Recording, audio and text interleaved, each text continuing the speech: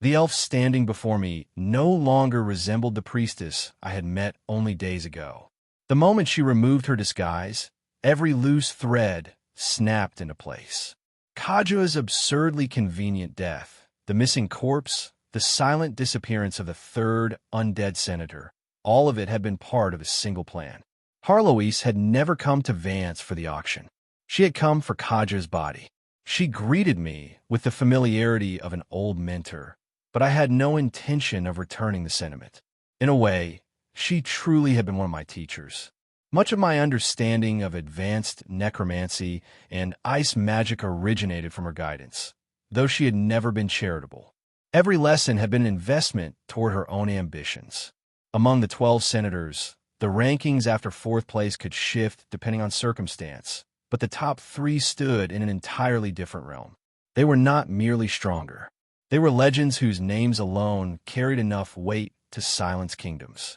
The second senator, Feyman, ruled over the vast council of dark knights, commanding countless liches beneath his banner. In the original history, he would eventually unleash one of the greatest undead calamities the continent had ever witnessed by opening the gates of death itself. The first senator, the ancient bone dragon Grakajo, was even more terrifying. Once the trusted mount of the god of holy light, he now spent most of his time sleeping out of sheer laziness. The frightening part was that nobody questioned his place at the top. Even Feyman willingly accepted second place, which said more about Grakajo's strength than any battle record ever could. Harloise, however, was unique. Although known as the Queen of Banshees, she cared little for ruling them. Authority, territory, influence, none of those interested her. Her existence revolved around a single obsession: revenge. On that point, we had once been frighteningly similar. The destruction of the ancient elf empire remained one of history's greatest mysteries. Most people had forgotten it entirely, but anyone who studied that era knew one undeniable truth. The rise of the Order gods had coincided perfectly with the fall of the ancient elves. Whether coincidence or conspiracy hardly mattered anymore. Harloise had devoted thousands of years to proving it had been murder. Back when I was consumed by my own hatred toward the Holy Light Church, we became unlikely allies almost immediately. She supplied knowledge, contacts, and enough ancient monsters to help me assemble the Yongye Alliance. Without her introductions, the ambitious skeleton who had suddenly appeared claiming to build an undead empire would never have convinced those ancient horrors to cooperate. Even then, however, I had never truly commanded the strongest senators. The first 3 worked with me because our interests temporarily aligned, not because they served me. Had I never reached the semi-god realm through the system's assistance, I would probably have remained nothing more than a convenient banner for them to wave. High-ranking undead never changed easily. Their lingering will define their very existence. Mine was to rewrite fate. Harloise existed only to destroy the Order gods. A century ago, she had almost succeeded. If the world had fallen entirely to the undead, the natural cycle of life and death would have collapsed. Faith would have withered, divine authority would have crumbled, and even several guardian gods might have vanished completely. Throughout that campaign, she had constantly proposed increasingly outrageous methods of dismantling the churches, corrupting believers, spreading undeath, and dragging entire religions into ruin.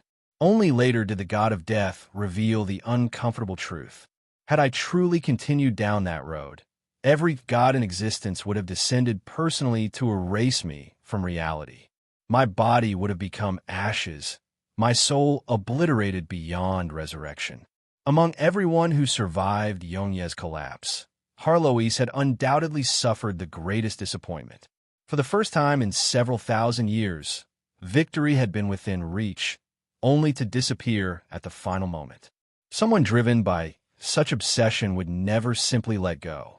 The moment I saw her standing before me, I knew she had come for one of only 2 reasons. Either she intended to settle old scores, or she planned to drag me back onto the throne of the undead empire, whether I agreed or not. Knowing Harloise, the second option probably began with beating me half to death before forcing me to cooperate. Neither outcome appealed to me. So instead of exchanging pleasantries like reunited old friends, I chose the far more practical solution. Adam, get in here. This opponent is way above my pay grade. Yes, I really shouted it. Never in my life had I appreciated my own paranoia more.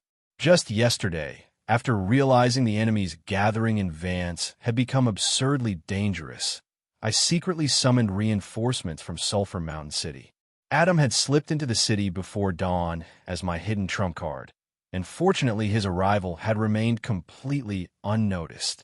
For the first time since entering the room, Harlow's calm smile disappeared. She vanished.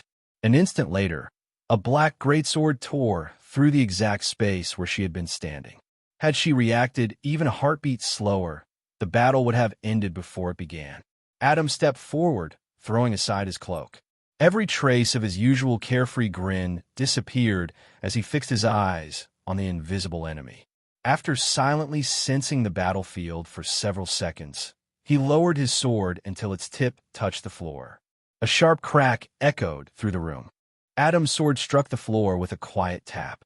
The sound itself was insignificant, but the space around us reacted violently. Invisible cracks spread through the room like shattered glass, revealing faint fractures in reality itself. When a warrior reached Adam's level, his blade no longer merely cut flesh. It could sever space. A pained cry erupted from the corridor. Without waiting to confirm the target, Adam burst straight through the wall, stone exploding behind him as he chased the sound.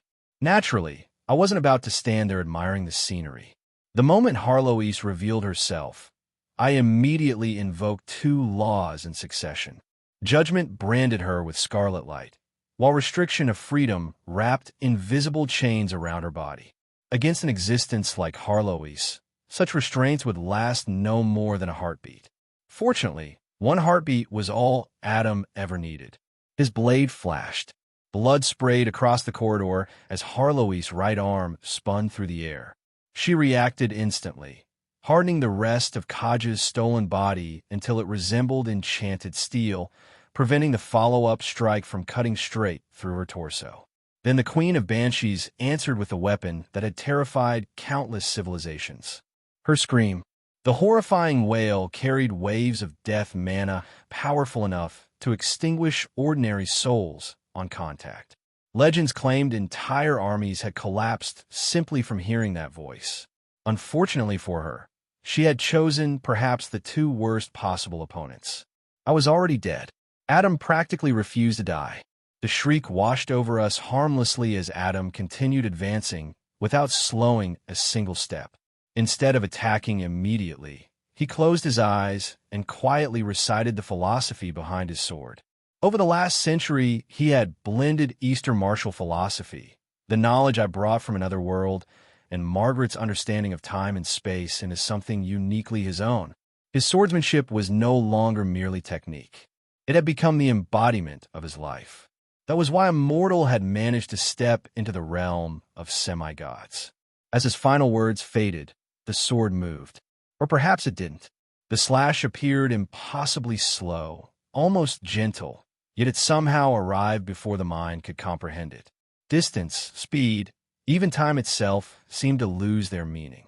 It resembled the inevitable passage of the years. No matter how one struggled, no living being could outrun time. Neither could Harlow's. Even the ordinary steel blade in Adam's hand took on an indescribable elegance. Its soft crimson glow resembled peach blossoms drifting through spring air, beautiful enough to steal anyone's attention. For a fleeting instant, even the ancient Queen of Banshees stared in fascination. She realized her mistake immediately. Too late. The sword passed cleanly through Kaja's waist. The borrowed body split apart, and Harlow's pale spirit immediately attempted to abandon the damaged vessel. I had anticipated that as well. Another restriction of freedom activated instantly, dragging the escaping soul back into the ruined body before it could flee. Adam's blade followed without hesitation, piercing straight through Kaja's already damaged heart and pinning both corpse and spirit firmly to the floor. Only then did I finally breathe again. That had been far closer than I would have liked. Fortunately, Harloise had only recently seized Kaja's body and hadn't fully synchronized with it yet. In many ways, she was actually weaker than she had been as a pure spirit. Had she completed the fusion, even Adam would have struggled despite possessing greater overall strength. Pinned to the ground, Harloise glared at me with enough hatred to freeze oceans. She accused me of betraying my own teacher. I merely shrugged. You're hardly dead. Ancient disasters like you don't disappear that easily. Besides, I tilted my head thoughtfully. I've forgotten whether you're 10,000 years old, 100,000, or older. As for striking one's own teacher, I couldn't help smiling beneath my mask. Wasn't that practically a family tradition for us? Harloise froze for the first time since the battle began. Apparently, she had remembered one of her own stories. Years ago, she had proudly recounted how she earned the trust of the legendary Saint Cecily, learned every secret the woman possessed, then murdered her mentor to seize her body. Considering that history, accusing me of disrespecting my teacher sounded a little hypocritical. Unfortunately, reminiscing could wait. The alarm throughout the building had already begun ringing, and people would soon flood the area. Explaining why Kaja's corpse had suddenly appeared in my office would be troublesome enough.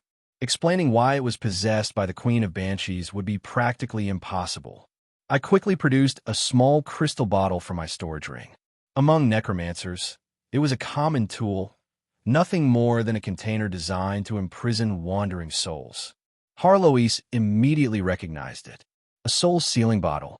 Judging from the horrified expression on her face, even ancient undead had things they found embarrassing.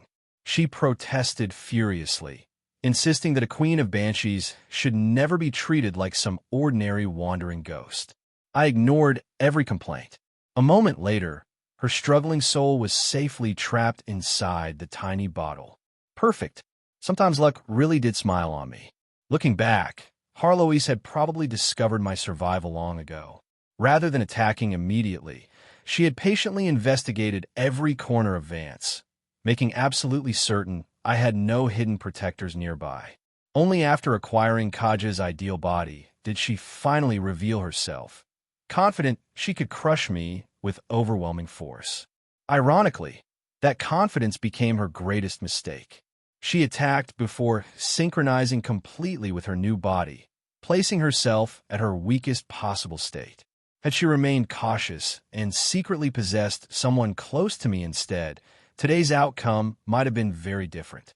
Just as I finished sealing away one ancient catastrophe, another disaster quietly walked over. Roland, I think I've fallen in love again. Adam's voice nearly made me drop the bottle. Then again, perhaps I was overreacting. His romantic life was as predictable as the changing seasons. Every spring, Adam would somehow convince himself he had discovered true love. We had long since accepted that his mating season arrived with frightening punctuality. The amusing part came afterward. Whenever a relationship threatened to become serious, he immediately panicked and fled. If the woman rejected him, he lamented dramatically. If she accepted him, he became even more terrified. A hopeless case either way. Curious, I followed the direction of his finger toward the courtyard below. Then I smiled. As expected of Adam, his taste was impeccable. Standing below happened to be the two most beautiful people currently serving under me. I support you wholeheartedly, I declared without the slightest hesitation. We've been brothers for over a century. Whoever you choose, I'll help. Adam narrowed his eyes suspiciously. Apparently, I had tricked him often enough that genuine kindness now sounded suspicious. After some cautious questioning, I answered with complete honesty. Neither of them had fiancés. Neither of them preferred women. Every word I spoke was absolutely true. Completely reassured, Adam rushed downstairs with renewed confidence. Exactly 1 hour later, a heartbroken scream echoed across the headquarters. I'll never believe in love again. My mood improved instantly. After all, I hadn't lied.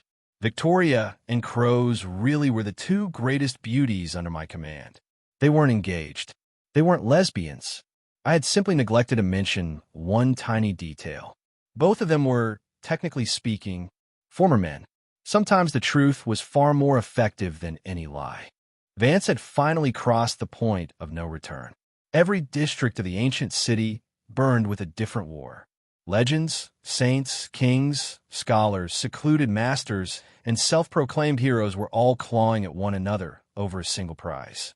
The Eternal Knight's scepter had stripped away every layer of dignity they once possessed, exposing the same ugly truth beneath them all. Give enough people the promise of limitless power, and civilization disappeared remarkably fast. Greed had accomplished what armies never could. Meanwhile, the Dark Elves had become an even greater threat. Kaja's assassination had shattered the fragile order holding their society together. More than 20 matriarchs mobilized their private armies, not to investigate the culprit, but to gather blood sacrifices. According to their beliefs, only enough fresh blood could calm Spider Queen Lorcie's wrath. What puzzled me far more was someone else's absence. The Beastman's sovereign had vanished without a trace. That alone told me plenty. After remaining beside the scepter for an entire month, no ordinary willpower could resist its corruption. The whispers of the devils hidden within would have burrowed deep into his mind long ago. Whether Sho realized it or not, he was no longer making entirely his own decisions.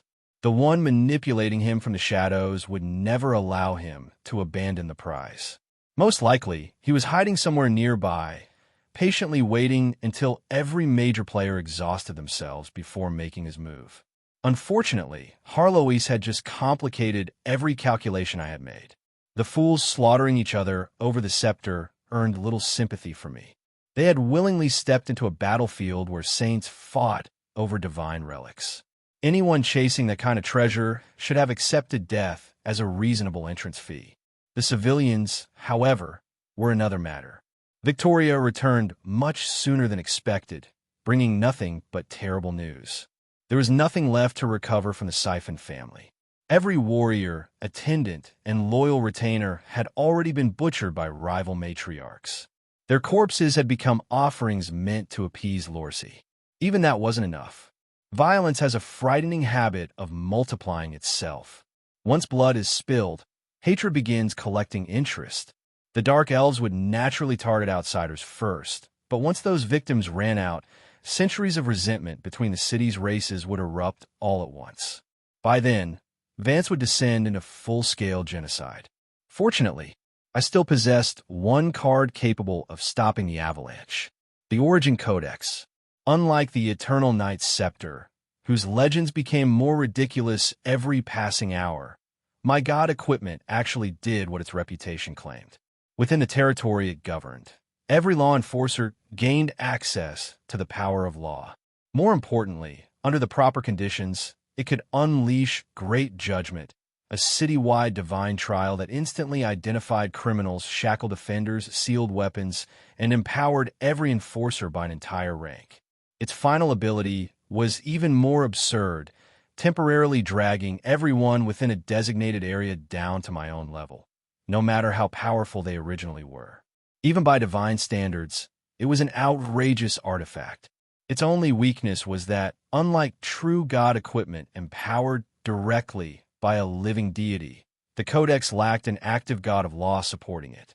That left it slightly inferior to the greatest divine relics. Although slightly inferior, still placed it comfortably above every semi-god artifact in existence.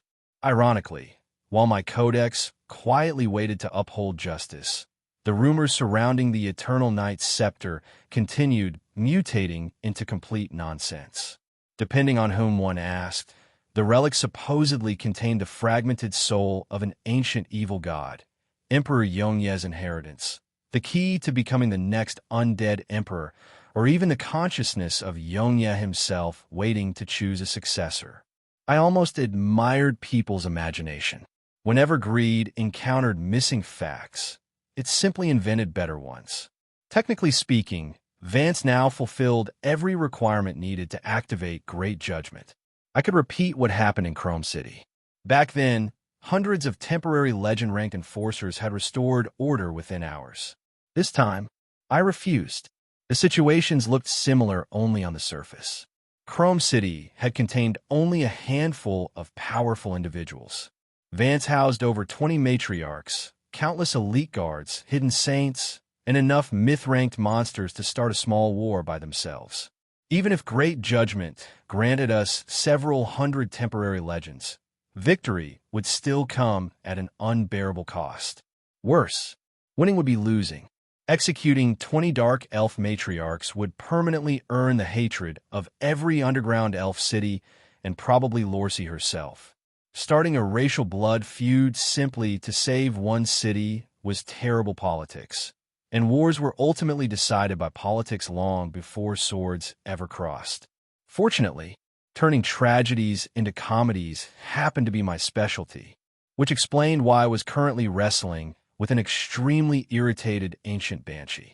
Harloise resisted with every ounce of dignity she still possessed inside the soul-sealing bottle. She hurled insults continuously, denouncing me as an ungrateful disciple, an old bachelor, a shameless pervert, and several titles that became increasingly creative.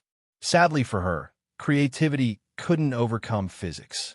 I simply smiled while preparing the next phase of my plan. Since she refused to cooperate voluntarily, I would simply force her into the role I needed. After all, a mentor should occasionally contribute to her student's success. Just as I was congratulating myself on this brilliant idea, hurried footsteps thundered down the corridor. The office door burst open. Elisa. She had clearly misunderstood the noises coming from inside. Without asking a single question, she calmly raised the broom she had been carrying and brought it crashing directly onto my skull. My brilliant train of thought derailed instantly. Only after surveying the room, spotting the trapped Harloise, and realizing exactly what had happened did Elisa slowly lower her weapon. Apparently, some misunderstandings were even harder to explain than ancient conspiracies. The scandal Elisa had clearly imagined never actually existed. Instead of finding some indecent scene, she discovered me standing over a workbench with 2 alchemical tubes, carefully combining soul essence with necromantic reagents. The supposedly compromising sounds she had overheard were nothing more than my enthusiastic attempts to force an extremely unwilling banshee queen into a soul-sealing bottle. Naturally, my first question was why she had smashed my skull with a broom. Elisa immediately realized her misunderstanding. She apologized awkwardly, admitting that she had overheard fragments of my conversation and jumped to entirely the wrong conclusion. That confession only raised an even bigger mystery. I had sealed the room with multiple layers of isolation magic. There should have been no possible way for anyone outside to hear a single word. When I demanded an explanation, Elisa merely smiled with the innocent expression of someone caught stealing cookies and refused to answer, insisting every woman deserved a few secrets. She even tried distracting me with an unusually cute expression, sticking out her tongue while pretending nothing had happened. Nice try. Completely ineffective. I had raised this girl myself. She wasn't escaping interrogation through cuteness. Just as I was considering whether I had become far too lenient toward my disciples over the years, the thought quietly faded away. Compared to what awaited us, something as trivial as hidden listening devices hardly mattered anymore. Her arrival, if anything, was perfectly timed. There were matters I could postpone no longer. Once my true plan began, there was a very real possibility we would never again have the luxury of speaking peacefully like this. The seriousness in my voice immediately erased the playful smile from Elisa's face. Before speaking, however, I looked toward the soul-sealing bottle resting on my desk. Inside floated Harloise. Even imprisoned, the ancient queen of banshees remained the most dangerous mind in the room. People tended to underestimate her because Adam and I had subdued her so quickly, but that victory had depended almost entirely upon fortunate circumstances. She had only just claimed Kaja's divine body and had synchronized less than a third of her actual strength. Adam, one of the greatest swordsmen alive, had ambushed a spellcaster before she could establish distance. My own laws had frozen her movements at exactly the right moment. Everything had aligned perfectly. Without those advantages, capturing Harloise would have bordered on impossible. Knowledge itself was her greatest weapon. Margaret and I had both studied magic for centuries. Yet before someone like Harloise, we were little more than diligent apprentices standing before the greatest library in history. Which meant, if even she believed my plan impossible, I would need to rethink everything. If she approved, then perhaps it truly had a chance. After weighing the risks, I decided to gamble. If negotiations failed, I could always keep her permanently imprisoned. So I began explaining. I started with an agreement I had forged beside the river Styx long ago, back when I still ruled as Emperor Yonya. From there I revealed every hidden layer of the plan, every contingency, every sacrifice, and every purpose I had concealed from nearly everyone around me. The explanation itself lasted barely 10 minutes. Harloise interrupted repeatedly, not to criticize the strategy, but to demand stronger anti-eavesdropping barriers before I continued. Even someone as fearless as the Queen of Banshees clearly understood how catastrophic this information would become if it ever leaked. By the time I finished, the ancient undead had fallen strangely silent. She simply floated inside the bottle, muttering to herself with the vacant expression of someone whose worldview had just shattered. Apparently, she had heard absolutely nothing. Nothing at all, or so she desperately kept insisting. Moments later, disbelief transformed into genuine admiration. For perhaps the first time since meeting me centuries ago, Harloise admitted that her troublesome disciple might actually surpass his teacher. The realization seemed to leave her both proud and deeply unsettled. Then another thought struck her. If my plan truly succeeded, the revenge she had pursued for countless millennia would finally be complete. Without revenge, what purpose remained for someone like Harloise? Even she couldn't answer that question. The room fell quiet again. Beside me, Elisa hadn't spoken once throughout the explanation. Only after several long moments did she finally break the silence. She asked a single question. Was all of this truly worth sacrificing so much? I answered honestly. Changing the world had never been free. Every meaningful victory demanded payment long before anyone saw the reward. If nobody chose to pay the price, then the future awaiting Ike would be nothing but endless catastrophe. For me, there were still far too many things worth protecting. Elisa lowered her head. Her first response was to call me selfish. I agreed. Her second was to call me a bastard. That accusation wasn't entirely inaccurate either. When she finally muttered that I was a pervert, however, I drew the line. A skeleton with nothing but bones hardly possessed the necessary qualifications to become one. My joke died halfway through. Elisa had lifted her face. The cold, composed expression she always wore had disappeared completely. Tears streamed silently down her cheeks as she stared at me, saying nothing. That sight hurt far more than any sword. Without thinking, I stepped forward and gently wiped away her tears, just as I had done countless times when she was still a little girl. I apologized. She immediately rejected it. So I apologized again.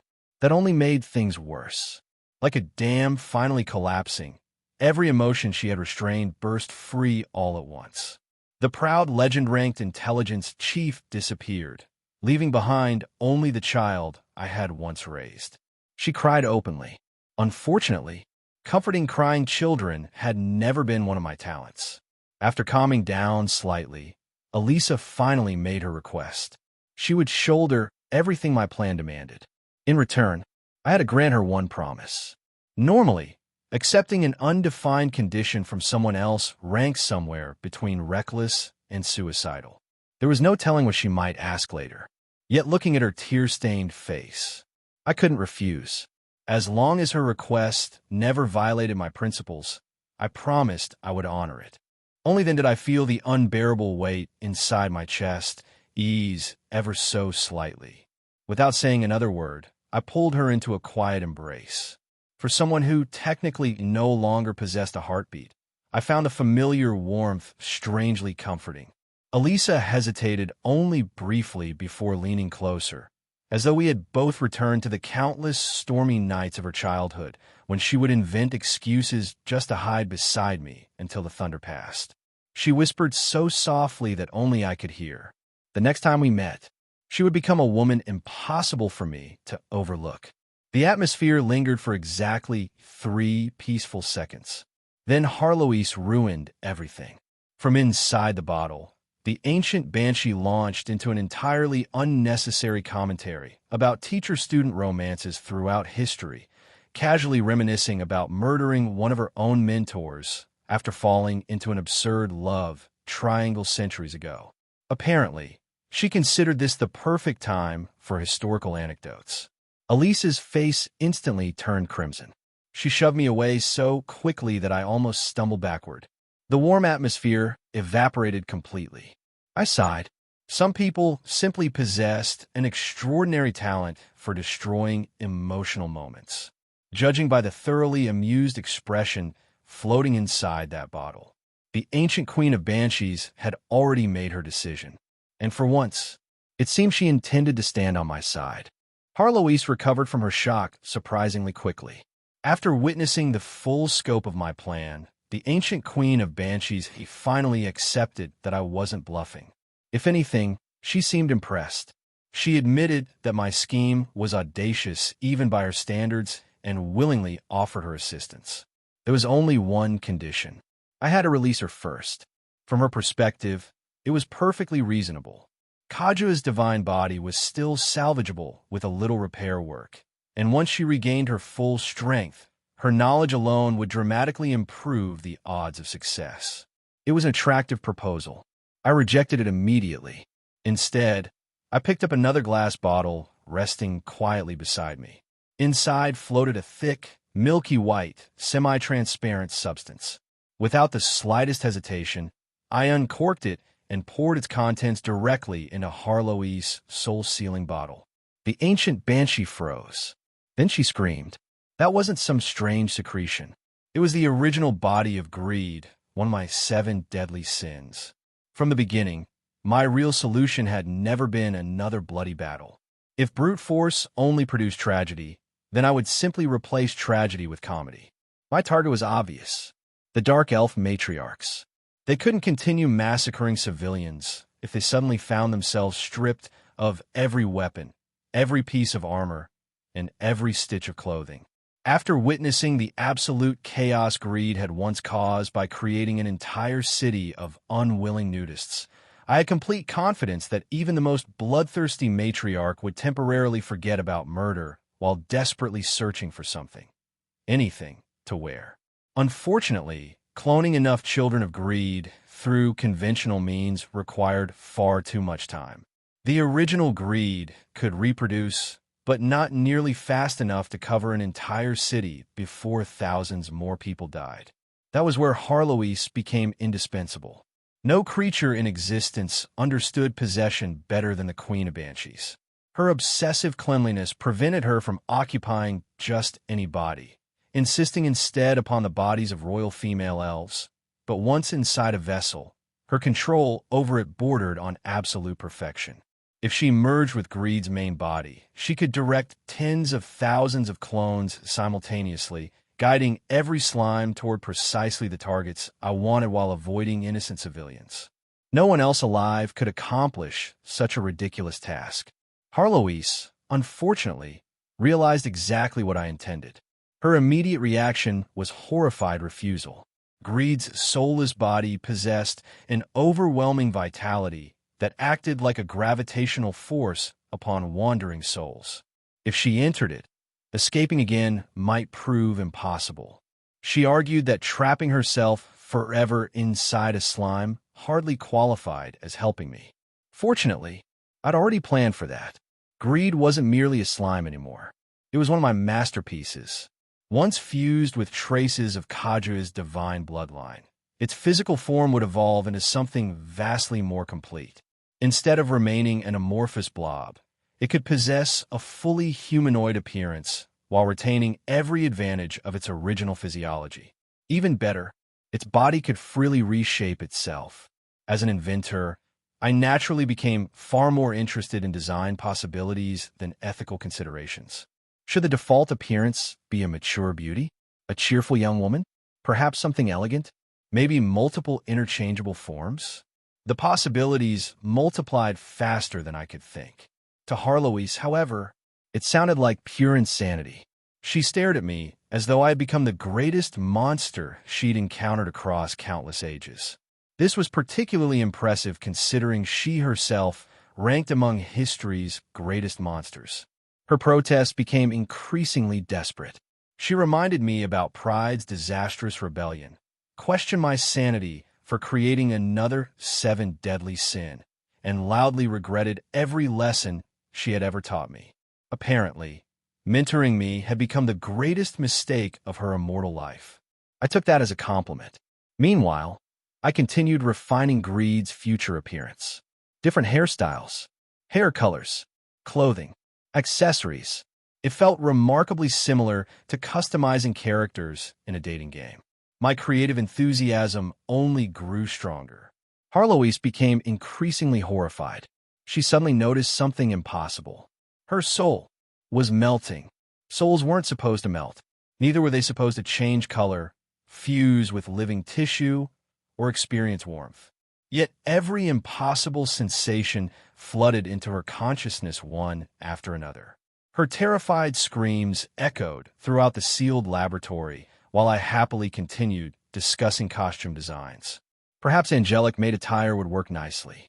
Or maybe fallen angel. Classic maid uniforms possessed timeless appeal. Animal ears? Mechanical maid? Every new idea somehow horrified Harloise even further. She accused me of harboring an unhealthy obsession with maids. I politely chose not to deny the allegation.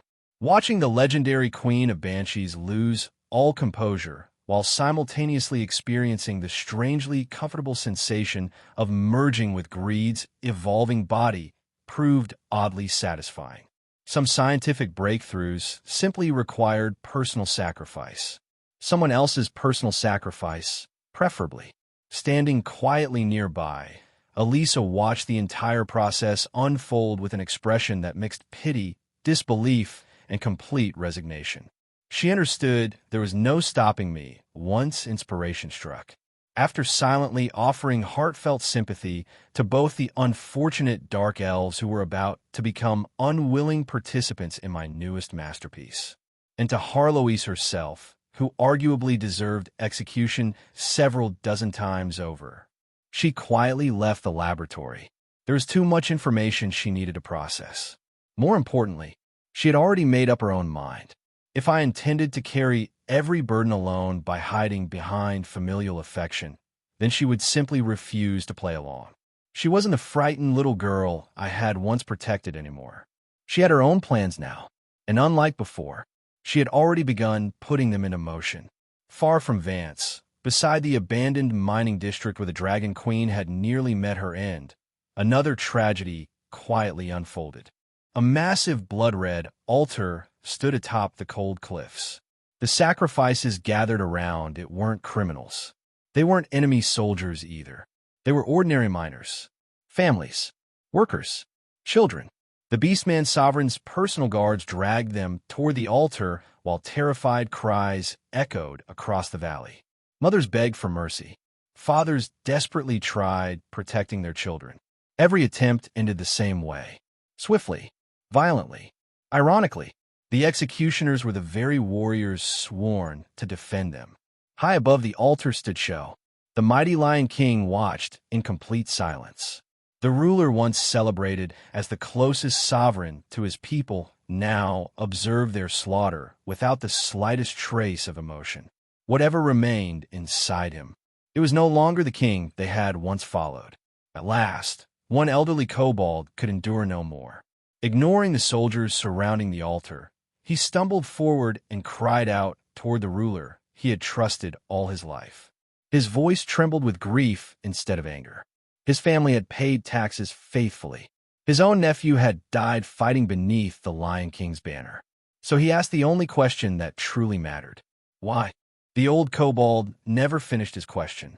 Before another word could leave his mouth, soldiers bearing the emblem of the single, I forced him to the ground.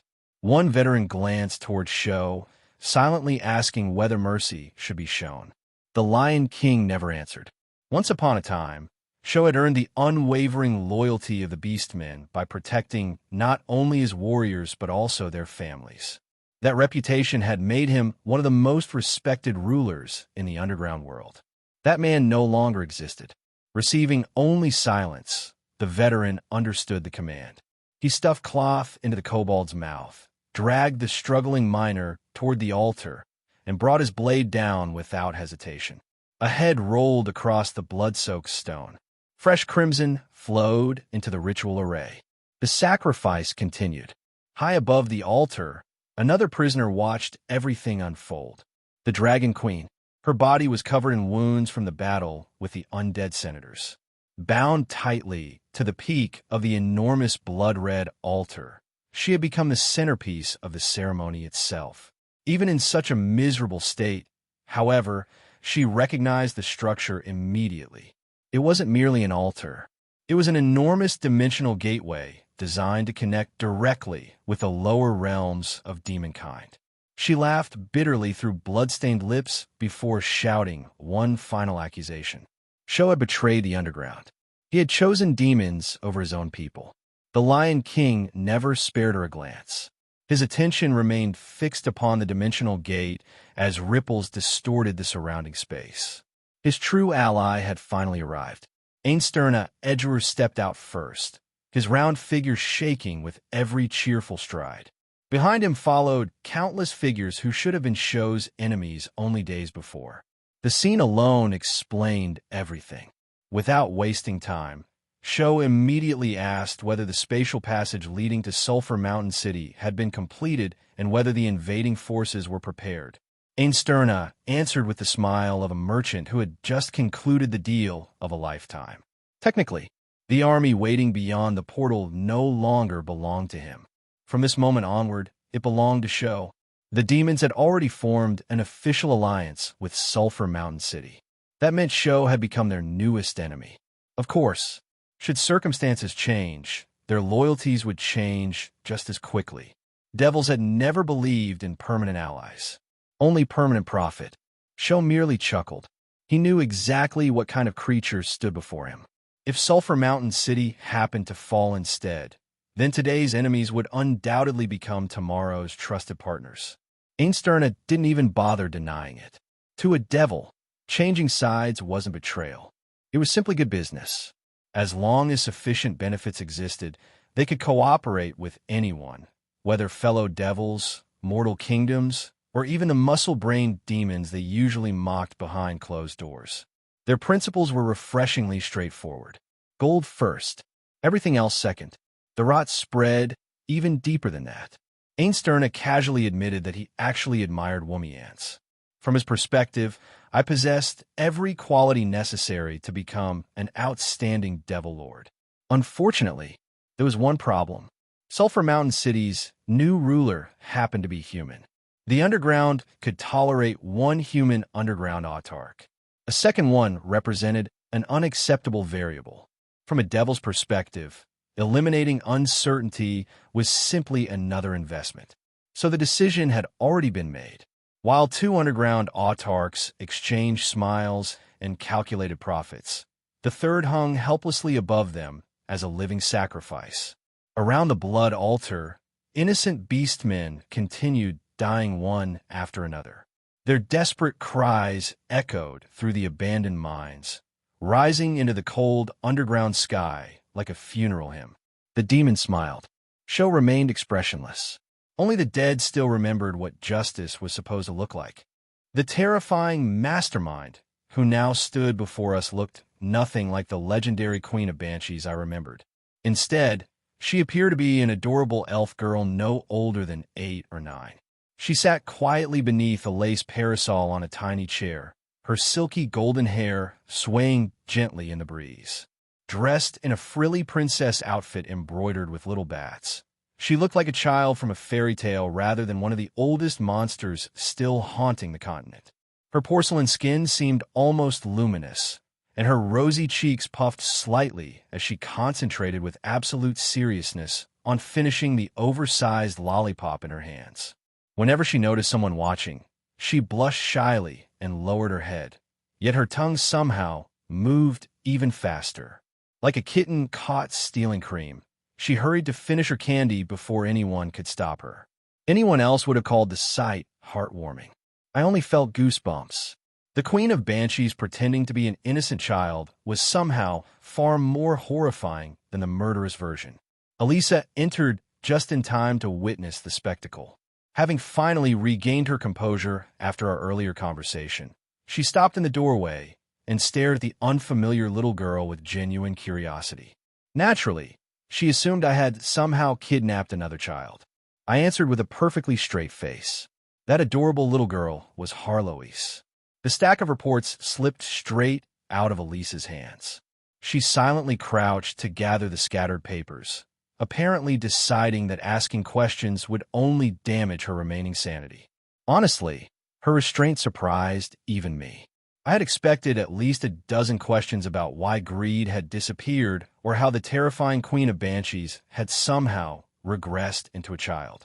Instead, Elisa calmly informed me that once she remembered Harloise had been my teacher, everything suddenly made sense. Apparently, any level of absurdity became believable once my mentor was involved. That was strangely insulting. I wasn't that unreliable. Unfortunately, Harloise had known me for centuries and immediately dismantled that comforting illusion. Even behind my mask, she read my thoughts as casually as reading an open book. According to her, I had never once succeeded in hiding my emotions from either of my disciples. Her tongue remained as venomous as ever. Meanwhile, Elisa quietly lowered her head, pretending nothing had happened earlier. I pretended to believe her. Some awkward moments were better left buried. Sadly, Harloise possessed absolutely no awareness of atmosphere. Realizing that endlessly licking a lollipop wasn't particularly dignified for the third undead senator, she hurriedly tried to hide it behind her back. A second later, she reconsidered, decided wasting candy was a greater crime, turned around, and stuffed the entire thing into her mouth. Naturally, she choked. Hovering awkwardly in midair with wind magic, she attempted to announce her triumphant return with all the dignity of an ancient queen. Instead, every grand declaration was interrupted by violent coughing fits as the unfortunate lollipop lodged itself halfway down her throat. The result was spectacular. She proudly praised my undead craftsmanship, celebrated the return of her sense of taste, admired the divine blood now flowing through her reconstructed body, then nearly coughed herself back to death. The image of one of history's greatest necromancers being defeated by candy was simply too much. I laughed without restraint. Unfortunately, Elisa looked at me with deep sympathy instead. The meaning behind her expression couldn't have been clearer.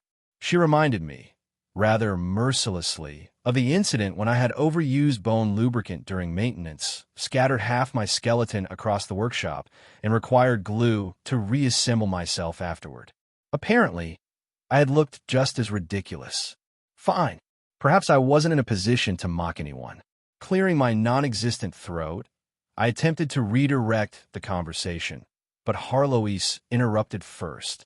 She casually declared that since she approved of both her new body and my current plans, she would temporarily postpone expelling me from our teacher-disciple relationship. That was unexpectedly generous. Calling her master, again, wasn't exactly difficult. After all, she had genuinely taught me an enormous portion of everything I knew about necromancy and ice magic. If she wanted the title restored, I had little reason to object. Still, one question had been bothering me from the moment she transformed. Why had she chosen this ridiculously adorable appearance? Between Greed's shape-shifting ability and Kaja's body, she possessed dozens of available forms. Surely she wasn't indulging in some bizarre hobby of pretending to be young. Harloise sighed. This wasn't an act. This had been her true appearance at the moment of her death. Maintaining her original age allowed her soul and body to synchronize more quickly, making complete fusion significantly easier. The explanation stunned me. I had known this old monster for centuries, yet I had never imagined that beneath all her disguises, illusions, and terrifying reputation, she had died as nothing more than a young elf girl. The revelation left me genuinely speechless. Harloise, however, found my surprise amusing. To an undead, physical appearance meant almost nothing. They were being sustained by obsession and lingering regrets. Ironically, the purer and more innocent someone had been in life, the more catastrophic the curse became once despair consumed them after death. The greatest monsters often began as the brightest souls. She almost continued with an example involving my own past before I quickly cut her off. Some personal histories were better left buried forever. Instead, I steered the discussion back toward our actual mission. Without another word, Harloise raised a tiny hand. Golden sand floated into the air, gathering into an astonishingly detailed miniature fortress. Hundreds of tiny figures moved through the streets like living soldiers, while countless black slime-like creatures hunted them relentlessly. Whenever one caught its target, it enveloped the victim completely before slithering away again. The unfortunate sand soldiers were left lying on the ground, completely naked. Even in miniature, the tactical implications were horrifying. Harloise explained that the evolved children of greed possessed far greater potential than I had originally imagined. Their individual strength had increased dramatically, and under her direct control, they could operate as organized military units rather than mindless swarms. With enough time, she claimed, they could seize control of the entire city. For once, I didn't think she was exaggerating. Kaja's divine bloodline had elevated greed's creations far beyond ordinary slimes. Their fluid bodies granted incredible resistance to physical attacks, while newly awakened elemental adaptations allowed them to wield magic and develop complete immunity to whichever element they specialized in. Against ordinary enemies, they were dangerous. Against the Dark Elves, they were absolute nightmares. Since nearly all the slimes assigned to the operation had evolved into black variants, they possessed complete immunity to darkness and negative energy. Considering that Dark Elf priestesses relied almost entirely on curses and dark divine arts, I couldn't help feeling a little sorry for them. Almost. If I actually followed Harlowe's suggestion and started mass-producing organized slime warriors, slime mages, and entire slime battalions, I had little doubt the underground races would conclude that an entirely new intelligent species had declared war on civilization. That sounded troublesome, possibly even more troublesome than the current catastrophe. Harloise, meanwhile, decided it was the perfect time to negotiate. Unfortunately for her, I had already prepared my answer long before she asked. I had no objection to bargaining over almost anything, but there was one condition that would never reach the table. The magic pet contract stayed. The proud queen of banshees reacted exactly as expected. An ancient monarch who had survived countless eras simply couldn't accept becoming someone's magical companion. In her eyes, magic pets were adorable little beasts, not legendary spellcasters who had terrified civilizations for millennia. Reality, however, rarely cared about personal dignity. Whether she liked it or not, the contract had already recognized her as my familiar. As long as I lived, the magical bond remained intact. If I died, she would accompany me. If she somehow died first, well, I promised to mourn her properly.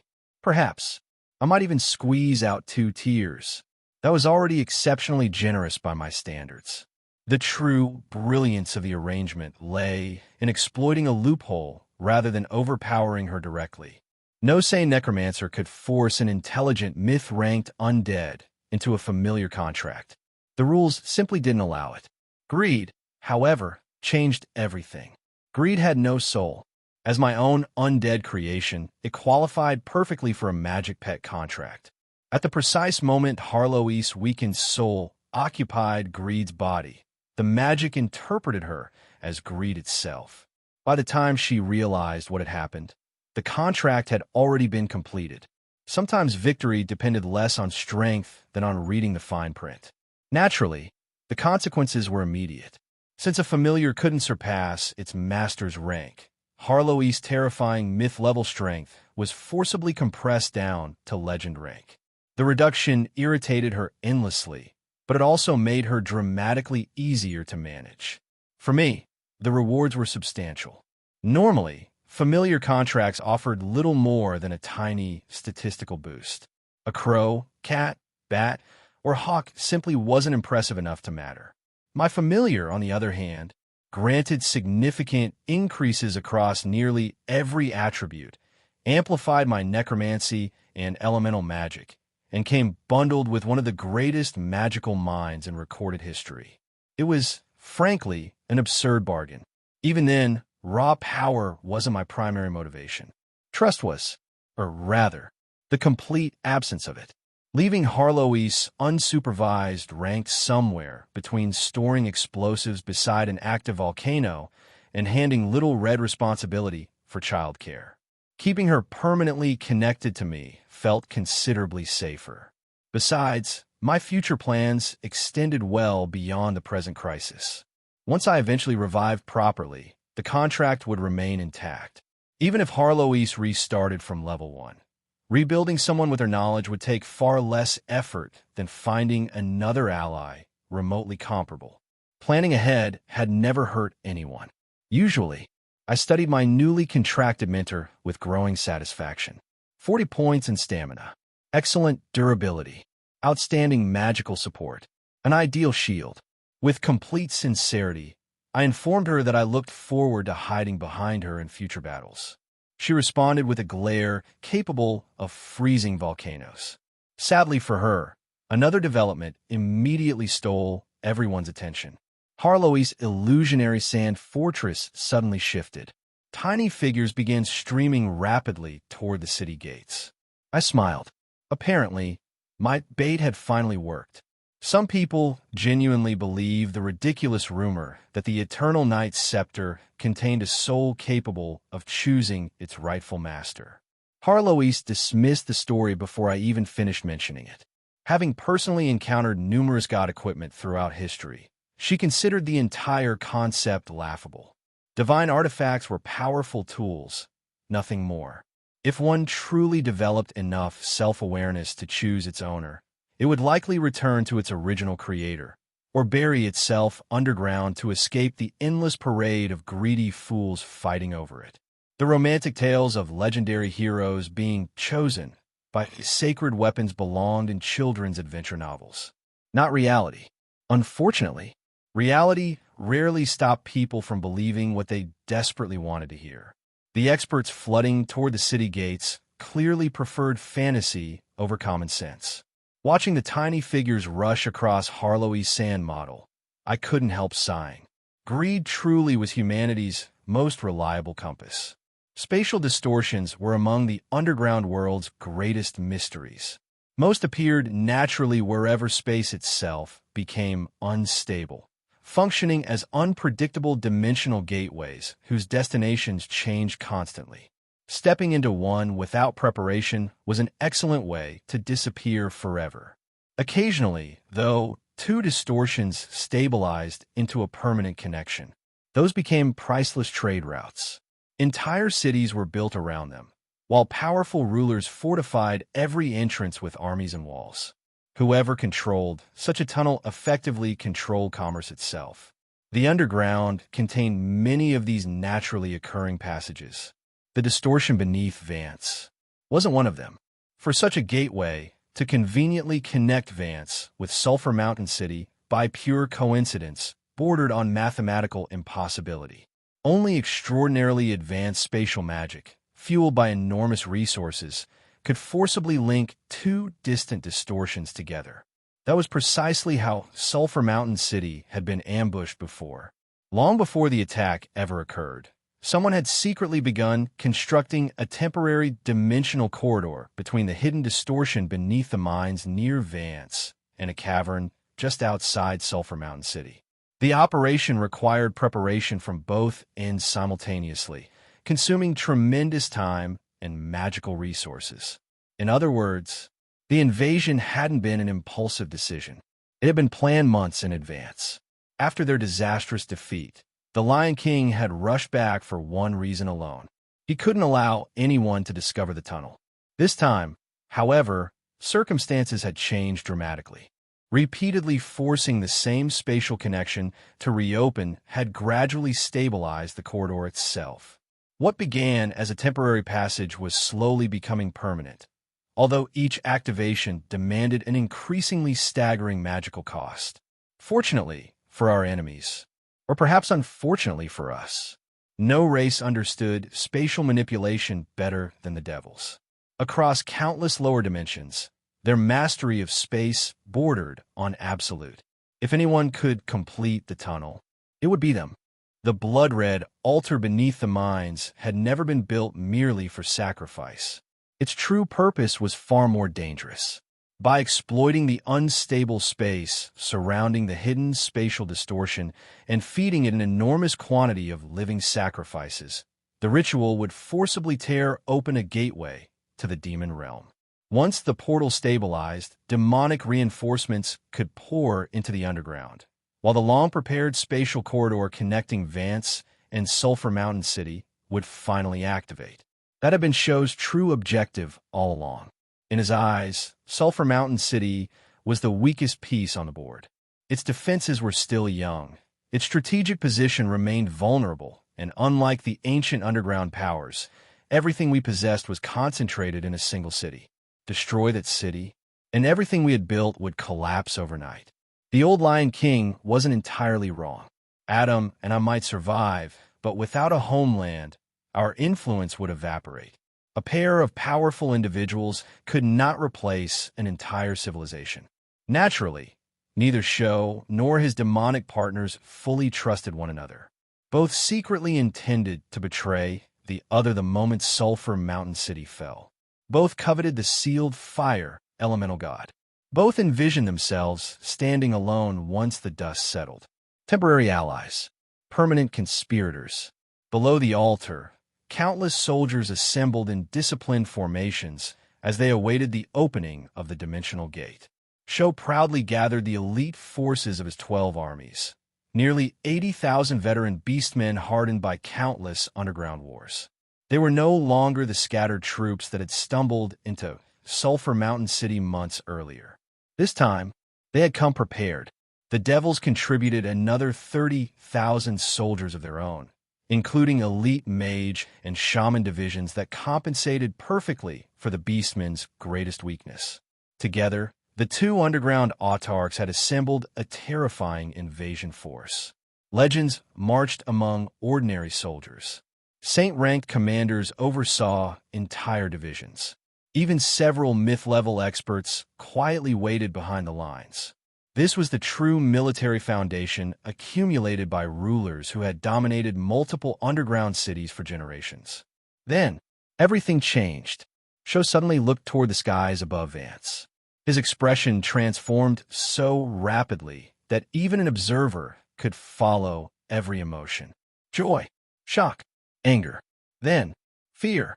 The Eternal Night Scepter was flying toward him, completely on its own. For someone already consumed by its whispers, the sight resembled a divine revelation. Every fantasy about sacred weapons, choosing worthy heroes, suddenly seemed real. Unfortunately, he wasn't the only one watching. Thousands of experts had no intention of politely accepting Destiny's decision.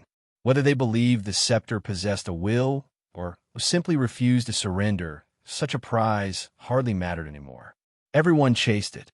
The first to arrive were the 3 undead senators, each utterly convinced that the artifact had personally chosen them.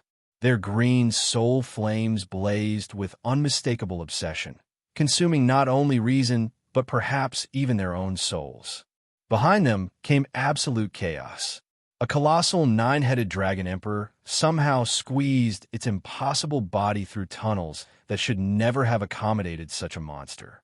A great angel wielding the radiant bow of the sun exchanged devastating blows with a fire demon brandishing an infernal whip while both continued pursuing the fleeing scepter.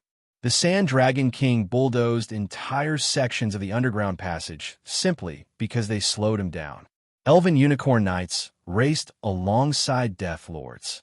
Saints, dragons, demons, undead, angels, and legendary warriors from nearly every race surged forward in a single unstoppable tide. standing between that tidal wave, was Shou's army. For one brief moment, the Lion King remembered our conversation from a month earlier. I had calmly warned him that he might regret his decision. Back then, he had laughed proudly and declared that the Beastman sovereign never regretted anything. Now, watching elite soldiers disappear beneath an avalanche of world-class experts fighting over a single artifact, watching his carefully prepared army collapse into utter chaos, watching the Devil Edgerer quietly vanish the moment the situation became unfavorable, the old lion finally understood. He regretted it. Even so, regret and surrender had never been the same thing. With a furious roar, he slashed another scar across his own face, adding one more mark to the countless grudges he intended to settle before dying. Pain restored the fire in his eyes. He openly admitted that I had outmaneuvered him. He also swore that the debt would be repaid tenfold. Immediately afterward, the defeated ruler vanished, replaced by the legendary Beastman sovereign who had conquered countless battlefields. Orders thundered across the army. Elite divisions advanced. Shield walls formed. Heavy infantry braced for impact. If the enemy wanted the underground, they would have to take it from the Beastmen by force. Watching Harlow's sand model, I saw the last of the pursuing armies disappear beyond its edge. Greed. It truly remained the easiest of the original sins to exploit. Satisfied that every piece had finally begun moving according to plan, I rose from my chair. There was no reason to wait any longer. The underground autarchs had revealed their hand, and delaying further would only waste our advantage. Before leaving, I silently thanked Menial. Without the intelligence supplied by the Centaur chieftain, we might never have discovered the Lion King's hidden mobilization until it was too late. That single report had prevented an ambush capable of crippling Sulphur Mountain City before the true battle even began. Now, it was our turn. I instructed Elisa to relay my gratitude to Menial, then ordered Annie and Adam to prepare for deployment. The games, schemes, and hidden maneuvers had finally run their course. The decisive battle for Vance was about to begin. Compared to the brilliant blue skies of the surface, the underground had always been a dreary place to live.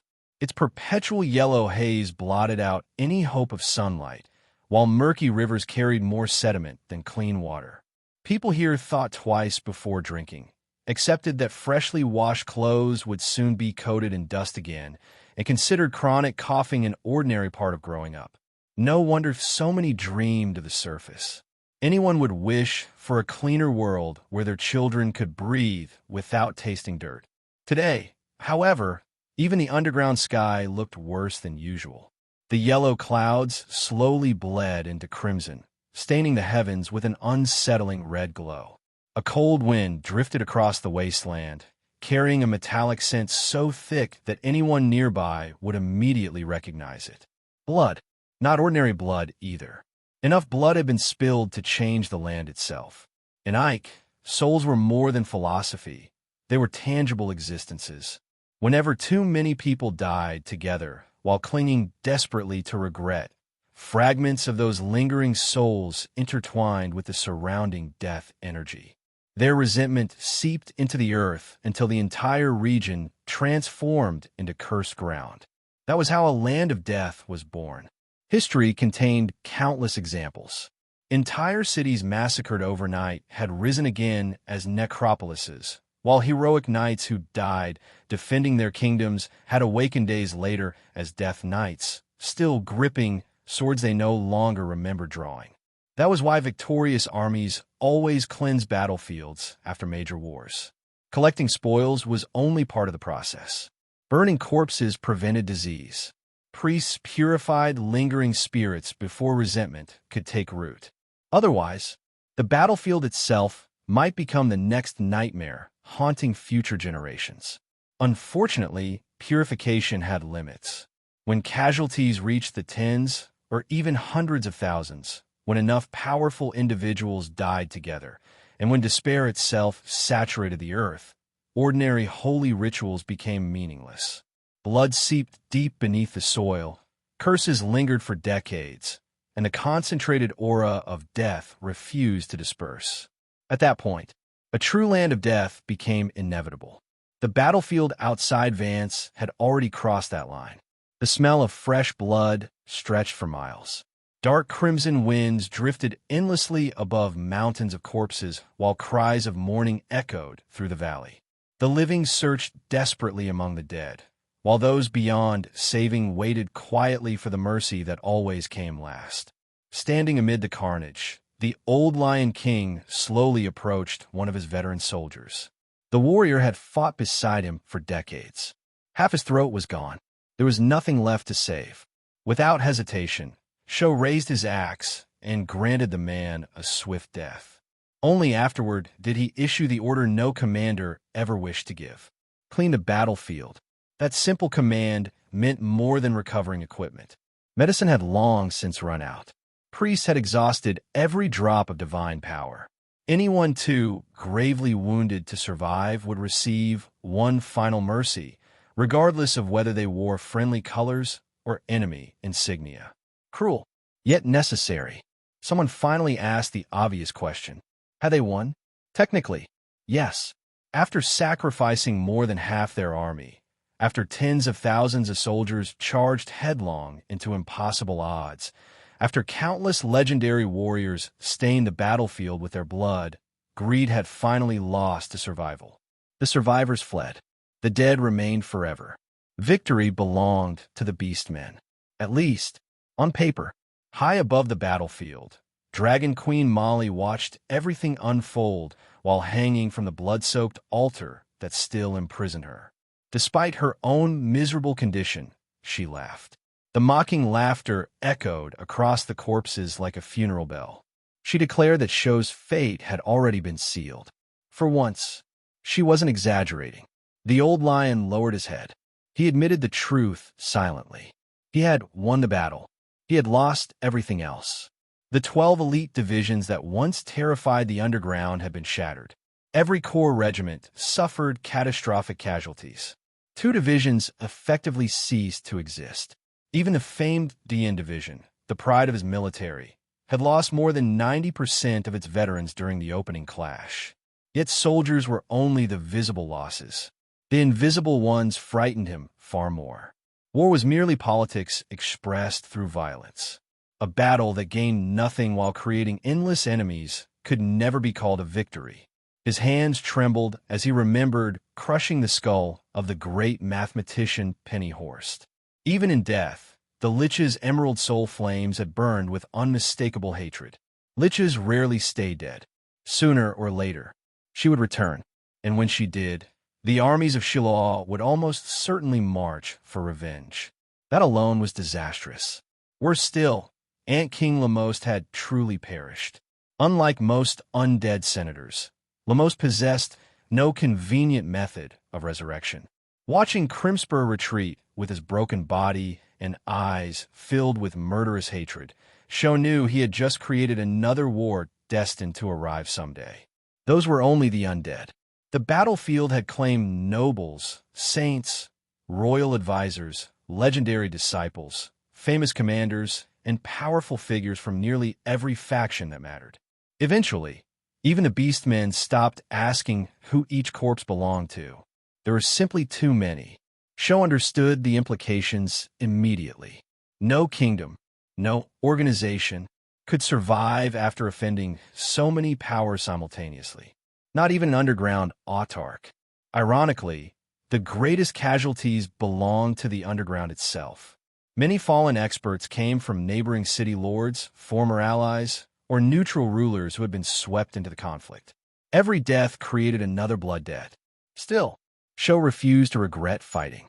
Should he have surrendered simply because his enemies possessed famous names? Should he have handed over the Eternal Night's scepter and his own head because stronger people demanded them? No, that wasn't what haunted him. It was the way his own soldiers looked at him afterward. Their respect had vanished. In its place lingered confusion, fear, and whispered conversations that abruptly stopped whenever he approached. During the desperate struggle against the undead senators, Sho had been forced to draw upon demonic power to survive. Golden eyes had become unmistakably demonic. Claws emerged. Dark wings briefly manifested behind him. Before tens of thousands of witnesses, the Beastman sovereign no longer looked entirely like a beastman. In the underground, dealing with demons wasn't unusual. City lords negotiated with devils. Some even worshipped malevolent gods. But there was one thing the beastmen would never willingly accept. Their supreme ruler could not become something other than a beastman. The rumors would spread. Ambitious city lords would seize the opportunity. Rebellions would erupt. His own soldiers would begin questioning exactly whom they served. The realization nearly crushed him. Then, his fingers tightened around the Eternal Night's scepter. The artifact became the final thread holding together his collapsing confidence. If he truly became the next undead emperor, perhaps everything could still be salvaged. At that exact moment, the blood altar erupted. Blinding crimson light burst toward the heavens as rivers of fresh blood flowed backward across the battlefield.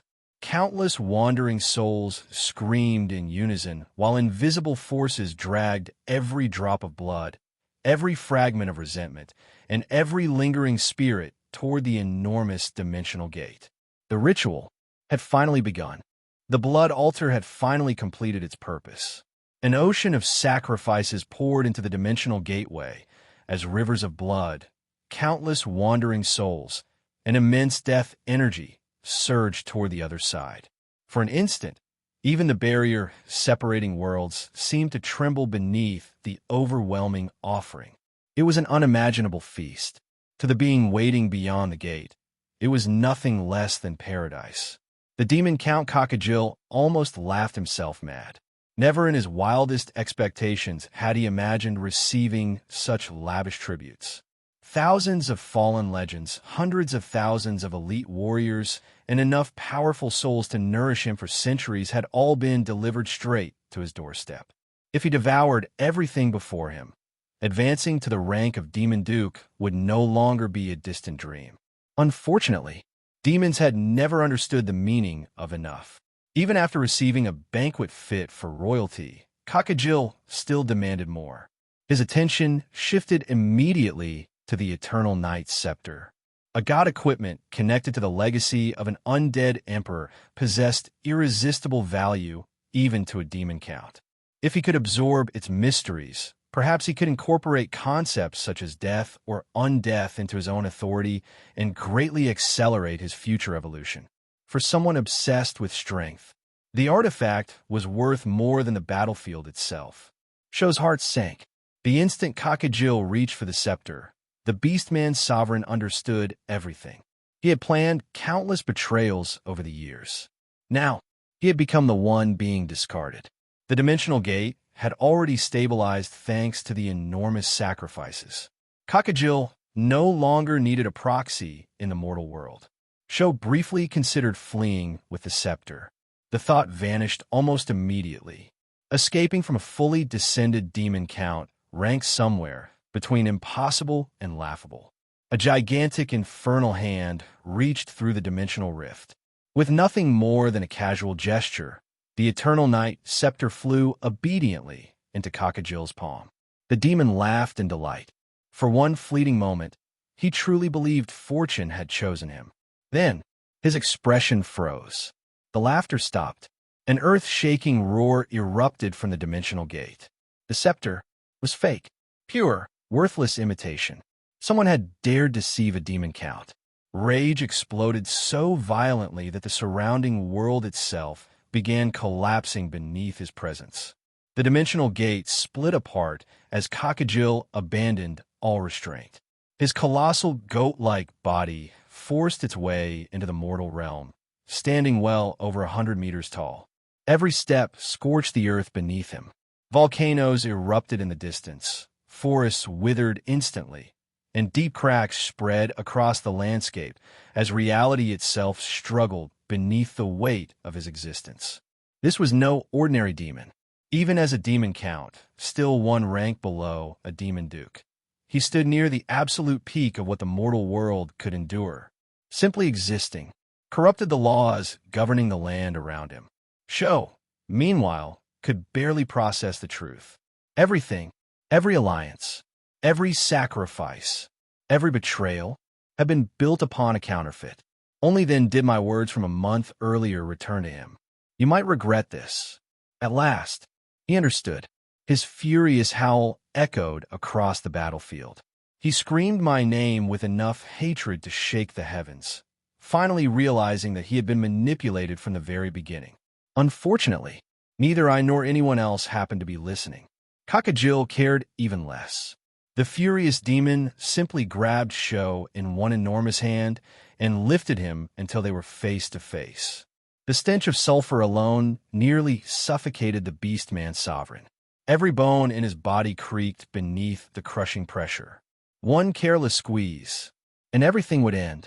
Cockajil demanded only one answer. Who had dared deceive him? Faced with certain death, Sho abandoned the last traces of pride. He immediately shifted all blame onto Sulphur Mountain City. According to him, the counterfeit scepter had originated there. The masked city lord named Woomians had orchestrated everything. The deception, the fake relic, the humiliation, it was all my doing. The explanation gave Cockajil pause. After a moment's consideration, he released Sho. Not out of mercy, simply because useful tools shouldn't be discarded too early. He informed the Beastman sovereign that his life would be spared only if he helped repay the insult. Failure would condemn him to eternal torment.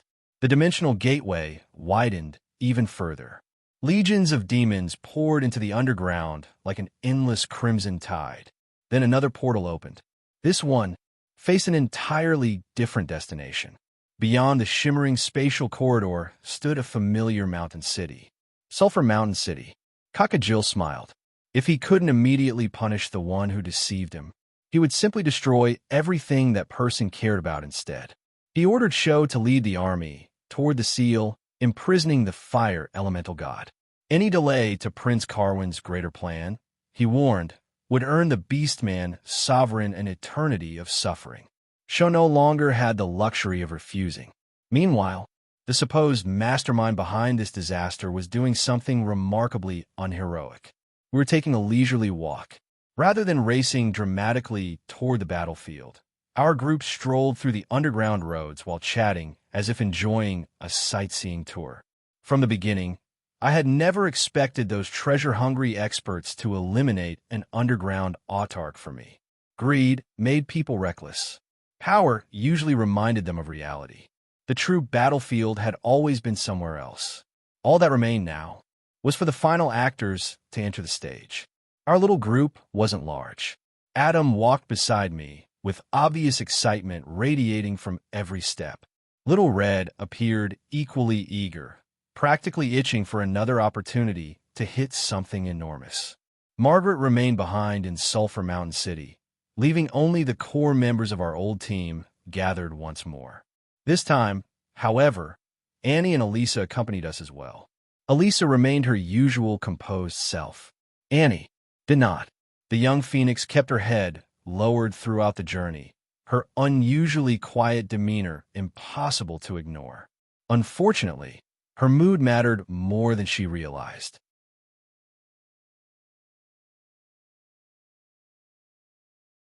The success of my epic quest depended on her future. Once this battle ended, I intended for Adam to officially pass the position of City Lord to Annie. That transfer fulfilled one of the critical conditions required for my eventual resurrection.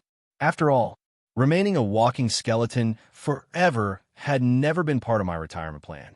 A proper body would change everything. With the system, my knowledge of future events, and a healthy physical form, rebuilding my strength would happen far faster than before. Besides, I was genuinely curious about what kind of body the system would grant me. Naturally, physical bodies weren't created equally. The goddess of order had been spectacularly unfair from the very beginning.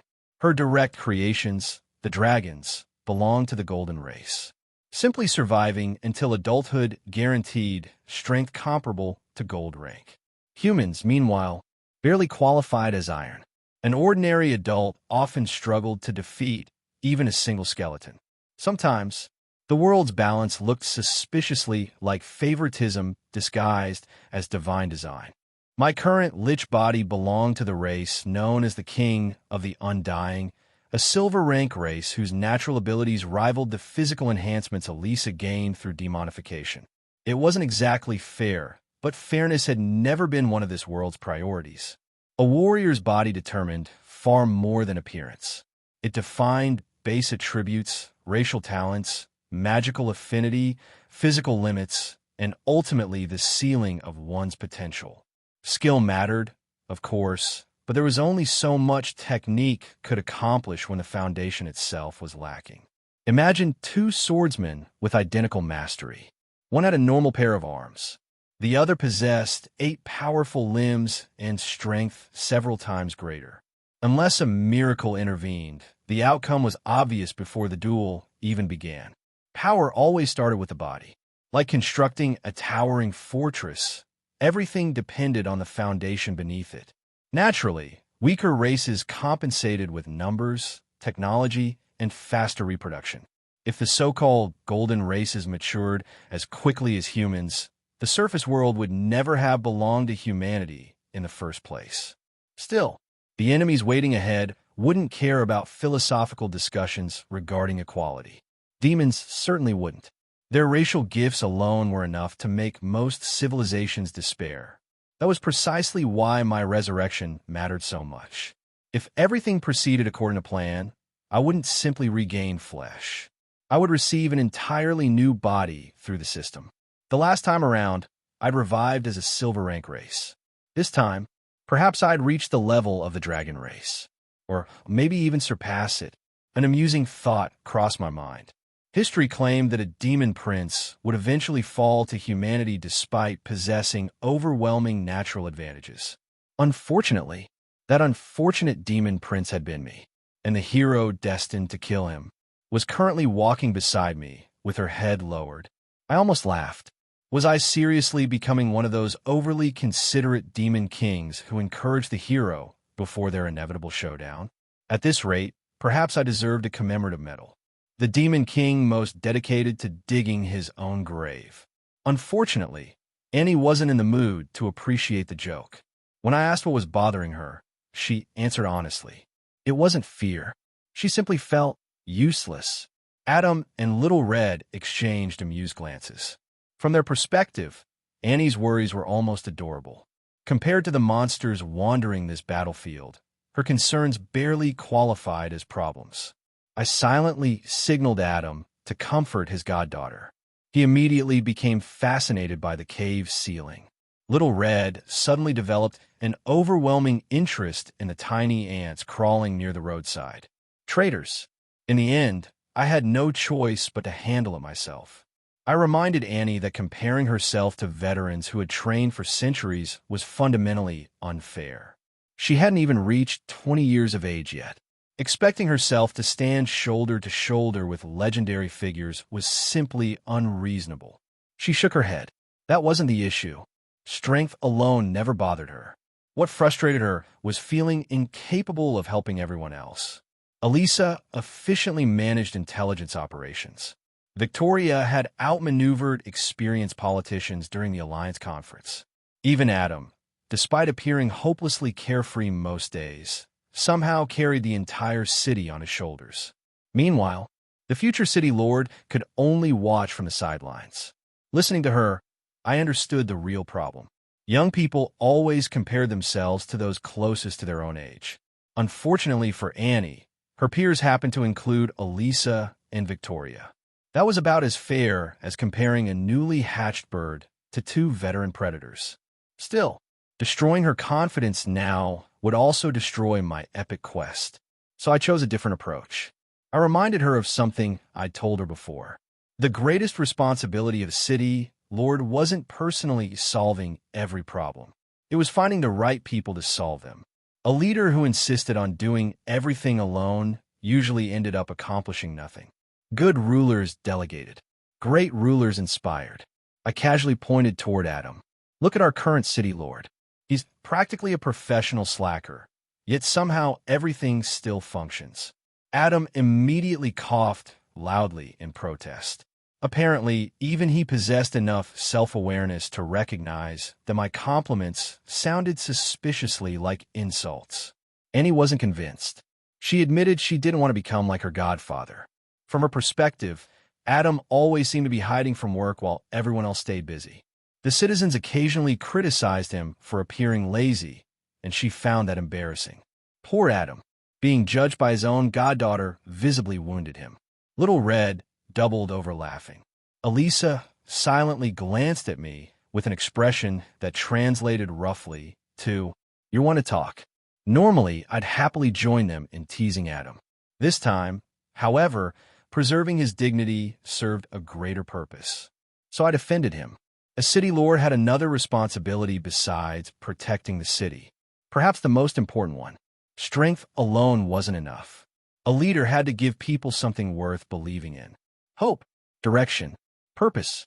Even if reality looked bleak, someone still had to point toward tomorrow and convince everyone that continuing forward mattered. Sometimes, if no such future existed yet, the city lord simply had to create one. Annie looked thoughtful before quietly asking the question that truly troubled her. What if? I don't even know which direction to lead everyone. I smiled beneath my mask, then asked them. She blinked. I explained that every citizen carried their own hopes for the future. Some wished for peace. Others wanted prosperity, safety, freedom, or simply a place their families could call home. A leader didn't need to invent a dream alone. Sometimes, the right path was simply woven together from everyone else's dreams. If she gathered those hopes, understood them, and united them into one shared vision, that would become the future she should lead everyone toward. As the words left my mouth, I realized something. Perhaps it was finally time to explain why I had spent centuries chasing an impossible future myself. I decided that theory alone wasn't enough. Annie needed an example, so I told her about a king. Long ago, there had been a tyrant who finally grew tired of endless conquest. After decades of war, he sincerely wished to negotiate peace with the neighboring kingdoms. On paper, it sounded admirable. In reality, the moment he announced that decision, his reign would effectively end. Annie tilted her head in confusion, but before I could continue, Adam calmly answered for me. The king's own generals would overthrow him. They had already tasted victory. The nobles beneath him had grown rich from conquered lands, fresh taxes, and countless new subjects. None of them wanted peace. If their ruler suddenly became an obstacle to greater profits, replacing him would be easier than abandoning their ambitions. Exactly. Adam had understood this lesson long before today. It was also the tragedy I had faced centuries ago. Back then, the Yongya army wasn't mine alone. Beneath me stood 7 undead lords whose strength nearly rivaled my own, followed by countless generals who had dedicated themselves to creating an age of undead. Even if every one of the strongest commanders somehow agreed to stop the war, how could I possibly convince the rest? Every Death Knight, every Lich, every undead general believed they were standing on the threshold of history. They expected the conquest of the living world, not negotiations. If I had ordered peace, the only result would have been a coup. My own army would have replaced me with someone more willing to continue the invasion. That was why ruling had never been as simple as giving orders. A king wasn't merely an individual. He became the embodiment of the collective will of everyone following him. The direction he pointed toward had to be a future his people were willing to walk together. Otherwise, someone else would take his place. I looked at Annie and softened my tone. She didn't need to solve every problem today. She only needed to learn how to listen. Sulphur Mountain City looked chaotic from the outside. We housed criminals, eccentrics, monsters, former villains, and enough troublemakers to give any law-abiding kingdom nightmares. Yet, they all stayed. Beifong, Eagle Storm, Shuidi, the BR brothers, every one of them possessed enough strength to leave and build comfortable lives elsewhere. Many could probably become nobles if they wished. Instead, they willingly remained inside a city overflowing with laws, regulations, and punishments. Some even spent half their lives in jail, because they refused to stop causing trouble. Ridiculous. It's strangely reassuring. If people like them still refuse to leave, then Sulphur Mountain City clearly offered something no other place could. That was the treasure Annie needed to protect. She still looked slightly confused, but the uncertainty had faded. Her clenched fists and determined eyes told me she'd found her footing again. I told her not to rush. Every capable ruler had once stood exactly where she was now. She only needed to continue building one step at a time. Elisa quietly nodded beside us. I'll help her. Simple. Reliable. Exactly what Annie needed to hear. She finally smiled. I'll do my best. Almost simultaneously, the familiar mechanical voice echoed inside my mind. Congratulations. Epic mission. The revival of the Phoenix has reached 50% completion. Continue working toward the objective. Additional rewards will vary according to the final outcome. Even after all these years, tangible rewards remained an excellent source of motivation. Unfortunately, peaceful moments rarely lasted. Before we even reached our destination, the earth began trembling violently. Deep cracks raced across the ground.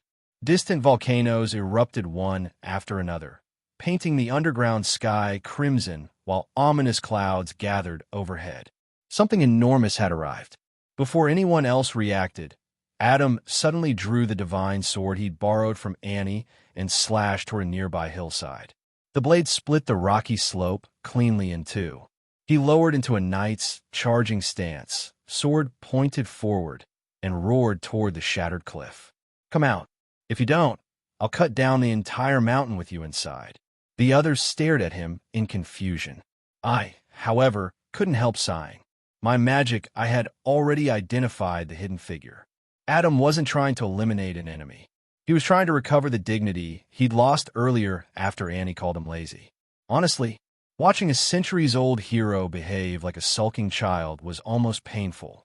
Moments later, a bald gnome tumbled out from behind the rocks, waving both hands frantically. He was one of Observer's field agents, completely harmless. Adam narrowed his eyes dramatically before accusing the terrified spy of being a traitor who had lured us into an ambush. I finally lost my patience. My kick landed squarely on Adam before he could continue his ridiculous performance. The poor spy clearly carried urgent intelligence. If we wasted any more time, people would actually die. I grabbed the report. Halfway through reading it, even I froze. So that explained the earthquakes. The ritual at the mines had succeeded. A demon count had descended. Without another word, I tossed the report to Little Red. She scanned it once. Her expression immediately turned serious. The next instant, crimson flames erupted around her as she transformed into her true dragon form. Dragons, generally despised, carry immortals. Too many foolish night stories had romanticized dragon riders, leaving most dragons deeply offended by the very concept. Today, however, there wasn't time for pride. Little Red lowered her massive body beside us. Get on. Her voice carried none of its usual playfulness. I'm flying at full speed. If we're late, everything will be over before we arrive. The warning alone told us how dire the situation had become. A demon count isn't an opponent we can underestimate. Save your strength. She spread her enormous wings. The final battle begins now. If anyone in Ike were asked what they thought of demons, the answer would be remarkably consistent. Hatred. Not mild dislike, not cautious distrust, but instinctive, overwhelming hatred. Ironically, demons themselves felt much the same toward one another. Their society thrived on violence, betrayal, and endless slaughter, making mutual resentment practically a cultural tradition. If I had to summarize them with a handful of words, they would be chaos incarnate. Violent, destructive, greedy, cruel, and utterly incapable of peaceful coexistence. Curiously, scheming wasn't usually among their defining traits.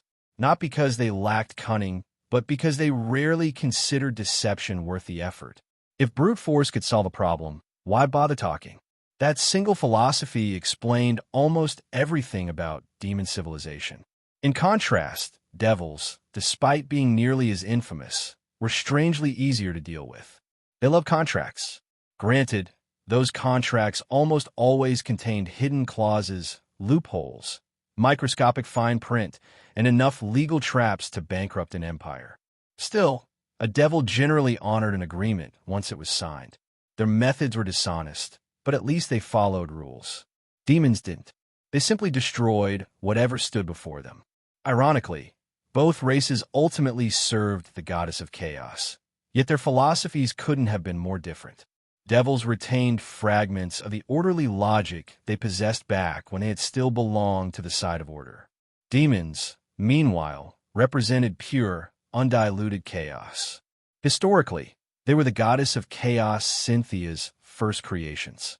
They corrupted humanity's earliest ancestors into becoming devils. They unleashed catastrophes that nearly consumed entire civilizations. And despite being hated by virtually every intelligent race, they continued ruling countless dimensions within the lower realms. The reason was brutally simple. They were overwhelmingly powerful, and there were always more of them. As long as the river Styx continued carrying the souls of the dead, new low-ranking demons would continue being born. Endless warfare within the abyss ensured that only the strongest survived, devouring countless rivals until terrifying monsters emerged from the bloodshed. Given equal rank, a demon defeated a devil almost every time. That endless cycle of slaughter forged monsters unlike anything the mortal world could easily resist. Normally, even opening a tiny portal to the abyss created enormous disasters. A handful of invading demons could devastate entire regions before eventually weakening and being forced back into their own dimension. This time, things were infinitely worse. Ordinary cultists considered sacrificing 1,000 victims an unimaginable offering. Today, tens of thousands of elite soldiers had died. More than 1,000 legends had fallen. The battlefield itself had become the greatest sacrifice in recorded history. The reward for such an offering was equally unprecedented. A demon count descended with his true body. The title count sounded unimpressive to those unfamiliar with abyssal hierarchy, but appearances were deceptive. A demon count commanded entire legions. Above them stood demon dukes, rulers capable of challenging true gods for dominion over dimensions. Even stronger were the rare demon grand dukes, beings who regarded ordinary dukes with open contempt. Compared to them, a demon count was already a walking catastrophe. By the time news of the descent spread through Vance, the entire city had descended into panic. Even Lorcy, the Spider Queen herself, could no longer focus solely on avenging Kaja. The underground world was her primary source of faith. If the demons transformed it into another extension of the abyss, even a goddess would suffer devastating consequences. Naturally, she couldn't simply descend immediately. Being beaten senseless in public by a demon count would hardly improve divine prestige. Most likely, the underground gods were already arguing among themselves while deciding whether direct intervention had become unavoidable. Unfortunately, whenever gods entered the battlefield, entire continents tended to pay the price. Meanwhile, the invasion had already begun. The demon altar merged with the unstable spatial distortion, tearing open a massive gateway to the abyss. Responding to Kakajil's summons, wave after wave of demons flooded into the mortal world. Grotesque dretches, quasits, succubi, brox, glabrezus, creatures whose names even seasoned scholars struggled to pronounce, and countless other horrors that defied classification altogether. The tide continued until the dimensional gateway itself cracked under the unbearable strain before shattering completely. It no longer mattered. Enough had crossed. An endless sea of black demonic bodies stretched across the battlefield. Countless crimson eyes fixed themselves on distant Vance before immediately receiving new orders. Instead of charging toward the city, Kakajil redirected his army toward a second permanent spatial distortion. Their true objective, Sulphur Mountain City. As the demonic host advanced, reality itself began rejecting their presence. Plants withered within moments. The earth blackened and cracked. Strange crimson vegetation erupted from the soil, already displaying unmistakably carnivorous traits. Demons didn't merely invade worlds. They infected them.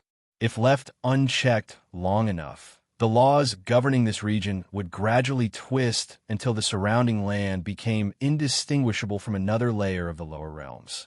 The vanguard moved first. A pack of hellhounds sprinted ahead of the main force, eager to harvest fresh souls before anyone else could claim them. Their bodies resembled wolves sculpted from scorched flesh and molten blood, hideous enough to make nightmares seem comforting by comparison. After tearing through several unfortunate beast tribes, the pack cornered a family of terror-clawed beasts. Victory seemed inevitable. Then, they noticed someone standing quietly in their path. Just one woman. She wore a pale blue robe that fluttered gently in the wind. A slender vine staff rested casually in one hand, while an ancient tome remained open in the other. She never even looked up. The hellhounds lunged. A single crisp sound echoed through the air. Crack! Every hellhound froze in mid-leap. Within an instant, each had transformed into a flawless sculpture of ice. A heartbeat later, the frozen statues shattered into glittering fragments that scattered harmlessly across the ground. Throughout the entire exchange, Margaret never lifted her eyes from the book she was reading. Only when the demonic horde finally closed the distance did Margaret lift her eyes from her book. She calmly tapped the floating saint stone beside her with her vine staff. One quiet spell echoed across the frozen battlefield. Ice Aeon. The forbidden spell she had prepared long in advance erupted instantly. The underground sky vanished beneath a blizzard of white. Ice spirits danced through the air as endless frost spread in every direction. Hailstones the size of boulders crashed into the advancing army, and within moments, the battlefield transformed into a kingdom of ice. An uncountable number of demons froze where they stood. Even so, Margaret frowned instead of celebrating. She understood the spell's limitations better than anyone. Unlike me, she wasn't casting her own perfected magic. She had merely replicated another person's forbidden spell. Without the soul imprint and innate talent that originally empowered it, what she unleashed was only a fraction of its true potential. Had I been the one casting Ice Aeon, even a demon count might have disappeared beneath that absolute winter. Margaret's version, while devastating, wasn't enough. A furious roar shattered the frozen silence. The mountain-sized figure of Cockajil burst free from the ice, blazing flames melting everything around him as he charged forward in pure rage. Just as Margaret had expected, most of the forbidden spell's power had been intercepted by the demon count himself. Without hesitation, she activated another prepared saint stone. Space folded. A bluish-purple flash swallowed her entire figure before she reappeared several miles away. Behind her, Cockajil's enraged bellow shook the cavern. The demon count swore to tear her apart, feed her body to his beasts, and roast her soul for 10,000 years. Fortunately, she had already left before hearing the threat. The spell hadn't been a complete failure. Most fire-based lower demons had perished instantly beneath the overwhelming ice. Unfortunately, the higher-ranking demons survived with relatively minor losses. Margaret didn't give them time to recover. Several miles ahead, she struck again. This time, she unleashed another stored forbidden spell, the combined masterpiece of fire and wind. An immense tornado of crimson flames spiraled into existence, climbing hundreds of meters into the sky while dragging countless demons, and even Cockajil himself, high above the battlefield. Visually, it was magnificent. Practically, far less impressive. Fire remained the primary source of damage. Demons possessed overwhelming resistance to fire. Since Margaret could only reproduce the spell's basic destructive force, relatively few demons actually died. Ironically, the greatest casualties belonged to the unfortunate Beastman soldiers trapped beneath the inferno. Tens of thousands vanished in an instant. Cockajil emerged from the flames absolutely furious. Unable to catch the endlessly teleporting saint, he vented his anger by grabbing nearby beastmen and devouring them alive. Oddly enough, the remaining beast men didn't react. They neither fled nor protested. They simply stared ahead with vacant expressions. Their bodies had already begun changing. Muscles swelled unnaturally. Crimson veins spread beneath their skin. Blood-red eyes lost every trace of reason. And on many of the strongest warriors, the unmistakable marks of demons appeared. Exactly as I had feared, the demon blood hidden inside their drinking water had finally awakened. Show's last trump card had become his greatest chain.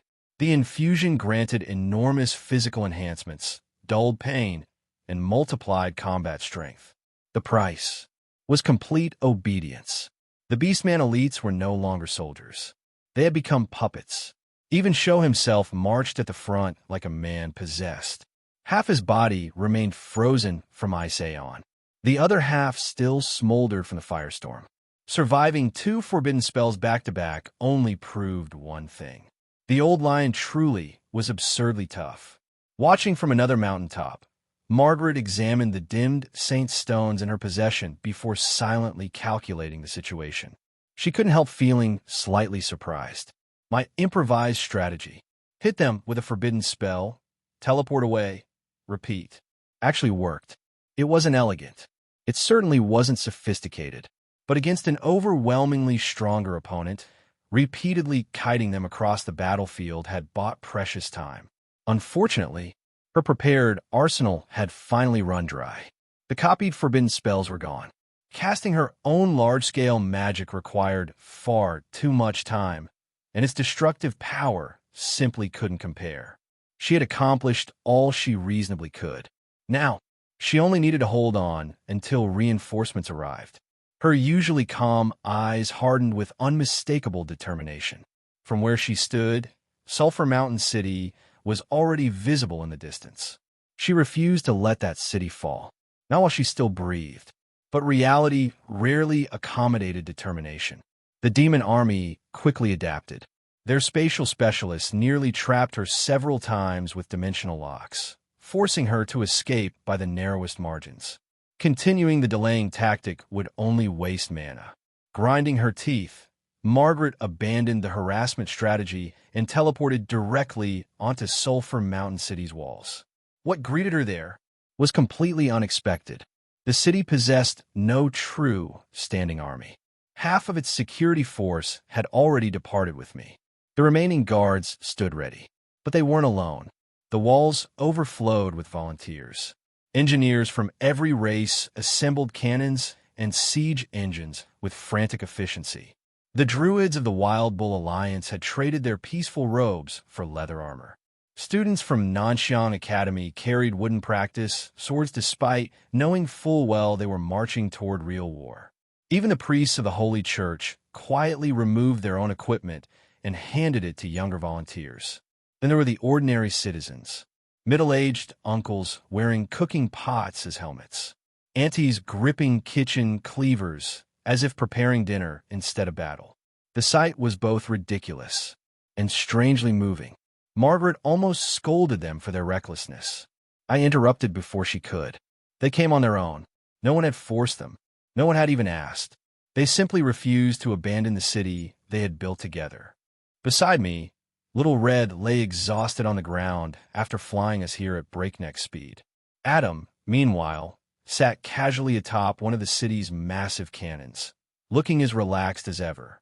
Anyone unfamiliar with him would assume he was simply wasting time. I knew better.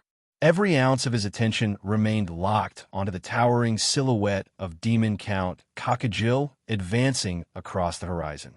The decisive battle was only moments away. Our original plan had been simple. Intercept the demon army before it reached Sulphur Mountain City and stop them in open terrain. Then we actually saw the size of the invasion and the towering demon count leading it. I immediately scrapped the idea.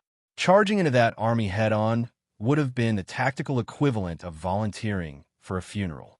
Instead, I ordered everyone to withdraw and let the enemy come to us. After all, my greatest trump card wasn't traveling with us.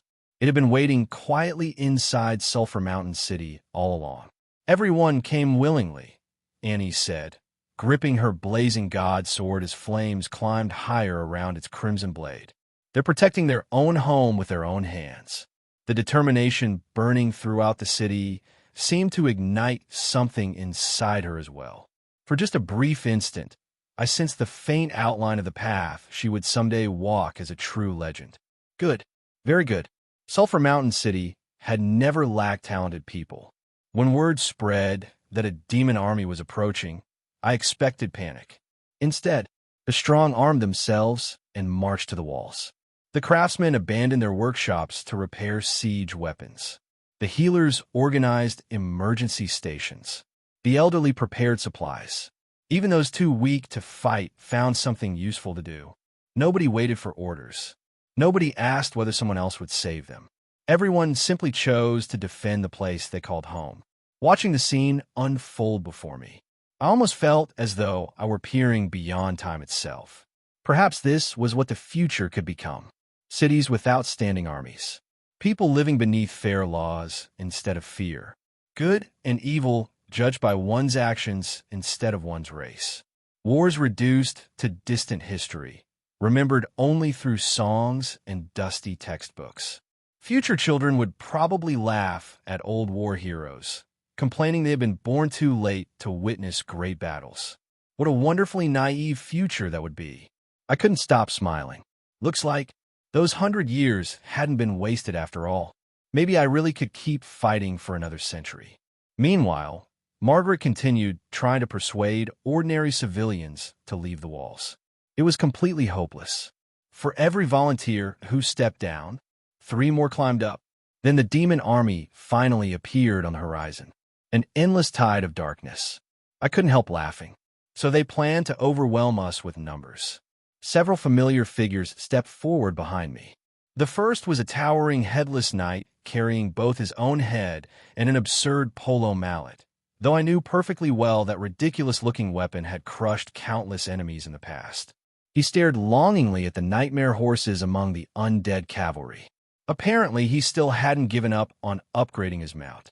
Another skeleton general happily spun 18 swords between his countless bony arms, replacing the plates he'd been forced to juggle during his humiliating assignment at the undead theme park.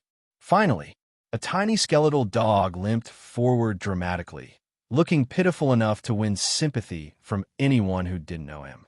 Wrath, leader of the 7 deadly sins, current victim of my questionable sense of humor. My lord, he complained, I've finally escaped that colorful rubber ball. Please let me fight.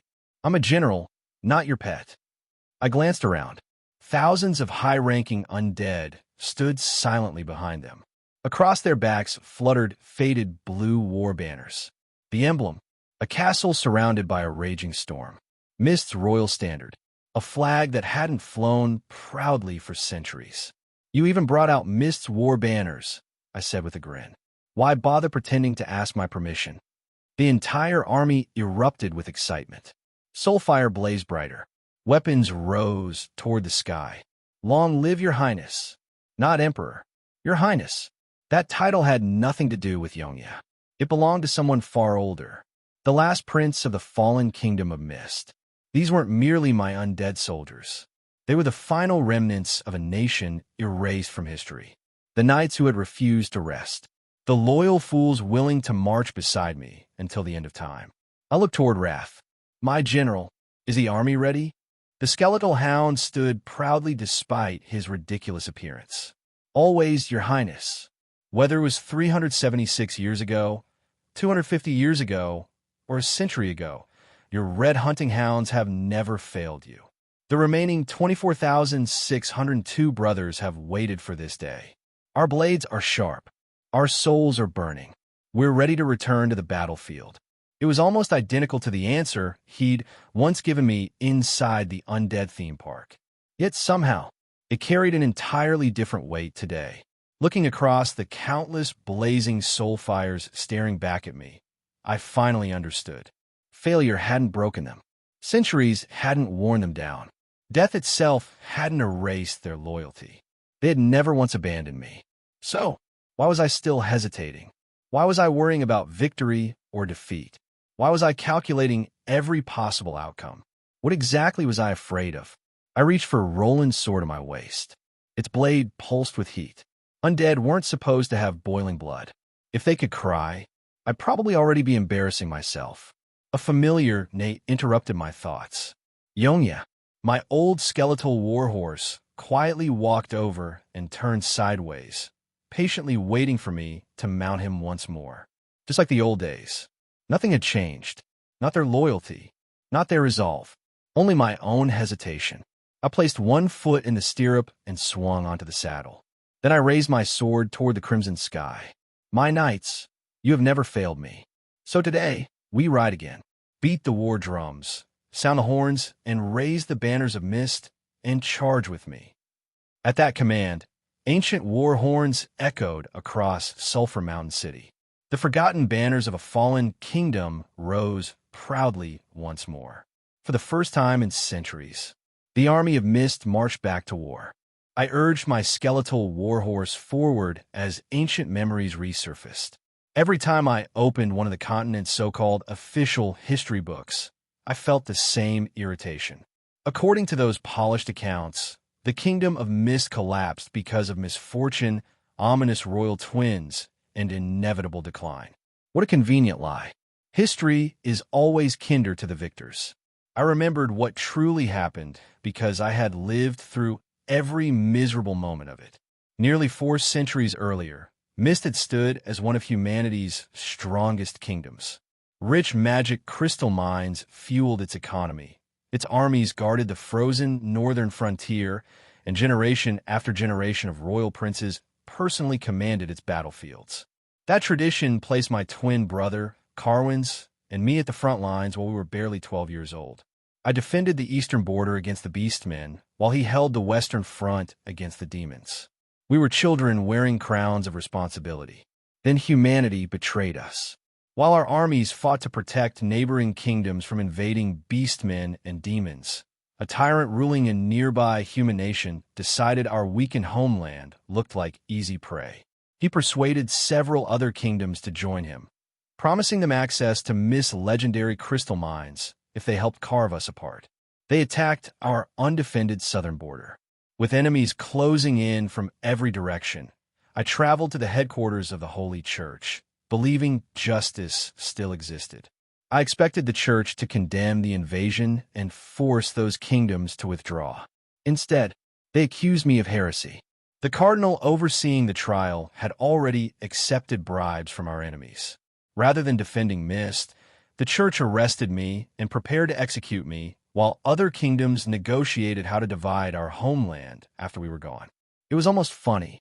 Our soldiers were dying to defend humanity from demons, yet humanity itself declared us enemies. Carwins refused to accept that. He stormed the church's sacred headquarters, carved a bloody path through its defenders, and rescued me by force. The attack stained the cathedral steps crimson and shook the entire continent. Even members of the Pope's own household died in the fighting. The incident became infamous throughout history. The church eventually punished several corrupt leaders, but not before condemning the entire kingdom of Mist as a nation of heretics. Imagine that. Our eastern armies were being overrun by beastmen. Our western forces were desperately resisting demon invasions. Yet somehow, we were labeled servants of darkness. The following year, the church declared an official holy war against us. Greed answered faster than faith ever could. Kingdom after kingdom joined the crusade, not out of religious conviction, but because they wanted our minds, our wealth, and even our people to sell as slaves. Mist found itself surrounded. One battlefield after another collapsed until every surviving soldier and civilian retreated behind the walls of our capital to find her. We held out for 15 desperate months. Food disappeared. Supplies vanished. Hope slowly starved alongside us. Eventually the walls fell. Carwins had disappeared before the final assault, leaving me to command the last defenders. I was only 14. Every night, every soldier, every citizen fought knowing there would be no rescue. When the invaders finally broke through, they slaughtered everyone they could find. Not because they had to, because they wanted revenge for the resistance we had forced them to endure. That massacre planted the seeds of something far worse. The hatred, despair, and unwillingness of an entire kingdom to accept such an ending saturated the land itself. Definder didn't merely become cursed. It became a true land of death. The fallen rose again. Knights returned as death knights. Citizens awakened as undead. The victorious alliance that thought it had conquered Mist suddenly found itself hunted by the people it had murdered. Then Carwin's returned. Only this time, he truly had allied himself with the demons. The brother who had once saved my life chose revenge over everything else, unleashing a war that consumed kingdoms across the continent for years before the Holy Church finally banished him. Centuries later, when I marched beneath Mist's banner again as Emperor Yongya, many long-lived races immediately recognized those blue war flags. They suspected the truth. That Roland of Mist and Emperor Yongya were the same man. The Holy Church denied it relentlessly, burying the story beneath carefully edited history books until all that remained was a single twisted sentence blaming Carwins alone for the kingdom's destruction. Convenient. Simple. Completely false. The wind howled around me as Yongya galloped across the battlefield. Mist's ancient banners snapped proudly behind us. Ahead waited the demon army. For just a moment, it felt as though nearly 4 centuries had vanished. I wasn't an undead emperor. I was simply Roland again, the last prince of a kingdom that refused to disappear. I raised my battered Roland sword toward the blood-red sky. As long as I still stand, I declared, Mist will never truly fall. Thousands of undead voices answered as one. Mist will never fall. At the very front rode Fade, our legendary royal knight and former captain of the Red Hunting Hounds. Centuries of battle had left his skeletal frame scarred beyond counting. Yet one thing had never changed. As Mist's standard-bearer, he had never once allowed the royal banner to bow. Not in life. Not in death. I couldn't help smiling. My knights, I shouted, pointing my sword toward the approaching horde. It's been a long time. Let's remind these demons what happens when they invade Mist. Even Kakana, the plague lich who had once been an ordinary merchant before fate dragged her into endless war, enthusiastically urged her undead forces forward. Her battlefield commands lacked any military elegance, but enthusiasm more than made up for technique. The army of Mist answered as one. For the first time in centuries, our kingdom marched to war again. Not every one of my remaining 24,602 soldiers had once been professional knights. Some had died defending Mist as soldiers. Others had been ordinary blacksmiths, merchants, farmers, or craftsmen who picked up weapons only after war stole everything else from them. They came from different walks of life, carried different stories, and possessed wildly different talents. Yet over the centuries, those mismatched souls had become my family. They were my kingdom. If my people still stood behind me and my knights still rode beside me, then how could anyone claim Mist had fallen? Destroyed? Extinct? Those were just words written by people who had never understood what a nation truly was. A kingdom wasn't its walls. It wasn't its castles. It wasn't even its crown. A kingdom lived wherever its people refused to surrender. I raised my hand. Come back to me. Our homeland. Our capital. Soul World, the infallible Definder. Snow began drifting silently from the crimson sky. A freezing wind swept across the battlefield, carrying with it memories buried beneath nearly 4 centuries of death. For a moment, time itself seemed to reverse. My soul fire blazed brighter as I awakened the first of my damaged soul imprints. Ice Treader. The familiar power spread outward without restraint. The barren battlefield disappeared beneath an endless blanket of snow. Mountains vanished behind white storms. Frozen winds howled across the plains exactly as they had during Mist's final winter. The invading demon army immediately slowed. Most of them were creatures born from flame, and the unnatural blizzard gnawed relentlessly at their strength. Unlike Margaret's forbidden spell, this wasn't ordinary magic. It was an entire world rejecting their existence. Cold itself became their enemy. Meanwhile, my undead army erupted into laughter. Undead didn't fear winter. Most of these warriors had been born in the frozen north. To them, snow wasn't an obstacle. It was home. This soul world had never been built to fight alone. By itself, it was merely support. But combined with my army, it became the greatest battlefield I could ever ask for. I drew a slow breath before making the oath that had guided every life and every death I had ever lived. I am Roland, Prince of Mist, Lord of the Undead, the final head knight of the Order. I swear to protect my people. I swear never to yield my homeland. I swear to resist every invader. I swear to defy fate itself. And I swear to build a world where every life stands equal. The vow echoed through the blizzard. Then, one by one, my knights answered. Slants stepped forward first. The gentlest knight I had ever known. He had escorted refugees across impossible distances and quietly starved himself so others could eat. Even his final meal belonged to someone else. I protected the weak while I still breathed, his spirit declared. Allow me to continue. Then came Kamigia, my mighty Titan warrior, the fearless vanguard who had continued charging even after losing his head. I never feared death, he roared. I still don't. Fandrik followed, a holy knight who had condemned corruption within the church itself. He had refused to abandon justice even as the gallows tightened around his neck. If justice cannot stand against power, he said calmly, then justice means nothing. Carlos appeared next. He always called himself the most useless knight. Ridiculous.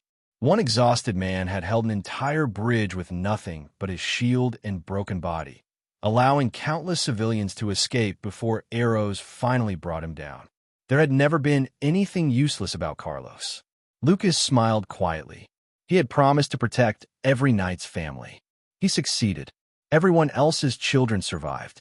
Only he failed to save his own young life. Finally, Bastion stepped forward. Wrath, once an ordinary hunting dog, later the proud captain of the Red Hunting Hounds. People mocked him throughout his life, called him nothing more than an obedient hound. He had never cared. His loyalty wasn't weakness. It was the greatest source of his pride. Every claw, every fang, every ounce of fury had always been reserved for my enemies. Looking upon all of them together, I couldn't help shouting toward the heavens. If warriors like these aren't worthy of becoming heroic spirits, then the origin of order is blind. If these men cannot be called heroes, then every legend mankind celebrates is nothing but vanity. My knights, fight beside me once again. The damaged soul imprints buried within my soul reignited one after another. The fractured crown of the undead awakened. The fading sun of light answered its call. Order and chaos, powers that should have annihilated one another, instead intertwined beneath my will, merging into a new radiance that rewrote reality itself. Light spread across the battlefield. The real world dissolved. My soul world descended completely. An endless snowfield stretched beneath the sky, filled with distant stars. Smoke drifted across frozen plains. Ancient war cries echoed once more. Far away, Definder still burned. The capital we had died, trying to protect. The city we could never reach again. This was the true, infallible Definder. Inside this world, time had returned to the kingdom's final night. The walls still stood. Hope had not yet disappeared. My knights were still fighting beside me. And for a brief, impossible moment, so was I. As reality bent to the soul world's rules, the undead forms surrounding me began to change. Cracked bones disappeared. Rotting flesh vanished. The blue banner-bearing mist storm emblem fluttered proudly above living warriors once again. Strong bodies, bright eyes, polished armor marked with the royal insignia. These are no longer skeletons animated by lingering resentment. They were heroic spirits, souls whose courage had transcended death itself. Only within this world could they reclaim the bodies they deserved. Centuries of battle experience remained. Now, those centuries were finally paired with perfect forms capable of unleashing their full potential. In an instant, the strength of every knight surged several times over. The army of mist had truly returned. Roland's soul world transformed the battlefield so completely that even the demon army hesitated. Moments ago, They had marched with absolute confidence. Now, for the first time since entering the mortal world, fear spread through their ranks. It wasn't difficult to understand why. The decaying skeletons they had expected to crush had vanished.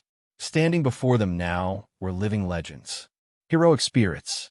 Every knight carried the strength of a legend, backed by centuries of battlefield experience. Against an army like that, even demons born for endless slaughter instinctively recognized the difference between courage and suicide. I looked across the frozen battlefield and scoffed. A demon count? That's all. If you really wanted to stop us, you should have brought a demon prince, or even a grand duke. My knights answered with steel. The charge that followed wasn't a battle. It was a massacre. Centuries of frustration erupted all at once, as Comigia laughed thunderously, while smashing through demon ranks like an avalanche. Every swing of his colossal weapon flattened monsters that would have terrified ordinary armies. Nearby, Bastion led the red hunting hounds with the same relentless ferocity that had earned him his reputation centuries ago. Then there was Fade, Miss Eternal Standard-Bearer. The royal banner continued fluttering proudly behind him, while 18 enchanted swords circled his body in a dazzling storm of silver. Every gesture sent blades dancing through the air. One moment a demon still believed itself alive. The next, it had already been cut apart from 6 different directions. Back when he still possessed an undead body, his movements had always been limited by the clumsy shell imprisoning his skills. Now, as a true heroic spirit, every ounce of his swordsmanship finally shone without restraint. He alone looked like an entire sword formation sweeping across the battlefield. Wrath wasn't about to let himself be outdone either. The skeletal hound's separate bodies converged through a distortion in space, merging into the terrifying form they were always meant to possess. 3 massive heads, 1 monstrous body, the true hellhound. As the beast began chanting in an ancient tongue, the air itself darkened. A gateway to the realm of death slowly opened behind him. Countless spirits reached outward from the shadows, eager to claim fresh prey. Wrath had once represented nothing more than anger. Now, he looked every bit like death's own hunting hound. Meanwhile, I had already ridden deep into enemy lines. Yongye thundered across the frozen earth, each stride carrying us closer to the towering figure of Demon Count Kakajil. Something felt different. I glanced at the sword in my hand. Inside the soul world, the broken Roland sword had become whole once more. So had I. Gone was the damaged lich body that constantly reminded me of centuries of failure. Within this world, I was Prince Roland again, head knight of the order. Alive. Whole. Exactly as I remembered myself. Yongye let out a fierce neigh and accelerated, leaving blurred afterimages behind as we charged directly toward the demon count. Someone else was already keeping him occupied. Adam. He had been exchanging blows with Kakajil when he noticed me approaching. For a brief second, he froze. Then a familiar grin spread across his face. As expected, he laughed. Big brother Rolo. So you finally decided to show yourself. I couldn't help smiling back. I was planning to wait until my revival before letting you see this face again. But I suppose we don't have time for formal reunions. Somewhere ahead, someone was still waiting for us. This battle had to end first. So I asked casually, need a hand? Adam burst into laughter. Of course. You were the one who always said there was no reason to duel fairly when you could gang up on the enemy. Old friend, old brother, old rival. Honestly, I'd stopped trying to define our relationship centuries ago. Some bonds didn't need names. We simply exchanged one knowing smile. His crimson divine blade and my restored silver sword crossed briefly, sparks flashing between them before we separated. Then, without another word, we attacked together. Adam's voice rang across the battlefield first. The severance of the river of time. At the same moment, I called upon the light that had once defined my path. Holy light, grant me an enemy worthy of this battle. 2 legends, 2 brothers separated by centuries. 1 demon count standing in their way. The outcome of this battle had already been decided. The moment the infallible Defender descended onto the battlefield, victory belonged to Mist. Watching our ancient war banner rise once more, I felt an unwavering certainty settle into my soul. It didn't matter whether our enemies came from the lower realm or the upper realm. Demons, devils, angels, heroic spirits. As long as my knights rode beneath the banner of Mist, no force in existence could withstand our charge. At the tip of the formation thundered Comisia. Even after centuries, he remained exactly where he had always belonged, the spearhead of every assault. Now restored to his prime through the soul world, his towering armor concealed strength that bordered on absurdity. His nightmare steed left blazing hoofprints across the frozen earth, while two massive dragon lances rested comfortably in his hands as though they weighed nothing at all. Most warriors struggled to lift one. Comisia fought with two. Every collision sent towering demons flying like children's toys. Hezris renowned for their monstrous strength. Gigantic Bebeliths wrapped in armored chitin. None of them survived direct contact. His charge wasn't merely powerful. It was unstoppable. His greatest weakness had always been endurance. A living mount eventually tired beneath the weight of both rider and armor. Not anymore. Now both knight and steed existed as heroic spirits. Neither fatigue nor pain could halt their advance. To Comisia's right rode Carlos, the knight who always insisted he was the most useless among us. What nonsense!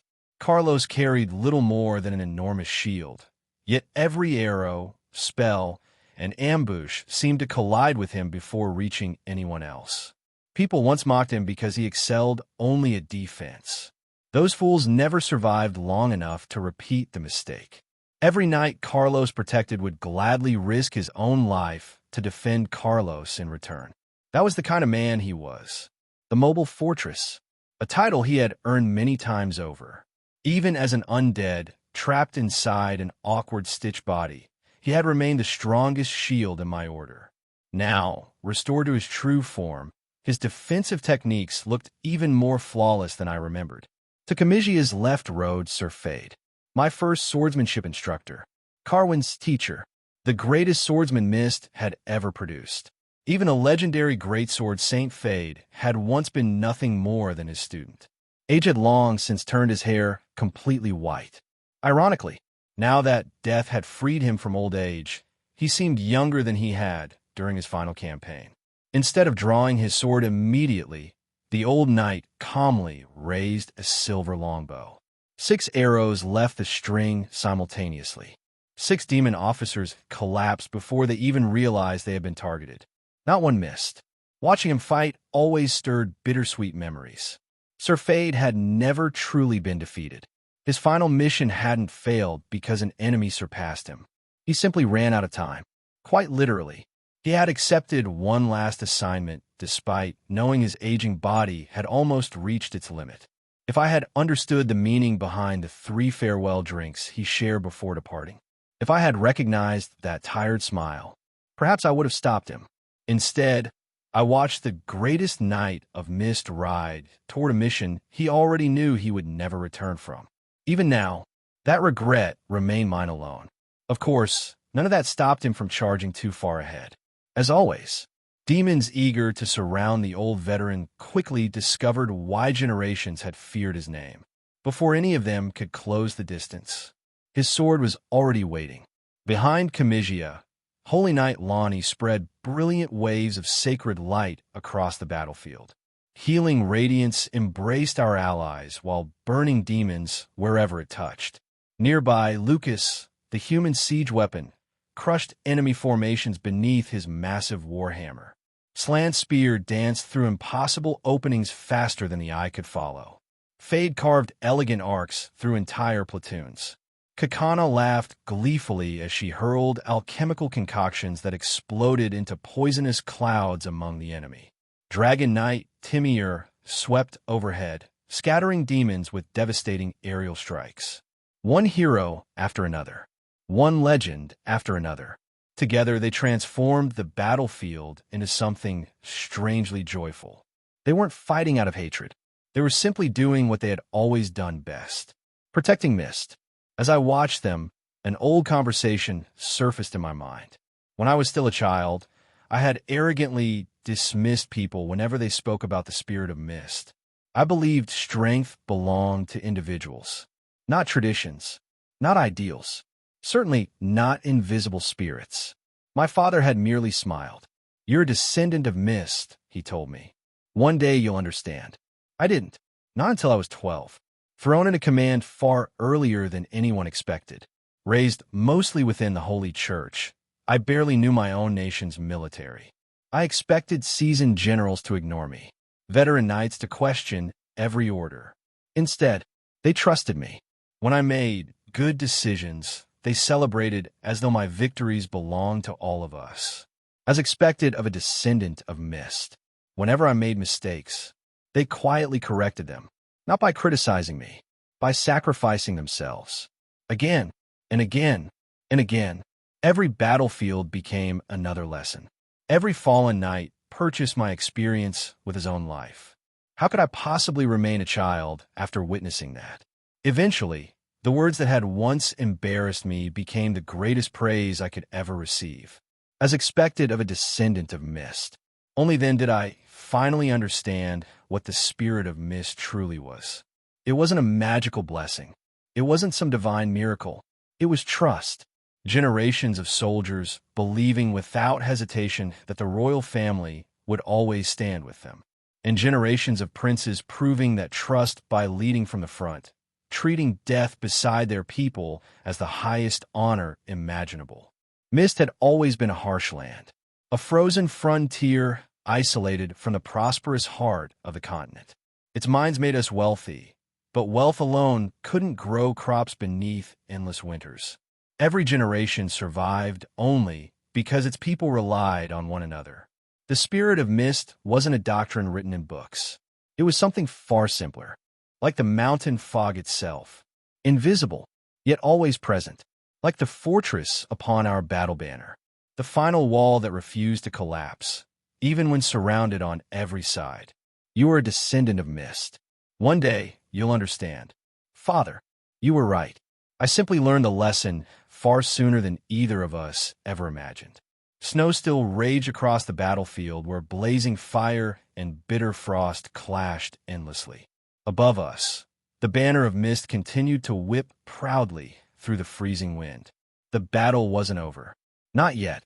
I tightened my grip around Roland's sword and looked toward the countless enemies before us. "I'm the last descendant of Mist," I declared. "A prince who failed to protect his kingdom. A commander who watched his homeland burn. We are defeated soldiers, but defeat is not the same as surrender." Those words weren't mine alone. Every heroic spirit surrounding me answered with a conviction that had carried them beyond death itself. We had died once. That didn't mean we intended to stay buried. There were still tyrants creating wars. Still innocent people crushed beneath ambition.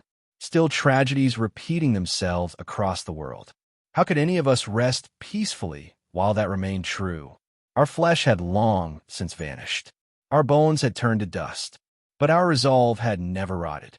As long as our spirits endured, so would our charge. The army answered as one. Then the war horns sounded again. I pointed Roland's blade toward the horizon. Forward, thousands of heroic spirits surged ahead. The Beastman army, now reduced to little more than expendable puppets, threw themselves into our path under their master's final command. It accomplished absolutely nothing. Watching them try to stop us felt like watching insects attempt to halt an avalanche. Sir Fade rode past me without slowing. One clean slash. The Beastman sovereign's head left his shoulders.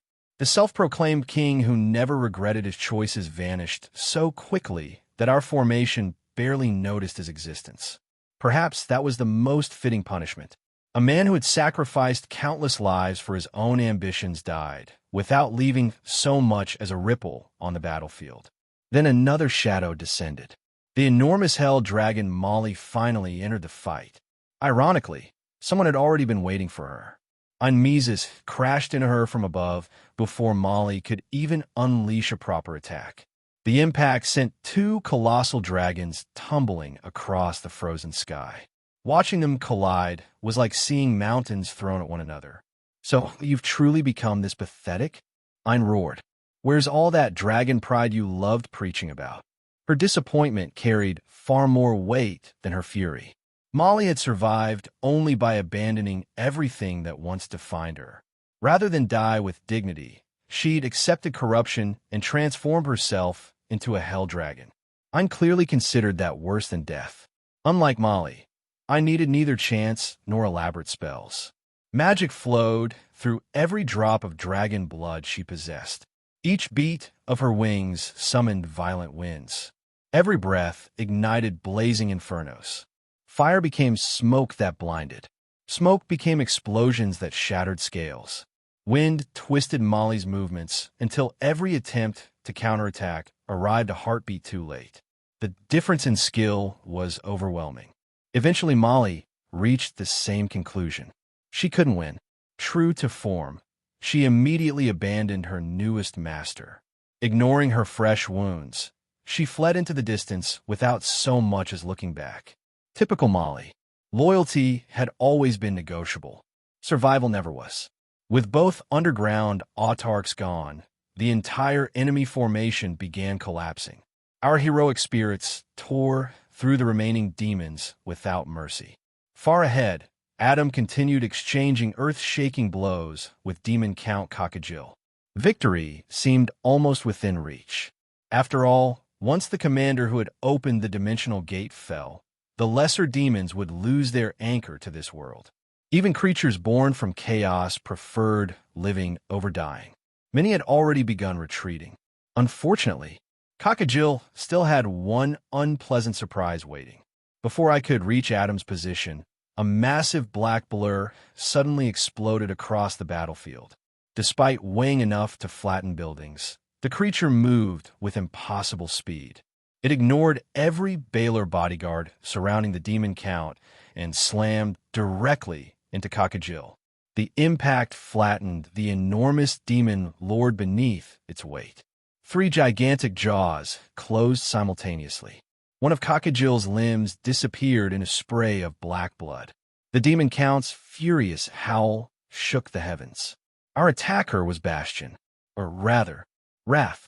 As captain of the Red Hunting Hounds, Bastion had never been an ordinary knight. He was our siege engine, our living battering ram. Whenever enemy formations refused to break, we simply unleashed him. His purpose was simple: leap into the center, create absolute chaos. Let everyone else exploit the opening. The truly terrifying part wasn't merely his size. It was that his size had no fixed limit. The central head represented pure wrath itself. Mindless, instinctive, concerned only with tearing enemies apart. The angrier it became, the larger its body grew. For most creatures, rage eventually reached its limit. Wrath had no such restriction. The longer the battle continued, the stronger he became. I still remembered a campaign that had dragged on for 2 full days. An ancient gold dragon had pinned down our entire army. Eventually, Bastion grew so enormous that he simply stepped on the dragon. Problem solved. City walls, fortresses, castle gates. They all looked equally fragile beneath those gigantic paws.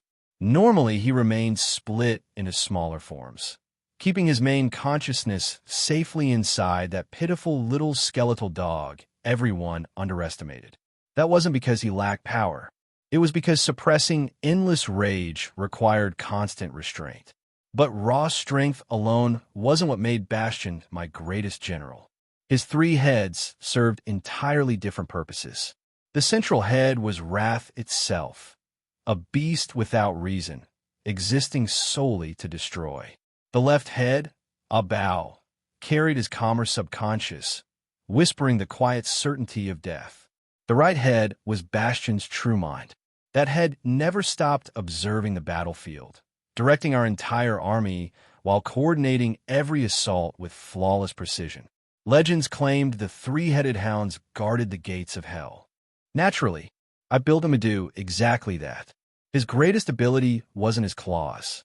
It wasn't his overwhelming size.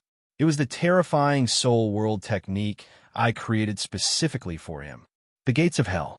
Bastion's greatest strength had never been brute force alone. Whenever all three heads howled together, reality itself trembled. Behind him, the phantom gates of hell materialized, towering over the battlefield like the entrance to another world. The left gate answered to Abal. The right belonged to Bastion. When the left gate opened, fallen allies whose souls hadn't completely dispersed could be called back into the fight. Death itself became little more than an inconvenience. The right gate, however, was far less merciful. An endless tide of death energy poured outward, draining vitality from everything caught nearby. Grass blackened, flesh withered, and even demons found themselves eroded by the overwhelming aura of oblivion. Naturally, resurrection wasn't free. For every 10 lives the right gate harvested, perhaps only one soul could return through the left. Open both gates simultaneously, and the battlefield became a meat grinder. By then, Bastion had already plunged straight into the heart of the demon ranks. Adam, who'd been dueling Cockajil moments earlier, suddenly found himself demoted to spectator. The enormous hellhound and the demon count abandoned all pretense of elegant combat, crashing together like two natural disasters. Teeth tore through flesh while claws ripped apart armor, and the gates of hell continued devouring everything unfortunate enough to stand nearby. Among the 7 deadly sins, wrath wasn't necessarily the strongest individual fighter. That title probably belonged to gluttony. But wars weren't decided by single combat. Bastion commanded armies. He revived allies. He shattered enemy formations. He was simultaneously commander, siege engine, and walking apocalypse, which was exactly why he remained my greatest general. I'd always believed in one beautifully practical rule of warfare. If you can overwhelm someone with numbers, why bother fighting fairly? That philosophy was paying dividends. Cockajil's halberd arm disappeared between Bastion's jaws, while another set of fangs clamped firmly around the demon count's throat.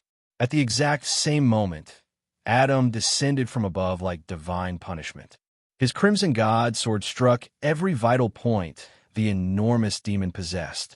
No matter how powerful Cockajil was individually, he'd already lost the moment an entire heroic spirit army surrounded him.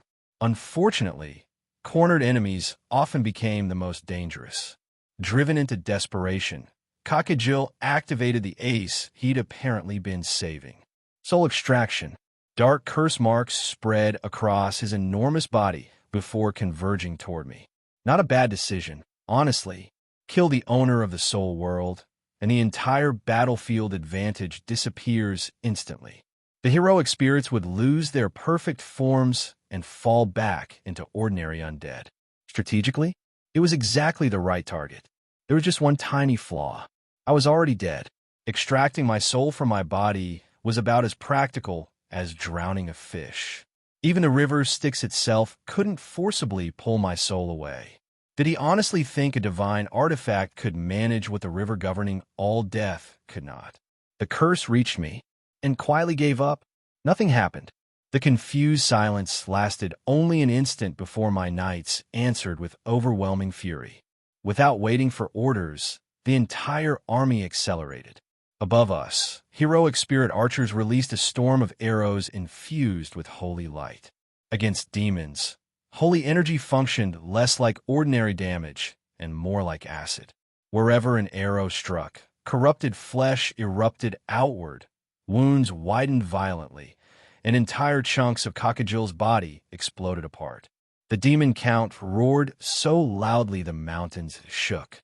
Enraged, he hurled Bastion aside and attempted to retaliate with a forbidden spell. Unfortunately for him, my army contained centuries' worth of elite mages. The instant his spell formation appeared, dozens of counterspells slammed into it. Restriction, interference, disruption. Again, again, again. His magnificent forbidden spell steadily collapsed until all that remained was a tiny, flickering flame dancing pitifully in his palm. Honestly, Managing to keep even that much alive under concentrated magical interference deserved professional respect. His fundamentals were excellent. His situation was hopeless. Meanwhile, Kamigia continued doing what Kamigia did best, charging. His lance carved an enormous trench through Kakajil's legs, opening a wound so massive the rest of the knights flooded inside like starving wolves. Adam seized the opening immediately. The blessing of the phoenix pierced straight through one of Kakajil's eyes. The demon count's scream echoed across the battlefield. Then Bastion grew even larger. His massive body slammed Kakajil flat against the earth, pinning the giant beneath impossible weight. That was the moment everyone understood. The battle was over. Kakajil had entered the mortal world as an unrivaled demon count. He would leave it as fertilizer. He struggled desperately, rolling across the battlefield while swinging his halberd wildly to shake us off. Each movement only worsened his injuries. His corrupted blood poured across the ground, scorching everything it touched until fertile earth became lifeless black wasteland. Then, one final strike. His enormous neck separated from his body. The demon count froze. The mountain-sized corpse slowly dissolved into drifting ash. Because he descended in his true body, death carried real consequences. If he ever returned to existence, he'd have to climb the abyssal hierarchy from the very bottom all over again. With their commander destroyed, the dimensional connection collapsed. The surviving demons vanished one after another, dragged unwillingly back into the abyss. They had gained almost nothing. After accounting for casualties and the unimaginable cost of crossing dimensions, this invasion would probably take centuries to recover from. The battlefield finally fell silent. Then the victory horn sounded. Cheers erupted everywhere. Even from distant Sulphur Mountain City, celebrations echoed through the streets. Strangers embraced one another. Veterans laughed. Children cried in relief. Against all odds, we had survived. Naturally, the universe immediately decided I'd enjoyed approximately 3 seconds too much happiness. Clang! Steel collided with enough force to send sparks flying. A crimson divine sword locked against my silver blade. The heroic spirits didn't rush to intervene. Quite the opposite. Several actually stepped aside, crossed their arms, and began taking bets. A few more were only missing chairs and snacks. I sighed. Typical. Standing before me was Adam, wearing the broad grin of someone who had waited centuries for exactly this opportunity. Except, his smile wasn't entirely cheerful. There was resentment buried underneath it. Years of it. He pressed his sword harder against mine and spoke through clenched teeth. Roland. He corrected himself. No, big brother Rolo. His grin widened. I think it's finally time we settled a few very old scores. Adam and I didn't begin as comrades. We began as an accident. I still remember the day that hopeless-looking kid wandered up to me with stars in his eyes and confidence vastly exceeding his ability. He introduced himself as Adam from Whitestone Village, proudly declaring that he'd become a legendary hero someday, marry Lisa, and then retire as a wealthy landlord so he could spend his days smoking by the roadside while collecting rent from people actually doing the work. His priorities were unique. I evaluated him once and almost laughed. His footwork was clumsy. His fundamentals barely existed. He possessed no exceptional bloodline, no remarkable talent, and no natural genius that made instructors drool. Objectively speaking, he looked painfully average. The only thing that caught my attention was an odd instinct for making the right decision at crucial moments. Everything else screamed mediocrity. Left to fate, he'd probably never even reach silver rank. Naturally, because I happened to have free time and questionable judgment, I decided to train him. That enthusiasm lasted approximately one lesson. After watching his miserable swordsmanship for a while, I mentally classified him as ordinary cannon fodder and nearly gave up. Fortunately, I was still capable of acting like a respectable older brother. So instead of crushing his dreams, I smiled and handed him a training plan. If you finish this every day, I told him, you'll become a true hero. The program itself was completely reasonable. assuming you ignored the fact that I'd quietly multiplied every requirement by 10. 50 kilometers carrying 50 kilograms. 20,000 sword swings. Daily. Even royal knights would have complained. Adam just puffed out his chest. Easy. That single word should have warned me something was wrong with him. Predictably, he disappeared. What I expected was for him to return halfway through, arms trembling, begging me to reduce the workload.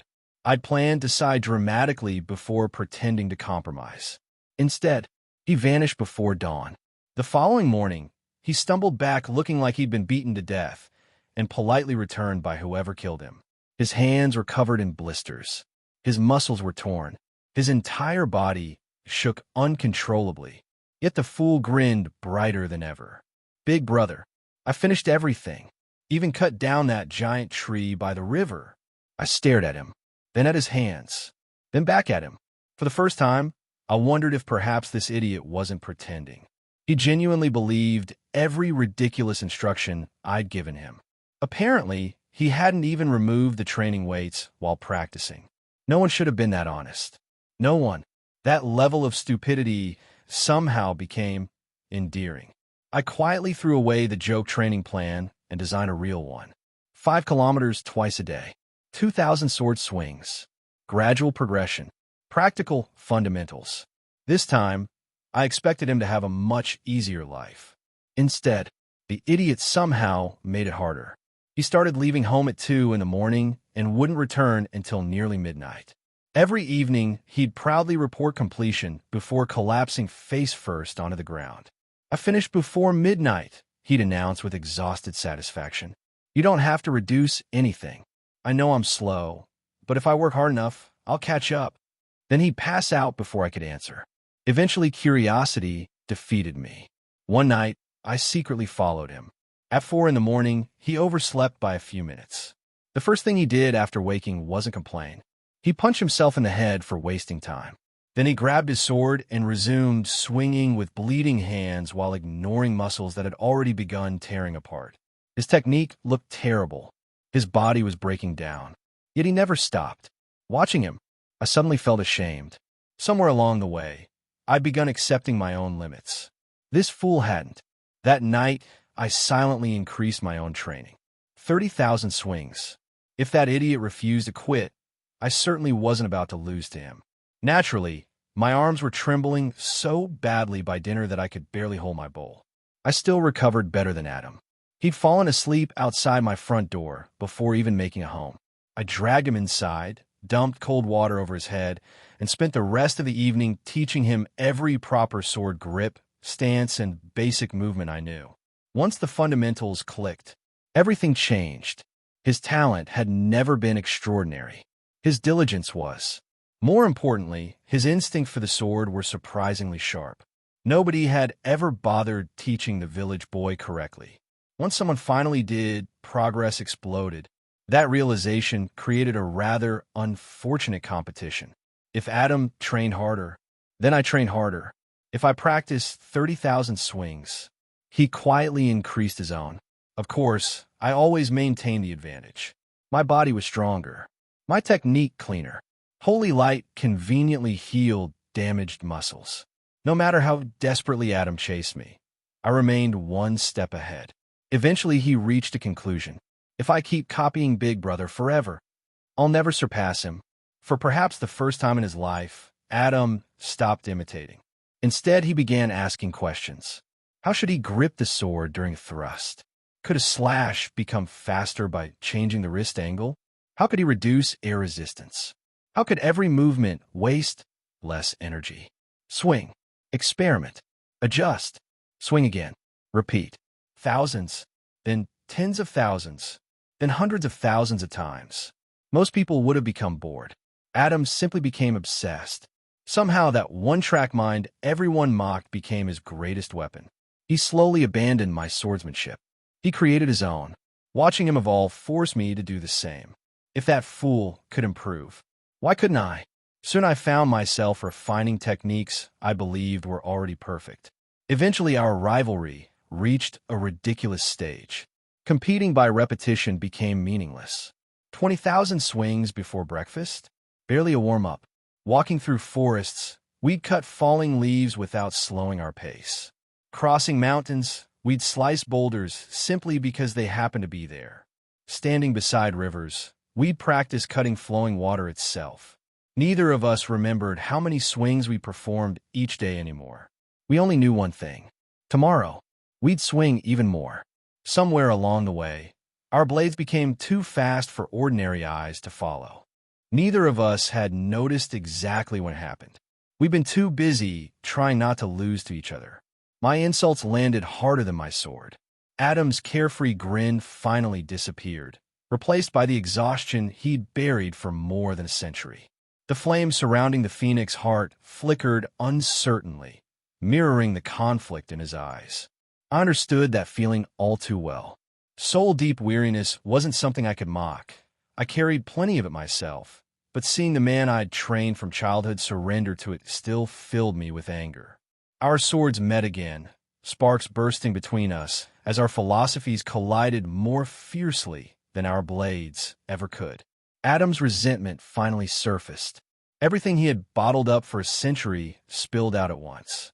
To him, Lisa had always been an unreachable dream, someone whose final thoughts belonged to me instead of him. Even after her death, he had measured his own worth against a ghost that only grew more perfect with time. His words struck harder than the sword. Without thinking, my eyes drifted toward Margaret. She stood several steps away with her head lowered, desperately trying to hide the tears running down her face. Mud stained the immaculate robes she normally fussed over, yet she paid it no attention. For someone as obsessively neat as Margaret, that alone spoke louder than any confession ever could. That sight reignited my temper. For over 100 years, Adam had chained himself to an idealized memory while completely ignoring the woman who had quietly remained beside him through every hardship. Margaret had sacrificed countless years without demanding anything in return, and somehow the fool still refused to see it. I lashed into him mercilessly, reminding him that the dead could never answer his love, while the living still stood beside him. His obsession with Lisa had become less about love and more about refusing to let himself move forward. For the first time in the duel, Adam hesitated. The hesitation wasn't caused by my sword. It came from Margaret's tears. His expression changed, uncertainty replacing the stubborn certainty that had sustained him for a century. The invincible hero who could charge through dragons and demon lords suddenly looked like a confused village boy again. That opening was all I needed. Our swords flashed simultaneously. The same philosophy, the same technique, the severance of the river of time. The battlefield seemed to vanish as our blades crossed. A single instant stretched into countless memories, two lives carved by identical training, yet burdened by different regrets. Time itself seemed reluctant to continue while our accumulated sorrow collided. When reality snapped back, neither of us had gained an advantage. Adam stared at me before letting out a crooked grin. Apparently, he'd reached one comforting conclusion. If I could reproduce his philosophical swordsmanship so quickly, then I must have suffered even more than he had. Trust that idiot to turn sympathy into a competition. I answered with a technique of my own. Years ago, after witnessing Adam's philosophy, I had spent half a month refining one born from my own life. Not grief over one lost love, but bitterness accumulated across centuries, fallen comrades, ruined kingdoms, abandoned ideals, endless sacrifices, and dreams forever delayed. That became my seven bitter sword. Unlike the elegant brilliance of the severance of the river of time, this swordsmanship moved almost invisibly. The blade seemed to split into 7 silent strikes that surrounded the target from every direction, impossible to notice until they had already arrived. It embodied a simple truth. Suffering rarely announced itself. It simply appeared, one hardship after another, until life itself became the battlefield. Adam blocked every strike. Of course he did. Instead of looking impressed, the idiot laughed. From his perspective, mastering such a depressing philosophy only proved one thing. My life had been even more miserable than his. Naturally, I informed him that I intended to beat some sense into him. Naturally, he informed me that challenging a swordsman with pure swordsmanship was a terrible decision. After that, the duel lost every trace of solemnity. Our swords continued colliding at impossible speed while we exchanged insults as effortlessly as sword strokes. Ancient philosophies, painful memories, sarcastic remarks, and sibling rivalry blended together until none of us could tell where the battle ended and the conversation began. For the first time in many years, I realized I was genuinely enjoying myself. Neither of us needed to hold back. My heroic spirit body knew neither exhaustion nor death, while Adam's phoenix-forged body possessed absurd resilience. Under normal circumstances, we could have continued trading blows for days. Fate, unfortunately, had other plans. Without warning, the flames surrounding Adam intensified. The phoenix heart had finally reached its limit. Its power burst from within him uncontrollably, crimson fire erupting across his body as the inheritance he had relied upon for so long finally began consuming its owner. The duel ended instantly. Neither of us needed to say a word. We both understood. Time had run out. Not far away, Margaret finally reached her limit. The woman who normally carried herself with saintly composure glared at Adam and me as though we'd personally invented stupidity. In her opinion, adults weren't selfish, men were.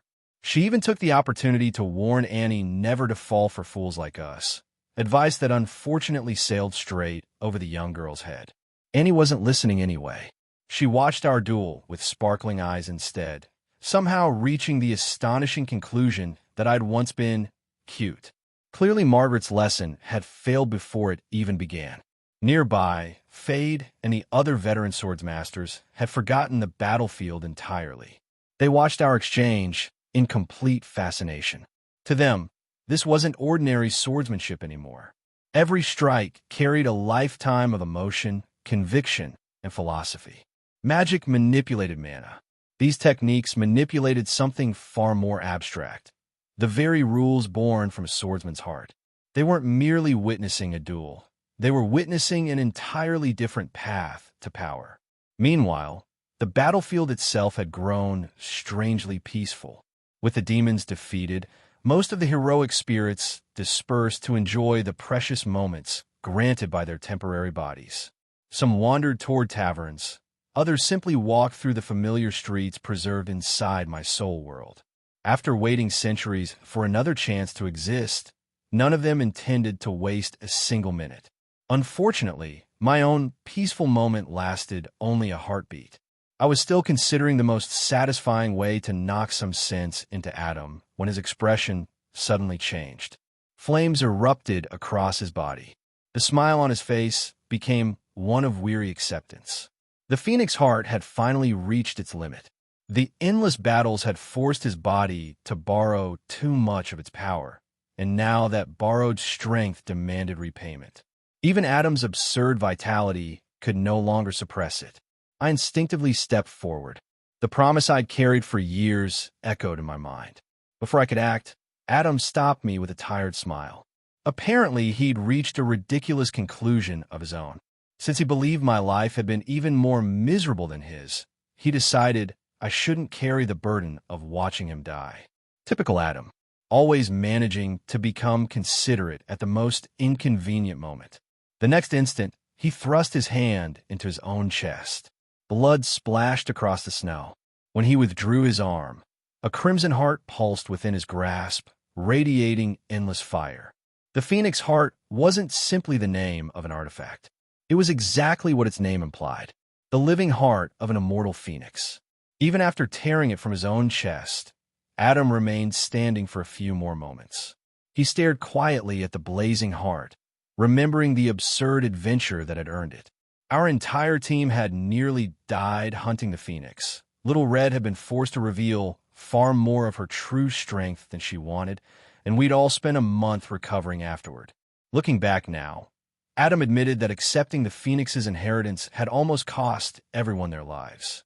Then he simply placed the priceless heart into my hands. Along with it came one final regret. He apologized for burdening me throughout his life and quietly admitted that he would never see the peaceful world I'd spent centuries trying to build. Even after all this time, he still called me Big Brother, exactly as he had when we were wandering the world together as two reckless adventurers. Looking at the fool with an empty hole in his chest, I realized there was nothing clever left to say. Only honesty remained. For the first time since becoming undead, I stopped pretending my heart no longer existed.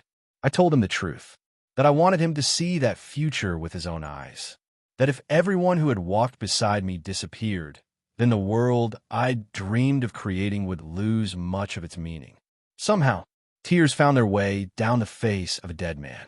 Adam actually smiled. Rather than being embarrassed, he seemed strangely delighted. After knowing me for so many years, seeing me cry had apparently become one final achievement worth celebrating. Then he quietly admitted what none of us wanted to hear. He was tired, not physically. His soul had simply reached its limit. As Little Red descended and Margaret rushed over, the battlefield grew silent again. Margaret's composure shattered completely. She called Adam every selfish name she could think of before breaking into tears, accusing him of never considering the feelings of those he was leaving behind. Adam couldn't even lift his head anymore. He managed only a weak apology. He regretted hurting her. He even promised that if another life existed, he would marry her there. Hearing that, I very nearly ignored his wishes and forced him into undeath. Heroic spirit, lich, skeleton, anything was preferable to losing him. Naturally, Adam saw through me immediately. With the little strength he had left, he slowly shook his head. Even now, his instincts only became terrifyingly accurate when they worked against me. Unable to watch the rest, I turned away. Then I stopped. Someone stood quietly ahead. A familiar silhouette. A face I hadn't expected to see again. Behind me, Adam whispered one final regret. He still wished he could meet Lisa just once more, if only to confess what he'd never managed to say while she was alive. For more than a century, he'd imprisoned himself inside that unfinished confession. Whether he still loved her or merely loved the memory no longer mattered. The knot had remained tied for too long. Then a gentle voice answered him. "Go ahead. I'm listening." Adam froze. He slowly raised his head. His eyes widened in complete disbelief. Standing before him was Lisa herself. The woman standing before us looked exactly like Lisa. At least, she did to Adam. To the rest of us, the illusion was full of holes. The faint demonic aura beneath the disguise was impossible to miss. We knew immediately that it was a Lisa wearing Lisa's appearance.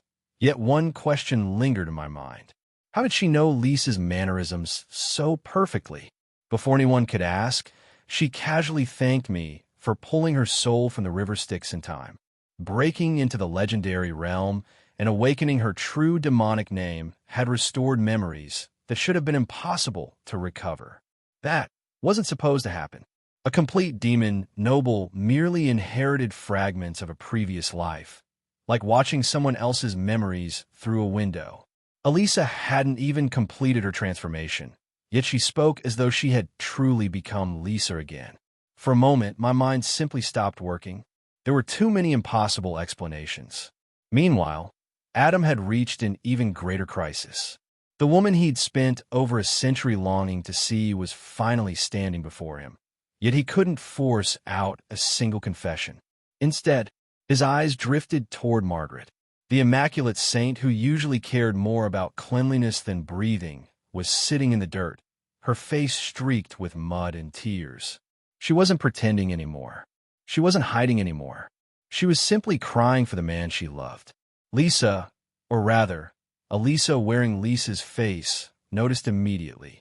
With a teasing smile, she quietly wondered why Adam kept staring at Margaret instead of the woman he'd supposedly waited a century to confess to. That single question shattered the illusion he'd built around himself. The dead always enjoyed an unfair advantage. Every passing year polished memories until they became flawless. Regrets became obsessions. Lost love became sacred simply because it could never disappoint you again. Adam had trapped himself inside that illusion for more than 100 years. Now the illusion itself was questioning him. And suddenly, he couldn't answer. Perhaps he'd stopped loving Lisa long ago. Perhaps what remained was only guilt. Perhaps the person who had truly occupied his heart for the past century had always been the woman silently crying beside him. He had simply lacked the courage to admit it. Seeing his hesitation, Elisa mercilessly delivered the finishing blow. She cheerfully rejected the confession he hadn't even managed to make, reminding him that Lisa's answer had always been the same. She had loved someone else. Then she pointed directly at me. For a brief second, I wondered whether she intended to drag me into her performance permanently. Instead, her voice quietly reached only my ears. She reminded me of the favor I still owed her. Her condition was simple. Accept her confession. I finally understood. Without exposing the truth, she wanted to free Adam from the chains he'd wrapped around himself. After a brief hesitation, I nodded. Then, with all the acting ability I could barely scrape together, I confirmed that Elisa and I had only recently started seeing each other. Adam stared at both of us as though reality itself had punched him in the face. His first concern wasn't heartbreak. It was embarrassment. If he'd really spent a century mourning another man's girlfriend, he'd become the greatest joke in history.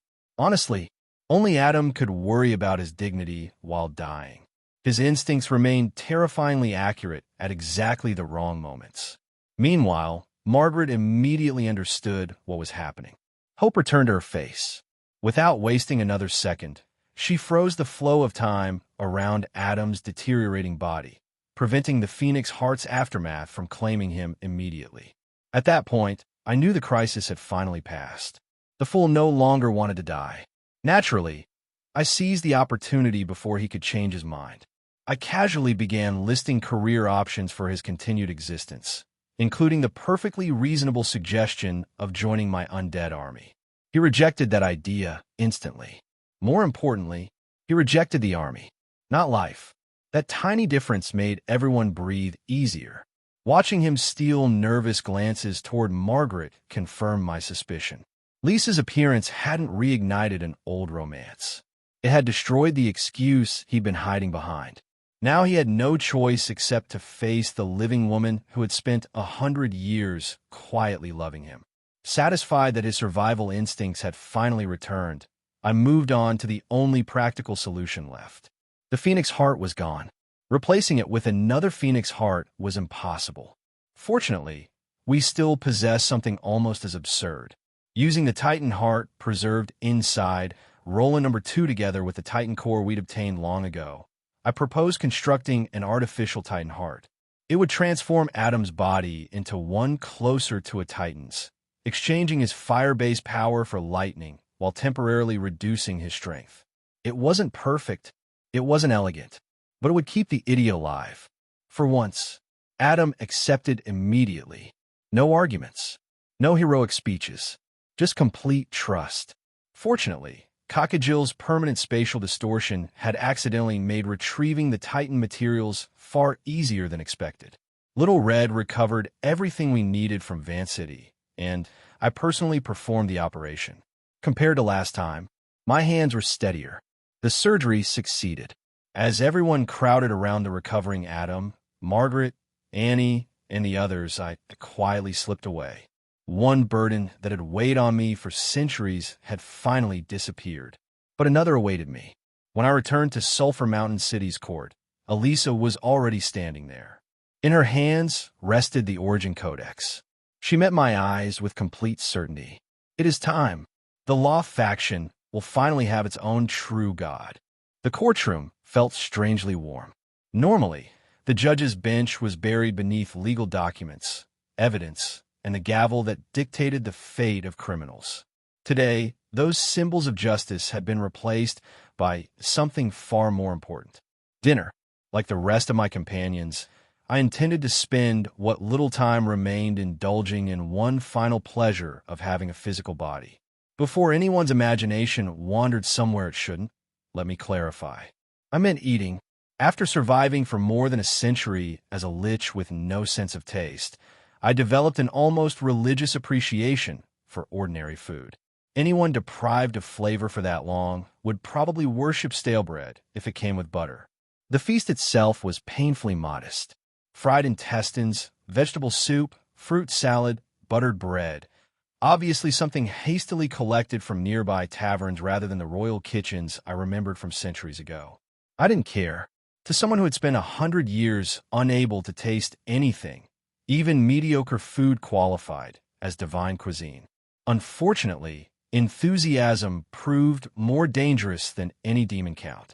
I inhaled a mouthful too quickly, immediately choked on a cucumber slice, and nearly ended my legendary career in the most humiliating way imaginable. Unable to breathe, I desperately pointed at my throat while pounding the table until Elisa sighed, poured me tea, and smacked my back hard enough to restart my dignity. She looked thoroughly unimpressed. Apparently, becoming a legendary undead mastermind did not prevent one from eating like a 5-year-old. After finally recovering, I laughed weakly. If I actually died choking on vegetables, history wouldn't remember my achievements. It would remember the joke. Elisa simply raised an eyebrow. Then she casually asked whether dead people could actually die again. Honestly, for someone like me, absolutely. Final bosses were expected to die repeatedly. It practically came with the job description. She responded with remarkable indifference, suggesting I hurry up and reincarnate if that happened. Heartwarming encouragement, as always. When she reached over to clear away the dishes before I'd finished, I instinctively protested. Even prisoners sentenced to death deserved one final meal without being rushed. Halfway through saying it, I realized I'd never actually written such a law into the legal code.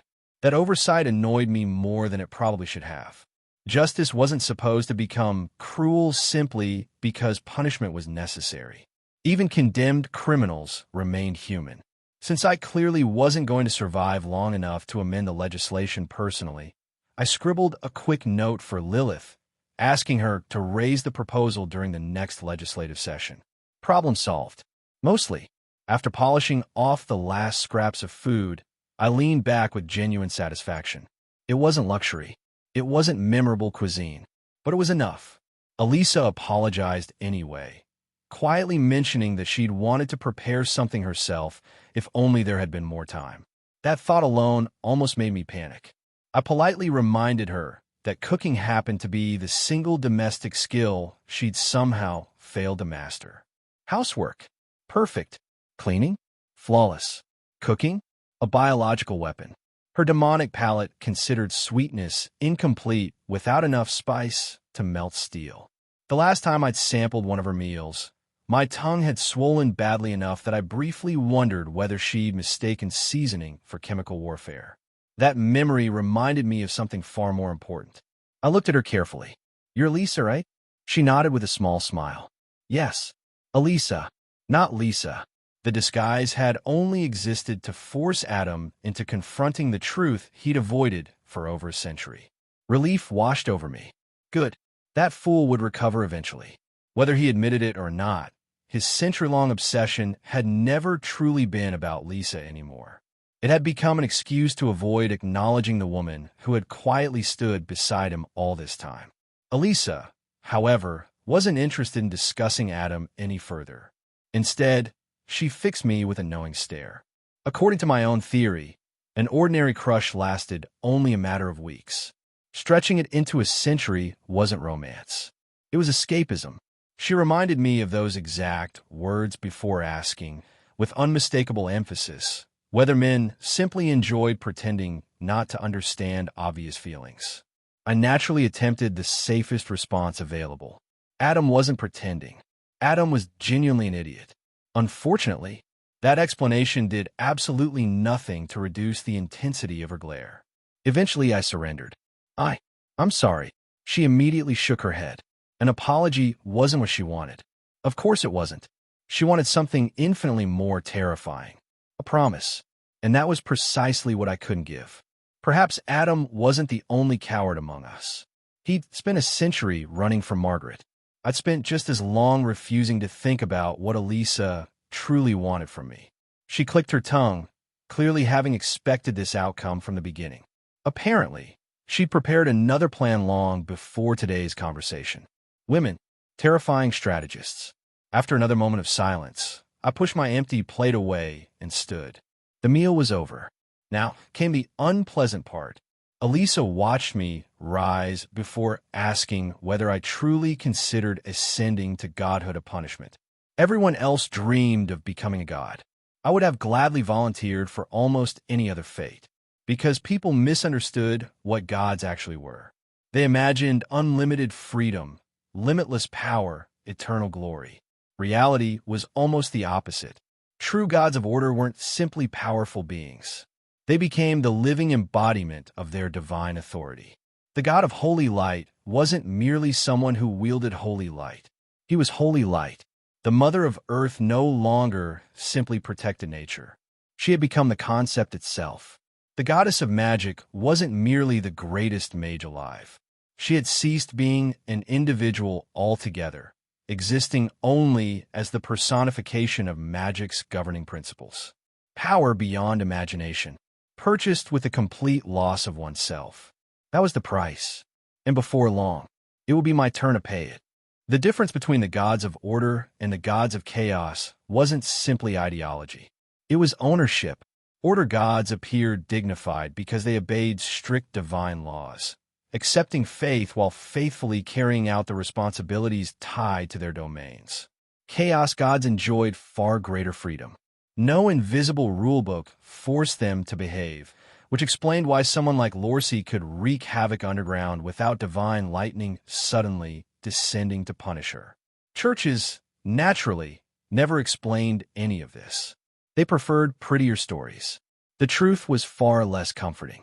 Every order god ultimately belonged to Astria, the sleeping goddess of order resting upon the origin of order. Every malevolent god ultimately belonged to Cynthia, who slumbered deep within the chaos abyss. Right? I'd probably just revealed one of the greatest secrets in existence.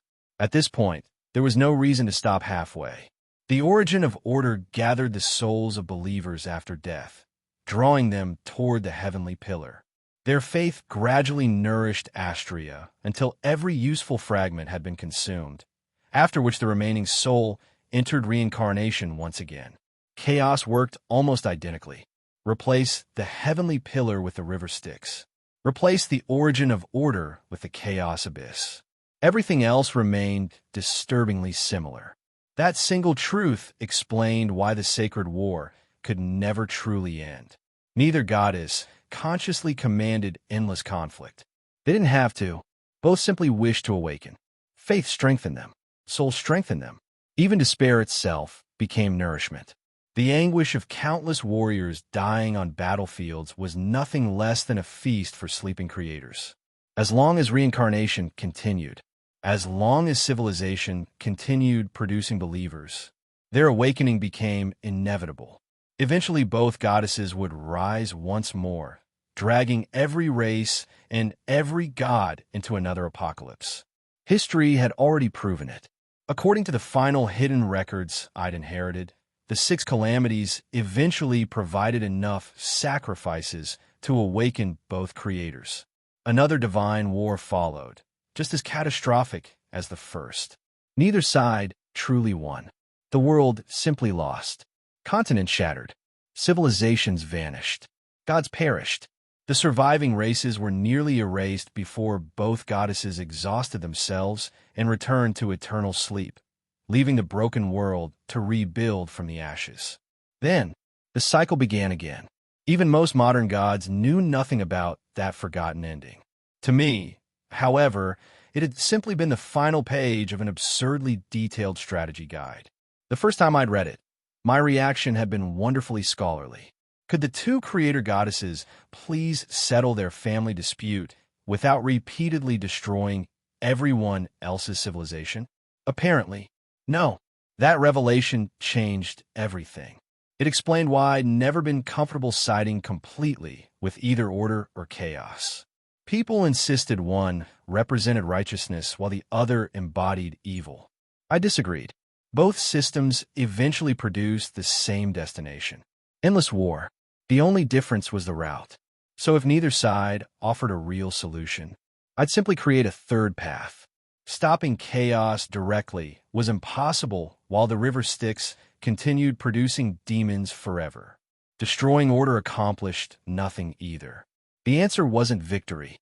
It was replacing the rules themselves. After centuries of exploiting loopholes in legal systems, divine systems, and occasionally common sense, I finally discovered one hidden deep inside the structure of reality itself. The first requirement: a god of law. Law already existed as a lower manifestation of the origin of order, but its influence remained pitifully weak. Outside places protected by the scattered pages of law, almost nobody could draw genuine power from it. That would never be enough. Holy light had flourished because believers everywhere could invoke it through faith. Law needed the same foundation, not merely books, not merely judges. It needed a true divine authority capable of allowing anyone, anywhere, to gain strength through faith in justice itself. Only then could law gradually replace holy light as the foundation of civilization, which naturally raised one inconvenient question. How exactly did someone become a god? Surprisingly, the process itself wasn't especially difficult. Anyone who reached the semi-god realm and successfully established an entirely new divine concept could declare ascension before the origin of order. If acknowledged, the new deity would receive a divine authority, gather believers, and rapidly grow stronger under the origin's blessing. That was precisely why Kaja and the others had always treated me as a future god. They merely assumed I still lacked the qualifications. In reality, I'd met them centuries ago. Long before becoming Womians, I'd already stood at the semi-god level as the undead Emperor Roland. Ascending wasn't my problem. Accepting the consequences was. The moment an order god completed ascension, they ceased being entirely their own person. Their authority, actions, even their existence became increasingly bound to the origin of order. I'd gain unimaginable power and immediately lose the freedom necessary to stop the coming catastrophe. Every plan I'd spent centuries constructing would collapse. Fortunately, rules existed to be interpreted, and loopholes existed to be abused. I'd wagered everything on one impossible gamble. Standing within Sulphur Mountain City, the birthplace of the power of law, I spoke the declaration the origin of order had been waiting centuries to hear. I, Womians Roland, founder of the power of law, hereby claim the authority of law and ascend as its true God. The world answered instantly. A colossal pillar of pure order descended from the heavens, so dense with divine authority that even breathing became difficult. The declaration echoed across the entire world, and for one impossible moment, every living creature instinctively stopped what they were doing and looked toward the same brilliant light. Even Adam, who had only just staggered off the operating table with his brand-new Titan heart, stood frozen beside everyone else. After staring at the heavenly pillar for several long seconds, he finally scratched his head and summed up my centuries-long master plan with remarkable accuracy. Roland, you're really trying to scam the gods this time, aren't you? I, Womians Roland, founder of the power of law, declare before all creation that I shall ascend as the true God of law. The moment those words left my mouth, the world listened. Not figuratively, literally. Merchants haggling over prices suddenly fell silent. Adventurers froze in the middle of their journeys. Noble banquets stopped mid-toast. Soldiers lowered their weapons, and even battlefields paused for a heartbeat as every living soul heard the proclamation echo directly within their minds. That was the privilege reserved for the birth of a true God. I continued without hesitation. The law would protect the innocent, punish the guilty, and judge every life equally. To guarantee absolute fairness, I willingly declared that I would abandon my individuality itself. From that day onward, I would become the law, and the law would become me. No one would need to pray to Roland or remember my name. Faith in justice alone would be enough to wield the power of law. To anyone listening, it sounded noble, selfless, perfect, exactly what the origin of order wanted to hear. Ordinary gods spent centuries competing for worshippers, expanding churches, and strengthening their divine authorities. I had no interest in any of that. The law faction didn't need another ambitious deity.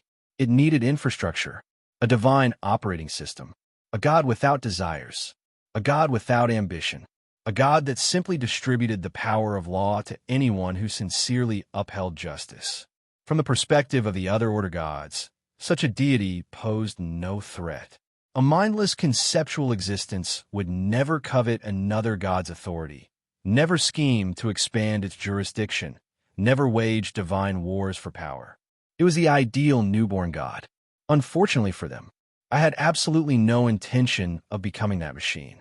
So the question became simple. How did one stop an ascension after it had already begun? History offered no examples. Theory offered exactly one. Death.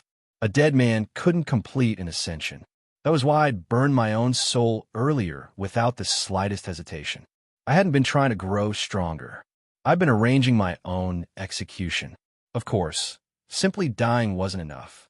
The law still required its divine regulator, so I prepared a substitute long ago. Actually, I prepared something absurd.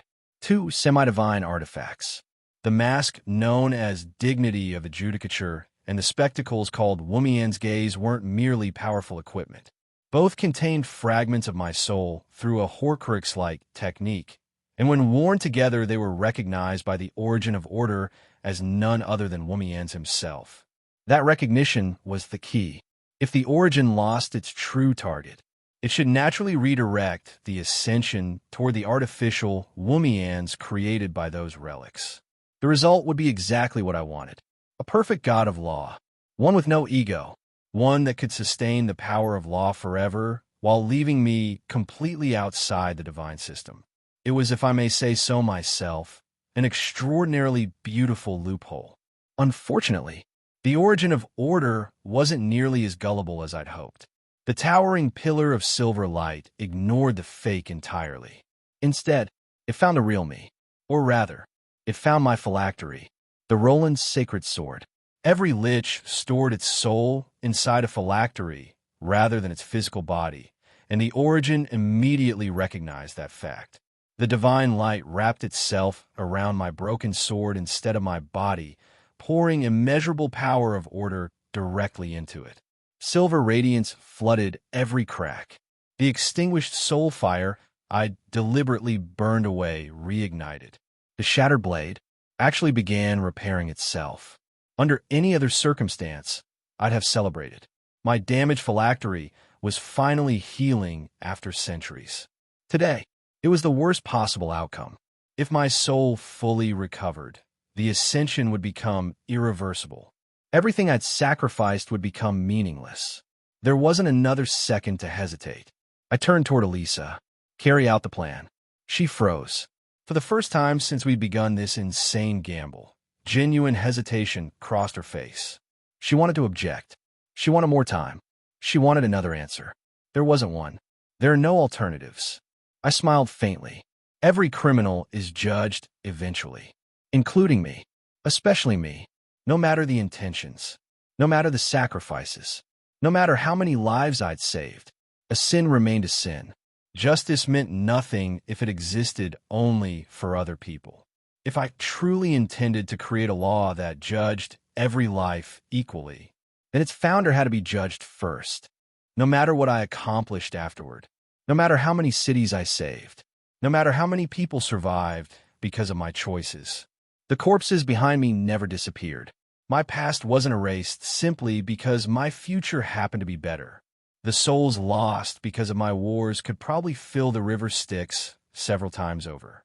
I could rescue 1,000 more lives, build 1,000 peaceful nations, even create an entirely new civilization founded upon justice. None of it changed one simple truth. I was still guilty. I couldn't deceive my own conscience. So how could the law itself ever accept me as its god? The answer had always been waiting for me. Years ago, I had personally written the words engraved before the Supreme Court. Only impartial judgment and just punishment can wash away sin. No one is exempt, including me. Perhaps that belief had always shaped the Origin Codex more deeply than I'd realized. Hidden within its final authority was the perfect conclusion. Sinners will be judged. A judgment powerful enough to completely cleanse a willing sinner of every crime, provided they accepted the verdict. The pillar of divine light continued repairing my soul. There wasn't another second left. Elisa slowly raised the Origin Codex. Her hands trembled. Her lips had already been bitten hard enough to bleed, yet she still forced herself to speak. The sinner Roland, do you willingly submit to judgment? For just a moment, I wanted to apologize. Instead, all that escaped was a quiet sigh. I plead guilty. The world disappeared. The next instant, my soul stood inside a magnificent courtroom suspended among endless stars. This wasn't an ordinary trial. It was the court of absolute law. Ancient heroic spirits watched silently from every seat. The temporary jurors had already taken their places. Elisa sat behind the judge's bench, but the expression on her face no longer belonged entirely to her. Once judgment began, even the wielder of the Codex became merely another servant of justice. Countless memories floated through the courtroom. Nothing was hidden. Nothing was forgotten. Every massacre, every battlefield, every compromise, every corpse, they became evidence. One vision after another replayed before the entire court. My undead legions marched through burning cities. Villages disappeared beneath tides of death. The fallen rose again as soldiers beneath my banner, while rivers turned crimson with blood. The courtroom needed only moments to reach its conclusion. War crimes. Sentence, death. I bowed my head. I accept. Space distorted.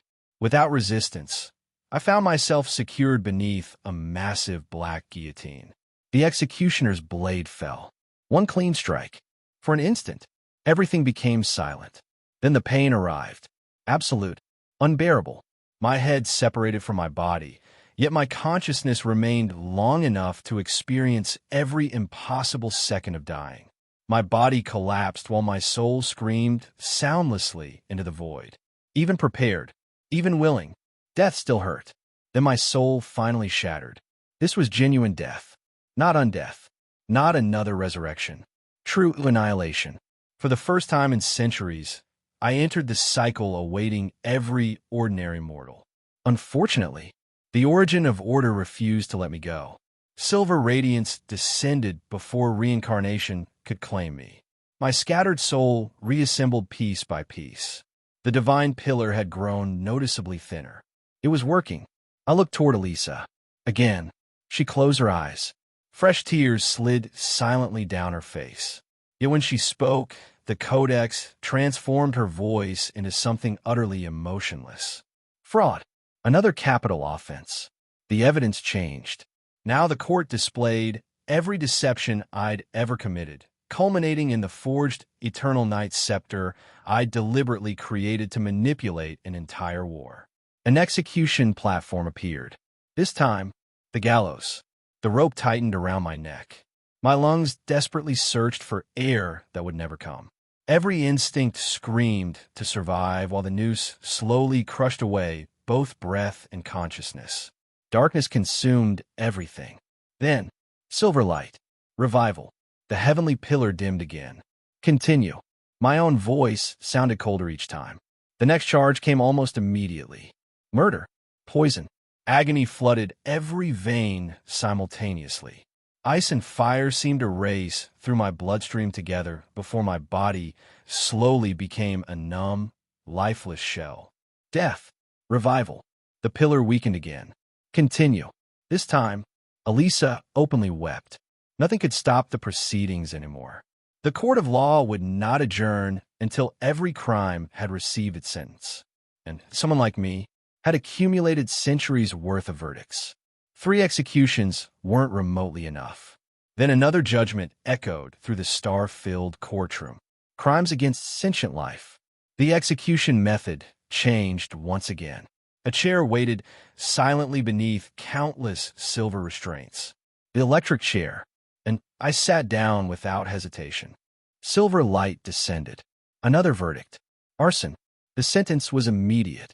a stake, flames, the unbearable smell of burning flesh, death, then silver light, revival, poisoning.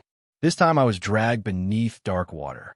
My lungs fought desperately for air until instinct surrendered to suffocation. Death, silver light, revival. The trials continued without mercy. Crime after crime, execution after execution.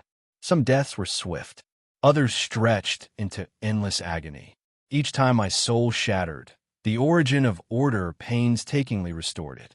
Again and again, I was torn apart and rebuilt, as though reality itself refused to let me escape. Eventually, even pain became ordinary.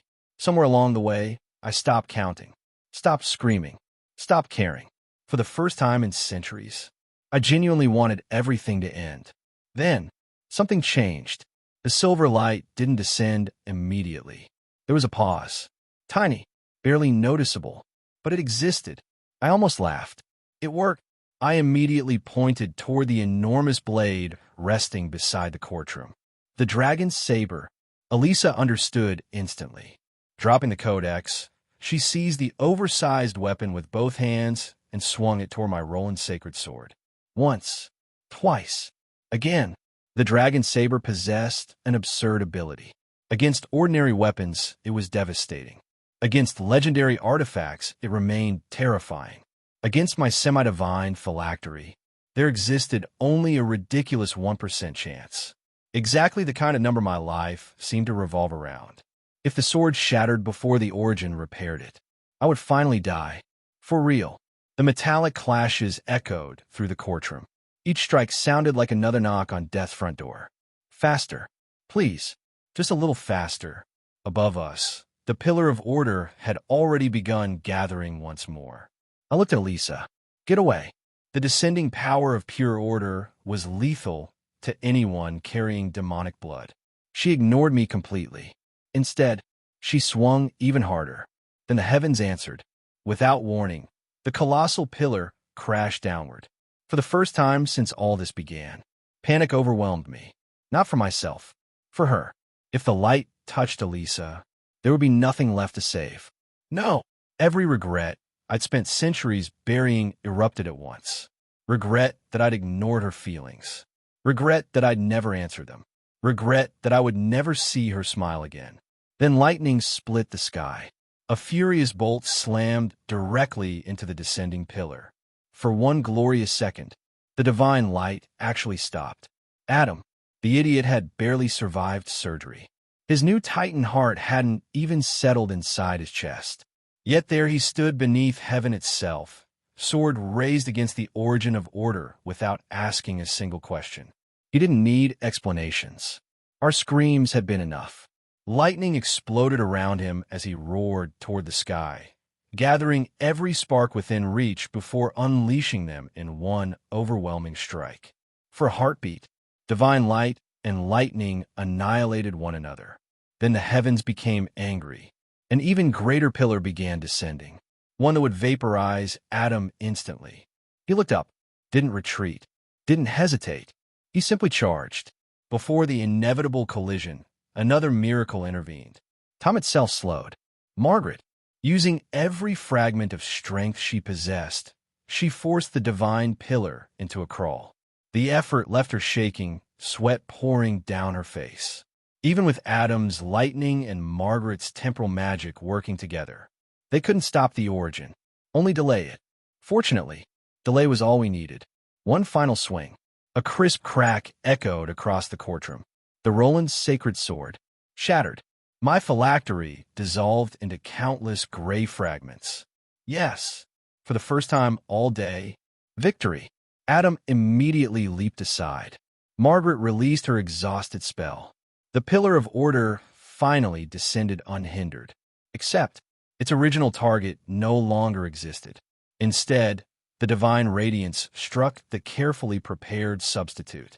The mask, the robes, the artificial womians. The fragments of my soul embedded within them awakened simultaneously, completing the false identity. Guided by the origin itself, the empty vessel rapidly transformed. Not into a human, into a god. The law had finally obtained its divine regulator. Exactly as planned. Meanwhile, I simply lay upon the ground. No phylactery, no resurrection, no escape. For once, death truly waited for me. I closed my eyes peacefully. Then something felt wrong. I looked at one last time. Elisa stood over me. Her eyes glowed an unsettling crimson. A strangely cheerful smile spread across her face as she slowly lifted the dragon saber once more. Right? I'd forgotten one tiny detail. The dragon saber also possessed its own delightful 1% passive ability. Frenzy. When activated, its wielder temporarily lost all reason and attacked their closest companion first. Honestly, with my luck, if one impossible 1% miracle had already triggered today, there was absolutely no reason the second one wouldn't. I watched Elisa lift the dragon saber above her head while I lay there, completely unable to move. Then I remembered the weapon's other delightful 1% special effect. Frenzy. Of course. With my luck, triggering one impossible 1% chance practically guaranteed every other 1% chance would line up behind it. Probability had apparently decided to bully me personally. I could only force a helpless smile. So this was how it ended. Not as the legendary founder of the law. Not as the infamous undead emperor. Not even as the mastermind behind the greatest con in divine history. No, I was about to die looking exactly like an unfaithful husband getting hacked apart by his enraged wife. Some deaths become legends. Mine was destined to become a joke. The enormous blade descended. Darkness swallowed everything before I ever learned whether Adam managed another miracle or if my head really rolled across the courtroom floor. 2 months later, I found myself drifting along the river Styx. At first, I'd reflected on life. Then I'd reflected on death. Eventually, I'd exhausted both topics and resorted to singing children's songs from Earth simply to preserve what remained of my sanity. Somewhere around the 184,000th second of floating, I began counting time instead. Eternal death turned out to be astonishingly boring. Just as I was debating whether souls could die of boredom, a small black boat appeared where none should have existed. The boatman looked painfully ordinary, which made him immediately recognizable. Only one being in existence could appear so utterly forgettable while commanding absolute respect. Death himself. Air. Relief hit me harder than resurrection ever had. The ancient god pulled me aboard without ceremony, amused by my obvious excitement. According to him, my avatar, the newly born god of law, had already become the center of attention across every divine realm. Keeping curious gods from tracing my real existence had required considerable effort, but he considered it worth the trouble. That meant the first stage of my gamble had succeeded. Now came the impossible part. The law couldn't remain merely another religion. It had to become the foundation of civilization itself.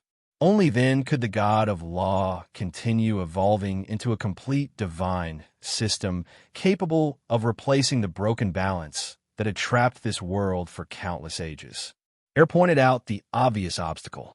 Such a plan meant eventually taking divine jurisdictions from several established gods. In simpler terms, I intended to rob heaven itself. Unfortunately, he wasn't wrong. The endless war between order and chaos existed because every soul eventually became nourishment for one sleeping creator goddess or the other. As long as reincarnation continued feeding both sides, another apocalypse would always remain inevitable. Destroying reincarnation solved nothing.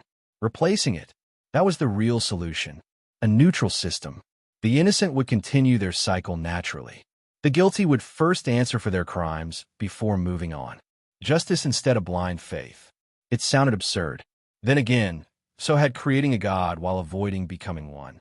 Apparently impossible plans were becoming a habit. Once revived, my first destination would be the West Mist communal country.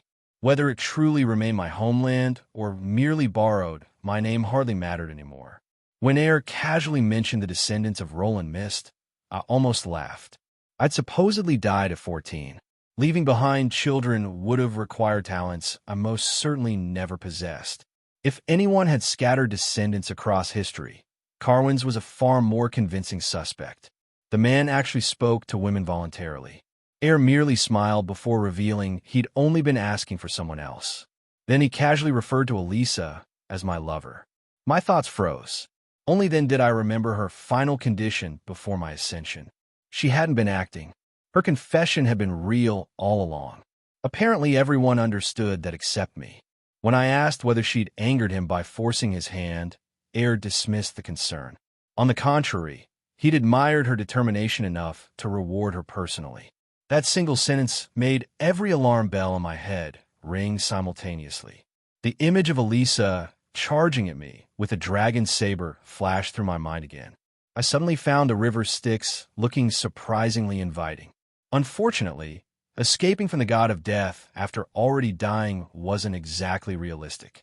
So I remained seated as the boat continued drifting toward its destination, toward the living world, toward Elisa, toward whatever reward Air had decided to leave waiting for me. Somehow, even after dying, my luck still refused to improve. The little black boat drifted lazily across the river Styx, though drifted was misleading. To my eyes, it barely moved. Yet every few moments the scenery shifted almost imperceptibly. We weren't sailing through water. We were skipping across dimensions, using the river itself as a shortcut between worlds. The Styx quietly threaded its way through countless realms, collecting the souls claimed by chaos before carrying them toward their final destination. In theory, anyone reckless enough to gamble with their memories and soul could use it as the greatest transportation network in existence. In practice, only Air possessed that privilege. Someone had once tried to imitate him. A demon duke had painstakingly constructed a vessel from bound souls, hoping to establish his own route across the Styx. Air personally erased both the ship and its creator. That incident taught the entire lower realm two valuable lessons. First, no one touched the river Styx without permission.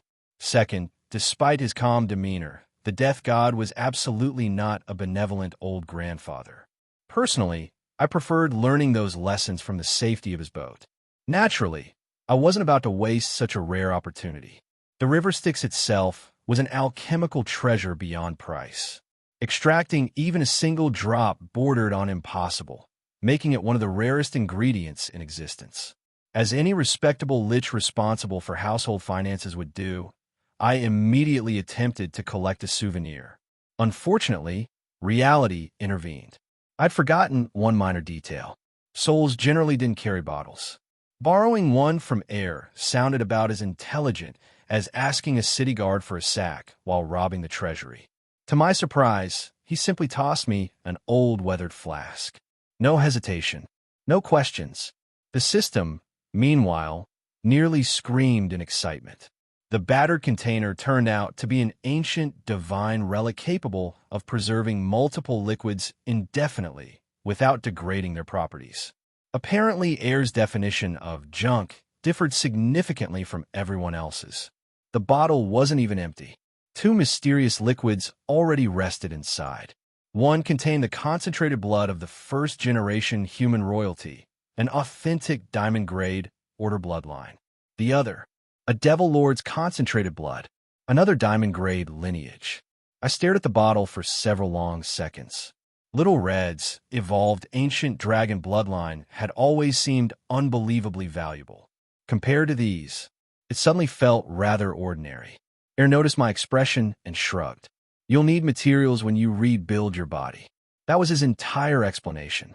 Just like that, he'd casually handed me treasures kingdoms would gladly exterminate one another to obtain.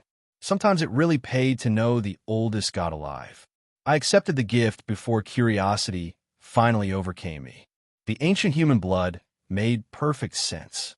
Air himself had once ruled humanity, but the Devil Lord's blood, that was another matter entirely. A Devil Lord couldn't simply lose such blood through battle. They had to surrender it willingly, sacrificing a portion of their own strength in the process. Only someone they acknowledged absolutely could demand such a thing. Rumors had long claimed Air secretly cooperated with the devils. Apparently, The truth was even more interesting. Before I could ask, Air casually changed topics. He reminded me of our earlier discussion about building an underworld governed by law rather than endless reincarnation. Then he mentioned one small detail. This world already possessed a hell. It simply wasn't mine. The hell I envisioned was a prison where guilty souls served appropriate sentences before continuing the cycle. The existing hell belonged to the devils. Then Air quietly dropped another bombshell. He'd already discussed my proposal with Camille Tiaes, the leader of the Devil Lords. Not only was Tiaes interested, he was willing to hand hell over for the project itself. The devils would even become prison wardens if necessary. For a brief moment, my thoughts completely stalled. So much for those rumors. The devils weren't manipulating Air. If anything, it looked suspiciously like the opposite. Still, I wasn't naive enough to accept such generosity at face value. Devils never invested in losing businesses. There had to be conditions. So I laid down mine first. The supreme authority of the underworld, the chief judge and ultimate ruler, would belong to Womians alone. Only then did I ask the obvious question. What exactly do the devils want? Air answered with a single word. Freedom. That puzzled me more than any elaborate conspiracy could have. Freedom? The most influential race in the lower realms was asking for freedom? Seeing my confusion, Air elaborated. High-ranking devils couldn't truly die. Death outside, hell merely sent them back home after stripping away a portion of their strength. Only dying within hell itself brought genuine extinction, which meant they possessed immortality, but not release. What they desired wasn't endless existence. It was the right to leave the endless cycle altogether. Reincarnation remained closed to devils and demons because both races served as the primary armies of the eternal sacred war. Their souls were trapped in an endless military draft stretching across countless ages. Many had simply grown tired, not of fighting, of never being allowed to stop. According to Air, 4 of the 9 original Devil Lords, those whose ancestors had once been ancient humans, already supported my proposal. The remaining 5 hadn't rejected it. They simply hadn't been told. Secrecy was intentional. Frankly, I approved. The devil's reputation was already catastrophic. Publicly partnering with them before the new system even existed would create political disasters beyond counting. A quiet alliance served everyone better, especially me. One thing had become perfectly clear during this conversation. My plan had stopped being merely a dream. Without realizing it, I'd already begun gathering allies capable of reshaping the very foundations of the world. Now all that remained was succeeding. Once the broad framework was settled, the pleasant conversation ended. Now came the truly dangerous battle. Contract negotiations. Devil contracts enjoyed an infamous reputation for good reason. Every clause was absolute, every promise enforceable, and every sentence carefully engineered to hide enough linguistic traps to bankrupt kingdoms. If both parties survived the wording, however, nothing in the world, not even the chaos abyss itself, could overturn an agreement personally endorsed by a Devil Lord. Fortunately, I had never been polite enough to negotiate fairly. The devils had approached me because they needed my plan. They had already shown considerable sincerity, and most people would probably have accepted their initial offer. I was not most people. After all, refusing to fleece someone who voluntarily knocked on my door carrying benefits would have been insulting to both of us. 3 exhausting hours later, I finally leaned back with complete satisfaction. Air merely shook his head. According to him, I negotiated more like a devil than the devils themselves and displayed enough greed to embarrass actual demons. I accepted those comments as compliments. The finished contract favored me in nearly every important detail. Now, that was a productive afternoon. Once business concluded, curiosity replaced calculation. I glanced toward Air. So, are you tired too? I wasn't asking about today's negotiations. I meant eternity. The ancient god smiled faintly. Surprisingly, his answer was no. He admitted that carrying the mantle of death wasn't exactly comfortable, but the world itself remained endlessly fascinating. Watching civilizations rise, collapse, and evolve still interested him after countless ages. His concern wasn't for himself. It was for his people. A king, even after becoming a god, never truly stopped carrying that responsibility. That answer somehow made perfect sense. I understood it better than most. Once the conversation drifted toward history, I couldn't resist asking the question that had bothered me ever since learning the truth behind the sacred war. What were the two creator goddesses actually like? Air looked at me for a long moment. For the first time since we'd met, his gaze carried the weight of someone who had truly witnessed the beginning of history. Eventually, he sighed. Then he began speaking. The legends I knew dissolved almost immediately. Astria wasn't the cold embodiment of order history portrayed. She was, according to Air, simply an overly protective mother. She wanted every race to live peacefully according to the future she'd envisioned. Unfortunately, excessive love eventually became another kind of prison. Cynthia stood at the opposite extreme. Energetic, competitive. She adored struggle because she believed growth only came through conflict. Even the ancient demons, Air explained with surprising amusement, weren't originally evil. They simply loved competition. Listening to the oldest living witness describe world-shattering mythology felt strangely surreal. Wars that erased civilizations became neighborhood arguments. The overthrow of ancient gods sounded like dramatic family gossip. History lost its grandeur and became intensely human. More importantly, every forgotten story concealed useful intelligence, weaknesses, motivations, patterns. Ancient history wasn't merely entertainment. It was information, and information had always been my favorite weapon. Eventually, the boat touched land. Relief lasted all of 2 seconds before nervousness immediately replaced it. Elisa stood waiting on the shore. Judging by the tiny breath she released upon seeing me, she'd been far more worried than she'd intended to admit. Behind us, the branch of the river Styx quietly dissolved back into the underground river, while Air disappeared without fanfare. Just like that, the oldest god in existence was gone. I greeted Elisa as naturally as possible. She responded by calmly informing me that, since I'd finally returned, she'd postponed selling my house to recover her unpaid wages. Apparently, near-death experiences hadn't improved her sense of humor. I protested that abandoning formal titles was one thing, auctioning off my property was another. Her answer immediately cornered me. According to her, couples didn't need such formalities anyway. For several seconds, my brain simply stopped functioning. Then she reminded me of one inconvenient fact. I'd accepted her confession. I attempted to argue that the circumstances had been unusual. She immediately dismantled that excuse. A girl had already gathered enough courage to confess first. Was I seriously planning to complain that her confession hadn't been romantic enough? I looked into her eyes. Behind the confidence, behind the teasing, she was genuinely afraid I'd retract my answer. That realization erased every prepared argument. I owed her far too much already. She'd stood before the descending light of order without hesitation. She'd watched me die over and over inside the court of judgment. She'd challenged even death itself just to bring me back. Compared to that, my embarrassment felt laughably insignificant. So I surrendered. Rather than continue arguing, I changed the subject and asked about Sulphur Mountain City. The city was perfectly fine. Adam, however, apparently wasn't. For one horrifying second, I suspected complications from the Titan heart transplant.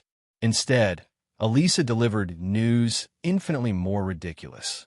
Shortly after the god of law ascended, Adam and Margaret publicly announced their relationship and upcoming marriage. That should have been wonderful. Naturally, reality chose violence instead. Someone started spreading rumors that Adam had been abandoned by Womians before Margaret took advantage of his emotional vulnerability. Playwrights immediately transformed the gossip into best-selling stage dramas, enthusiastically expanding every non-existent love, triangle, and imaginary rivalry they could invent. The newest edition of the Legend of Womians had apparently become the hottest performance in Sulphur Mountain City. Listening to Elisa summarize those increasingly absurd plot lines, I felt my blood pressure rise despite technically lacking blood. The rumor that Adam and I shared some tragic romantic history had survived. It had evolved. It now possessed sequels. I stared at Elisa. She innocently listened to the stories she'd almost certainly helped create. At that point, there was only one logical conclusion. The true mastermind behind my ruined reputation had been standing in front of me all along. Elisa answered without the slightest hint of embarrassment. According to her, a real girlfriend naturally possessed the authority to monitor her boyfriend's private life and make sure he stayed out of trouble. Apparently, I had unknowingly signed a lifetime supervision agreement. Rather than argue with that terrifying logic, I chose a safer battlefield. If she was my real girlfriend, then I certainly had the right to ask why she wasn't actually standing in front of me. I noticed at the moment we met. The woman before me was Elisa, but she also wasn't. Her presence lacked the subtle weight of a true body. What stood before me was only an avatar projection, the sort of ability normally reserved for true gods, high-ranking devils, and powerful demon nobles. That wasn't a trick a half-demon should have been capable of. She laughed when she realized I'd seen through it. Then she casually dropped another bombshell. She was no longer the half-demon Elisa, I remembered. Now, she was Demon Marquis Elisa. For several seconds, my thoughts simply stopped. A Marquis? That was an absurd leap. Even complete demonification shouldn't propel someone across multiple noble ranks overnight. In barely 2 months, she'd climbed past demon counts like Cockagil and entered the upper aristocracy of the Abyss. What in the world had happened while I was dead? Unfortunately, the question would have to wait. Her projected body had already begun fading around the edges. Time was running out. She simply smiled and told me everything had been written in a letter waiting inside my old office. If that wasn't enough, Annie could explain the rest. Then, instead of saying goodbye, she stepped closer. Before my overworked brain managed to process the situation, she brushed her hair aside, leaned forward, and gently kissed me. The touch lasted only an instant. Soft, cool, gone. When she pulled away, her face had turned bright red, yet she smiled with the satisfaction of someone who had finally crossed a finish line after a very long race. Mission accomplished. That expression said everything. Her final warning followed immediately afterward. She reminded me, far too cheerfully, that sudden inspections were always a possibility, and any attempts at flirting with other women would carry severe consequences. Then the projection dissolved into countless silver motes. Silence returned. I remained frozen where I stood, staring at empty air.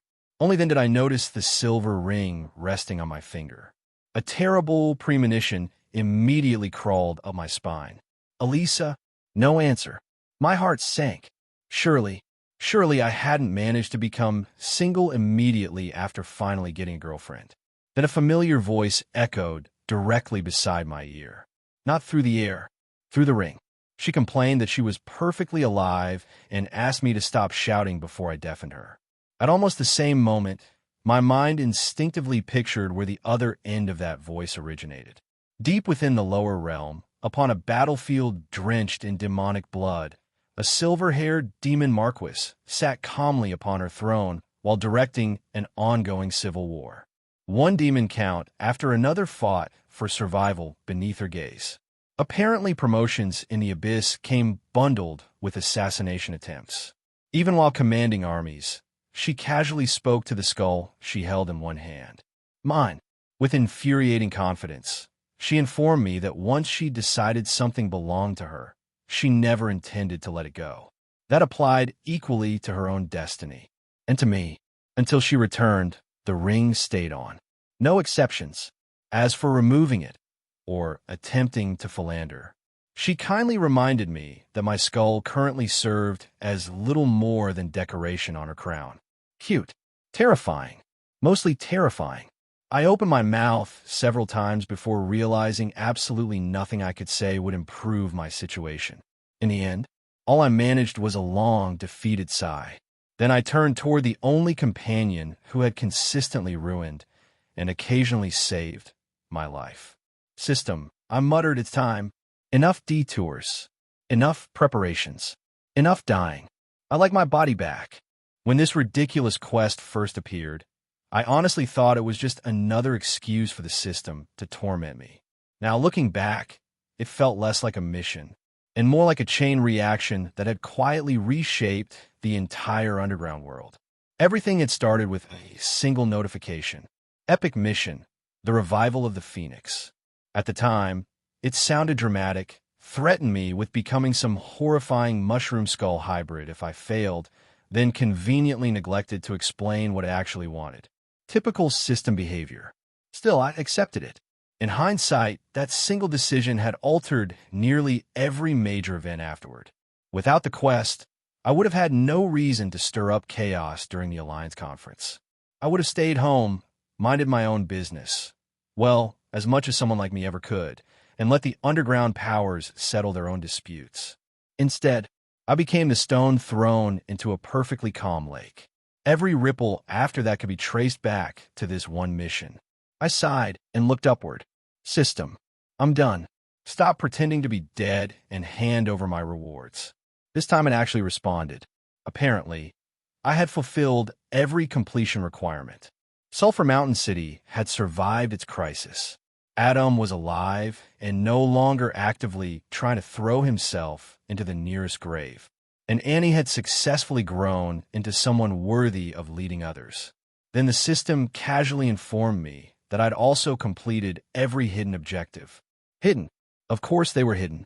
Why tell the player what the mission actually requires when you can simply judge them afterward? I was beginning to suspect the system had attended the same ethics classes as devils. Fortunately, it was at least honest when paying rewards. It explained the real conditions one by one, and every sentence revealed yet another trap I'd unknowingly walked through. The city's crisis had never referred merely to traitors or invading armies. It meant eliminating the danger at its source. Sho's death, Molly's downfall, the release of the fire elemental god seal, the abyss abandoning Sulphur Mountain City as a strategic objective, and the city's transformation into the birthplace of the power of law. All of those had been part of the mission from the beginning. 5,000 fate points. Not bad. The next reward nearly made me laugh. Apparently, preventing Adam from dying had been a hidden objective all along. Replacing the Phoenix heart with the Titan heart hadn't simply saved his life. It had rewritten his destiny.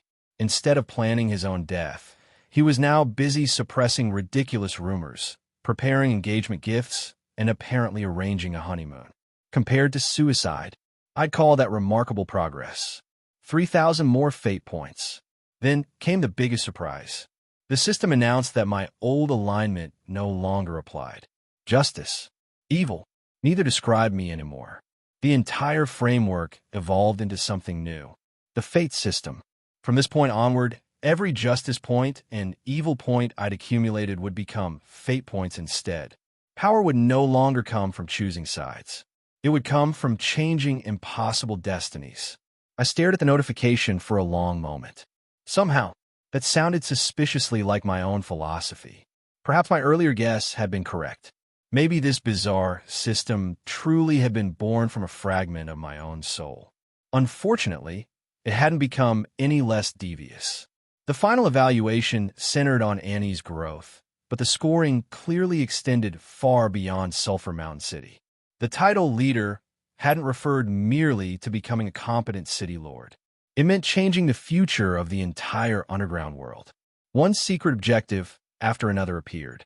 Victoria's rise. Instead of becoming merely another ambitious noble, she'd taken control of the Siphon family and begun unifying the Dark Elves through politics rather than endless bloodshed. She hadn't become an uncontested queen, at least not yet, but she'd already established herself as one of the race's dominant leaders.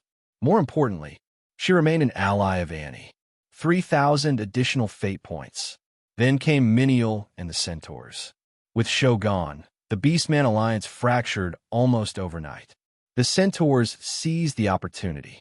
Rather than claiming the throne himself, old Menial pushed his niece Anya forward, and against all expectations, that carefree girl somehow became the new Beastman sovereign and one of the underground world's newest autarchs. The system considered that another success. 5,000 fate points. The amusing part wasn't the promotion. It was imagining poor Menial watching his newly crowned sovereign complain nonstop. Instead of discussing national policy, Anya, apparently worried about tedious political meetings, missing shopping trips to Sulphur Mountain City with Annie, and waiting impatiently for her latest delivery package. Some rulers dreamed of conquering continents. Anya simply wanted faster shipping. Honestly, that somehow made me trust her even more. The system wasn't finished. Apparently, changing one destiny wasn't enough. It wanted to grade every ripple that spread afterward. The first hidden objective centered on the Beastmen. Shou's empire had collapsed the moment its tyrant fell, leaving countless ambitious tribes scrambling for the empty throne. The Centaurs moved first. Old Menial proved exactly why age should never be mistaken for weakness. The same elder who had crushed every rival with iron determination now controlled Vance and the Beastman's political heart without anyone daring to challenge him. Ironically, the only opponent capable of exhausting him was his own niece. Anya, the newly crowned Beastman's sovereign, had absolutely none of the dignity one expected from an underground autarch. Instead of discussing diplomacy or rebuilding the alliance, she rolled around inside her tent, complaining about endless meetings, dreaming of shopping trips with Annie, and grumbling that living in tents made online deliveries impossible. Watching her, Menial no longer resembled the terrifying centaur chieftain who had intimidated half the underground world. He simply looked like an old grandfather who desperately wanted to scold a spoiled granddaughter, but lacked the heart to do it. Eventually, he surrendered with a weary sigh. Fine. In 2 days, everyone would relocate to Vance. No more tents. If the new Beastman sovereign wanted mansions, the Beastmen would have mansions. The system approved. 5,000 fate points. Next came Little Red. Molly's transformation into a chaos dragon had spread through dragon society faster than wildfire. The verdict was merciless. She lost her title, her status, even recognition as a true dragon. With the Dragon Emperor's bloodline reduced to a single surviving heir, Mises inherited everything by default, whether she wanted it or not. Thus, my chronically greedy dragon officially became Dragon Empress. Naturally, she accepted the crown with all the enthusiasm of someone forced to attend tax audits. She had no interest whatsoever in ruling. Treasury inspections, however, those fascinated her immensely. Almost immediately, she began searching for perfectly legitimate reasons to visit every ancient dragon's treasure vault. Apparently, 2 centuries of unpaid taxes sounded wonderfully convincing. Gold wasn't available? God equipment would suffice. No God equipment? Then myth-class treasures would have to do. According to Little Red, any ancient dragon poor enough to lack either deserved to feel ashamed. Strangely enough, under that thoroughly dishonest philosophy, the Dragon City showed every sign of becoming prosperous again. The system called it another success. 5,000 fate points. Then the truly ridiculous reward appeared. The origin of law. By allowing my avatar to ascend, Sulphur Mountain City had transformed overnight into the world's holy land for legal practitioners. Scholars, judges, law incantation users, adventurers. Everyone wanted to witness the birthplace of the power of law. Combined with the permanent spatial distortion connecting it to Vance and, by extension, the surface world, the city had become one of the most valuable trade hubs on the continent. Even more significant was its political structure. The separation between judicial and executive authority. Peaceful coexistence between races. A legal system standing above bloodline and status. Those ideas spread faster than any army. Naturally, someone had to inherit the responsibility I'd left behind. Poor Shueti. The moment visitors finished congratulating him on becoming supreme judge, the old cow slammed the door shut and immediately began complaining that old age, fragile health, and overwhelming workloads obviously made him unsuitable. His colleagues remained completely unmoved. Mostly because every one of them knew high elves could continue looking half-dead for several centuries without actually dying. His next attempt involved arguing that only he possessed enough authority to supervise the Hall of Legislation and continue researching new law incantations. Unfortunately, that argument was actually true. Lilith simply pointed out another problem. Margaret had already left to enjoy her honeymoon. Elisa had resigned without warning. Someone still had to shoulder the judiciary. Shuadi immediately attempted to sacrifice Kevin instead. A fatal mistake. Kevin smiled the smile of an honest gentleman moments before calmly announcing that, should he become supreme judge, his first new law would criminalize streaking before dismantling several notorious organizations and hanging their members from flagpoles as public examples. The room became remarkably quiet. Shuadi surrendered almost instantly. Several minutes later, he accepted the codex and the judge's gavel with the expression of a prisoner walking toward execution. Behind him, everyone else celebrated escaping the job. Personally, I couldn't blame them. Judges rarely received applause, only paperwork. The system, however, remained thoroughly satisfied. 10,000 fate points. Finally, the last evaluation arrived. Everything ultimately returned to Annie. By now, she had entered the Saint realm. The Beastmen supported her. Little Red and the dragons treated her like family. Victoria's dark elves stood beside her. Sulphur Mountain City had become the center of the law faction. For the underground worlds, 5 autarchs either trusted her or openly backed her. According to the system's calculations, there was now a 70% probability that, within 10 years, Annie Lade would peacefully unite the entire underground world beneath one banner. Not mine. Hers. The timid little girl who had once hidden behind everyone else's backs had somehow become the woman most likely to reshape an entire civilization. I'd call that satisfactory. The system called it a perfect completion. 20,000 fate points. For once, neither of us disagreed. If I still had a jaw, it would have hit the floor. I'd spent months preventing disasters, negotiating impossible alliances, rewriting destinies, and somehow the final outcome was another emperor rising in the underground world. History had already demonstrated exactly how catastrophic that usually became for the surface. Then, for perhaps the first time in its miserable existence, the system actually comforted me. Apparently, Annie's relationship with me created an entirely different future. If the underground eventually marched toward the surface, as history insisted it always would, I now possessed a genuine chance to stop a continent-wide war through diplomacy instead of slaughter. The system even congratulated me. Either it was evolving, or someone had secretly replaced it. Still, it had a point. The underground's invasion had never been motivated purely by conquest. Its people wanted sunlight, fresh air, land where children didn't grow up beneath endless stone ceilings. That desire couldn't simply be erased. But Annie wasn't show. She wouldn't kneel before demons. She was an edgerer who gambled everything on devils. She certainly wasn't Molly, whose solution to every disagreement involved overwhelming dragon fire. If anyone could lead an orderly migration instead of an apocalypse, it would be Annie. My thoughts immediately jumped toward maps. There were kingdoms I'd happily inconvenience. There were wastelands, deserts, abandoned territories, and sparsely populated frontiers that could be transformed into thriving settlements with sufficient investment. Perhaps the future didn't require annihilation. Perhaps it merely required competent urban planning.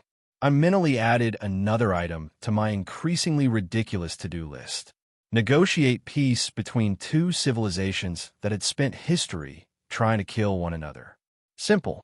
The system, meanwhile, continued awarding fate points as if it were distributing festival prizes. Diana had chosen her own road. Instead of remaining trapped by tradition, she'd completed a moonlight ritual, altered her appearance, and prepared to travel to the surface. The system even recommended I accompany her. Not because of friendship, because she qualified as an excellent nanny, and an even better meat shield. I wasn't sure whether to feel touched or insulted. Next came Eaglestorm. His return to the surface carried something far more valuable than warriors. It carried ideas. Inspired by Sulphur Mountain City, he'd begun laying the foundations for an entirely new druid tradition. one seeking balance not merely through nature, but through law itself. 1,000 fate points. Then the engineers received their reward. Gnomes, goblins, countless completely irresponsible inventors had somehow started cooperating instead of blowing one another up. Miracles truly never ceased. According to the system, this collaboration would eventually give birth to an entirely new engineering discipline, with my unfortunate name forever attached to it. Apparently, future generations would remember me not only for undead armies and legal reform, but also for the Roland series of practical robots, household models, aquatic models, flying models, and, rather suspiciously, night use models. I had several questions. I decided I didn't want answers. Then came Bayphone. The notification appeared, paused, then seemed to hesitate. Even the system apparently struggled to describe whatever horrifying achievement that man had accomplished. It merely informed me that he'd embraced equality among all living beings before embarking upon a legendary path, then openly refused to elaborate. Instead, it summarized everything with one unforgettable title: the man who single-handedly created multiple races.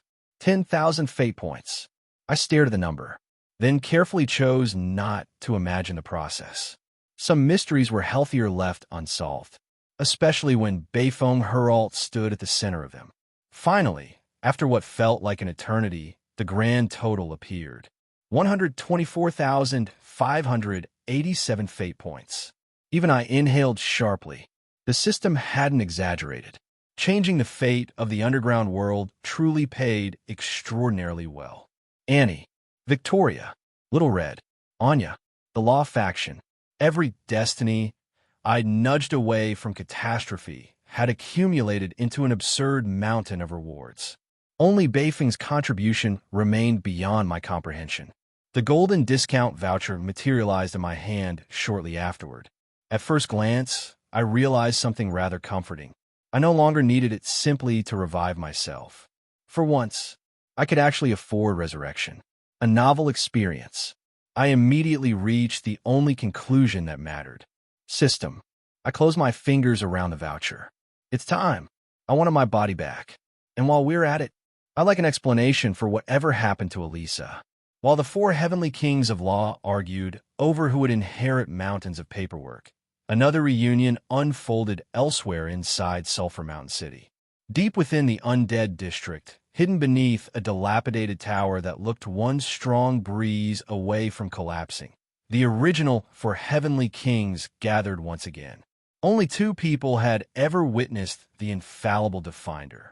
Everyone from the first battle was long dead. Those from a second battle had wisely decided never to discuss it publicly. Even so, rumors alone had shaken the entire underground world. Ironically, life inside the undead district remained almost unchanged. Banshees still danced. Liches still buried themselves in endless research. The undead theme park remained surprisingly popular. The only real difference was that ordinary citizens no longer looked upon undead with fear. After 24,000 heroic spirits had defended the city, prejudice had become difficult to maintain. Of course, curiosity replaced fear, and curiosity inevitably brought visitors. Hidden inside that forgotten tower, Ghoul King Dekars, Spider Marquis Lionheart, Bone Dragon Queen Gria, Bastion, and the perpetually sleeping Adang held a secret meeting that lasted several days. Yes, the four heavenly kings still somehow contained 5 members. Some traditions simply refused to die. Bastion calmly revealed the portion of my long-term plan I'd authorized him to share. Nothing more. Anyone wishing to hear the rest would have to choose freely. No coercion, no manipulation. Exactly as I'd instructed. Silence followed. Even Lionheart, one of the greatest strategists alive, needed time to process everything he'd heard. The others reached their conclusions almost immediately. Gria barely cared about the plan itself. To her, only one sentence mattered. Roland was still somewhere in the mortal world. That alone filled her with childlike excitement. Adang proved even simpler. If Apa gave an order, Adang obeyed. No questions, no hesitation. Among all my followers, the creations of the 7 deadly sins had never needed reasons. Loyalty itself had always been enough. Lionheart remained silent for a long time. Among everyone present, he understood strategy better than anyone else. He knew exactly what it meant to commit to the path Roland had chosen. There would be no turning back. Eventually, he nodded. That single gesture spoke more loudly than any oath. The royal faction had followed Emperor Yongya through victory and ruin alike. If their emperor still believed this path would save the world, then Lionheart would believe it as well. One by one, every gaze shifted toward the only remaining uncertainty. Deckars. Officially, he now belonged to the council faction. Under normal circumstances, Bastion would have torn him apart the moment he crossed the threshold. The only reason he still breathed was the handwritten letter Roland had left behind, personally guaranteeing his loyalty. Deckars wasted no time. He immediately began reporting everything he'd uncovered over the past decade. His first sentence alone silenced the room. 6 major death dimensions, including skeleton, frost, and blasphemy, had open communication with one another over the past 15 years. Even more alarming, Feyman had already begun traveling among them. Everyone's expressions darkened. Unlike ordinary undead, the rulers of those death dimensions were ancient undead emperors, beings even older than themselves. Every one of them commanded enough power to threaten an entire continent. Negotiations between such monsters were never good news. Fortunately, things hadn't progressed as quickly as feared. According to Deckars, Feyman alone possessed nowhere near enough influence to persuade those ancient rulers. Without the first senator personally leading the negotiations, he would have been ignored or simply devoured. Even so, several death dimensions had already agreed to cooperate. The foundation had been laid. The only thing still missing was time.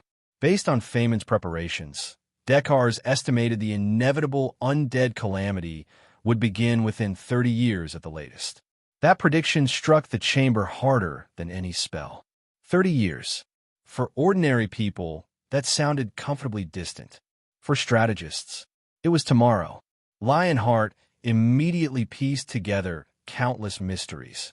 The sudden appearance of powerful undead experts, the council faction's explosive growth, the increasingly obvious cooperation between the first and second senators. Everything finally made sense. With the neutral senators either dead or crippled and the death dimensions quietly supporting the council, the balance of power inside the Shua Empire had already tipped beyond recovery. Someone muttered bitterly that none of this would have happened had the third senator still been alive. No one answered. Everyone knew it was true. Meanwhile, another inconvenient consequence quietly revealed itself. Harloise, the Queen of Banshees, had vanished without leaving behind even the slightest trace. Without her restraining the council, no force remained capable of slowing its expansion. History was accelerating exactly as Roland had predicted. Yet, Bastion merely smiled. There wasn't even a hint of surprise on his skeletal face. Everything unfolding before them had already been anticipated. Every report, every alliance, every approaching catastrophe, none of it lay outside Roland's calculations. Only after everyone finished absorbing the grim news did Bastion finally speak again. His voice remained calm, steady, certain, since everyone had chosen to board the same ship. It was time to hear the message their emperor had prepared for them long before this meeting ever began. 2 weeks had passed since Wumian's ascension. Life, stubborn as ever, refused to stop. With Annie officially taking over as city lord, Sulphur Mountain City slowly settled into a new rhythm. Mountains of paperwork replaced battle reports. Merchants returned to arguing over tariffs instead of evacuation routes, and citizens gradually accepted that peace, however temporary, had become their newest routine.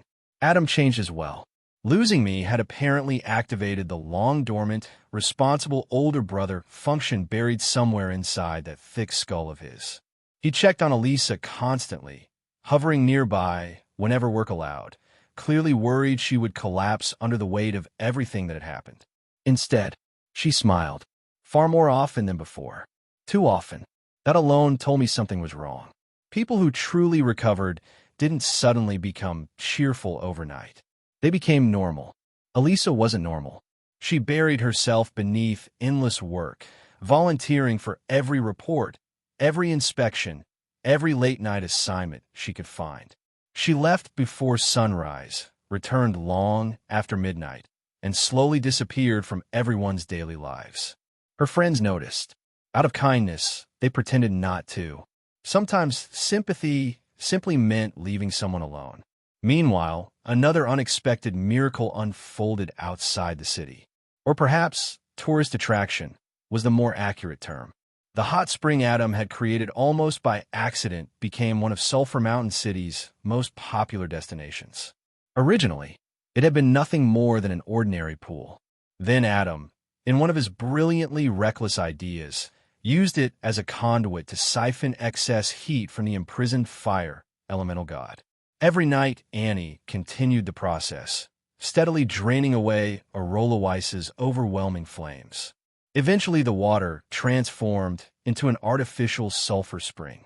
After several druids declared its mineral content beneficial for health, the city collectively decided they had discovered paradise.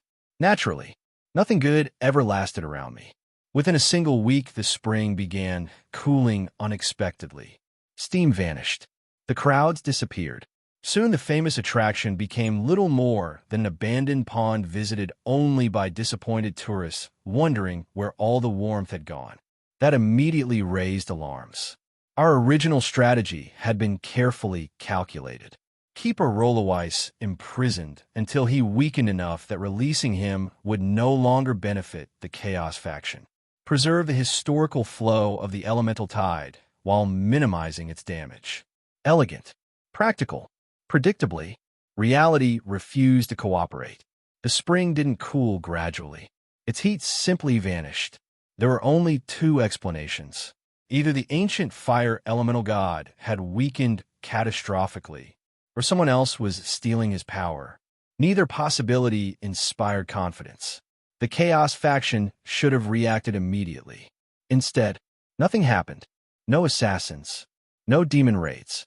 Not even a suspicious scout. Silence worried me far more than an attack ever could. Silence usually meant someone else's plan was already succeeding. Annie continued inspecting the spring every day. On this particular night, she followed one of my older pieces of advice. When all intelligent methods fail, try the stupid one. So she literally dug herself into the frozen earth beside the spring and waited. Ridiculous. Embarrassing. Surprisingly effective. Around midnight, she found the culprit, high above the abandoned spring. Atop the frozen cliffs overlooking the valley, two figures clashed beneath the pale glow of underground luminescent algae. One wielded overwhelming physical strength. The other fought like a puppeteer. Threads invisible to ordinary eyes danced through the darkness. Annie charged. Predictably, her opponent simply waited. A single icy thread wrapped around her ankle. One pull, one stumble, several follow-up strikes. By the time Annie regained her footing, razor-thin threads had already bound her arms, legs, and torso so thoroughly she resembled a gift waiting to be unwrapped. Only then did she recognize her opponent. Elisa, at least, someone wearing Elisa's face. She calmly explained what had happened with almost frightening indifference. The cooling spring wasn't an accident. She had been feeding. Her marauder ability allowed her to steal strength directly from the helpless fire elemental god trapped beneath the mountain. To a fire aspect demon, a restrained elemental deity was little different from an endless banquet. Annie immediately realized the impossible contradiction. Even Elisa's unique ability shouldn't have allowed her to absorb that much power. Not unless she had found another source. The answer came without hesitation. Cockajill's heart, along with 3 other demonic hearts stored inside Sulphur Mountain City's national treasury. Everyone had focused on protecting them from outside thieves. No one had considered the possibility that the person authorized to access the vault would simply walk inside, stamp the proper paperwork herself, and quietly carry them away. Sometimes bureaucracy was the greatest accomplice a criminal could ask for. Demons evolved by devouring one another's hearts. Combined with Elisa's soul imprint, which specialized in seizing power she could barely contain, those priceless trophies became fuel. Weeks of feeding had transformed her completely. Half of her once silver hair now burned crimson, carrying the scent of fire. The remaining strands shimmered with unnatural frost. The gentle expression Annie remembered had vanished. In its place rested the cold smile of a predator who already knew the outcome before the hunt even began. Most striking of all were her eyes. Golden, narrow, unmistakably demonic. The woman standing before Annie was no longer a half-demon struggling against fate. She had embraced the abyss completely. She had become a true demon. Only then did Annie finally understand why every instinct in her body screamed at her not to force this fight any further. Elisa admitted she had risked everything to stabilize this new form without being dragged permanently into another dimension. Maintaining that balance had already pushed her to the limit. If Annie forced her to unleash her full strength, no one involved would walk away satisfied. A bitter smile crossed Elisa's face. She had finally obtained the strength she'd chased for so many years. Yet the very first people forced to witness that power were the friends she had wanted to protect. Fate really did have an awful sense of humor. There was nothing left to explain.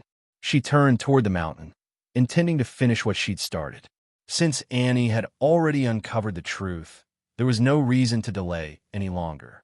The faster she completely devoured a Roloweiss, the sooner no one would be capable of stopping her. Then Annie's voice echoed through the frozen valley. Uncle Bones will be heartbroken. Elisa stopped, not because she was persuaded, because those words struck exactly where she least wanted them to. She answered without turning around. Roland's sadness wasn't what frightened her. She'd already accepted that. What she refused to accept was remaining forever as someone's younger sister, someone's dependable subordinate, someone left standing behind his back while history carried him away. Annie hurried after her, desperately insisting that there had to be another solution, that everyone could figure something out together. That single sentence shattered the composure Elisa had maintained for weeks. She spun around. The cold mask disappeared. What remained was years of frustration finally exploding. Did Annie really believe everyone lived as blessed as she did? Before reaching 20, Annie already possessed gifts most warriors would never touch in an entire lifetime. The Phoenix inheritance had chosen her. The divine blessing of the Phoenix favored her. Even Sulphur Mountain City's future had quietly gathered around her shoulders. Elisa had none of those things. Everything she owned had been earned the hard way, one painful step after another across nearly a century. And even after all that, soon Annie would surpass her anyway. Talent could be wonderfully unfair. Her voice rose, no longer calm, but trembling with emotion she had buried for far too long. She admitted that, in the end, the only thing she truly possessed was that hopeless fool called Roland. Now even he had nearly been taken away. She demanded to know whether Annie understood what it felt like to stand beneath the descending light of order, powerless while the person she loved died over and over before her eyes. She was tired of weakness, tired of watching from behind, tired of being unable to protect anyone. This time, she would seize enough strength to stand beside him, no matter where that strength came from, even if the entire world labeled it evil. Fire mana surged uncontrollably around her. The tears sliding down her cheeks evaporated into glowing sparks before they could reach the frozen ground. Annie stood silently. She couldn't answer those accusations. How could she? She had never lived Elisa's life. After a long pause, she simply spoke from the heart. She admitted she didn't understand everything. But she knew one thing. If Elisa disappeared into the demon world, Roland would suffer. If Roland suffered, everyone else would too. She didn't want a future where friends kept leaving one another behind. She wanted everyone to stay together. That simple wish somehow resonated with the Phoenix itself. Brilliant crimson flames erupted around Annie. The sacred bloodline responded to her resolve instead of her strength. A new soul imprint took shape above her, a shield crossed with a bow, watched over by a pair of unblinking eyes. The Watcher. Protection, vigilance, responsibility. The phantom image of an enormous phoenix spread its wings behind her as she stepped into the realm of legends. The breakthrough didn't stop there. Her newly awakened power immediately surged toward the threshold of Saint. Unfortunately, power gained in a single moment was still power that lacked experience. Before Annie could even comprehend what had changed inside her, Elisa was already moving. One clean punch. The newly ascended legend was launched backward before she could react. Invisible threads followed instantly, wrapping around her once more. Elisa's voice regained its earlier calm, though sadness lingered beneath every word.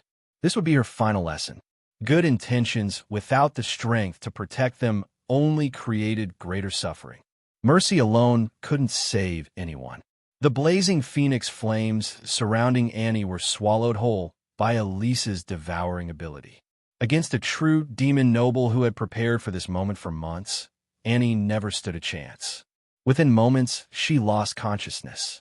The threads continued, draining away the excess power from her unstable breakthrough, ensuring she'd remain asleep for quite some time. At last, nothing stood between Elisa and the imprisoned fire elemental god. She completed the final stage of her evolution. Yet when she emerged from the ancient seal, she discovered she wasn't alone. Two familiar figures were already waiting. Margaret stood quietly beside the unconscious Annie, who now rested peacefully in her arms. Adam greeted Elisa exactly as he always had. No dramatic speeches, no righteous condemnation, just the same casual tone that somehow made every impossible situation feel strangely ordinary. Neither semi-god had come to stop her. The decision had already been made. A person's future belonged to that person alone. Whether she remained Elisa or embraced life as a full demon, she had once been their companion. That much would never change.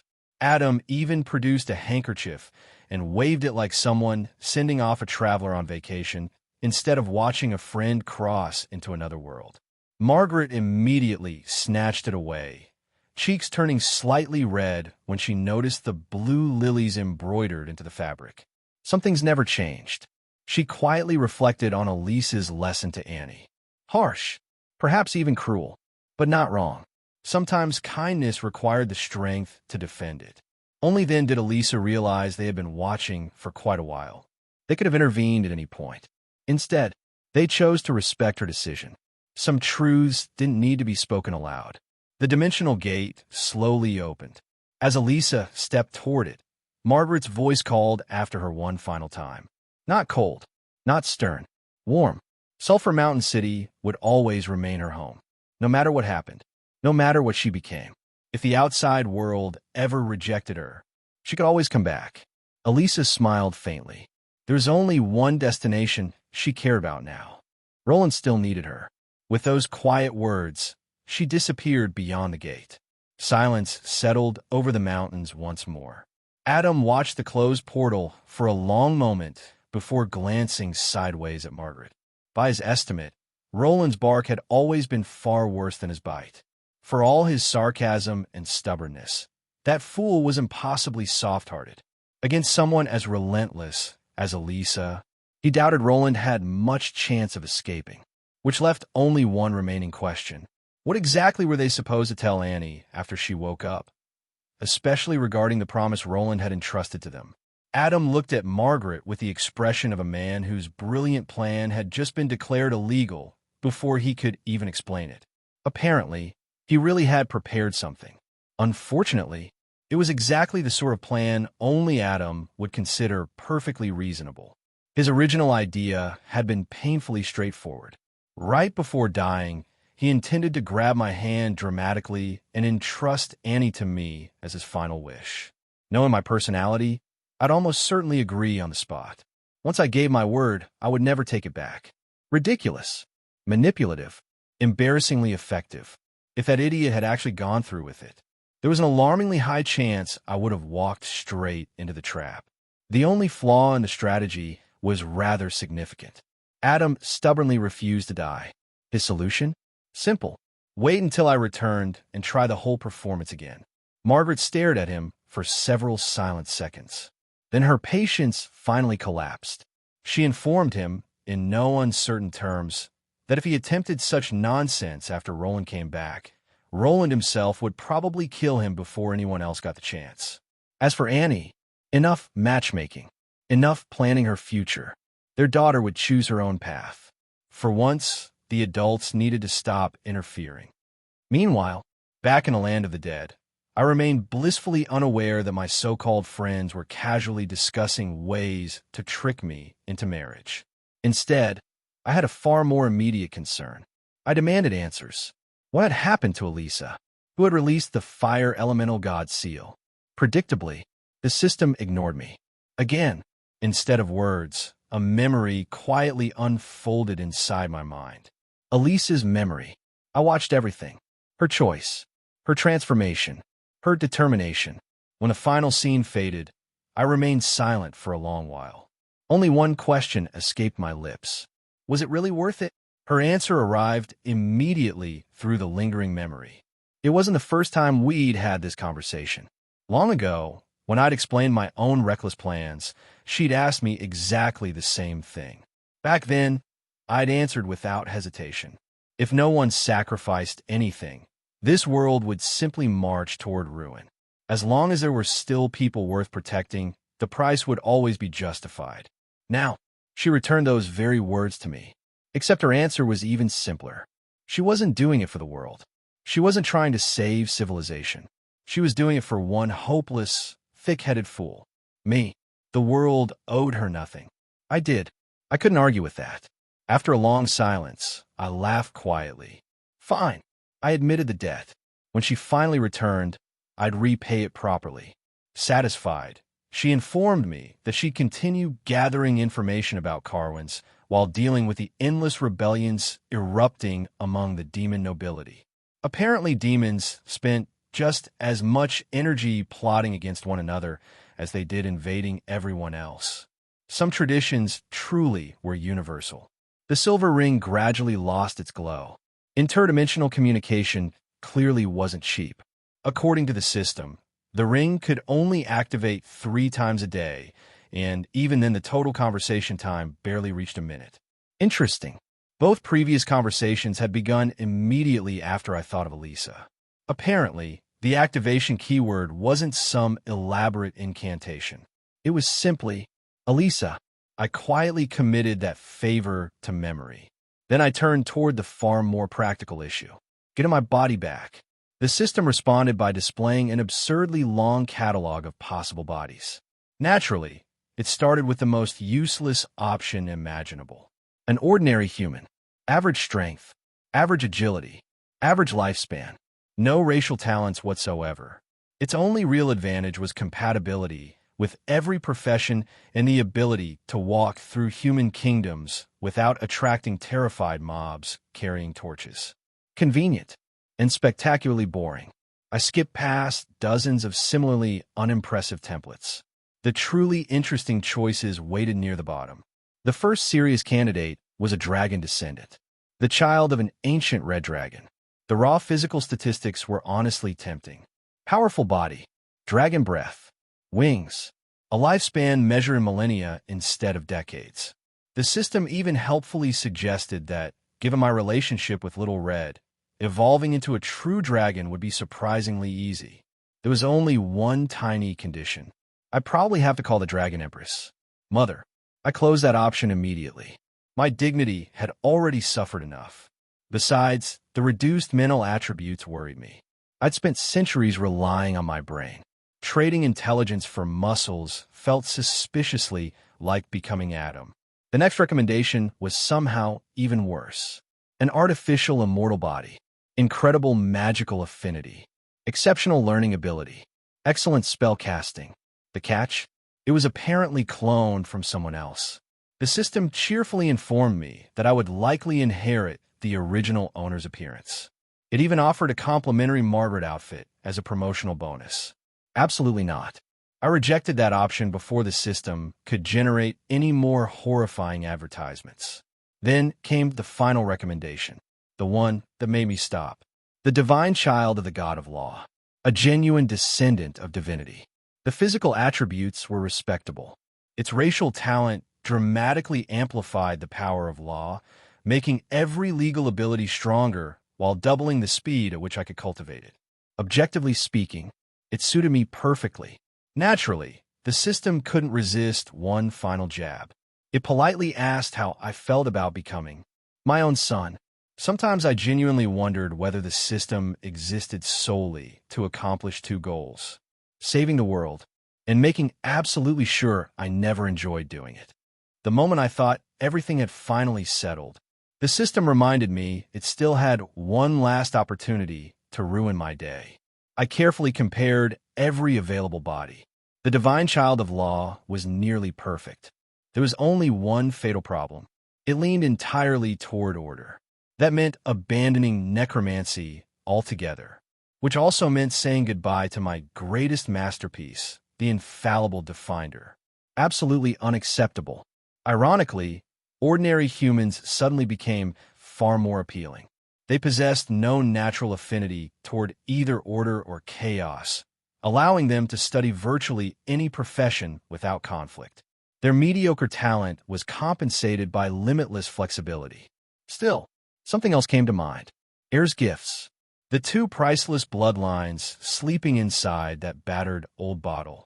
I immediately handed both samples to the system. After several moments of analysis, two entirely new options appeared.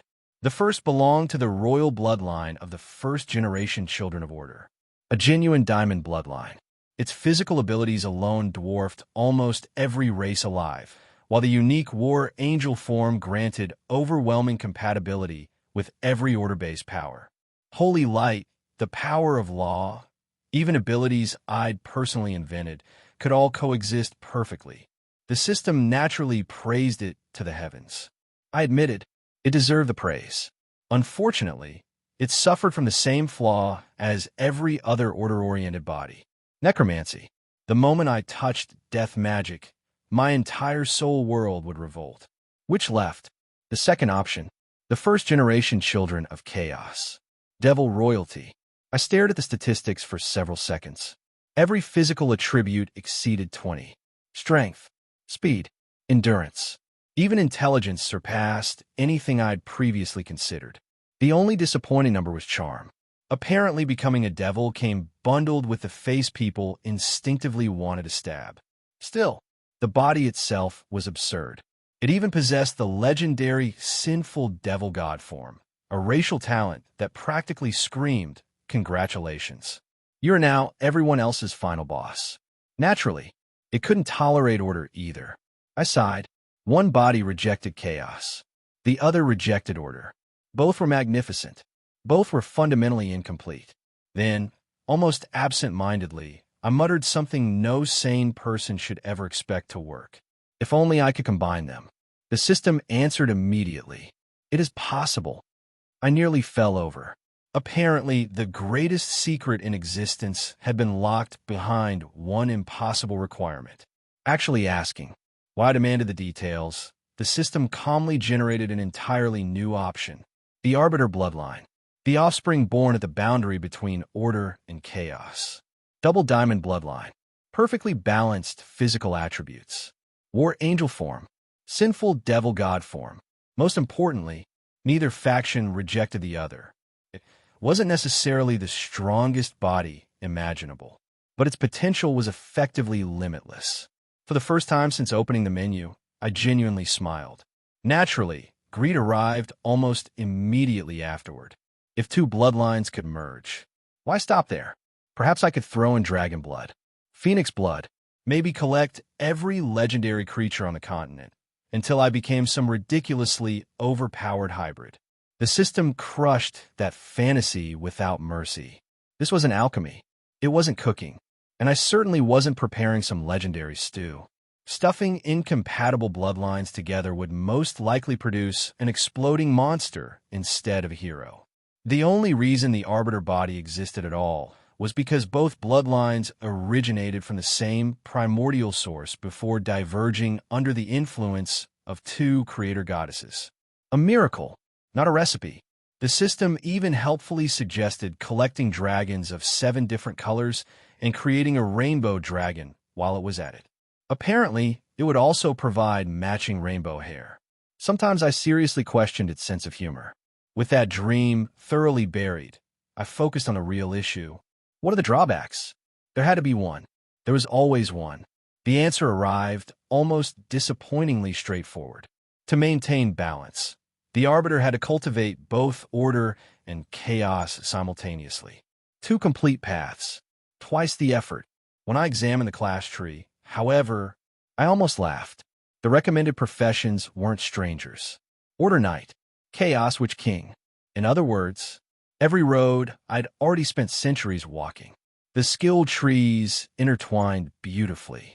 Holy Knight techniques merged naturally with Justice Knight abilities. Necromancy overlapped with elemental magic. Entirely new combination skills appeared at the intersections. Ice Liches, hybrid battlefield techniques. Even the infallible Defender remained available far above, waiting patiently until every prerequisite was fulfilled again. This wasn't restarting from zero. It was finally placing every piece onto the same chessboard. Then came the final warning. The system estimated the growth difficulty at roughly 3 times that of an ordinary human. I almost laughed out loud. 3 times slower? That sounded terrifying. Until one remembered I possessed fate points. Grinding experience had never frightened me. Running out of potential did. Slow growth could always be accelerated. A ceiling could not. My decision was made. The Arbiter bloodline. No hesitation. Its listed price nearly made my non-existent heart stop. 200,000 fate points. Fortunately, the epic discount voucher cut the cost exactly in half. 100,000. Painful.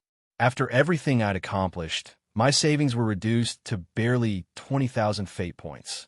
Apparently, even saving the world wasn't enough to afford premium character creation. Light descended around me. Warmth. Weight. Breathing. A heartbeat. Muscles responding exactly as they should. After so many years, I possessed a real body again. Roland missed. Had returned. I flexed my fingers. Laughed. Stretched. Even my old companion had finally returned with the rest of me. Being alive really was wonderful. I'd almost forgotten how enjoyable it felt. Naturally, the happiness lasted approximately 5 seconds. I glanced toward the river to admire my magnificent new appearance. The reflection staring back froze me completely. Then, a scream echoed across the river Styx. I immediately accused the system of fraud. Again, its reply arrived with infuriating cheerfulness. I had never asked what I would look like. Therefore, it hadn't technically lied. Apparently, customer satisfaction remained entirely optional.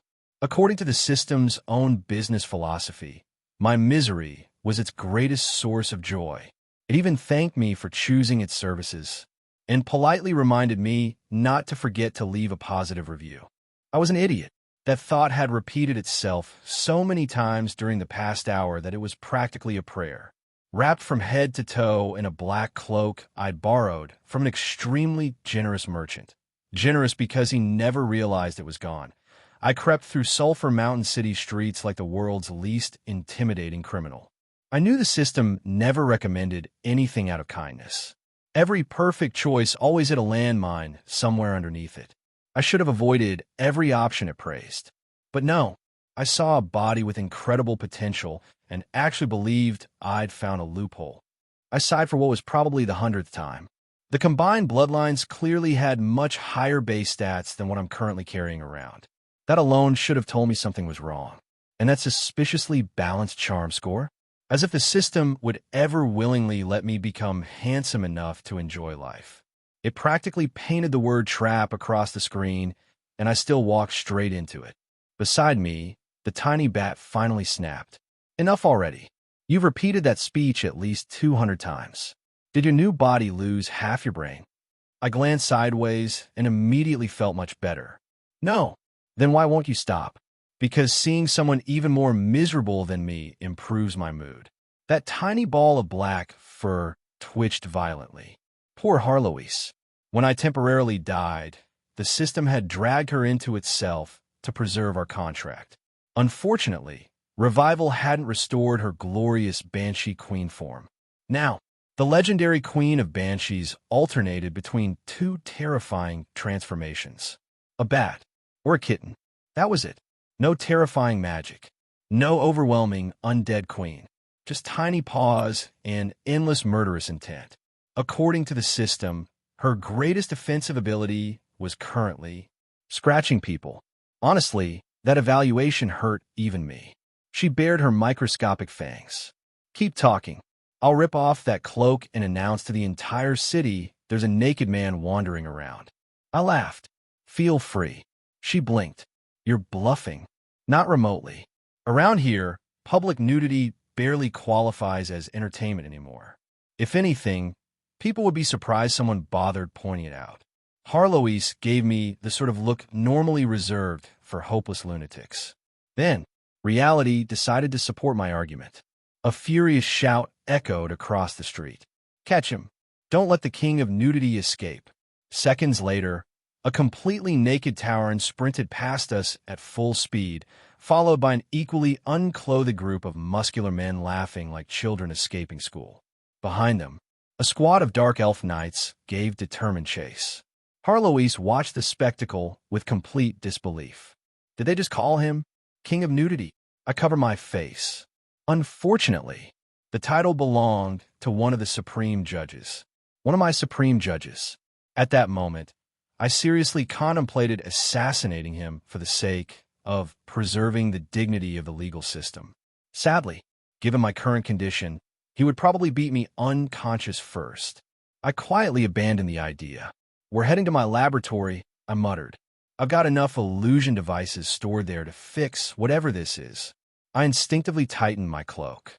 Sulphur Mountain City was simultaneously the safest and most dangerous place I could possibly visit. Safe, because it was my city. Dangerous, because everyone here knew me. Especially now. As we slipped through the streets, Harloise suddenly stopped again. Across the avenue, several holy knights stood chatting happily with a death knight. She stared. Impossible. To be fair, outside the city, such a scene would have violated several religious doctrines.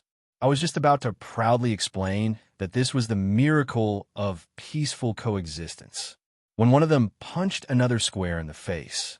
The entire group exploded into a street brawl. Excellent timing. Holy Knights and Death Knights immediately started exchanging enthusiastic insults while trying to knock each other's teeth out. Harloise relaxed. There we go. That makes much more sense. Unfortunately, the reason behind the fight was considerably stranger than the fight itself. One furious Holy Knight accused the undead of introducing them to female zombies instead of beautiful banshees. The Death Knights fired back immediately. Apparently, the Holy Knights had promised elegant priestesses, but instead arranged meetings with middle-aged cafeteria ladies. Mutual fraud. An entirely understandable cause for violence. A sizable crowd had already gathered to watch. The punches became increasingly enthusiastic. Curiously, neither side drew actual weapons. No rune blades. No holy light. Just fists. Apparently, romance-related disputes belonged in the category of friendly competition. The Death Knights loudly complained that even they couldn't successfully court the district's banshees and medusas, so why should outsiders receive introductions? The Holy Knights retaliated by revealing they practically had to compete in wrestling tournaments just for a chance to speak with young priestesses.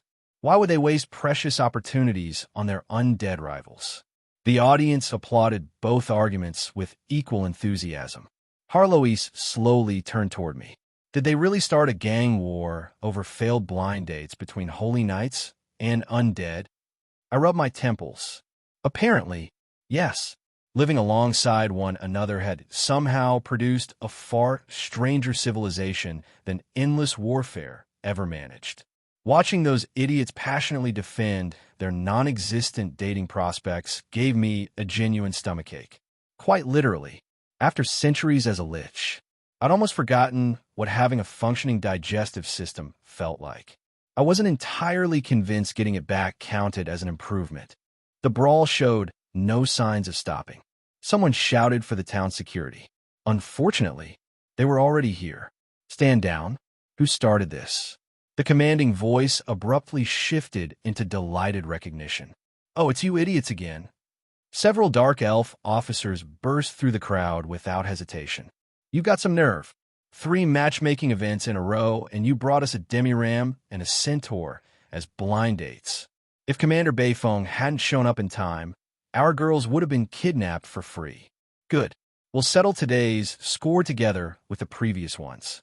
Eat this sin-splitting strike. Excellent. Apparently, the city guards and the troublemakers were old acquaintances. I wasn't sure whether that reflected well on public security or terribly upon it. Either way, my stomach hurt even more. Before I could quietly slip away, bang! Someone barreled into me. Sorry. Momo's chasing those idiots. A dark elf officer had accidentally shoulder-checked me while pursuing one of the fleeing holy knights. My cloak flew open. Sunlight, or rather the brilliant magical illumination hanging above Sulphur Mountain City streets, splashed across me. The officer froze. I froze. Without thinking, I snatched the cloak back around myself with both hands. The system had graciously provided me with a brand new body. It had neglected to provide clothing. I forced out my most honest smile. Not with the Wild Bull Alliance. Smile number 2. Back when I still masqueraded as an exemplary holy knight, this expression had convinced countless people of my innocence. I've just arrived to study the power of law. Some thieves stole my luggage, including my clothes. I hurriedly distanced myself from the nearby parade of naked lunatics. Getting mistaken for one of them would permanently destroy my reputation before I even revealed my identity. I'm penniless at the moment. I pointed vaguely toward the city center. My uncle's a lich named Roland. I'm looking for him. Then I held Harloise up. Under the absolute oppression of the pet contract, the former Queen of Banshees had already transformed into an adorable black kitten. Judging by her murderous eyes, she was mentally planning at least 700 different methods of killing me. Meow. The sound practically dripped with resentment. Perfect. Women rarely resisted cute animals. Combined with an innocent child, there was no reason the officer would remain suspicious. That had been my flawless deduction. Reality disagreed. The dark elf stared at me, completely ignored the kitten, and then, very slowly, a thin string of drool escaped the corner of her mouth. I've struck gold. Her eyes sparkled. A premium quality Shoda. The veins on my forehead instantly bulged. You're the Shoda. I pointed accusingly at her. Your whole family are Shodas. At that moment, I finally accepted reality. The system had conned me. Again, it claimed that a younger body synchronized better with my soul. That was true. It claimed beginning from childhood would maximize long-term potential. Also true, what it failed to emphasize was that the childhood of first-generation humans lasted an absurdly long time. Their average lifespan exceeded 2 centuries, which meant, although my body possessed 14 chronological years, visually, I looked maybe 10, at most. Only then did everything make sense. The slightly lower physical attributes, the absurdly high charm value. The system hadn't made me handsome. It had made me adorable. Golden hair that caught every beam of light. Fair skin untouched by hardship. Round cheeks that looked suspiciously pinchable. Bright crimson eyes filled with entirely fake innocence. Combined with a naturally youthful face, I resembled an expensive porcelain doll. 19 points of charm on an adult created a legendary flirt. 19 points of charm on a child created an irresistible mascot. That alone would have been survivable. Magic could alter appearances. Illusions existed. Age-changing artifacts filled my laboratory. Once I recovered my equipment, pretending to be older wouldn't be difficult. Unfortunately, the system had prepared one final surprise. Technically, I had regained my male body. Practically, certain anatomical developments had yet to occur, which, from my perspective, counted as not having regained anything at all. That was the real scam. I'd finally escaped centuries trapped inside a skeleton, only to receive a body still waiting for puberty. Wonderful. Absolutely wonderful. My immediate priority had instantly changed. Forget saving the world. Forget spreading the faith of law. The first thing I needed to research was how long first-generation humans took to finish growing up. Surely some ancient biological records existed somewhere. Even if they didn't, there was no law against hoping. Unfortunately, reality refused to wait for my scholarly pursuits. The dark elf officer's pupils had practically transformed into heart shapes. Little cutie, she quickly corrected herself. Little friend. She crouched to eye level. Would you like to come see the goldfish at Big Sister's house? I blinked. Goldfish? In the underground world? Do you honestly think I'm stupid? She showed no signs of embarrassment. Instead, she triumphantly produced an entire bundle of colorful candies from somewhere inside her breastplate. I've got lollipops too. I stared. What exactly was hidden inside the standard equipment issued to Sulphur Mountain City's law enforcement? More importantly, who approved this? I silently made a mental note to investigate later. The officer leaned closer with a dreamy smile. It took so long to find one exactly my type. Her expression became increasingly dangerous. I'm definitely taking you home. She clasped her hands together. If I raise you properly, in a few years you'll become my husband. She giggled happily. I'll be the first among my sisters to get married. I had once dreamed of flirting shamelessly with beautiful women. Not like this. Absolutely not like this. Without another word, I turned around and ran for my life. I had barely managed 2 steps before my legs suddenly gave out. A violent cramp twisted through my stomach. My vision blurred as all strength drained from my body, forcing me to my knees. What's happening? Cold sweat formed across my forehead. My body suddenly powerless. For one terrifying moment, countless horrifying possibilities flashed through my mind. Had the system secretly sabotaged my new body? Was there a flaw in combining 2 diamond bloodlines? Had order and chaos begun rejecting each other inside me? Just as I was about to investigate further, I found myself being lifted effortlessly into someone's arms. The enthusiastic dark elf officer beamed down at me. You're so light, little one.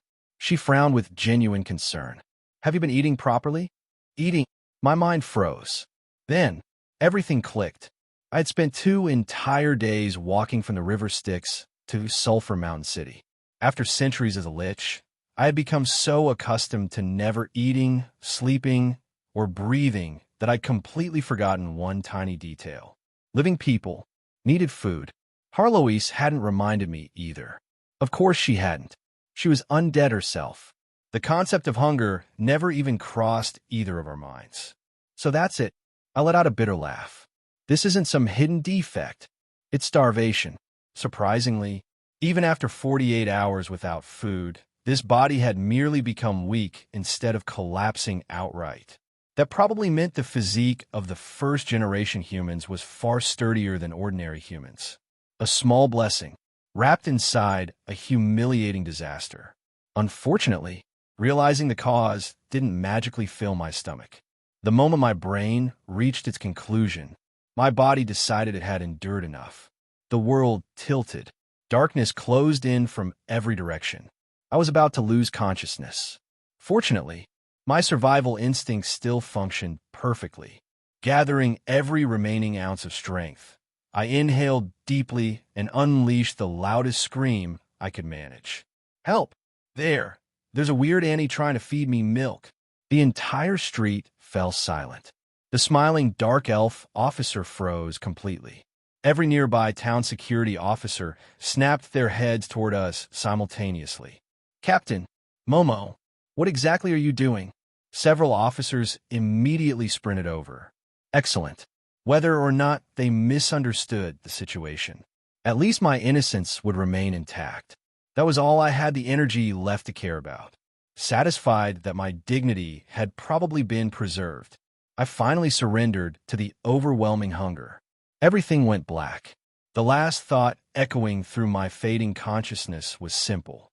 System, I swear, one day, I'm going to destroy you. By the time I returned to Sulphur Mountain City, the place had already begun recovering from the chaos I had left behind. With the terrifying Lich Roland officially dead, the Dark Elves finally believed their headquarters had a chance of surviving longer than a few weeks. They pooled together what little savings remained after rebuilding twice already and started constructing it for the third time. This time they spared no expense. Between volunteer labor from various knightly units and architects imported from the Grey Dwarves, the new headquarters rose with astonishing speed. According to the blueprint proudly displayed at the entrance, the building was earthquake-proof, explosion-proof, fireproof, flood-proof, and Roland-proof. I could understand the first four. The last one offended me personally. Naturally, I asked what Roland-proof meant. I never received an answer. The instant my own name left my mouth, armored dark elf knights materialized from every direction as though summoned by ancient ritual. Swords were already half drawn, murderous intent poured from every pore, and the bloodshot look in their eyes suggested they were only one excuse away from reenacting a public execution. Only after Diana hurriedly explained that I was merely an innocent child asking questions did the killing intent gradually subside. Apparently, Roland-proof referred to an elaborate anti-undead barrier specifically designed to prevent one certain lich from reducing the building to rubble again. I quietly wiped away the cold sweat gathering beneath my hood. So, even after my glorious sacrifice, they still hated me that much. How heartless. I'd personally approved the reconstruction subsidies before dying, you know. Gratitude truly was extinct. Inside my cloak, Harloise laughed so hard she nearly rolled off my shoulder. As expected of my disciple, she snickered. Even your reputation is legendary. I considered stuffing her into my pocket permanently. Before I could retaliate, Diana crouched beside me with genuine concern. She awkwardly advised me never to mention Roland's name in public again, especially if I claimed to be related to him. Judging by her embarrassed expression, she clearly wanted to explain exactly why, but lacked both the vocabulary and the courage. That somehow hurt even more. Meanwhile, Harloise found the entire situation endlessly amusing. Seeing my suffering had always been one of her greatest hobbies. Unfortunately for her, pet contracts remained wonderfully effective. I calmly informed her that if she continued laughing, I would spend the next 2.5 weeks forcing her to chirp like a squirrel while performing continuous aerial flips. She immediately became the quietest cat in Sulphur Mountain City. Amazing how cooperation blossomed under proper management. Soon afterward, Diana led me toward the canteen. Finally, food. I had almost forgotten how incredible eating felt. After 2 days of wandering around with an empty stomach, every smell drifting from the kitchen nearly brought tears to my eyes. Still, even while my stomach celebrated, my mind remained occupied. The body the system had generously provided presented countless practical problems. Forget combat. My hands were barely large enough to grip a sword properly. My stride was pitifully short. Every movement lacked leverage. Even drawing a weapon felt awkward. Worse still, sooner or later I'd need to negotiate with kings, nobles, and influential figures across the continent. No matter how brilliant my arguments were, convincing people while looking like an elementary school child would be challenging. Waiting decades to grow naturally was obviously unacceptable. Some solution had to exist. Perhaps the dragon tribe possessed an age acceleration ritual. Little Red had advanced through dragon evolution suspiciously quickly herself. Once I regained access to my laboratory, I'd investigate every possible method. For now, lunch came first. The food had barely reached the table before I noticed something strange. Everyone was staring at me. Not just Diana. Every female knight in the cafeteria. Several stood frozen beside their meals. Others crowded around the doorway, pretending not to look while absolutely looking. At the far corner, Momo had been chained to a pillar. Apparently, even her fellow officers no longer trusted her. She struggled desperately against the restraints while shouting through the cloth stuffed into her mouth. From the fragments, I could decipher. She seemed to be insisting she wasn't attracted to children. She simply happened to like this particular child. There was apparently an important distinction. Her co-workers clearly disagreed. Watching several veteran Dark Elf officers combine forces just to hold down one love-struck colleague somehow made me question the entire recruitment process. I quietly lowered my head and concentrated on eating. If I couldn't see them, surely they couldn't see me. Unfortunately, reality rarely cooperated. After watching me devour enough food for 3 children, Diana hesitated before speaking. She gently explained that Roland probably wasn't coming back. If I had nowhere else to go, I could stay with him temporarily. The cafeteria exploded. Cheers nearly lifted the roof. Countless enthusiastic voices immediately volunteered opinions that absolutely should never have been voiced publicly. Some praised Diana's excellent judgment. Others suggested everyone should take turns raising me. One particularly shameless veteran casually calculated that in 30 years, I'd probably be old enough to borrow. Another argued humans matured quickly, so perhaps they wouldn't even need to wait that long. The conversation rapidly deteriorated from there. I silently continued eating. Very, very quickly. Perhaps entering the lion's den for a free meal hadn't been my wisest decision. Then again, given my financial situation, I wasn't exactly in a position to complain. Still, as I looked around at the crowd of enthusiastic dark elf women enthusiastically discussing my future like merchants evaluating premium livestock, a single thought quietly surfaced. Perhaps, just perhaps, the system hated me even more than I originally believed. The celebration inside the cafeteria continued long after I escaped. Poor Diana could only force a helpless smile while enduring the cheers of her subordinates. She knew something they didn't. She alone understood that the legendary Woomians and the infamous Roland were the same person. And with Woomians having ascended beyond the mortal world, the child claiming to search for his uncle might truly never find him. That alone was enough to stir her sympathy. Sulphur Mountain City might have become safer than most places in the underground world, but safer remained a relative term. Slave traders still lurked in dark corners, and perverts, well, judging from a number of dark elf women currently discussing my future marriage prospects, there was certainly no shortage of those. With genuine concern, Diana advised me to think carefully before wandering around the city alone. I politely thanked her and casually revealed the backup plan I prepared. If I couldn't locate Uncle Roland, then I had been instructed to seek Dragon Empress Ain's Mises instead. Technically, that wasn't even a lie. After all, I was Uncle Roland. Little Red simply hadn't been informed yet. The moment Diana heard the Dragon Empress's name, the last traces of doubt vanished from her face. Since I supposedly belonged to Roland's family, knowing the Dragon Queen suddenly sounded perfectly reasonable. She immediately volunteered to escort me there herself. Naturally, I accepted. The sooner I escaped this cafeteria full of dangerous women, the better. Before leaving, however, city regulations demanded a temporary residence permit. Diana handed me a registration form. Simple enough, or so she believed. I filled it out almost instantly.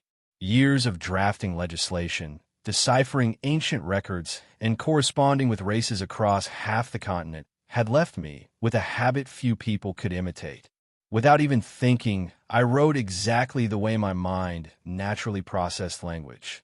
Then I tossed the completed form back onto the desk, thanked Diana once more, and hurried after her. Only after we disappeared did curiosity consume the cafeteria. The female knights immediately crowded around the document.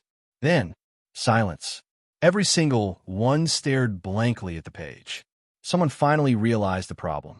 The little boy had spent the entire conversation speaking flawless Dark Elf. Yet, the handwriting before them wasn't Dark Elf at all. Several scholars were eventually summoned to investigate. Their conclusions became stranger with every passing minute.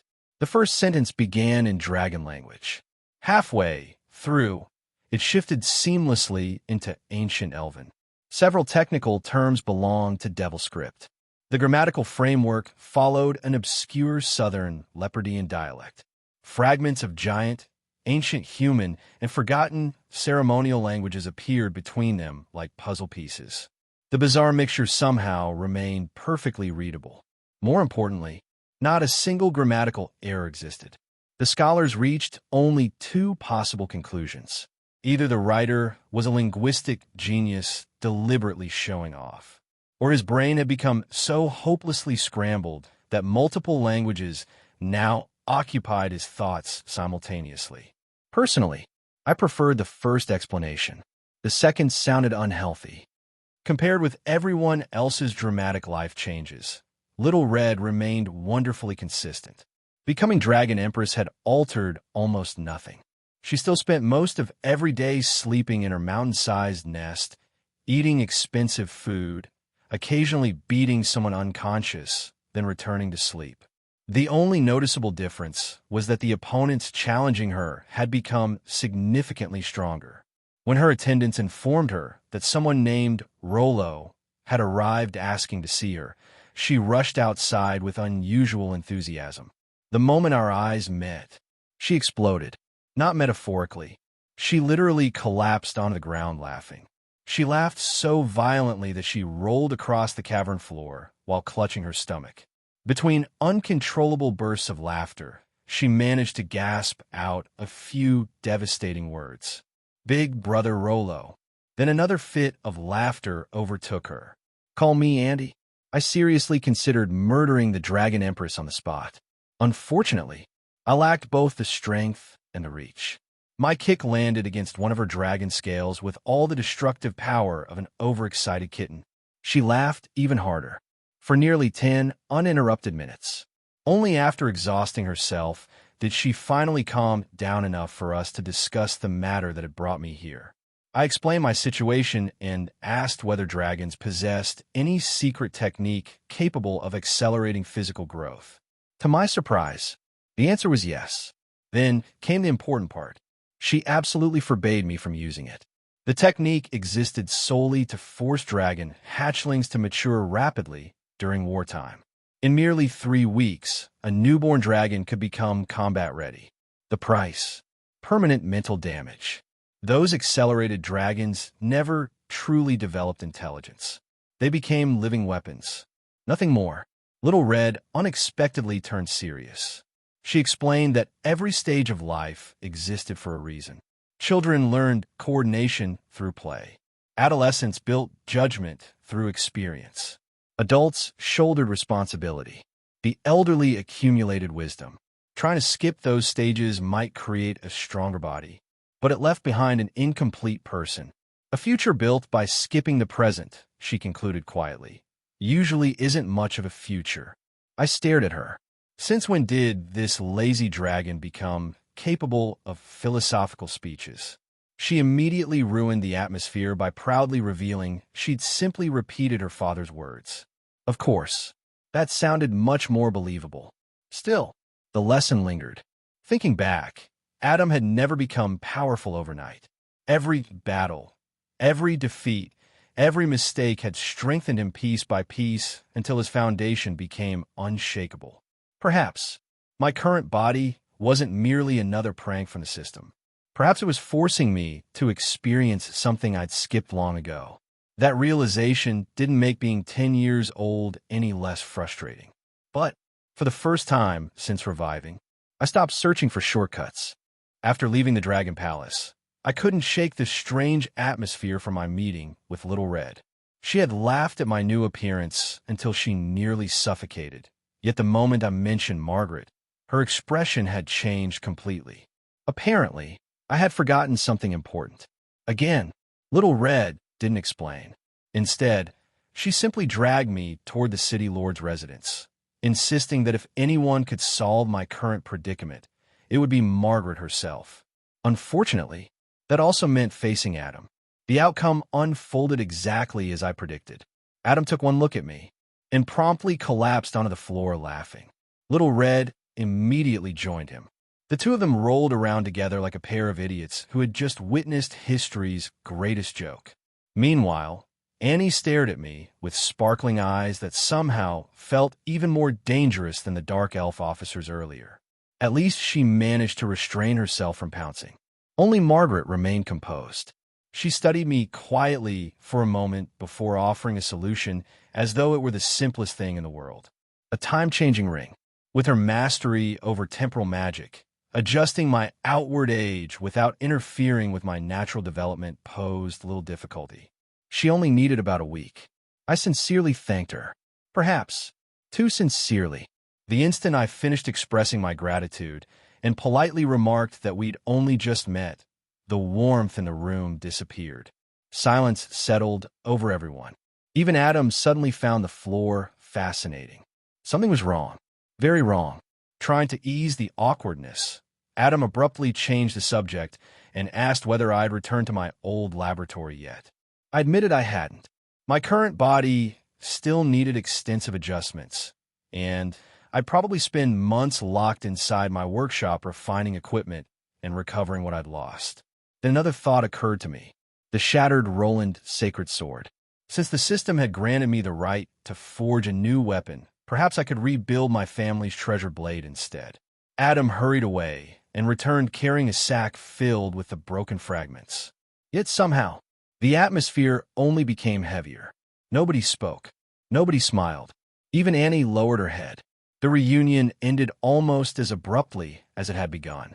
After thanking everyone once more, I quietly excused myself. Just as I reached the doorway, soft sobbing echoed behind me.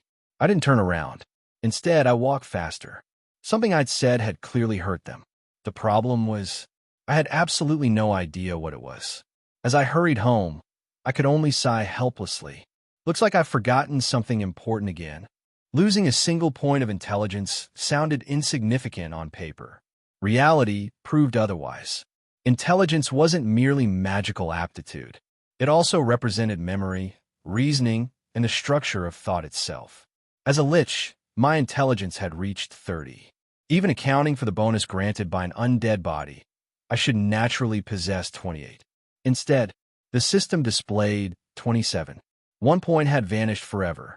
That missing point represented pieces of myself carried away by death and dissolved within the river Styx. Oddly enough, I wasn't particularly distressed. You couldn't mourn memories you no longer remembered. What you forgot simply ceased to exist. That was perhaps death's cruelest kindness. Eventually, I reached my old residence. The moment I stepped inside, dormant magical lamps awakened one after another, illuminating rooms that had waited patiently for my return. I barely glanced at them. My destination lay much deeper. Hidden beneath the house stretched the true heart of my life's work. A labyrinthine underground library. The staircase descended into darkness until the final stone door slowly opened before me. Immediately, thousands of magical lights ignited. Books soared gracefully through the air like flocks of birds finally released from their cages. Then a familiar mechanical voice echoed throughout the chamber. The tower spirit had recognized my soul. "Welcome back, Master." I couldn't help smiling. Tower Spirit 007 remained as reliable as ever. Without waiting for instructions, it began recommending a complete educational curriculum, starting with languages, mathematics, physics, and chemistry before advancing toward combat theory. Looking across the endless shelves, I felt something close to relief. This was my greatest treasure. Not gold, not artifacts, knowledge. Rows upon rows stretched beyond visible distance. Physics, chemistry, military strategy, divine studies, arcane theory, legislation, engineering, history. The largest section by far contained my own journals. Centuries of experimental notes, battle records, legal drafts, observations, failures, successes, random thoughts, shopping lists, and ridiculous ideas I'd scribbled down simply because they occurred to me. Long ago, I'd accepted one unavoidable truth. If I continued walking this path, death would visit me again and again. Each resurrection would steal more memories. So I'd created an external memory, a second brain. As long as these records survived, I could always rebuild myself, even if I forgot everything. Even if my soul continued fracturing, knowledge could be relearned. Experience could be reconstructed. Memory could be borrowed from the man I used to be. The loss this time was severe, but not irreversible. I instructed Tower Spirit 007 to retrieve my earliest experimental journals, specifically the series labeled Crazy Lich. I also requested every entry mentioning Margaret. If I'd accidentally wounded someone important, I intended to discover why before attempting an apology. Realistically, That would take a while. The last time I reconstructed my memories required nearly 2 months. Since then, another 2 centuries had passed. 300 years of journals now waited for me. Optimistically, perhaps 3 months.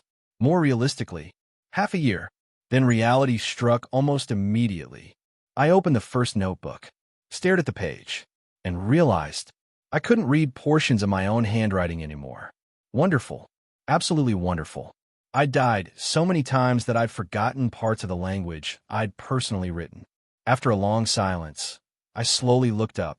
Tower's spirit. Please bring me beginner Chinese textbooks first. Moments later, an enormous stack of children's learning books landed on the desk with a heavy thud. Thus, the legendary founder of the power of law, former undead emperor, future architect of a new world, began his grand journey of recovering lost knowledge. By sitting obediently at a desk, reciting elementary lessons alongside books larger than himself. The quiet voice of a little boy reading ancient primers drifted gently through the endless library, echoing between towering shelves that held the memories of a lifetime. For now, that was where I would begin again. Travel in the underground world had never been a matter of distance. It was a matter of surviving long enough to reach the next city. Unlike the surface, where a wealthy merchant only needed a handful of mercenaries before setting out, every underground trade route was practically a battlefield. Powerful magical beasts treated caravans as walking buffets. Thieves often possessed strength rivaling legendary adventurers, and every now and then a dragon might simply decide your cargo looked interesting. Considering those odds, the astonishing part wasn't how expensive imported goods became. It was that anyone managed to transport them at all. Sulphur Mountain City's signature alloy, an adamantine sulfur composite, served as the perfect example. Locally, it already sold for 2,000 gold coins per ingot. Ship the exact same piece to Chrome City, and the price immediately doubled. Carry it all the way to Vance after a dangerous 2-month journey, and the value increased more than 15-fold. Bring it to the surface. Well, at that point, the laws of economics surrendered. The material was so scarce that buyers would gladly throw 100,000 gold coins onto the table just for the chance to purchase it. Naturally, luxury goods weren't the only profitable cargo. Ordinary supplies generated equally absurd returns because every city constantly consumed them faster than merchants could replenish them. Scarcity had become the underground world's most reliable currency. Ironically, the greatest contributor to Sulphur Mountain City's prosperity turned out to be two enemies who had never intended to help anyone. Thanks to the Late Show and Cockagil, the spatial distortion connecting directly to Vance remained intact. A route that once demanded nearly 2 months of dangerous travel now required barely a week. Trade exploded overnight. Merchants flocked toward the route as though someone had paved a road with solid gold. They weren't entirely wrong. Prosperity quickly spread beyond the 2 endpoint cities. Smaller settlements located along the route also benefited from the constant flow of travelers, creating an expanding commercial network that no ruler could ignore. And money. Money always rewrote politics. Merchants became investors. City lords became partners. Influential families began exchanging heirs, marriages, and political favors across both territories. After all, a distant ally could never compete with a prosperous neighbor. As trade intertwined their economies, political cooperation naturally followed. Vance, now governed by the Centaur tribe, found itself growing increasingly inseparable from Sulphur Mountain City. Add the support of the Dragon Empress, and suddenly 3 of the underground world's 5 autarchs stood on remarkably friendly terms. Anyone with even a modest understanding of politics could see what was happening.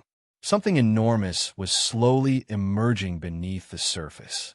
Trade agreements evolved into economic integration. Military cooperation became routine. Family ties strengthened political trust. Experts and scholars moved freely between cities, carrying knowledge alongside merchandise.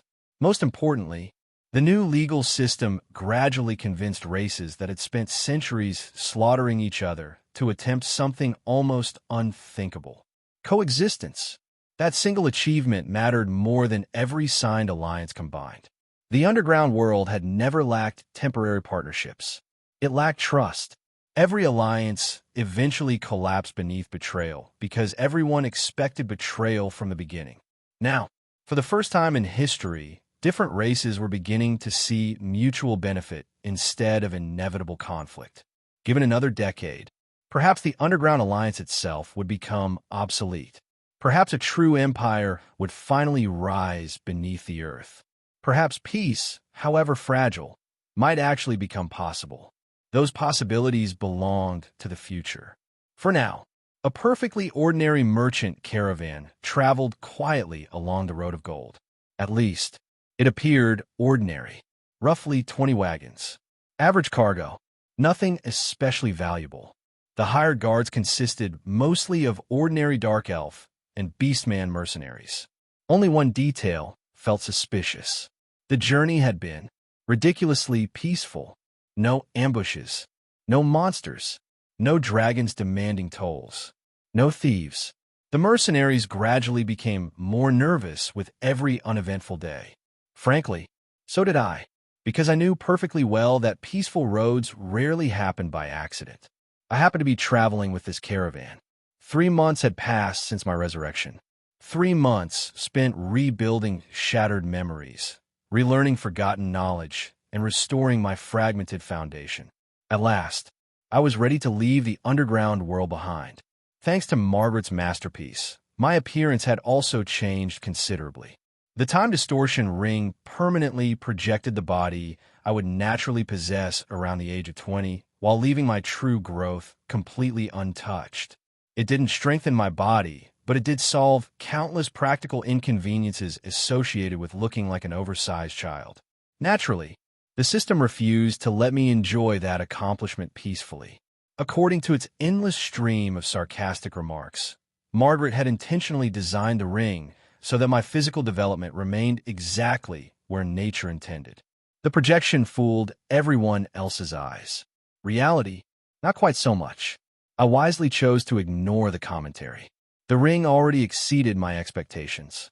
I merely removed it for several hours each night to reduce the magical burden before putting it back on each morning. To outsiders, I now resembled a young knight instead of a wandering child. I wore an old but dependable set of dull golden plate armor that prioritized practicality over appearance. It lacked impressive enchantments, yet it remained perfectly serviceable for long journeys. Hanging at my waist rested the restored Roland sacred sword. Although only a semi-god weapon after its reconstruction, the blade radiated quiet authority. Its silver brilliance carried centuries of history, and anyone with decent eyesight could immediately tell it was no ordinary sword. Unfortunately, that wasn't the sword drawing everyone's attention. Their eyes kept drifting toward the second weapon strapped across my back, and then toward me, then back to the sword, followed by expressions that hovered somewhere between confusion and poorly concealed amusement. Understandably so. I wasn't a sword saint, nor was I some dual-wielding prodigy. There was absolutely no reason for a knight, like me, to carry 2 swords. The explanation was painfully simple. Once again, the system had scammed me. The magnificent Roland sacred sword hanging at my waist was exactly where it belonged. The utterly unnecessary second sword on my back served as yet another monument to the countless ways that damned system could find to embarrass me. Some lessons, apparently, never changed. Repairing the Roland sacred sword had emptied nearly everything I possessed. Instead of spending my remaining 20,000 fate points on strengthening myself, I gambled the entire sum on restoring my family's heirloom. Considering my long and traumatic history with the system, I naturally interrogated it from every conceivable angle before agreeing. Would the restoration fail halfway because my points were suddenly insufficient? No. Would the sword become an expensive piece of decorative scrap? Apparently not.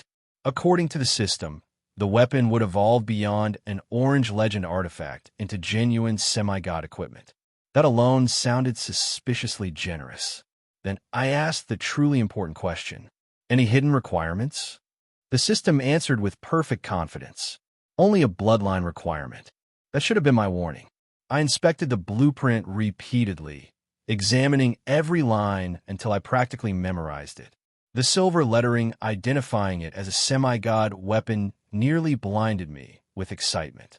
Its attack power, unique abilities, and royal authority all exceeded my expectations.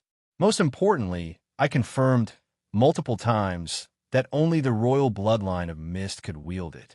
Satisfied, I completed the restoration. Then, I discovered precisely how the system had scammed me. Technically, it hadn't lied. The sword truly required only the Mist bloodline. The problem was that the description specified Roland's descendants, not Roland himself. I stared at the blade, then at the system, then back at the blade. I've been tricked again. The system explained everything with infuriating calm. The original Mist Kingdom had perished alongside my first death. A new nation, the East Mist Communal Country, had eventually risen from its ashes under the leadership of my surviving bloodline. Though only a fraction of the former kingdom's size, it was legally and politically recognized as Mist's successor, which meant its royal family now possessed the authority that had once belonged to me. By every existing definition, they, not I, were the legitimate rulers of Mist. The revelation answered one question while creating several more. Were those rulers descended from me, or from Carwin's? Naturally, the system chose that exact moment to remain silent. As for the sword itself, its purpose became painfully obvious. Either I handed it to one of my supposed descendants, or I somehow convinced one of them to knight me. A rather absurd prospect. I briefly considered introducing myself as their legendary ancestor before deciding that was the fastest route toward imprisonment.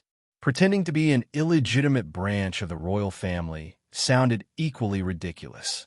Perhaps quietly earning a place among their knights would prove more practical. Besides, possessing the status of a human noble would make my future activities on the surface infinitely easier. I was still contemplating various identities when someone interrupted my thoughts. Roland, give us a hand. Ah yes, my newest alias. If Rollo had already become unreliable, then Roland was simply tragic. It sounded almost identical to Roland, while somehow managing to sound considerably worse. Still, the person calling me had every reason to know me only by that name. Diana. Even after resigning as captain of Sulphur Mountain City's town security, the former Moon Knight remained every bit as imposing as before. The massive silver Avenger rested comfortably in her hands, its sacred radiance almost painful to look at. She still wore armor heavy enough to flatten an elephant, yet moved as though dressed in cloth. One noticeable difference had appeared over the past few months. Her complexion. The dark skin characteristic of the underground elves had gradually lightened, not because of magic cosmetics, because of faith. She had undergone the moonlight ritual and devoted herself to the moon goddess Patricia, abandoning the old worship of Lorcy. The ritual literally rewove a dark elf skin under divine power, a painful transformation that slowly granted them the ability to live beneath sunlight and moonlight. Those who completed it became known as Grey Elves. Diana, however, represented something even rarer. The sacred crescent of Patricia adorned one arm. The golden scales of Womian's adorned the other. Justice balanced against judgment. Punishment balanced against reward. Both faiths coexisted upon the same body. Many holy knights had abandoned the holy light entirely after the rise of law, eagerly becoming justice knights instead. Diana never did. Not because she opposed the transition, because she couldn't afford to. She had already forged her sole imprint as a legendary holy knight. Converting completely to the power of law would destroy that foundation and likely cost her legendary status altogether. Our advertisements proudly claimed that holy light could transform into law without any loss. Advertisements tend to exaggerate. Reality proved considerably less generous. Back when I still wore Womian's identity, I personally persuaded her to remain a holy knight. Sulphur Mountain City needed experienced legendary defenders more than it needed symbolic conversions. Fortunately, she listened. When Diana later announced her intention to leave the underground world and search for her own future on the surface, I immediately recognized an opportunity.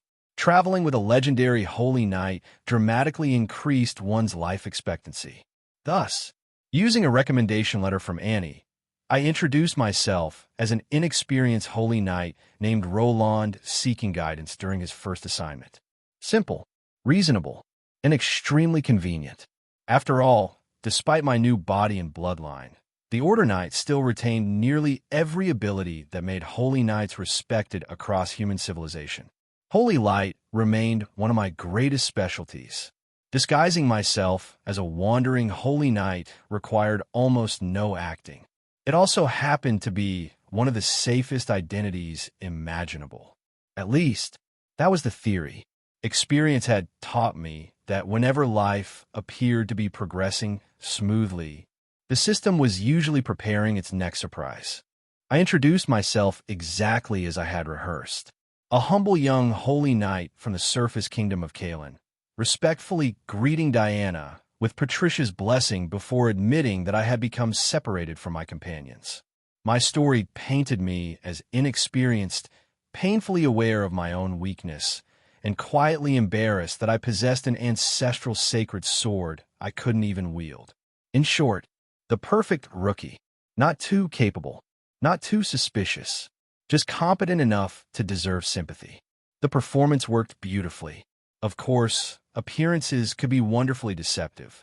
Beneath that harmless smile, my new body had already reached level 21 in both Order Knight and Chaos Witch King. Dumping my remaining fate points in a growth hadn't carried me very far thanks to the absurd threefold experience penalty attached to my double diamond bloodline. But even that modest progress revealed how terrifying this body truly was. At only bronze rank, both my strength and stamina had already crossed the threshold of 20. That single point hardly sounded impressive. In reality, it was monstrous. Ordinary warriors spent their entire lives struggling to reach 19, the accepted limit of mortal potential. Breaking beyond that boundary normally required stepping into the realm of legends. My body simply walked past it. The realization made me understand why the ancient races had dominated history. Great angels, ancient dragons, and the first-generation children of order and chaos never treated legend as an impossible summit. For them, it was merely adulthood. Crossing those thresholds awakened two additional racial gifts. The moment my strength exceeded mortal limits, I gained the Sword of Order. When my stamina followed, Titan body emerged alongside it. Combined with my existing war angel and sinful devil god forms, I now possessed 4 racial talents before even reaching silver rank. Ridiculous. Absolutely ridiculous. Even I found it difficult to believe. For a while I wondered whether fortune had finally smiled upon me. Then I noticed something peculiar. Every important attribute had stopped at 19 or 20, almost as though someone had intentionally guided my growth to those precise values. The answer arrived immediately. The system admitted it. For once, apparently giving me the body of a teenager instead of a fully mature adult hadn't been another elaborate prank. Young bodies still possessed room to grow naturally, allowing dormant racial talents to awaken as each physical milestone was reached. Had I revived directly as an adult, those opportunities would have vanished forever. I was so surprised that I almost thanked it. Almost. Naturally, the system ruined the moment by reminding me this was my final chance. If I failed again, neither of us would survive whatever disaster awaited the world, and it had no intention of sinking alongside me. That sounded much more like the system I knew. As for the Roland sacred sword, its ridiculous ownership restriction suddenly made sense as well. By binding the blade to the fate of Miss Royal bloodline instead of a single individual, the weapon could continue evolving alongside the kingdom itself. Personal treasures eventually reached their limits. National symbols could become divine. Fine. For once, the scam actually served a purpose beyond tormenting me. Even with all those advantages, I remained only bronze rank. The underground world had no shortage of legendary monsters capable of flattening me before breakfast, which was precisely why I needed an escort. Following the system's recommendation, I joined Diana's expedition toward the surface. That decision brought immediate regret. The first companion I recognized was Momo, or rather, the Furious Dog, as I privately renamed her. The moonlight ritual had transformed her into one of Patricia's gray elves, but it had done absolutely nothing to cure her dangerous fascination with cute boys. She spent the first day staring suspiciously at me, while repeatedly asking whether I happened to have a younger brother named Rolo. The disturbing amount of drool accompanying every mention of that name convinced me of two things. First, I absolutely did not have a brother. Second, my time distortion ring would never come off while she remained nearby. Compared to her, everyone else felt refreshingly reasonable. Crow's was another familiar face. Having finally completed her transition, the former judgmenter had evolved from the judicial system's most handsome man into Sulphur Mountain City's unquestioned beauty. Her destination was the sacred spring of the surface elves, where she hoped to erase the lingering curse still affecting her. Personally, I welcomed her presence. The aura of plague remained just as effective as ever, ensuring strange incidents followed her with admirable consistency. Traveling would certainly become less boring. Unfortunately, her two self-appointed flower guardians interpreted every man within eyesight as a potential rival, including me.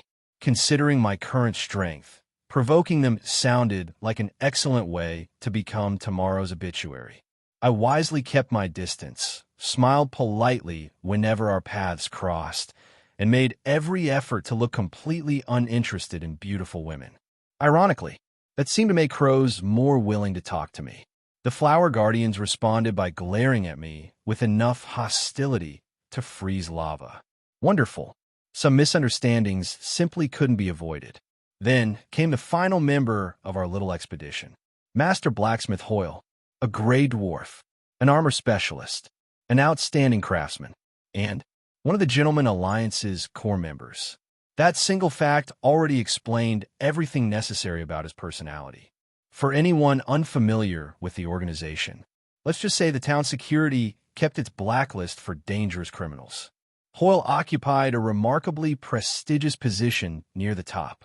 Traveling with this group suddenly felt far less like hiring reliable escorts, and far more like volunteering for a very slow-moving catastrophe. If there was one decision I genuinely regretted during this journey, it was boarding this merchant caravan. Had I known from the beginning that it belonged to the infamous Safe brand, I would have gladly fought my way to the surface instead.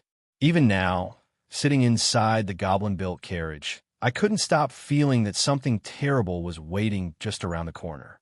The caravan's organizers were exactly the sort of people who made normal travelers question their life choices. Hoyle, the gray dwarf master blacksmith, I had already mentioned. The other was Ingo Br, another prominent member of the Gentleman Alliance and the official leader of the expedition. On paper, they were transporting ordinary trade goods to attend a gathering of master craftsmen on the surface. In reality, judging from the enormous wagons groaning beneath suspiciously heavy cargo, I was almost certain they were secretly transporting yet another Roland series invention. I really wished they would stop naming those things after me. Unfortunately, that wasn't even the biggest problem aboard this caravan, because Beifeng Heralt was here too. The moment I remembered the system awarding 10,000 fate points for whatever horrifying achievement had earned him the title the man who single-handedly created multiple races, my fingers instinctively reached for my sword. Every instinct I possessed screamed that ignorance was healthier.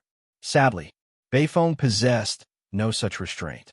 According to him, a divine revelation had inspired him to embark upon a sacred journey of self-discovery. The moment he dared imply that Wumians himself had blessed this ridiculous pilgrimage, crows exploded before I could. As a devoted judgmenter, she took defending her god's reputation extremely seriously. Beifeng was pinned down, then enthusiastically beaten. Unfortunately, physical punishment had never proven effective against incurable stupidity. Moments later, He was happily introducing himself to a passing giant Kodomo lizard, earnestly attempting to establish what he called a cross-species friendship.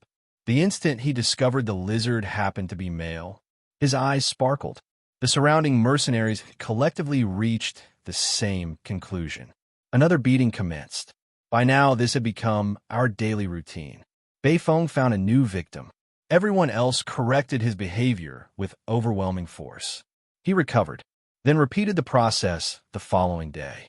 At this point, I honestly suspected he developed an unhealthy hobby involving group assaults. Still, after completing today's scheduled disciplinary session, Diana approached me with a far more serious expression. She had noticed something troubling. Our entire journey had been far too peaceful. No monsters, no bandits, no raiders, nothing. Veteran adventurers knew that kind of silence often preceded an ambush. Ahead lay a narrow canyon, exactly the sort of terrain every thief loved. She quietly instructed me to remain close once we entered. I appreciated her concern. Really, unfortunately, she was worrying about the wrong enemy. I casually scanned our surroundings. Sure enough, several dark silhouettes quickly ducked behind rocks the moment my gaze drifted their way. 3 kilometers farther ahead, thunder echoed faintly across the landscape. Someone was fighting. Again, elsewhere, a familiar bone dragon desperately attempted to conceal herself behind terrain much too small for the task. Lionheart kept glancing backward every few minutes despite pretending to scout ahead. Shueti, for reasons known only to himself, believed an enormous tree trunk could somehow hide an equally enormous towering. As for Adam and Margaret, they weren't even trying particularly hard anymore. Before leaving Sulphur Mountain City, I had repeatedly insisted that no one needed to escort me. Apparently, no one had listened. Without discussing it beforehand, nearly every important person I knew had independently decided to shadow the caravan from a safe distance. The result was almost comical. Legendary experts, semi-gods, powerhouses capable of changing battlefields, all awkwardly imitating amateur thieves while secretly following our convoy. As for every genuine bandit or magical beast unfortunate enough to approach, they never came within several dozen kilometers before mysteriously disappearing. Poor Diana still believed we might be walking into an elaborate ambush. If only she knew. The real problem wasn't hidden enemies. It was the overwhelming number of allies desperately trying not to be seen. I considered explaining everything, then wisely decided against it. How exactly was I supposed to tell her that half the underground world's strongest experts had spontaneously organized an unofficial farewell procession? Some truths only created unnecessary complications. So I simply smiled and thanked her for the warning. Looking toward those hopelessly obvious hidden escorts, I couldn't help laughing to myself. The legal system had finally taken root. The god of law now truly existed. The royal faction within Shiloah had begun changing. The balance of power beneath the earth was shifting. The future remained dangerous, but it was no longer hopeless. Most importantly, for the first time in a very long time, I wasn't walking that road alone. And somehow, watching those fools stumble through bushes while pretending to be invisible made me happier than I cared to admit. The system had apparently decided that resurrection marked the beginning of a brand new era, which, unfortunately for me, also meant brand new daily missions. It proudly announced its upgraded service, explaining that I now had to complete at least one justice-aligned mission every single day or suffer a fate point penalty. Finish both, and I'd even earn a tiny bonus. How generous. The first mission immediately convinced me the system still deserved to be dismantled piece by piece. As a knight, I was instructed to defeat an evil dragon. Alone, not merely defeat it. Solo it. The reward reached an impressive 100 fate points, accompanied by a lengthy explanation comparing my current strength to an adorable house cat, while reminding me that adult evil dragons possessed roughly 60 times my combat ability. It also thoughtfully warned me that accepting assistance would immediately deduct 1,000 fate points instead. In other words, the system was encouraging suicide. I skipped that mission without a second thought. The second task somehow managed to confuse me even more. Every great hero, it claimed, began by helping little girls recover their missing cats. Find a lost feline. Return it safely. Collect 3 fate points. Simple. Except, we were traveling through one of the deadliest regions of the underground world. Where exactly was I supposed to locate a lost house cat wandering across monster-infested wilderness? My first instinct was naturally to curse the system. My second was to remember that although it delighted in tormenting me, it rarely issued truly impossible missions. Perhaps I had interpreted the objective too literally. A short while later, crows happened to discover a lonely little black cat wandering near the caravan, entirely by coincidence. Obviously, the creature ignored every beast-taming attempt nearby and marched straight toward the beautiful young judgmenter, meowing pitifully until Crow's maternal instincts overwhelmed her completely. Moments later, she was happily feeding the tiny animal fresh milk purchased from the gnomes. The cat itself complained continuously. Only I could hear those complaints. Apparently watered-down milk deeply offended the dignity of the former queen of banshees. Yes, Harloise had become the missing cat, since my magical pet could freely transform into a small black feline. Volunteering her for the role seemed far easier than searching the entire underground world. Naturally, the mission still required someone to lose the cat. That problem solved itself shortly afterward. Or rather, I solved it. One perfectly timed misunderstanding later, the frightened little kitten appeared to have escaped from a terrifying villain. Said villain happened to be Bayphone. Again, the moment Crows discovered her precious cat trembling beside me, while Bayphone stood suspiciously nearby, she arrived at only one possible conclusion. Justice descended violently. Within moments, half the caravan enthusiastically joined the punishment. Honestly, watching Bayphone receive another spectacular beating had become part of our daily schedule. This time, however, Harloise genuinely looked traumatized. She clung to me while trembling uncontrollably, tearfully insisting I had rescued her before that monster could do unspeakable things. The sheer terror in her voice surprised even me. Harloise, the terrifying queen of banshees, reduced to frightened tears. I briefly wondered what exactly Bayphone had intended to do before wisely deciding that preserving my sanity mattered more than satisfying my curiosity. Some mysteries belonged buried forever. The system promptly declared the mission complete. 3 fate points. Mission accomplished. Bayphone continued receiving what everyone unanimously agreed was a well-deserved beating. Balance had been restored. As I walked away with Harloise perched comfortably on my shoulder, my attention drifted back toward the dragon mission. The system's behavior lately had been odd. Its rewards no longer seemed designed solely to mock me. Even today's cat mission had proven solvable through a little creativity, which raised an uncomfortable possibility. What if the dragon mission wasn't impossible either? Normally, whenever the system truly wanted to disgust me, it attached absurdly attractive rewards to utterly hopeless objectives. This one felt different. There was no real penalty for trying. Failure simply meant walking away. After weighing the risks, curiosity finally overcame caution. I sought out Carter, an old merchant who knew every dangerous stretch of road surrounding our route. His answer immediately caught my attention. There really was an evil dragon nearby. Fortunately, or perhaps unfortunately, it wasn't an ancient monster. Only a young black dragon. Unfortunately for everyone else, that young dragon had already destroyed multiple merchant caravans while repeatedly evading the armies sent by Lu Huang Mountain City. It specialized in striking isolated targets before disappearing long before organized forces could corner it. Ordinary caravans dreaded passing through its territory. Ours had escaped only because Diana's legendary reputation discouraged the dragon from attacking directly. I listened quietly, then smiled to myself. A young dragon, not an ancient one. The mission had suddenly transformed from certain suicide into something merely resembling it.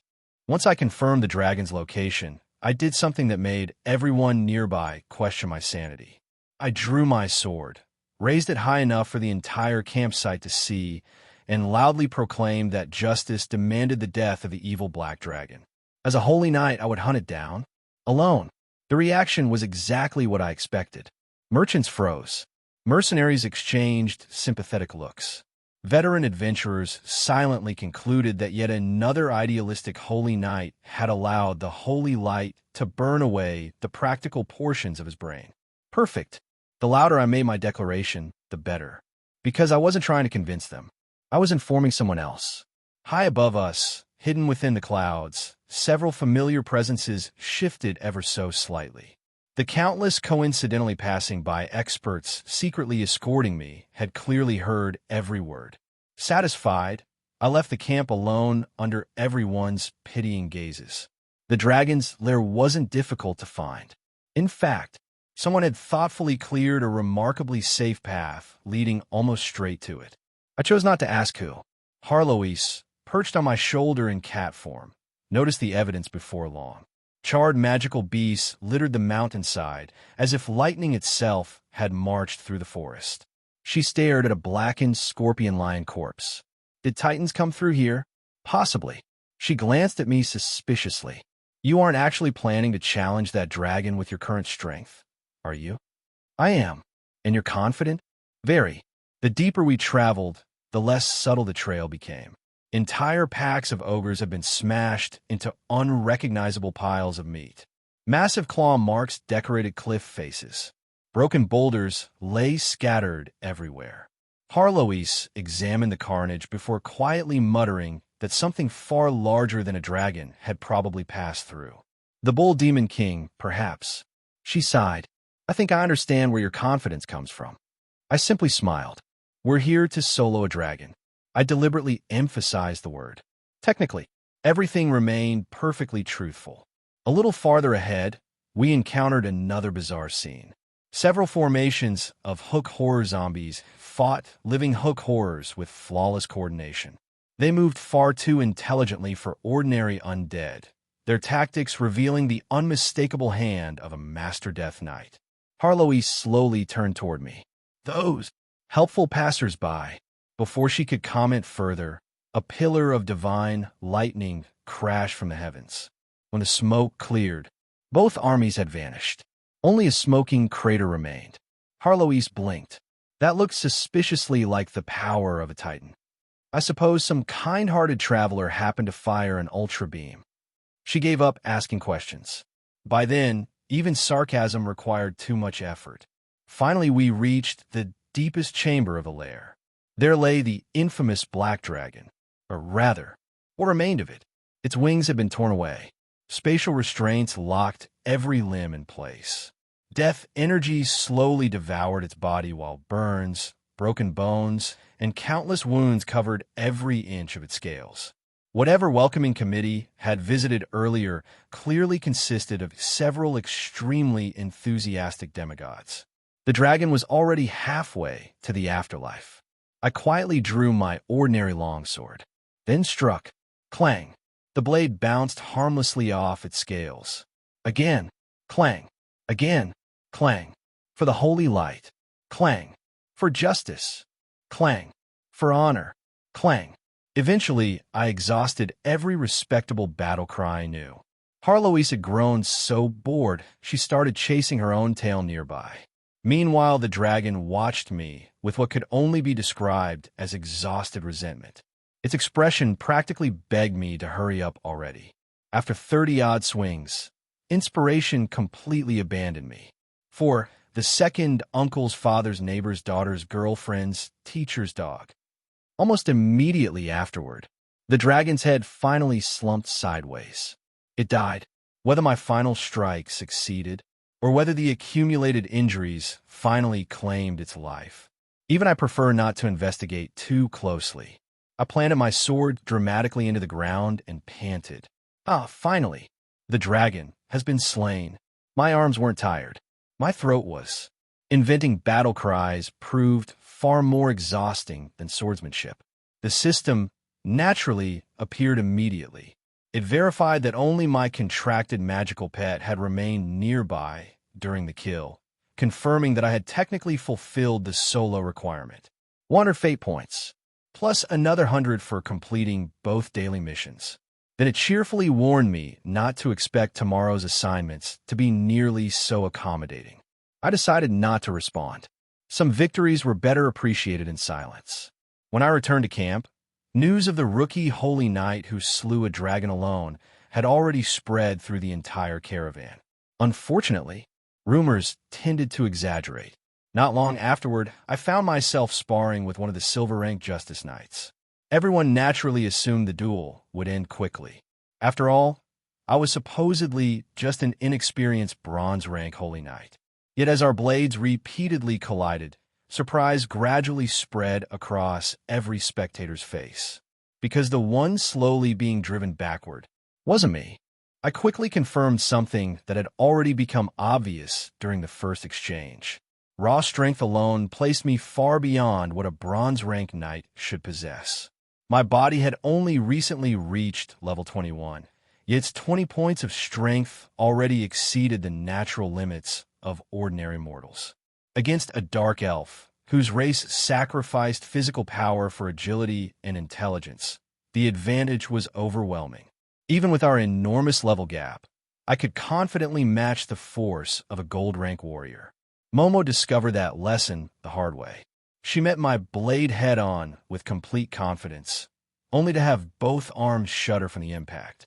Even so, the infamously hot-tempered dark elf refused to admit defeat. She grinned through numb hands and barked another taunt, earning laughter from the spectators surrounding our practice ring. Unfortunately for her, provoking me while voluntarily competing in raw strength was about as intelligent as arm wrestling a titan. I answered with action instead of words.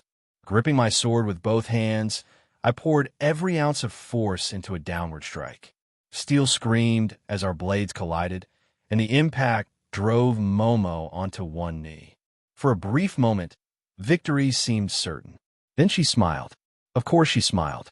Long before our swords crossed, she had quietly completed an incantation of law, a quality of life forms. The familiar light of law flashed around us. You shameless woman. The spell was one of the most irritating creations ever developed by our judicial system.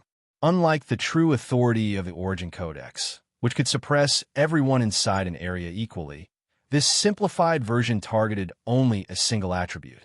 Even so, 10 seconds of having your greatest advantage forcibly dragged down to your opponent's level was enough to overturn almost any duel.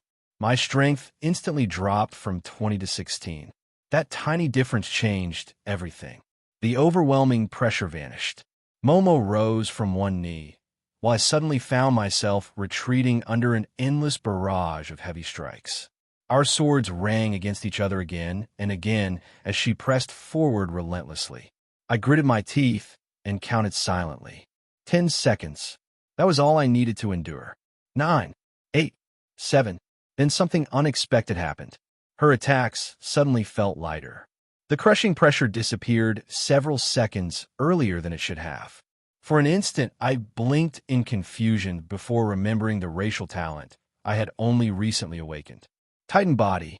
The ability sounded deceptively simple on paper, granting resistance to damage and weakening harmful effects. In reality, it proved absurdly powerful. Even laws themselves counted as debuffs. Instead of lasting 10 full seconds, the quality of life forms had been reduced to only 7. That 3-second miscalculation was fatal.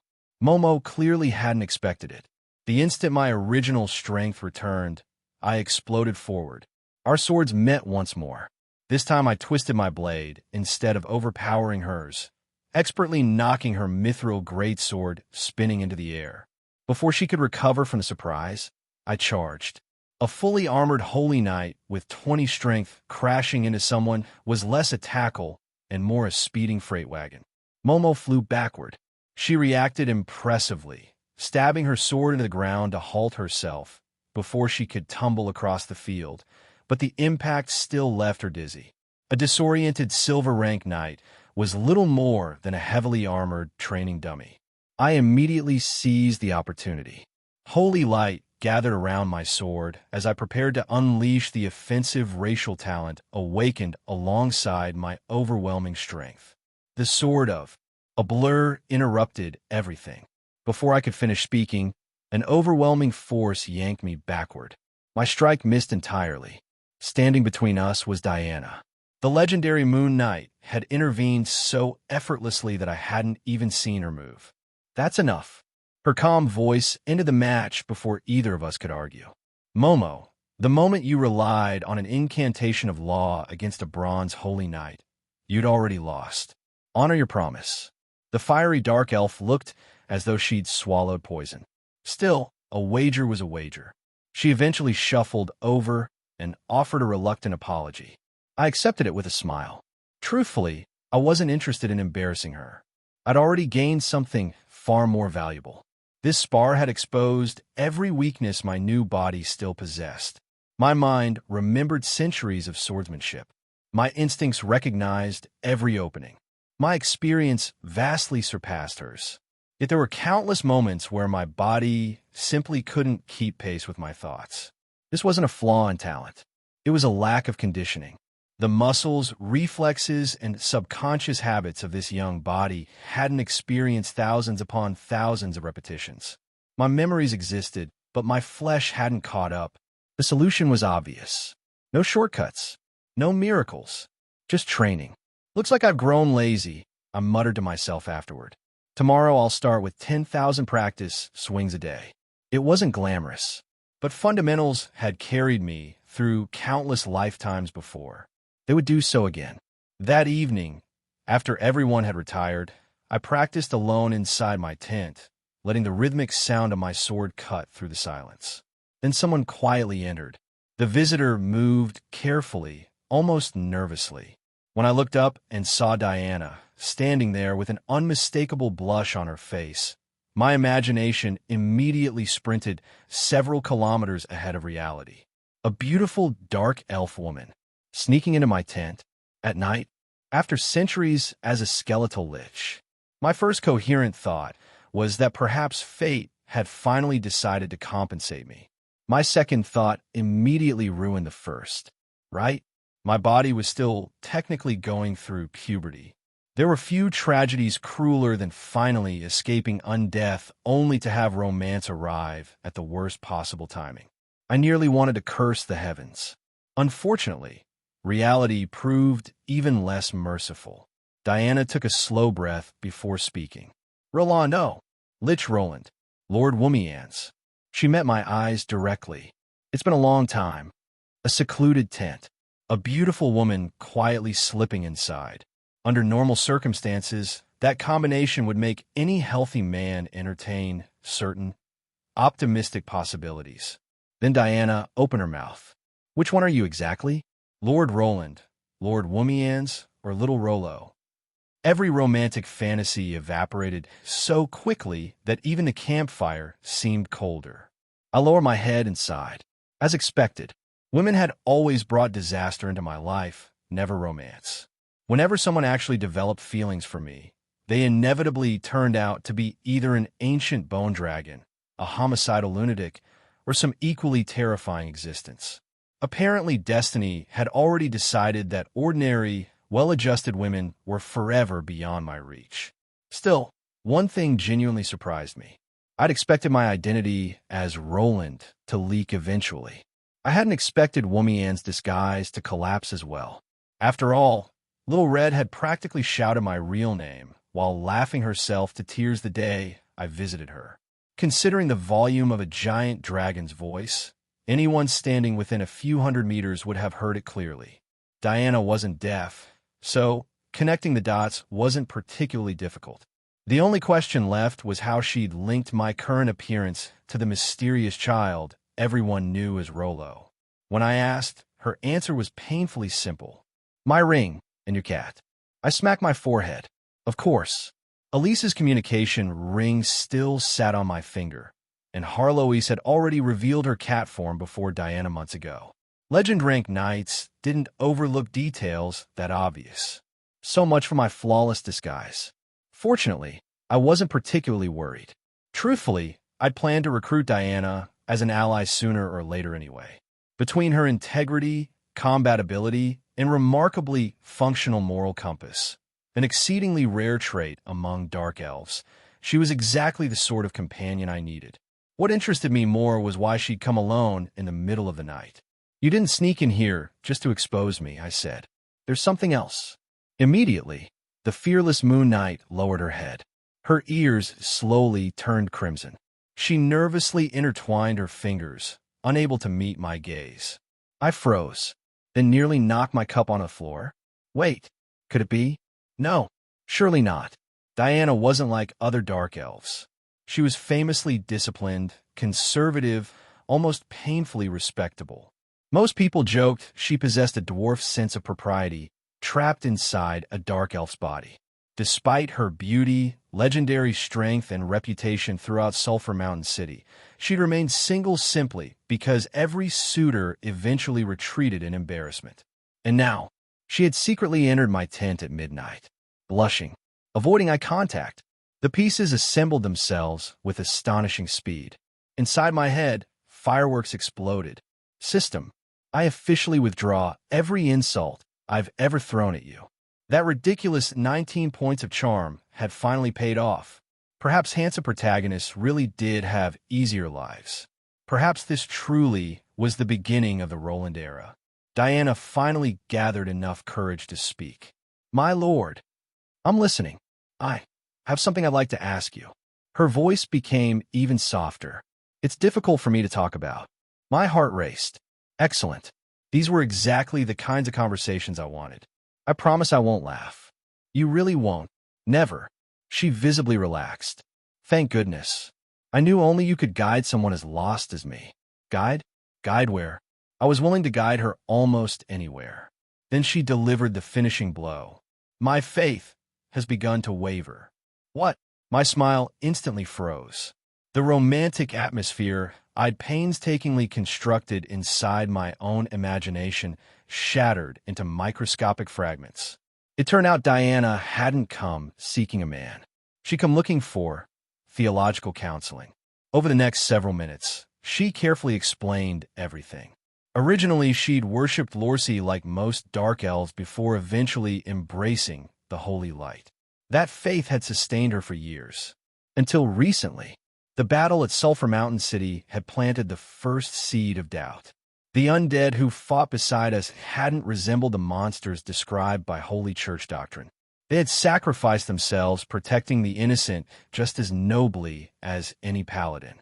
Then came Womians, an undead who ascended to godhood. Worse still, the divine incarnation of the god of law could freely wield holy light. Every event overturned everything she believed. Were undead truly evil? Could justice exist outside the church? Were the god of law and the god of holy light somehow connected? Each answer only created more questions until the foundations of her faith began collapsing beneath her feet. Since she regarded me as the earthly incarnation of Womians, she'd endured the entire journey while searching for the courage to ask. Tonight, she finally had.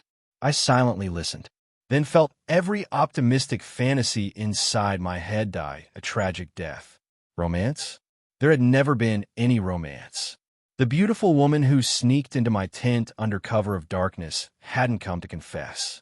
She'd come because she thought I was qualified to answer questions about theology. I almost coughed blood. Seriously? What happened to all those legendary dark elf stories? Where was the midnight temptation? Where were the scandalous misunderstandings? Why had fate transformed a potentially unforgettable night into a counseling session? I'm not even a priest. I'm a perfectly normal man. Well, mostly normal. Granted, my newly revived body still wasn't quite mature enough to fully support those ambitions, but that hardly mattered. At the very least, couldn't destiny allow me to enjoy the misunderstanding for another 5 minutes before mercilessly crushing it? Apparently not. The god of misfortune remained as diligent as ever. The tiny spark of hope I still had for romance died a swift and merciless death. Diana hadn't entered my tent in the middle of the night because she had feelings for me. She had come seeking spiritual guidance. Since fate clearly enjoyed humiliating me, I accepted reality and shifted gears. If she wanted answers about gods and faith, then she had chosen exactly the right person. After all, very few mortals could claim to have personally created one. I quietly activated a soundproof barrier around the tent before speaking. First, I'm not an avatar of the god of law. I'm still a living mortal. Second, I paused deliberately. Everything you've been taught about gods is mostly nonsense. Those words alone would have been enough to send any priest in a cardiac arrest. Naturally, I continued. Since I'd already become one step short of true divinity myself, there is little reason to preserve the illusion surrounding gods. Diana deserved the truth, not comforting fairy tales. True gods weren't omnipotent creators watching every living being with parental affection. They were systems, concepts, existences sustained by faith while simultaneously embodying universal laws. If I wanted to be especially rude, I could even describe them as parasites attached to the world's operating system. Once I started explaining, years of accumulated frustration poured out almost uncontrollably. Order gods, chaos gods, it hardly mattered. Both ultimately surrendered themselves to concepts greater than individuality. The god of holy light represented purification so completely that it no longer possessed anything resembling a personal will. Womian's wasn't much different. The god of law simply executed justice according to fixed principles, accepting prayers from anyone who fulfilled those conditions without favoritism or prejudice. The laws themselves? Those have been written by mortals. People like me. The church has merely layered centuries of interpretation, politics, and personal agendas on top of those original principles, until even the gods supposedly receiving the prayers probably wouldn't recognize half the doctrines preached in their names.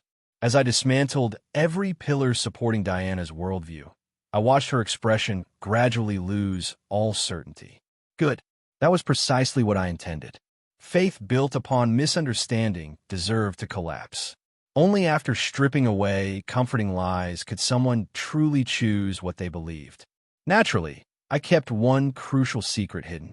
I never mentioned that Womian's was my clone. Some cards remained too valuable to reveal.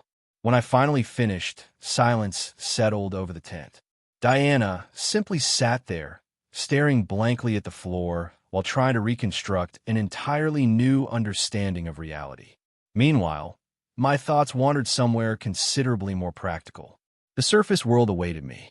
Unfortunately, nearly every powerful subordinate I possessed was completely unsuitable for traveling openly among human nations. The undead? Out of the question. Sending them to the surface would practically count as declaring war. Kaldia's high elf appearance was far too recognizable. Lily belonged to the blood tribe.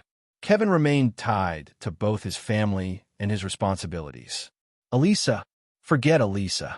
Trying to travel with a demon would only guarantee endless holy crusades chasing us across the continent. The dark elf town security fared little better.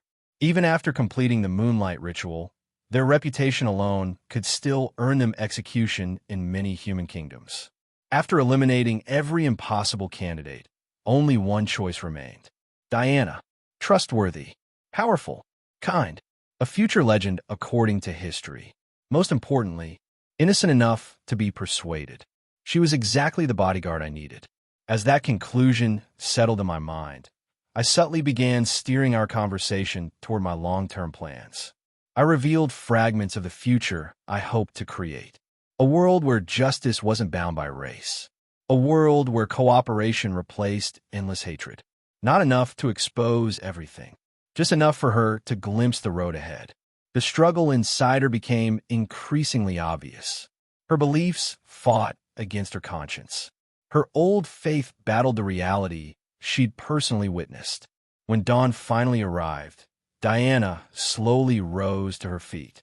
Her eyes were red from exhaustion. The proud, composed knight who had entered my tent hours earlier now looked emotionally drained, as though she'd fought a battle far more difficult than any duel. "I need time to think." I simply nodded. Knowing Diana, hesitation usually meant she had already started walking toward the answer. After she left, I stretched, extinguished the magical barrier, and collapsed onto my bed. One successful night's work deserved at least a short nap. Or so I thought. Barely 10 minutes later, my bed suddenly flipped over. I landed on the floor before my brain even realized what had happened. Standing above me, with a drawn sword, was Momo. Her eyes blazed with murderous fury. "You bastard!" I blinked. "Good morning. What did you do to Big Sister?" The furious dark elf didn't even wait for an explanation. She came back looking devastated. She was crying. What exactly happened in this tent? I stared at her, then slowly realized where this was going. Oh no. No. She couldn't possibly. Unfortunately, she absolutely could. Momo pointed accusingly at me as righteous indignation exploded across her face. "So that's how it is. You forced yourself on her." I nearly coughed blood. She wasn't finished, and judging by how miserable she looked afterward, Momo glared at me with complete contempt. "You're all appearance and no substance." Big Sister's first time was ruined by someone completely useless. For several long seconds, my brain simply stopped functioning. Of all the misunderstandings that could possibly arise after an all-night discussion about theology, this one somehow managed to be the worst. What was this lunatic even talking about? Looking at Momo's disheveled armor, bloodshot eyes, and explosive temper, I became increasingly convinced she had spent the entire night lurking outside my tent. Fortunately, I'd activated a soundproof barrier before discussing divine secrets with Diana. Otherwise, the entire continent might have learned how gods actually worked before breakfast. Unfortunately, while the barrier protected theology, it did absolutely nothing for appearances. Momo, meanwhile, had already built an entire romantic tragedy inside her head. She launched into an increasingly colorful lecture about how handsome men couldn't be trusted, insisting she'd warned Diana not to judge people by their faces. If only she'd intervened earlier, she lamented, she could have personally instructed me in certain practical techniques beforehand. Apparently, her qualifications consisted of overhearing countless conversations among her fellow dark elves and reading far too many inappropriate books. According to her, combining theory with immediate practical application would have guaranteed Diana a perfect first experience. I didn't even know where to begin correcting that statement. Every time I wondered whether the system and I lacked restraint, the Dark Elves reminded me that my standards remained positively saintly by comparison. At least I still possessed enough shame to feel embarrassed. Sleep-deprived and thoroughly irritated, I responded the only way knights truly understood. We settled things with another duel. Naturally, by the time our sparring ended, my mood had improved slightly. The problem was everything waiting outside afterward. The moment I stepped into camp carrying a bucket of water, I noticed countless strange looks directed toward me. The flower guardians exchanged obscene hand gestures. As a healthy adult male, I understood exactly what those gestures implied. Only then did the horrifying truth finally click into place. Diana had entered my tent wearing full plate armor. Armor did not sneak. Armor announced itself. Everyone had heard the clanging when she entered. Everyone had seen her remain inside until sunrise. Then everyone watched her emerge exhausted, emotionally overwhelmed, with bloodshot eyes after spending an entire night alone with me. Even I would have misunderstood. Jumping into the Yellow River probably wouldn't wash away this misunderstanding. Harloise, who usually stayed close enough to insult me at every opportunity, had quietly retreated several steps. She now regarded me as though I'd suddenly transformed into the king of playboys.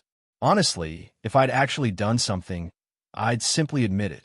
But trying to explain that a man and woman had spent the entire night discussing theology, divine mechanics, and metaphysical philosophy, even I couldn't say that with a straight face. Still, Harloise might become an important ally later, so I reluctantly attempted an explanation. judging by the skepticism in her eyes. Complete failure. Then matters somehow became even worse. Diana approached. She had removed her heavy armor and carried only the silver avenger in both hands. Her expression held neither embarrassment nor affection. It was solemn, resolved, like someone approaching a sacred altar. Without hesitation, she knelt before me. Not on one knee, on both. Then she raised her sword respectfully. My lord, I dedicate my life to following your path. Your enemies shall become mine. My greatest wish is to become someone worthy of standing beside you. I understood immediately. A knight offered one knee to a liege. Two knees belonged only to gods and revered elders.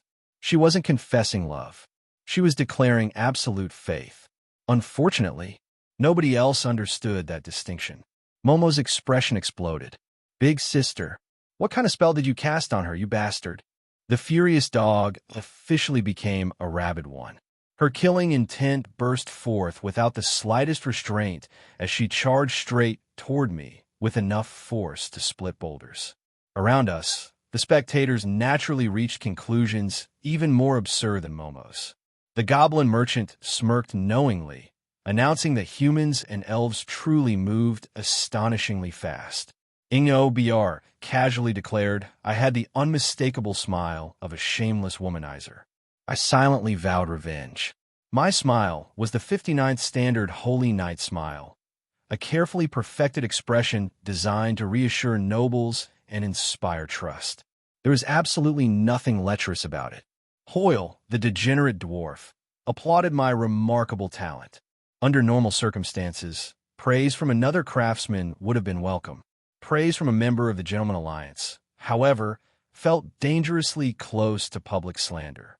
Even Beifong managed to contribute, grumbling that someone without a beard shouldn't receive so much attention from women anyway.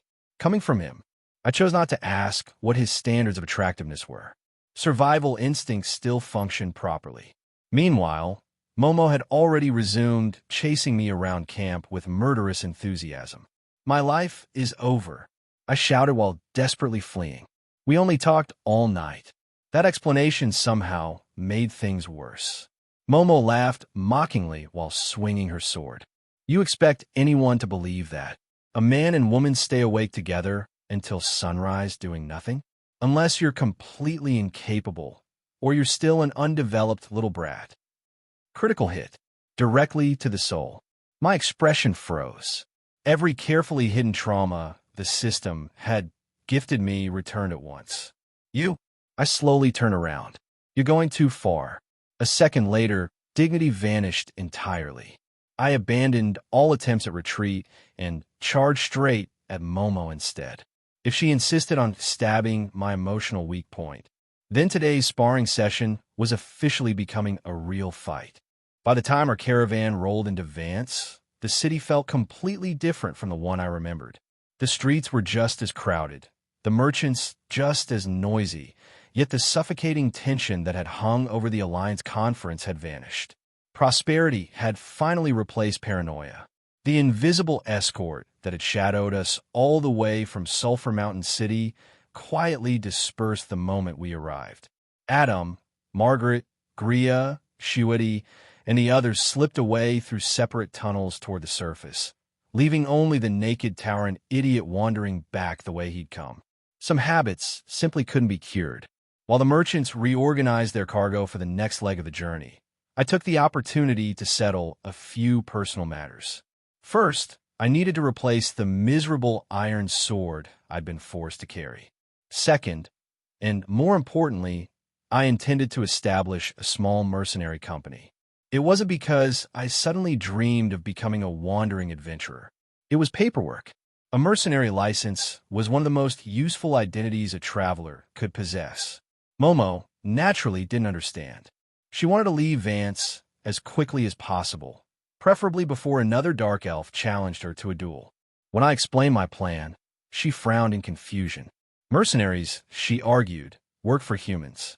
We had no intention of doing that. She wasn't wrong. We wouldn't be taking contracts at all. The license itself was the prize. Many kingdoms allowed registered mercenary groups to cross borders, bypass military checkpoints, and travel through disputed territories with far fewer questions than ordinary civilians. Since my journey would eventually take me across multiple human nations after visiting the East communal country, possessing an official identity would save endless trouble. Then Momo asked the obvious question: why register here instead of on the surface? The answer was hidden beneath politics. If a mercenary registered inside a human kingdom, that kingdom could legally call upon them during wartime. In theory, mercenaries formed part of a nation's reserve military. In practice, a relaxed voice interrupted my explanation before I could continue. The newcomer politely pointed out that the real advantage of Vance's mercenary guild wasn't military exemption at all. It was anonymity. Unlike most guilds, Vance never demanded proof of identity. Smugglers, escaped nobles, assassins, political fugitives. Countless people with inconvenient pasts registered here precisely because nobody asked awkward questions. I couldn't help smiling. Exactly. Standing before us was an extraordinarily handsome centaur, wearing elegant purple armor fitted for both man and horse.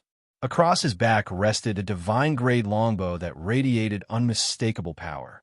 Cassio, the famous Golden Bow, one of old Menial's grandsons, Anya's nominal elder brother, and, unfortunately, one of the most talented military leaders among the centaur tribes.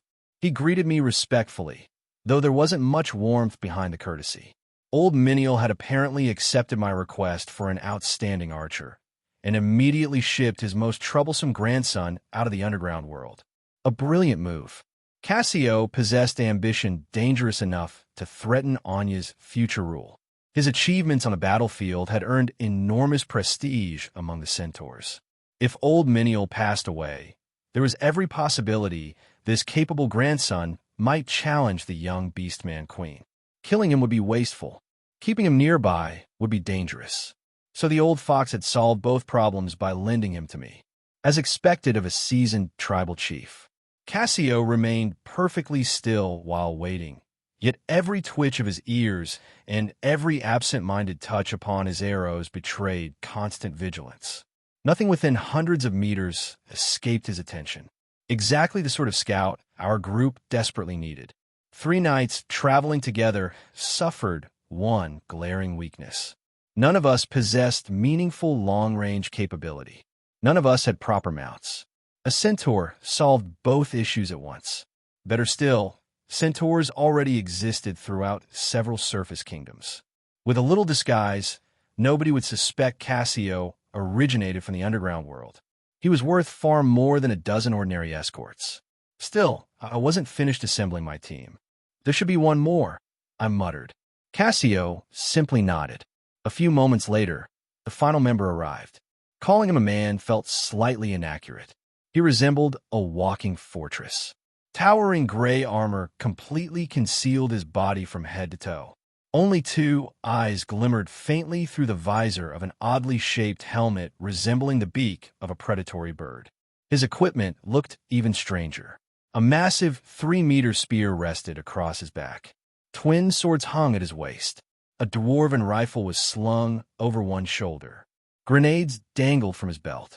A heavy satchel full of gunpowder bounced gently with every step. He looked less like a knight and more like an entire battlefield compressed into one person. Momo recognized him instantly. The eccentric prince. Her voice carried unmistakable dread. The last time we'd stayed in Vance, she'd already encountered Prince Clint of Iron City. Apparently, that first impression had been unforgettable. Watching the usually fearless Momo instinctively retreat several steps was honestly rather entertaining. Then again, anyone who armed himself with enough weapons to start a small war deserved a healthy amount of caution. There was a reason Momo instinctively backed away the moment Prince Clint appeared. The man was less a prince and more a mobile ammunition depot. Bump into him, explosion. Walk too close without warning, explosion. Open his room uninvited, definitely an explosion. Truthfully, sometimes simply existing within his personal safety radius seemed sufficient to trigger one.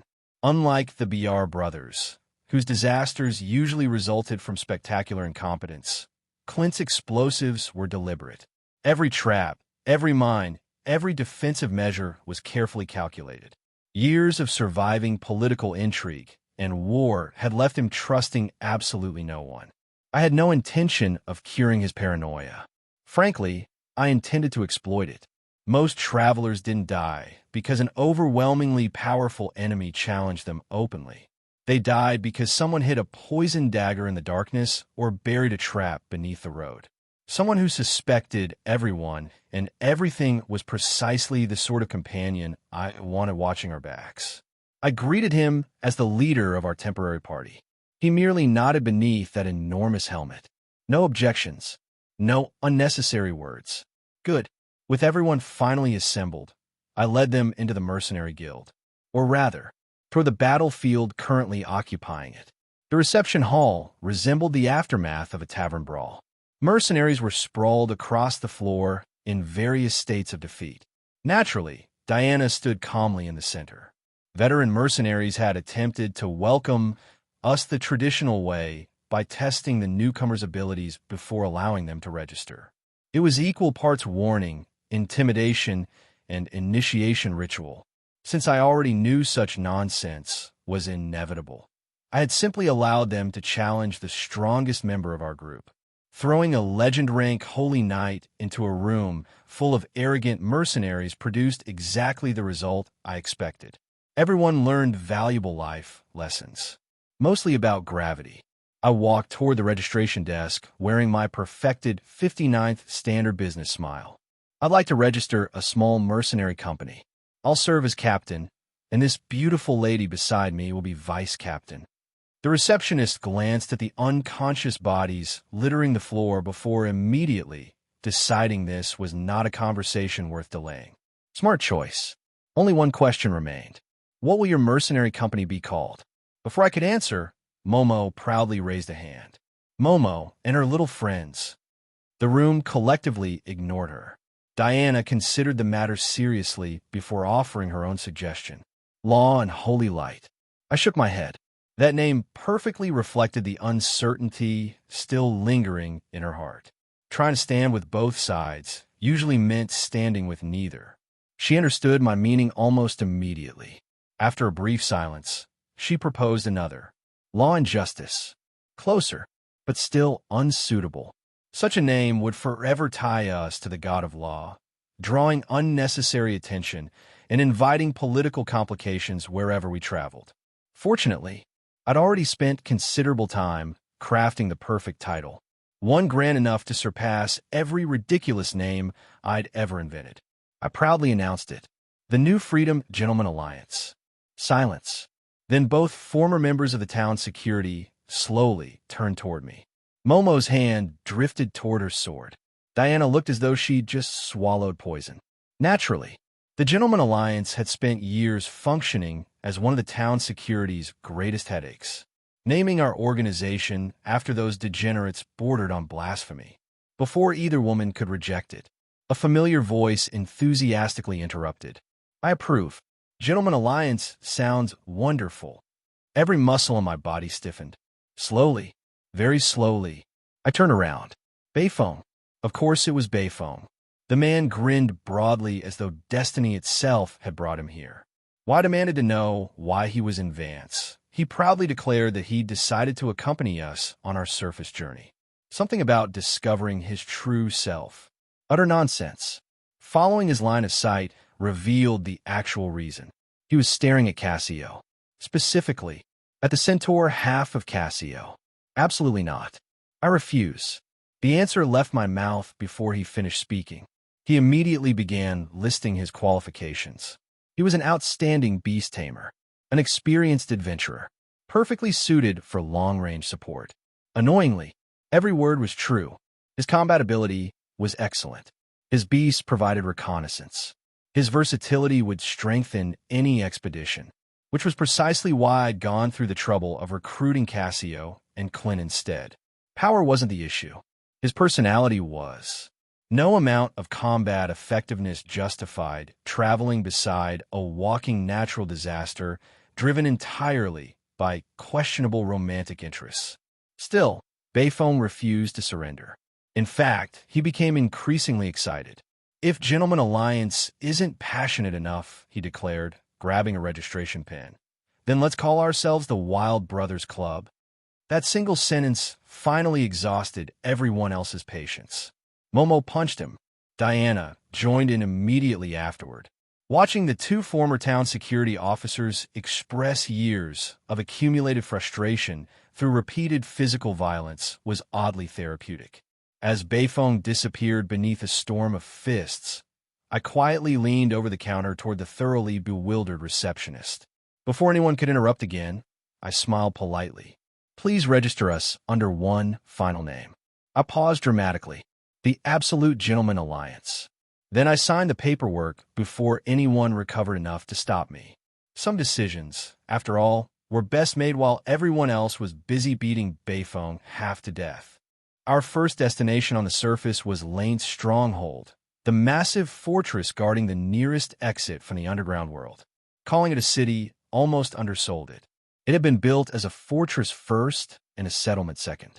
Towering stone walls rose nearly 10 meters high, thick enough to withstand giants, while deep moats swarmed with carnivorous fish eager to discourage ambitious invaders.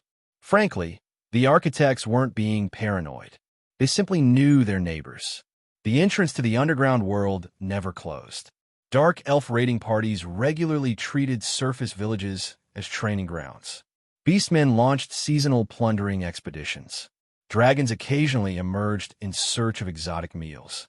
Necromancers wandered upward, collecting fresh, experimental materials.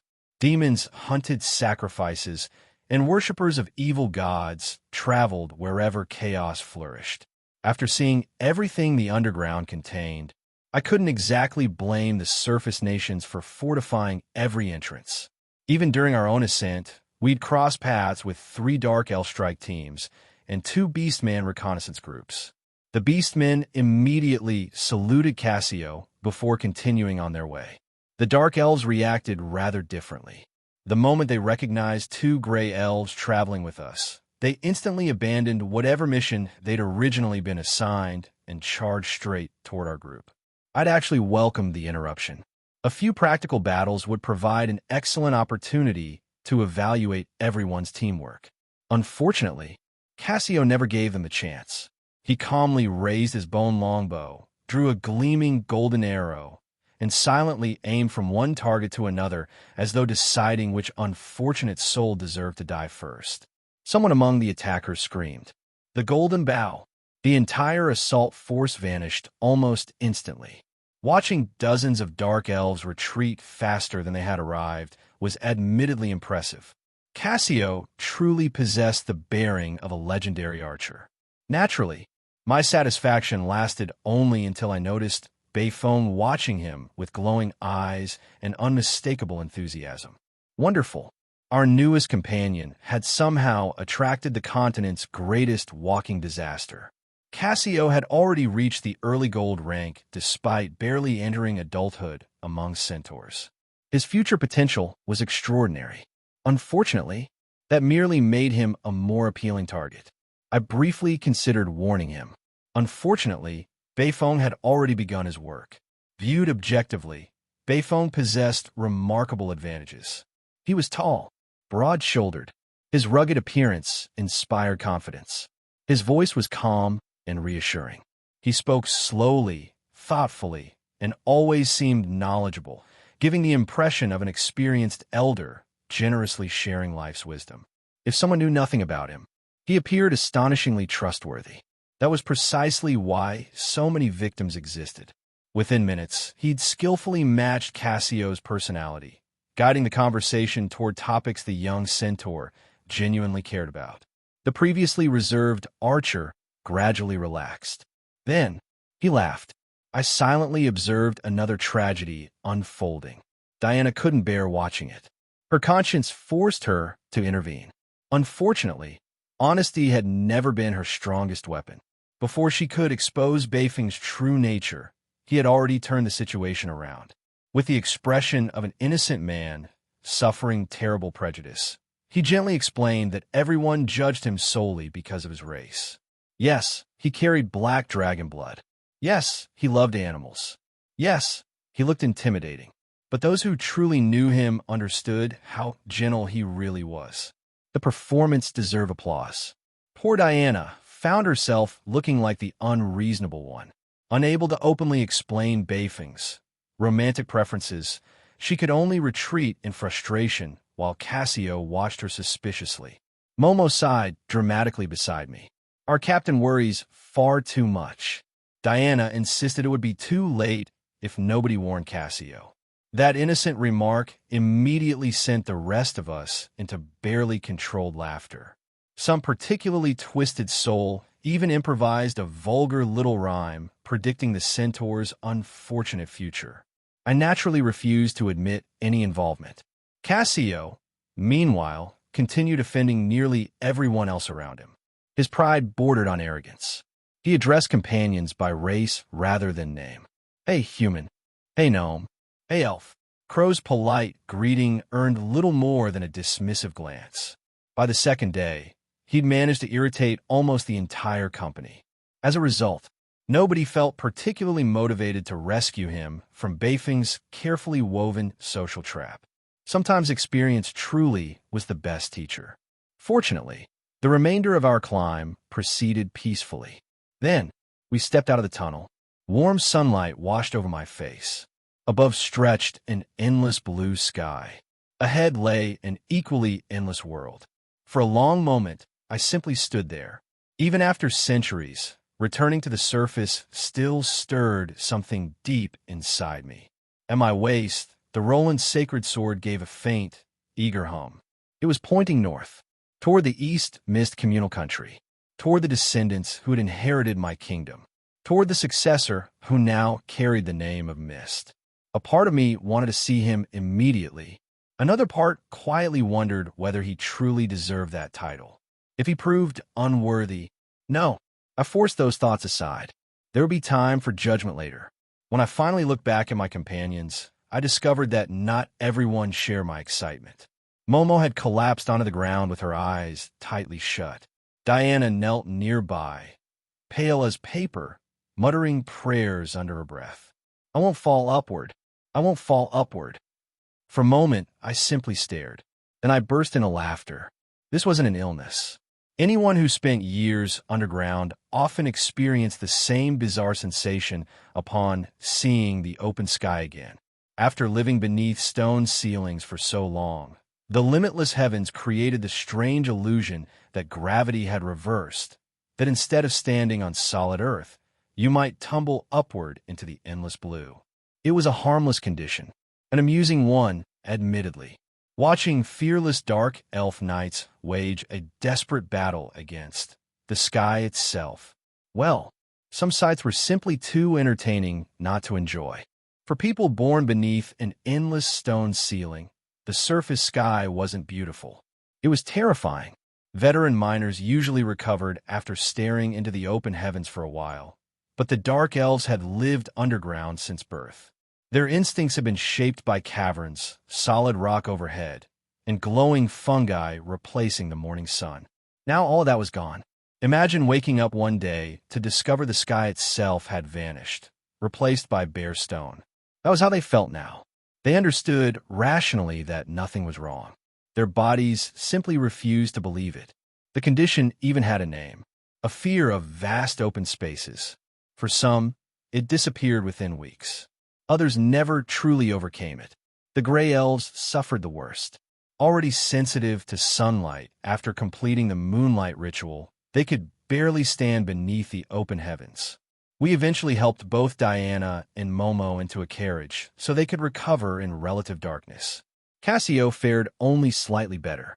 All four of his legs trembled almost imperceptibly, yet his pride refused to let him admit weakness. He stood ramrod straight, pretending everything was perfectly normal. The veterans, meanwhile, hardly reacted. Ingo, Hoyle, and the others had crossed between the underground and the surface countless times. Even the Justice Knights who had previously traveled here had already gone about their own business. Prince Clint remained difficult to judge beneath his mountain of armor. His face stayed hidden, but I noticed his hand repeatedly checking the grenades hanging from his belt, almost as though touching explosives reassured him. Apparently, everyone coped with anxiety differently. As for the last member of our group, no, let's not talk about him. Mentioning Beifong usually resulted in disaster. Unfortunately, disaster insisted on introducing itself anyway. Seeing Cassio stubbornly refusing to rest, Beifong walked over with genuine concern and quietly suggested taking a break. Naturally, the proud centaur rejected the offer immediately. He was perfectly fine, absolutely fine. Then Beifong sighed dramatically. My brother, I'm feeling dizzy. Mind letting me lean on you for a moment? Cassio blinked. A second later, understanding dawned across his face. Without another word, the proud warrior folded his legs beneath himself like a resting warhorse and sat down. Beifong leaned comfortably against the centaur's broadside. Only then did Cassio finally relax as well. With solid ground beneath him and a companion's warmth beside him, his racing heartbeat gradually settled. His fear eased. For the first time since leaving the tunnels, the cold-faced centaur smiled sincerely. Thank you, Brother Beifong. Beifong simply chuckled. No, I should be thanking you.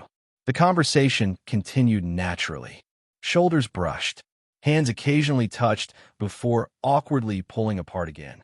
Watching the two of them sitting together beneath the afternoon sun, well, it was certainly a sight.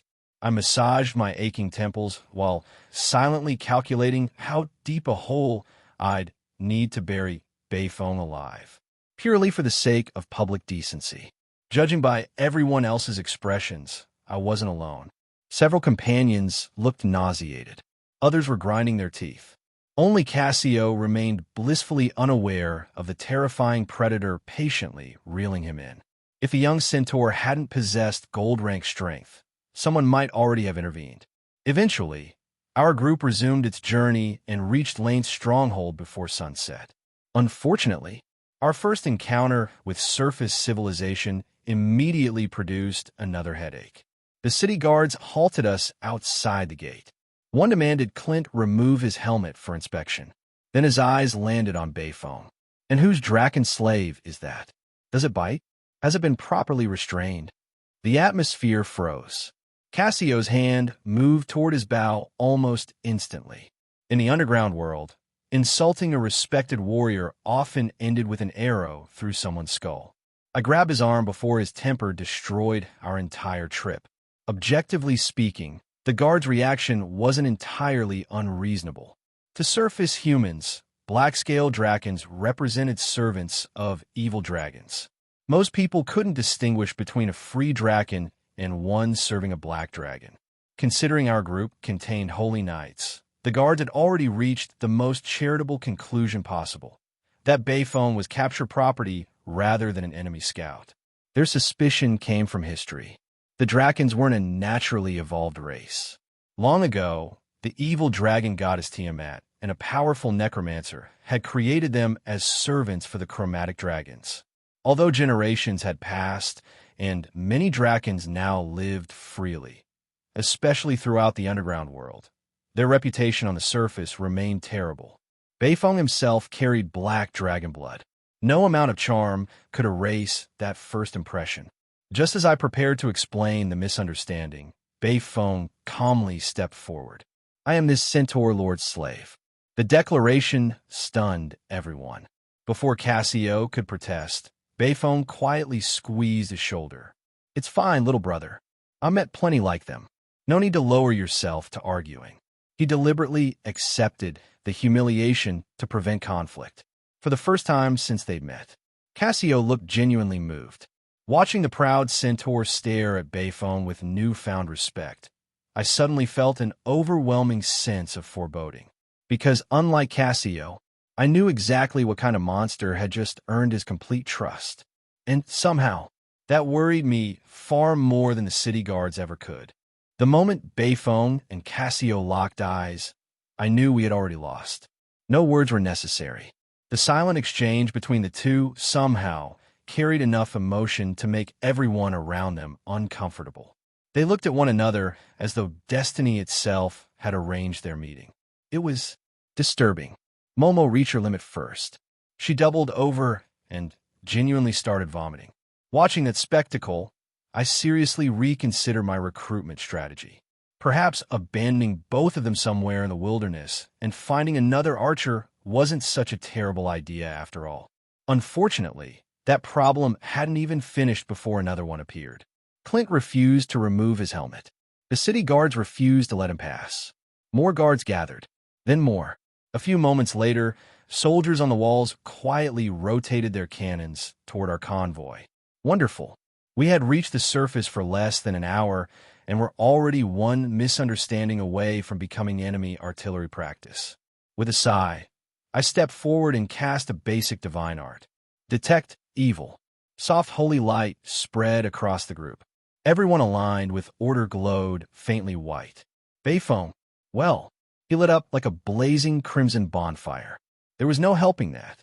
His chaos alignment wasn't exactly subtle. I immediately clapped a hand onto the nearest guard's shoulder before anyone could overthink the results. My companion is harmless. He's terribly disfigured after suffering severe burns, which is why he never removes the helmet. While speaking, my fingers performed another task entirely. A small coin pouch quietly slipped into the guard's sleeve. Perhaps the goddess of wealth might appreciate your understanding. The young guard's expression changed almost instantly. He casually shook his arm. The satisfying weight of metal jingled inside the pouch. Apparently, the goddess of wealth had spoken very persuasively. After a brief glance around to make sure nobody important had noticed, he coughed awkwardly and waved us through. Fine, just don't cause trouble. Simple, efficient, a textbook demonstration of practical diplomacy. Once our wagons entered the city, Harloise climbed onto my shoulder, staring suspiciously. That pouch sounded heavy. How much did you waste? Take a guess. She narrowed her eyes. 30 bronze coins. 5 gold. The cat froze. You're lying? No. Her pupils widened. A miser like you willingly gave away 5 gold coins? Impossible. I simply smiled. She frowned harder. No. Knowing you, something's wrong. You never lose money willingly. Exactly. She understood me frighteningly well. Curiosity immediately took hold. Unfortunately for her, curiosity happened to be my favorite weapon against the so-called omniscient queen. When I refused to explain, Harloise became increasingly restless. She offered bargains, threats, bribes. Finally, she surrendered. Fine, I'll teach you advanced ice magic. Even someone hopeless like you can learn it. Now, tell me. Perfect. That was precisely what I've been waiting for. At my current strength, necromancy was unusable if I wanted to maintain my identity as an ordinary holy knight. Ice magic, on the other hand, was perfectly acceptable for a human mage. The problem was that my understanding of elemental magic remained embarrassingly crude. Having a master spellcaster beside me, without exploiting her knowledge, would have been criminal. Naturally, Harloise realized my intentions the moment she spoke. Dream on. I'm not helping an ungrateful disciple get himself killed again. I merely smiled. Using the familiar contract between us, I could certainly force her to teach me. That would also guarantee she'd omit one tiny but vital detail, preferably the one that exploded in my face during battle. No, patience worked far better with Harloise. She was ruled by curiosity. Eventually, she'd trap herself. Less than a week later, she finally surrendered completely, while she scratched helplessly against my neck. Failing to penetrate even my tightened body, I decided to reveal the truth. The pouch really contained 5 gold coins. She blinked, but it also contained my broken swords. Understanding slowly spread across her face. The 2 worthless iron blades shattered during my duel with Momo. Repairing them would cost more than forging new ones. The iron itself, however, was still worth exactly what it had been before. 5 gold coins. To the guard, the pouch felt heavy. To me, nothing had been wasted. I had simply sold scrap metal through an extremely motivated buyer. Harloise stared silently. When did you prepare all that? Before we reached the city. The pouch, the conversation, even the bribery itself. Everything had been rehearsed while we were still traveling. Experience taught me that cities always produce problems. Preparing solutions beforehand was simply common sense. Behind us, an enraged shout suddenly echoed through the street. The unfortunate guard had finally opened the pouch. I sighed. Honestly, even his threat lacks originality. Harloise tilted her head. Aren't you worried he'll report you as a spy? Poor cat. Reading too many heroic novels had clearly damaged her reasoning. If he does that, he'll also have to explain why he accepted a bribe before letting those supposed spies enter the city. And if the investigation proves we're innocent, he'd be guilty of accepting bribes, filing false military reports, and abusing military authority. I shrugged. They'd execute him before he ever reached me. Harloise nodded slowly. As expected of my disciple, I prefer the term experienced. For once, teacher and student shared the same smile. Unfortunately, someone else happened to witness that moment. From behind us, Momo tugged quietly on Diana's sleeve. She stared suspiciously at the way I was speaking with a cat, as though conversing with an old friend. Big sister, don't you think Roland is acting strangely? He looks at that cat like she's a real person. After the misunderstanding involving Diana's midnight visit, Momo had become determined to invent increasingly ridiculous theories about me. Perhaps, she whispered, I shared Beifeng's unconventional tastes. Maybe that explained why nothing had happened that night. Diana's face immediately reddened. Enough. Stop talking about that. She rubbed her forehead with exhausted resignation. Recently, my luck has been awful. It almost feels like I've offended the god of misfortune. Her complaint reached my ears. I couldn't stop myself from grinning. No, Diana, you hadn't offended the god of misfortune.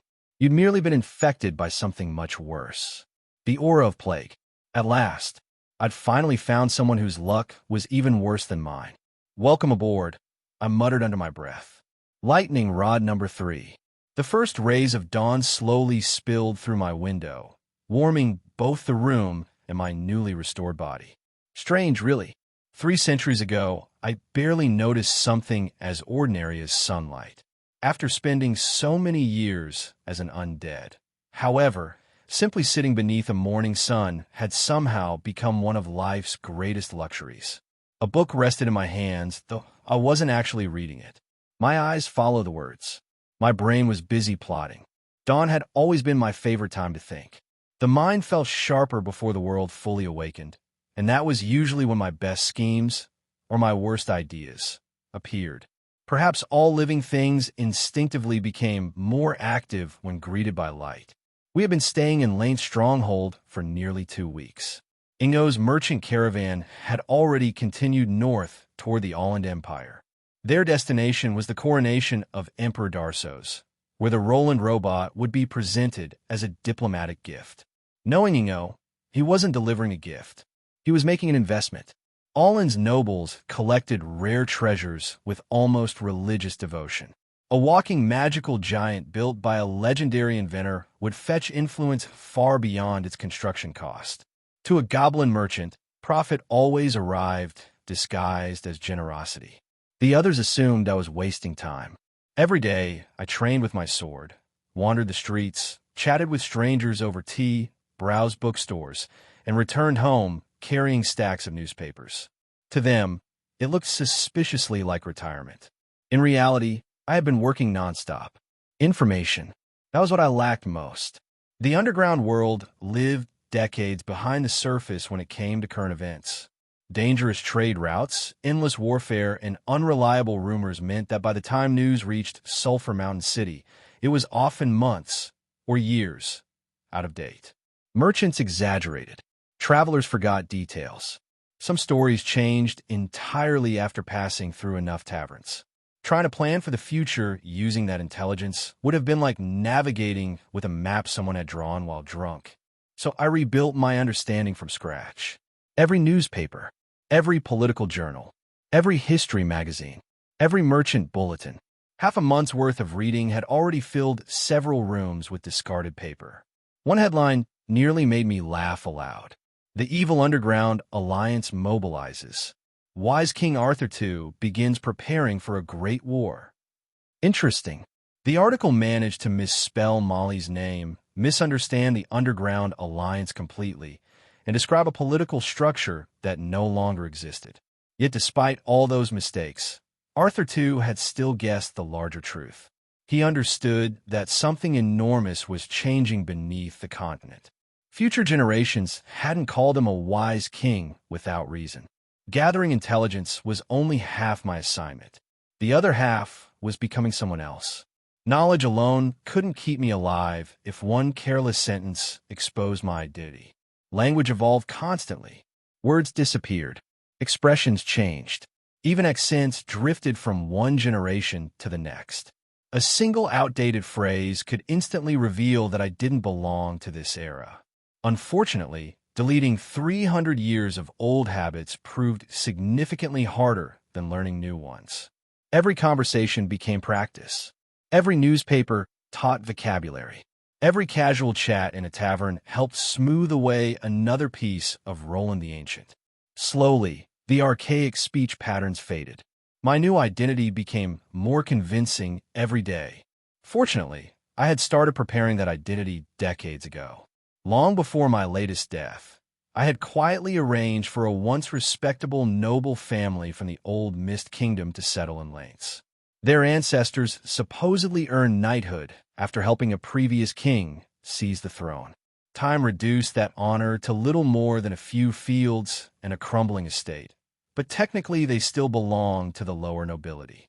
They also happened to have a son, a sickly young man named Rollo. According to local gossip, the boy suffered from severe leprosy and spent most of his life isolated inside a monastery, hidden beneath layers of cloth whenever he briefly returned home. 4 years ago, however, the church claimed a miracle. The god of holy light had cured him.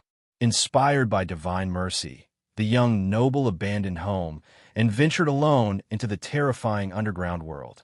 Naturally, everyone assumed he died. Until, half a month ago, the miracle returned. Healthy, successful, carrying considerable wealth, and now calling himself Holy Knight Roland. The city loves stories like that. I help spread them, not excessively, just enough. People believed gossip more readily when they thought they discovered it themselves. The amusing part was that Rollo had never truly existed. The noble family did. The neighbors did. The servants did. Only the son was fiction. Whenever someone needed to see him over the past 20 years, I had quietly played the role myself. I even deliberately cultivated memorable habits. A peculiar way of sitting, an unusual rhythm of speech, tiny quirks that neighbors subconsciously remembered. Details convince people far better than grand lies ever could. Some might call spending 20 years constructing a false noble identity excessive. I called it proper preparation, because when survival depended on never being questioned, 20 years was barely enough. Building a believable identity was far more complicated than simply forging documents. Human kingdoms were, ironically, the most xenophobic societies on the continent. A noble without generations of family history was immediately suspicious, and anyone with uncertain origins could be branded a foreign spy overnight. If I wanted influence among humans, I couldn't merely appear legitimate. I had to look old-fashioned legitimate. Naturally, my fabricated history still contained flaws. Anyone determined enough could eventually discover inconsistencies. That was intentional. A flawless identity attracted more suspicion than an imperfect one. People trusted something with a few cracks because reality was always messy. Give investigators a handful of small mysteries, and they'd spend years chasing those instead of questioning whether the entire story was fabricated. So every day, I walked through town. I greeted neighbors. I chatted with shopkeepers. I deliberately repeated the little habits Rollo had displayed decades ago. The peculiar sitting posture, the odd speech rhythm, the tiny quirks people subconsciously remembered. Slowly, memory and reality merged into one. Unfortunately, the system decided to help, which meant everything immediately went wrong. One afternoon, Harloise burst into laughter. "Roland, I heard you're attracted to elderly women now." Absolute nonsense. The system's daily mission had simply ordered me to help 10 old ladies cross the street. Unfortunately, Lanes wasn't exactly overflowing with traffic. I spent an entire afternoon desperately searching for grandmothers willing to accept my assistance. By the end, I was practically begging elderly women to cross roads they had absolutely no intention of crossing. Apparently, someone witnessed the whole performance. Thus the rumor was born. The next day, another one arrived. They're calling you the wild dog Terminator. That one hurt. The mission itself had sounded harmless enough. Bathe stray dogs. Reality proved rather different. The dogs objected, violently. After several near-death experiences involving claws, teeth, and holy healing spells cast upon myself, I finally completed the objective. The townspeople, however, concluded I'd developed a personal vendetta against the local canine population. Wonderful. Then came the third rumor. I heard you stalked a beautiful young woman through half the city before getting arrested. I wasn't stalking anyone. The system had instructed me to eliminate a gang of street thugs. I spent the entire afternoon secretly following what seemed like the perfect bait. The criminals never appeared. The City Watch did. Convincing them I wasn't a suspicious creep required considerably more effort than defeating any gangsters would have. By this point, I'd learned something valuable. Performing evil deeds was surprisingly straightforward. Try to perform random acts of kindness. That was genuinely exhausting. One helpful mission after another completely destroyed the carefully crafted image I'd spent years preparing. First, I became the unusually kind holy knight. Then, the enthusiastic young man. Then, the strange fellow next door. Finally, such a pity. He's so young, yet the holy light already burned away his brain. I repeated the only comforting thought I had left. It's fine. A slightly foolish reputation actually matches the story of an inexperienced holy knight rushing recklessly into the underground world. It sounded convincing, right until I remembered the flower shop. The young florist had originally looked at me with admiration. Now, she looked at me with sympathy. The sort usually reserved for patients requiring long-term medical supervision. People even started encouraging me in the streets. Don't lose hope. Keep receiving treatment. My carefully designed noble identity had taken 20 years to build. The system demolished it in 1 week. Even Diana eventually stopped questioning my increasingly bizarre behavior. Whenever another absurd mission forced me into public humiliation, she merely nodded to herself. Yes, that looked like Roland. Apparently, the dignified Judge Womians had simply been my professional personality. This embarrassing idiot was the authentic version. One morning, while sorting through another stack of newspapers, a headline from several months earlier caught my eye.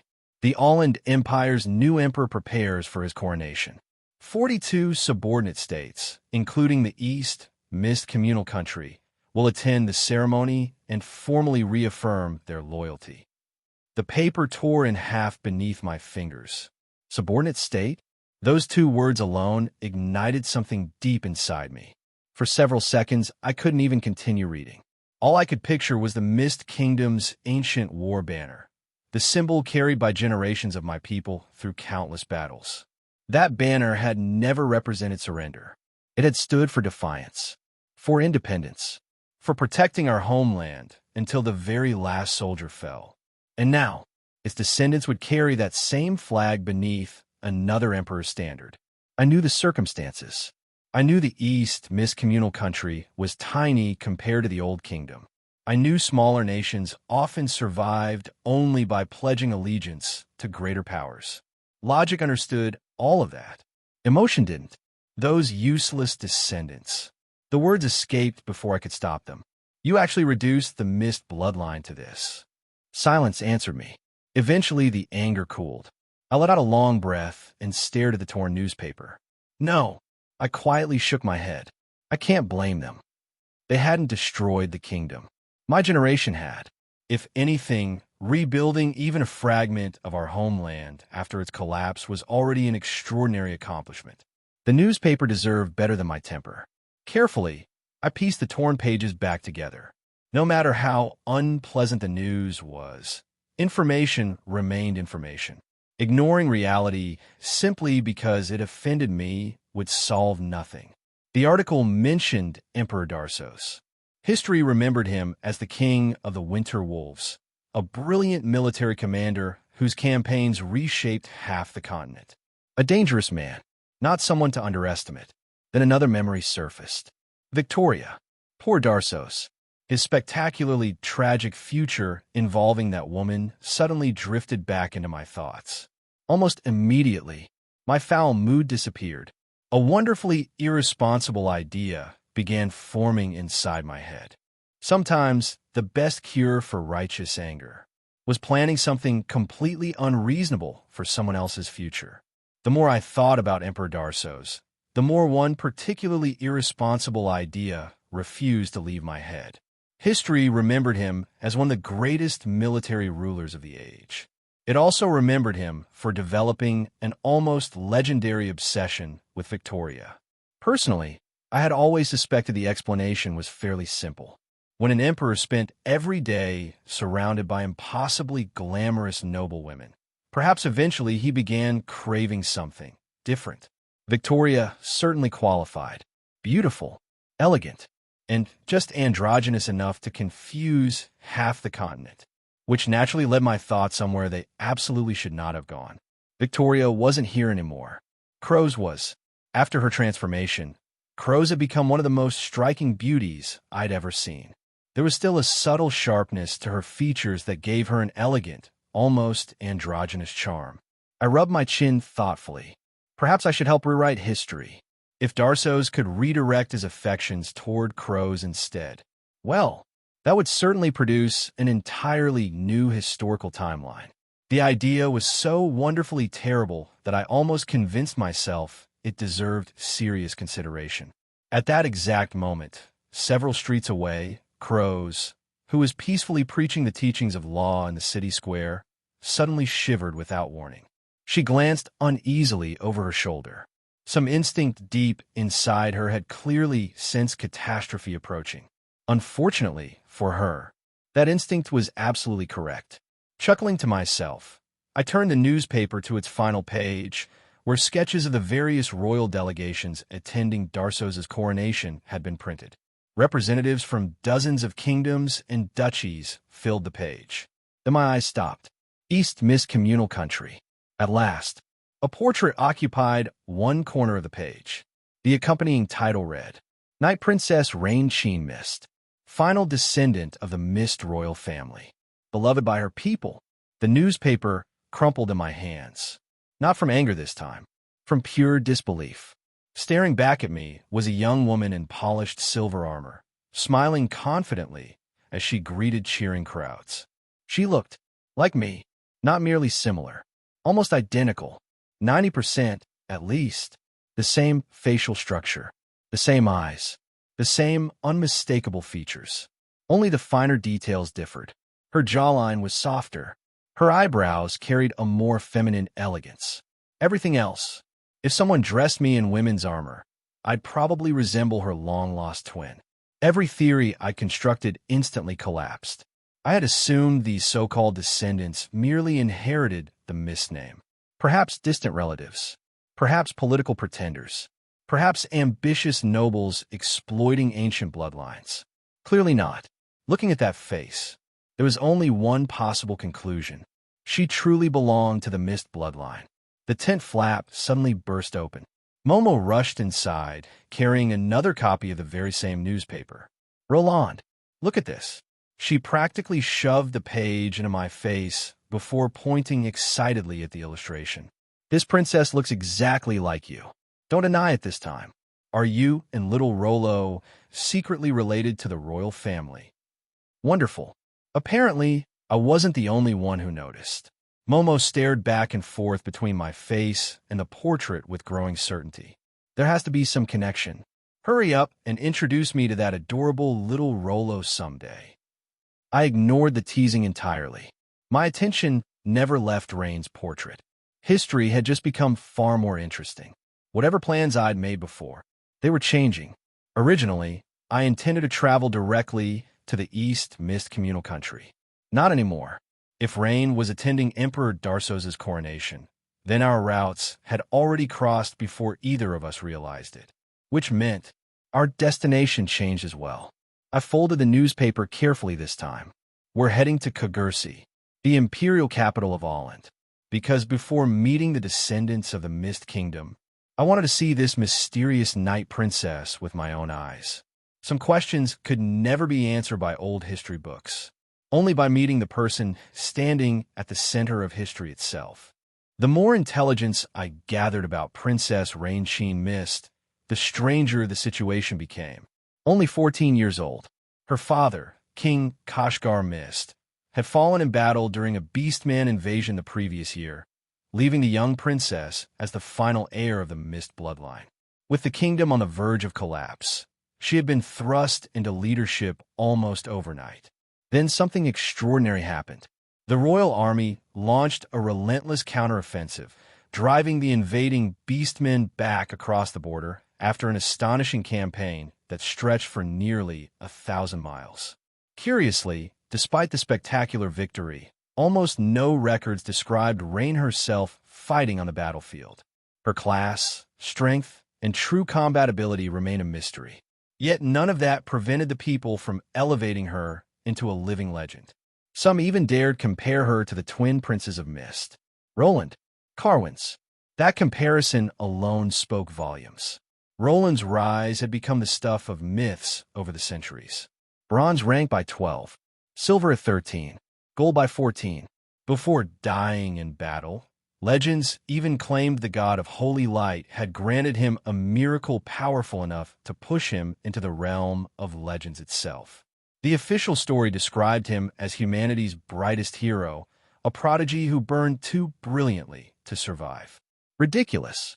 I knew exactly how that miracle had happened. It was called obsessive grinding. A certain transmigrator had thrown himself into endless battle after battle, desperately farming experience points while trying to save a doomed kingdom. There had been no divine blessing, only exhaustion and a great deal of blood. Of course, later generations preferred the more inspirational version. Some church officials had even proposed canonizing Roland as Saint Roland. Fortunately for the Holy Church's dignity, wiser heads realized celebrating him meant reopening one of their greatest historical embarrassments, so the proposal quietly disappeared. Compared to Roland's explosive growth, Carwin's had been something else entirely. He wasn't merely talented. He was absurd. By the age of 12, he'd already reached legend rank in both magic and martial combat, an achievement so impossible that it directly led to the infamous bloodshed of Bane. While Roland had been called the Holy Church's greatest prodigy in centuries, Carwin's was regarded as the greatest genius the continent had produced in 1,000 years. The truth, naturally, was even more ridiculous. Carwin's hadn't struggled to master both paths simultaneously. He reached legend rank as a mage first. Then, because apparently mastering supreme magic wasn't entertaining enough, he decided to study swordsmanship as a hobby and eventually became a legendary warrior as well. Normal people called that impossible. I called it evidence that my brother had never been remotely normal. Later investigations eventually uncovered the truth. Carwin's had always been favored by the chaos abyss itself. A human by birth, perhaps, but something far closer to a chosen vessel than an ordinary man. That revelation explained far more than the official histories ever could. It also exposed the real reason behind the catastrophe that destroyed our homeland. A certain incompetent prophet had once declared that among the twin princes born in the frozen north, one would become the future prince of the Chaos Abyss.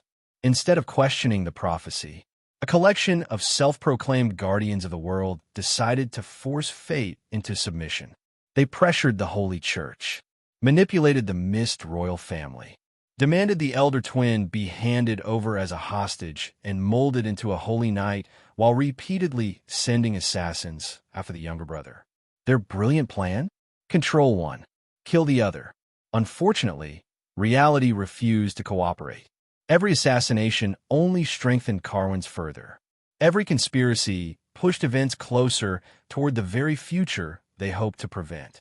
Ironically, the prophecy itself hadn't even identified the correct twin. If I'd chosen to exploit the system without restraint, murdering my way through experience levels, history might easily have remembered me, not Carwin's, as the true prince of the Chaos Abyss. In one timeline, it actually did. So was the prophecy accurate?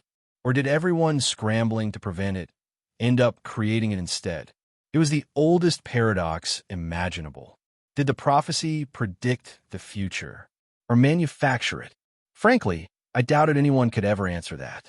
Still, even without that prophecy, our kingdom had never truly stood a chance.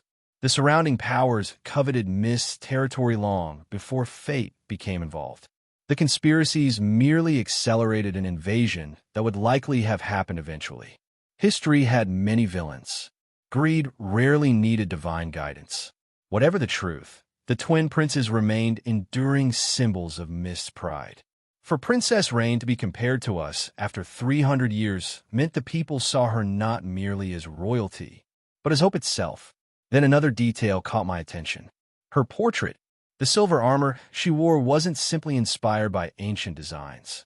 It was unmistakably modeled after my old thorn battle armor, only reshaped for a woman.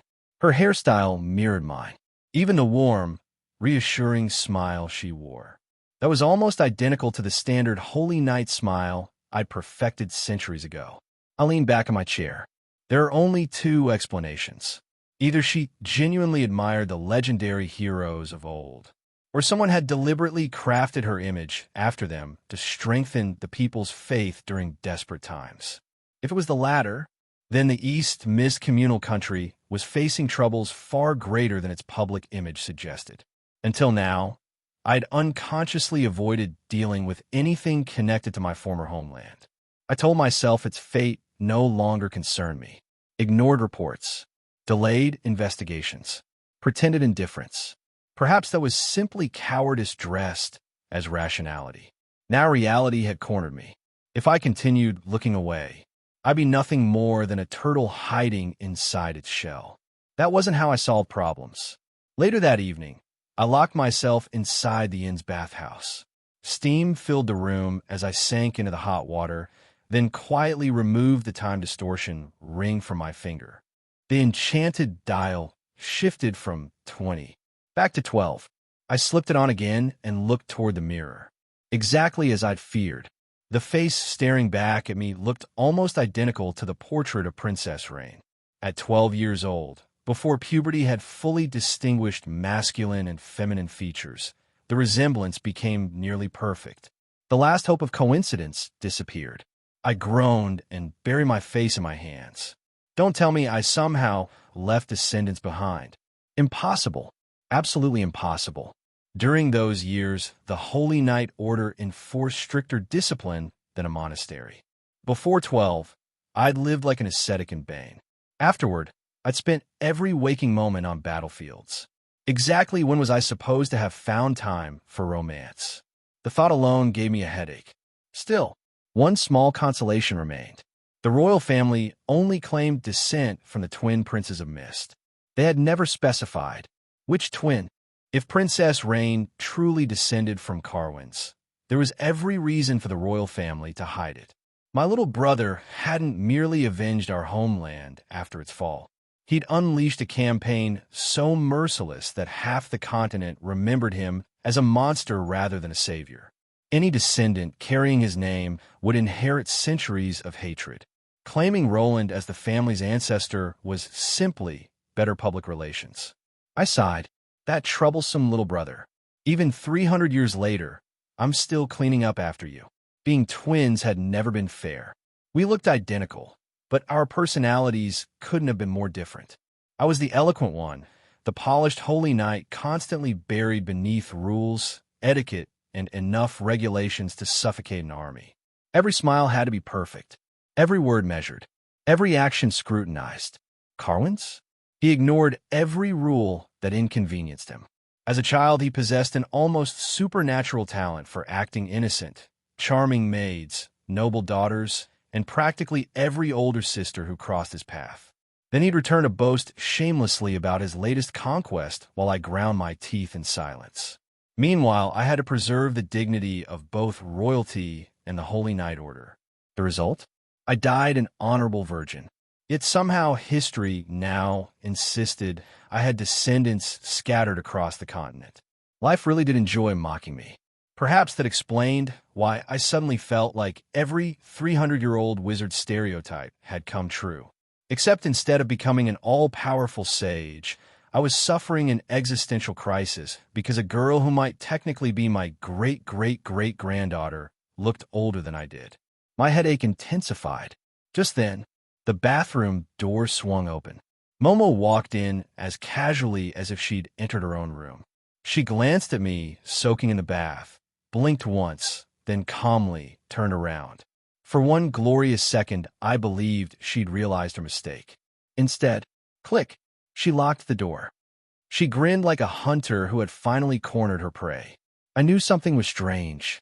So that ring changes your age. Her eyes sparkled with dangerous curiosity. Which is the real you? Rolo? Roland. Before I could answer, she'd already convinced herself. It has to be Rolo. Otherwise, you wouldn't have reacted so violently when I joked about you being underdeveloped. The fact that she'd completely misunderstood only made the situation worse. Then she started walking toward the bathtub. No, she stepped into it. Momo only wants one little hug, she declared with a smile far too innocent for the amount of drool currently escaping the corner of her mouth. I promise I won't do anything. Somehow that promise made me trust her even less. She advanced another step. Be good. It'll only sting a little. My survival instinct screamed louder than any battlefield alarm. Before disaster could strike, a brilliant crimson flash exploded from Elisa's ring. The protective enchantment launched Momo across the room like a catapult stone. A familiar voice echoed from the fading light. Emergency protection activated. Sorry, Roland. The ring's energy is depleted, so we won't be able to communicate for 3 days. Also, I definitely didn't configure it to trigger during bathroom incidents. Thank you, Elisa, but your timing for jokes remained terrible. The bathroom door shattered an instant later. Diana rushed inside, immediately understood enough to haul Momo away by the collar, and apologized repeatedly on her subordinate's behalf. Unfortunately, while bowing her head, she failed to completely hide the smile, threatening to escape after one glance at my younger appearance. Wonderful. Now even she found this amusing. Once both gray elves finally left, silence returned. I climbed from a bath with the solemn expression of a veteran soldier preparing defensive fortifications. First, Elisa's exhausted ring came off. Second, the time distortion ring returned my appearance to 20 years old. Third, I placed a spare sword beside the bathtub. Experience had taught me that optimism was fatal. 5 minutes later, the bathroom door opened again. Of course it did. This time, Bayfeng wandered inside alongside Cassio. Seeing my discarded clothes, Bayfeng cheerfully announced that since the tub looked large enough, everyone might as well bathe together. Cassio, still blissfully unaware of his companion's true nature, even bent down to retrieve the soap Bayfeng had conveniently dropped. I'd reached my limit. I've had enough of perverts. Eat this. My sword flashed. Bayfeng casually caught the blade between 2 fingers. So bringing the weapon had indeed been the correct decision. The real mistake was naming our group the Absolute Gentleman Alliance. With a title like that, expecting normal teammates had clearly been unrealistic. From somewhere inside the bathtub, a soaked little cat suddenly emerged. Harloise shook the water from her fur before strolling past us with all the dignity of queen. You were in there this whole time? She looked at me as though I were the unreasonable one. Slimes need moisture. I got here before you did. Then she examined my younger appearance with entirely too much interest. You're surprisingly adorable at this age. Want to join my harem? I normally don't accept males, but perhaps I could make an exception. I pointed my sword at her instead. Harloise. She flicked her tail. Eat my holy light. By the time night finally settled over the city, the entire day had collapsed into one enormous farce. I'd wanted nothing more than a quiet bath to wash away the exhaustion. Instead, the bathroom had somehow become the most dangerous location in the entire inn. So I abandoned the idea altogether. Lying flat on my bed, aching in both body and spirit, I stared silently at the ceiling. Today had taught me an invaluable lesson. Apparently, even taking a bath was no longer safe inside the Absolute Gentleman Alliance. Just as I was resigning myself to another sleepless night, the window creaked open and a familiar little cat slipped silently into my room. Harloise landed on the table with practiced ease, flicked her tail once, and looked at me with all the authority of a strict instructor. Lesson time. Unless you want the entire city discovering that a holy knight is secretly studying elemental magic, stop giving people ridiculous nicknames and pay attention. For all her flaws, and there were enough to fill a library, Harloise always honored her promises. Few people treasure knowledge as much as the Queen of Banshees. Once she agreed to teach, she taught seriously. That alone made me look forward to tonight. I had technically studied ice magic under her once before, during one of my previous lives, but looking back, I couldn't even tell how much of what she'd taught had been genuine. Most of my memories consisted of her insulting my intelligence while I stubbornly memorized spells. Half an hour later, nothing had changed. She paced across the table, now transformed into a tiny human no taller than my hand, pointing an impossibly small finger at me while scolding without mercy. I called you a pig centuries ago, and apparently you took it as life advice. I'm telling you to communicate with the elements, not bully them into submission. Magic isn't military discipline. I wisely kept my real answer to myself. Technically, I'd become a legendary mage by abusing the system, admitting that would probably earn me a lecture lasting until sunrise. Harloise buried her face in her tiny hands. I honestly don't understand how you taught Elisa. That girl already walks her own path through ice magic, while you... She sighed dramatically. Your understanding is barely beyond an apprentice's. I didn't really teach her, I admitted. I handed her my notes, gave her a few books, and told her to ask Margaret whenever she got stuck. That somehow made Harloise look even more exhausted. With a ripple of mana, she abandoned her feline form entirely. A miniature, golden-haired girl, barely 10 centimeters tall, stood proudly atop my desk. The sight completely shattered any remaining dignity in the lesson. I burst into laughter. So adorable. Considering everything she'd done to me over the years, this counted as a perfectly justified act of revenge. She folded her tiny arms. Are you here to learn or to laugh? If you were a stronger master, I wouldn't be stuck looking like a doll. Fair point. A magic pet's strength depended heavily on its contractor. My current body simply couldn't support her full transformation. Seeing that I had finally settled down, Harloise resumed the lesson. Elemental magic was born from the ancient elemental gods. Every element possesses its own nature, its own temperament. You spent centuries treating ice as nothing more than cold. That's why your magic never truly matured. She floated upward, meeting my eyes. So answer me, what is ice? And why did you choose it? The question sounded simple. Too simple. Ice was cold. I'd studied it because I grew up in a land buried beneath endless snow, where brutal winters shaped every memory of childhood. To me, ice represented survival against overwhelming odds. Harloise shook her head. I never withheld the answer because I wanted to keep secrets. I wanted you to discover your own truth. She sighed. Unfortunately, after several hundred years, you've made approximately zero progress. That hurt, mostly because it was true. She waved one tiny hand. A palm-sized fire eagle appeared above the table, its wings blazing with crimson flames. Another gesture summoned a drifting cloud of white frost that wrapped gently around the fiery bird. I expected the fire to vanish. Instead, the flames merely dimmed, turning pale while their movements slowed dramatically. The bird remained intact. I stared.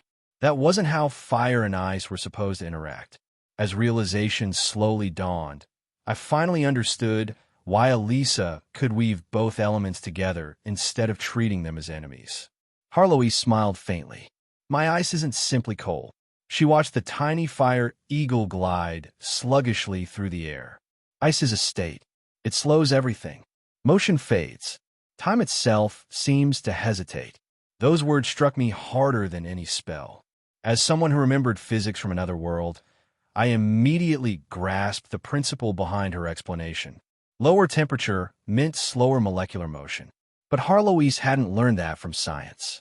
She'd reached the same conclusion purely through magical theory, experimentation, and centuries of observation. For the first time in a long while, I genuinely admired her. No wonder people called her the omniscient one. There is no single correct understanding, she continued. Every great ice mage discovers a different truth. Elisa sees ice as silence itself. To her, fire represents motion, opposites balancing each other until they create a complete world. She pointed directly at me. Warriors reshape reality with muscle. Mages reshape it through understanding. Stop trying to practice magic like you're swinging a sword. The tiny teacher's voice echoed through the quiet room. I closed my eyes. Snowstorms, frozen rivers, towering white mountains stretching beyond the horizon. The homeland I'd lost. Winter had never been merely cold. It was nature's harshest judgment, stripping away weakness without mercy while granting survival only to those strong enough to endure. Beneath the endless silence, every living thing struggled desperately against stillness itself. Ice wasn't simply frozen water. It was the slowing of life, the quiet before movement ceased, the stillness that decided who would continue forward and who would be buried beneath the snow forever. When I finally opened my eyes, the world felt just a little clearer.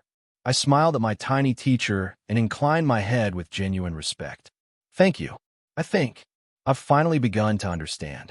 Harloise's lecture lingered in my mind long after she finished speaking. Warriors reshape the world through their bodies. Mages reshape it through imagination. If you insist on treating magic like swordsmanship, you'll never become anything more than a warrior carrying a spellbook. Annoying as she was, she had struck the heart of the problem. I had chosen ice magic for the wrong reason from the very beginning. Back then, I was still a holy knight frustrated by my lack of long-range attacks and large-area spells. I simply looked practical. It solved a weakness in my build, so I learned it. That was all. I never truly loved it. Looking back, I realized I had approached magic exactly the way I trained with the sword. Practice, memorization, repetition, improvement through accumulation. The system only made things worse. Every time I reached a bottleneck, fate points pushed me straight through it. My strength increased, but I skipped the most valuable part of becoming stronger. The period where a mage struggled, questioned, experimented, and finally reached enlightenment through personal understanding. I gained the results. I never earned the realization. It reminded me of someone analyzing poetry with mathematical formulas. Every conclusion might be logically correct. Every literary device could be identified. But ask that same person to write a poem. They would produce nothing but structure. No soul, no emotion, no life. That had been me. Magic was supposed to be art. Instead, I had turned it into engineering. I memorized formulas, copied established techniques, perfected standard spells. Eventually, my understanding of ice magic deteriorated into something embarrassingly simple. Gather mana, freeze target, explode target. For a legendary mage capable of creating a forbidden spell, that level of comprehension was almost laughable. Still, hard work never truly vanished. Even if I'd walked the wrong road, every experiment, every spell, every battle had quietly accumulated somewhere beyond my conscious awareness. The system couldn't fabricate genuine understanding, but my soul remembered everything. My gaze drifted toward the familiar status panel. Among the faded records of my previous lives rested 4 shattered soul imprints. Mark of Justice, Crown of the Undead, Ice Treader, Son of Light. Each remained broken, reduced to insignificant remnants that granted tiny passive bonuses, pitiful echoes of what they once represented. Unless I burned my soul all over again, those soul imprints would never fully return. Even so, the name Ice Treader suddenly carried an entirely different meaning. Back then, I'd assumed it referred to someone who simply walked across frozen ground. How shallow! A treader wasn't merely someone who crossed ice. It was someone who wandered through the frozen world. Someone who measured the land with their own footsteps. An explorer, a traveler, an adventurer who experienced winter with every breath. The endless snowfields stretching beyond the horizon. Towering white mountains that humbled even gods. The thunderous roar of avalanches. Rivers flowing silently beneath thick sheets of ice. Packs of winter wolves hunting together beneath moonlight. Snow leopards vanishing between blizzards. The first green sprouts piercing frozen soil after months of relentless winter. Nature wasn't merely beautiful. It was merciless. Only those willing to endure survived. Even the fiercest predators relied upon their packs. Even the strongest kingdoms depended upon one another during the longest winters. That was the spirit of my homeland. As memory after memory resurfaced, I finally understood why Harlow's explanation had shaken me so deeply. Ice had never been just another element. It was the embodiment of the North itself. Without realizing it, I've been carrying those memories for centuries. So, I smiled bitterly. I've been homesick all along. Outside, thunder rolled across the summer sky. Warm rain tapped gently against the window. I stretched out my hand, letting the droplets fall onto my palm. It wasn't snow, not even close. The water still carried the lingering warmth of summer. For a wandering traveler who had lost both his homeland and his era, what was the obvious answer? Go home. Simple. Except, the homeland I remembered no longer existed. The mountains remained. The rivers still flowed. The snow still blanketed the land every winter. But the banner flying above that kingdom belonged to strangers. The country of snow still stood. It simply wasn't my country anymore. I don't want to return. At least, not yet. If reality refused to preserve the homeland I remembered, then I would preserve it somewhere else. Within my own heart. Within my own magic. Perhaps one day, that dream would become reality once again. The ancient soul imprint stirred. Ice Treader. At last, I understood what it had always been trying to tell me. Its true strength had never come from freezing enemies. It carried the scenery of my homeland itself. Every snowstorm, every frozen mountain, every silent winter night. The entire landscape had become part of my soul. I couldn't help laughing at myself. What a pathetic master. For centuries, I'd possessed this soul imprint without ever grasping its real meaning. I'd mistaken power for technique, when its true power had always been perspective. Perhaps strength really did blind people. Fortunately, understanding arrived before it was too late. I quietly opened the window. The rain continued to fall beneath the dark sky. I raised one hand toward the heavens. So, a faint smile crossed my face. Let it snow. The words weren't shouted. They barely rose above a whisper. Yet the world answered. The warm rain hanging beneath the night clouds slowed, crystallized, and transformed. One drop after another became delicate white snowflakes. Within moments, midsummer rain had vanished. Outside my window, winter had quietly returned. The snowfall lasted only around our inn. Beyond the neighboring rooftops, the night remained an ordinary summer evening. But above this single building, white flakes drifted quietly beneath the moonlight. Most of the city's residents probably never noticed it. Inside the inn, however, everyone certainly did. So this was my path. For years, I convinced myself that ice magic existed only to bombard enemies from afar, turning myself into little more than an oversized magical artillery platform. How laughable. Ice had never been about destruction alone. It was memory, landscape, the frozen homeland etched into my soul. Mana would simply become my brush, and the world itself my canvas. Looks like you finally figured it out. Harlow's, once again in her feline form, landed gracefully on the windowsill. She glanced back with obvious satisfaction before disappearing into the softly falling snow. I closed the window. An epiphany wasn't the same thing as strength. Understanding my destination didn't mean I could already reach it. There was still a long road ahead. Deep within my soul, something quietly stirred. The shattered soul imprint that had remained dormant for centuries began to mend itself ever so slightly. Ice Treader, Destroyed increases ice magic effectiveness by 1%. Its broken emblem shimmered before changing. Ice Treader. Damaged increases ice magic effectiveness by 3%. I smiled. So it really can recover. I'd relied on the system for so long that I'd forgotten a simple truth.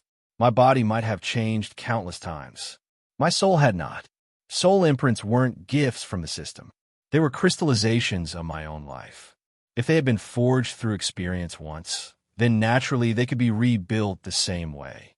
Slowly, one step at a time. The thought alone was enough to make my heart race. A legendary mage possessing 4 restored soul imprints. That future sounded wonderfully absurd.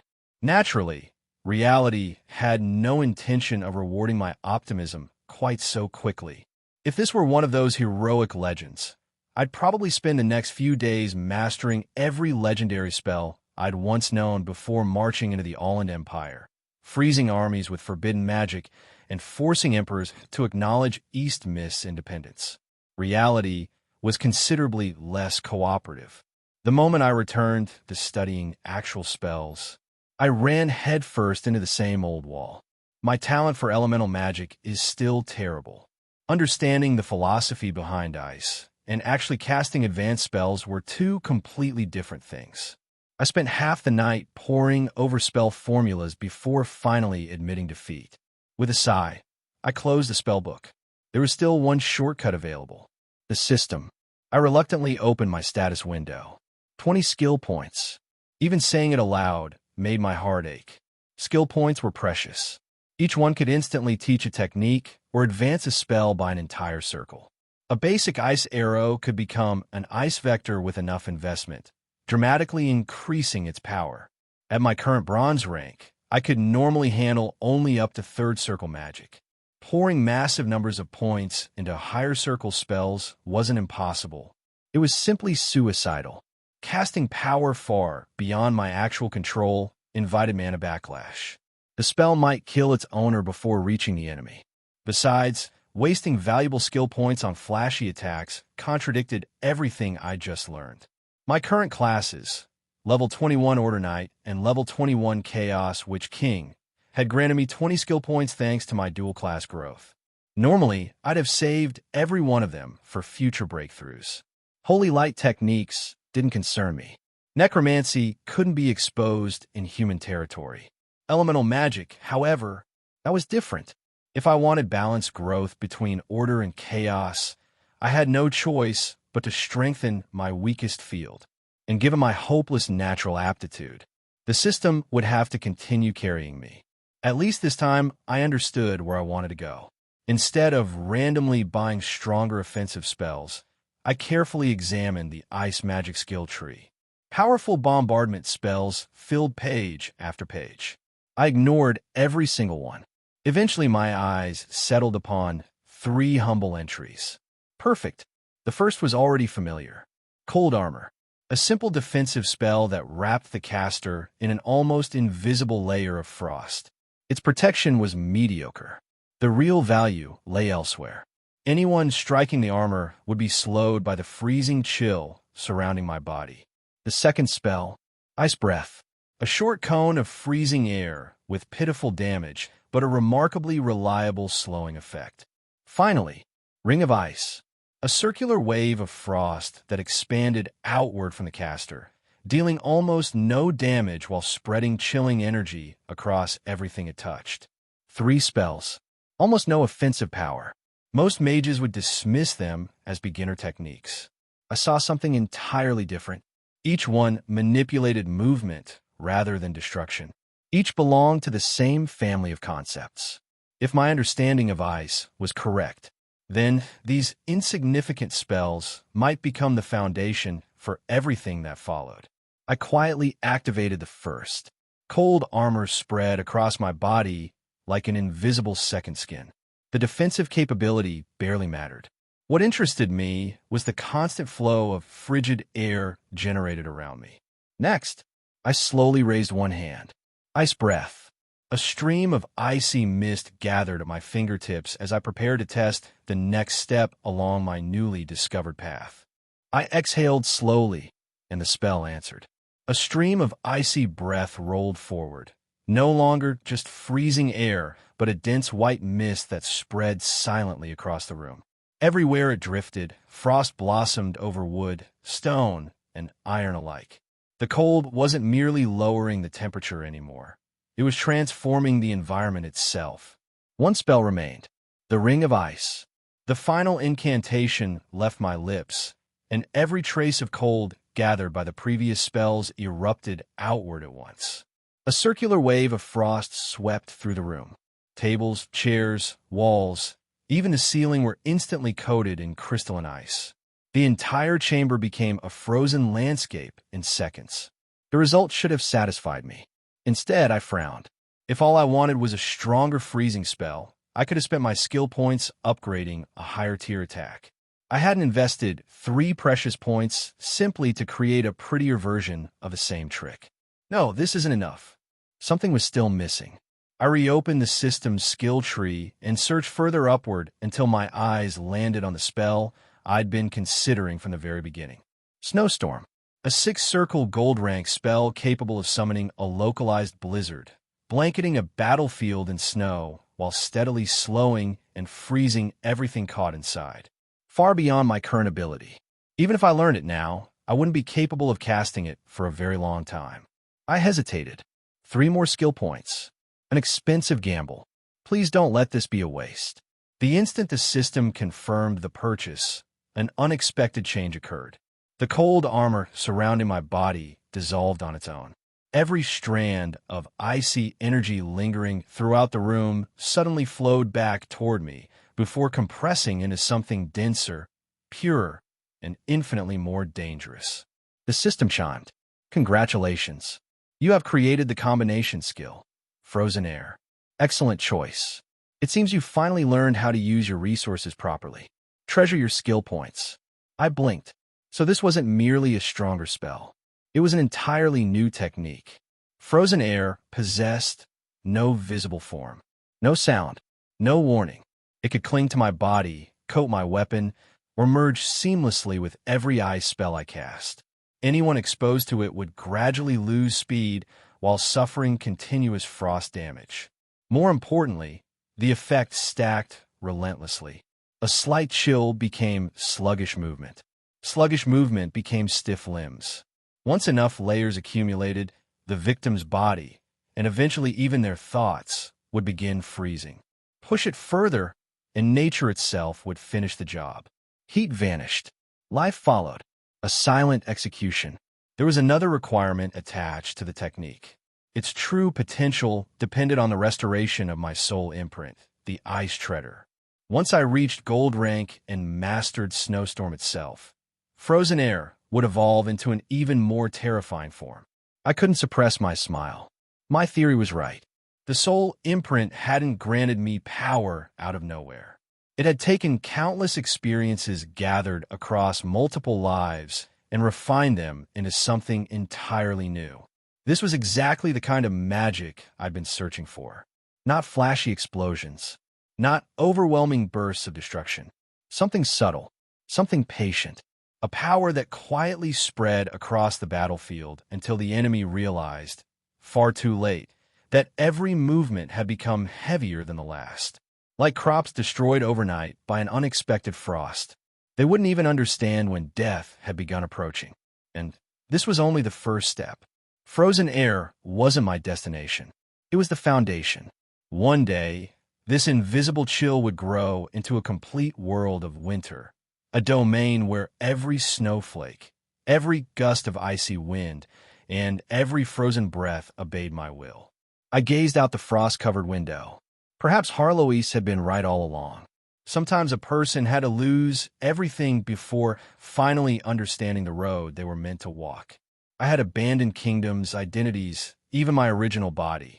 Yet the experiences of 4 lifetimes remained engraved upon my soul. Maybe that had always been my greatest strength.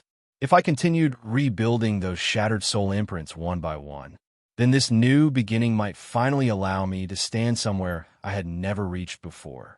Not as the Holy Knight Roland, not as the Lich Roland, but as someone who had gathered the wisdom of every life he had ever lived and forged it into something entirely his own. If anyone wandered into Lane's central square that morning, they'd probably assume a grand trade festival was underway. Merchants shouted themselves hoarse. Salesmen waved samples overhead. Every stall competed to outdo the next with impossible promises. Only, none of them were merchants. They were priests. One enthusiastic fellow swore that 2 minutes was all anyone needed to discover a brighter future beneath the holy light. Another church promised divine protection with cheerful smiles. The followers of the goddess of wealth dangled discounts, vouchers, and free supplies as if salvation came bundled with household goods. Meanwhile, the war god's priests loudly insisted their deity could cure every illness imaginable, even proudly citing the miraculous recovery of a 93-year-old believer who supposedly left a gang of young troublemakers groaning on the ground only days earlier. Listening to them was like watching competing market vendors haggle over customers. The only difference was that the products being sold happened to be faith. Even more amusing, potential believers had become experienced bargain hunters. One man casually negotiated between churches as though comparing vegetable prices. He accepted gifts from nearly everyone, complained whenever the incentives seemed insufficient, and openly announced that he'd simply switch religions again after fulfilling whatever minimum membership period each church required. Watching him stagger away, carrying enough complimentary goods to stock a small household, I found myself wondering whether his true religion might actually be opportunism. The priests certainly weren't laughing. Normally, these dignified old men remained inside their cathedrals, patiently waiting for believers to seek spiritual guidance. They considered aggressive advertising beneath their station. Now they were practically chasing pedestrians through the streets with bags of gifts. There was only one reason: crows. The wild elf judgmenter had unintentionally become the greatest nightmare every local church had ever faced. She didn't distribute pamphlets. She didn't bribe anyone with cooking oil. She didn't organize elaborate sermons. She simply stood in the plaza wearing her usual composed smile. That alone accomplished more than an army of missionaries. Young men flocked toward her before anyone else could even finish introducing their own gods. Many joined the Church of Law simply because they wanted another excuse to speak with the beautiful judgmenter. Others converted after hearing the remarkably straightforward principles she explained. Within half a month, the Church of Law had exploded in popularity. To the established churches, that growth was catastrophic. Faith wasn't merely a philosophical preference in this world. The gods genuinely existed, and believers were the foundation of their divine authority. Every priest had recruitment targets to meet before year's end. The problem was simple mathematics. Lane's population hadn't increased. Every new follower gained by the god of law meant another church had lost one. Panic spread quickly. Soon even elderly priests who had long retired from missionary work were back on the streets, clutching paper bags full of gifts while desperately trying to persuade anyone willing to slow down. Some churches even sent attractive young priestesses dressed far more fashionably than usual, hoping appearance alone could compete. Unfortunately for them, crows only needed to smile once. Their efforts collapsed instantly. Beauty alone wasn't the entire reason, though. The true weapon behind the Church of Law was its doctrine, or more accurately, its complete refusal to behave like a traditional church. The God of Law demanded no lavish temples, no mandatory clergy, no compulsory donations. That last point struck the hardest. Every major church unofficially expected believers to contribute a portion of their wealth. Nobody openly called it tax, but everyone understood the custom. Then Wumians arrived and shattered the entire system. No donations, no financial obligations, no elaborate hierarchy draining resources from ordinary believers. For merchants especially, the choice became laughably easy. If two kingdoms offered identical business opportunities, but one collected taxes while the other demanded nothing, only a fool would choose the more expensive option. The same logic applied to religion. The established churches briefly considered lowering their own expected donations, but they immediately ran into another problem. How could they compete with zero? The Church of Law barely had any organizational expenses at all. It wasn't a price war they could ever hope to win. And there was one final advantage that made matters even worse. Womian's wasn't some fringe deity. He was a legitimate god of order. His followers could grant genuine job advancements. Justice Knights, Judgmenters, entirely new career paths were appearing throughout the city.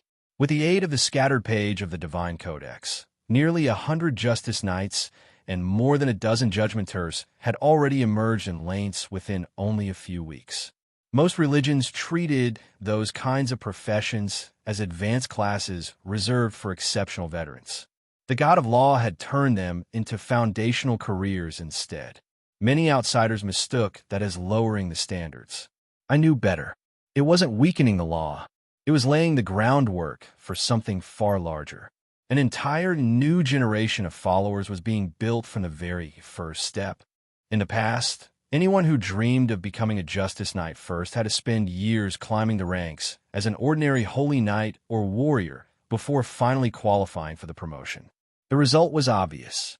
There were never enough Justice Knights, and those who did exist had usually been trained by someone else's church before joining ours. That arrangement had always irritated me. Why settle for inheriting veterans molded by other organizations when we could cultivate our own from the very beginning?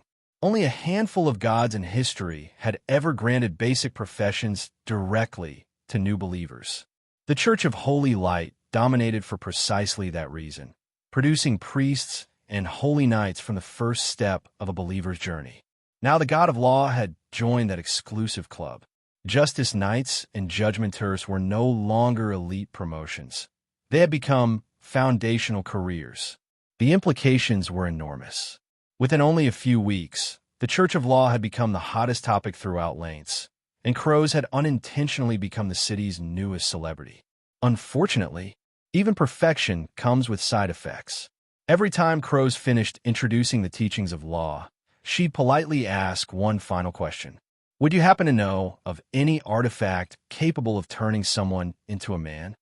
If the answer was no, as it almost always was, her smile visibly wilted. People noticed. Rumors spread faster than wildfire.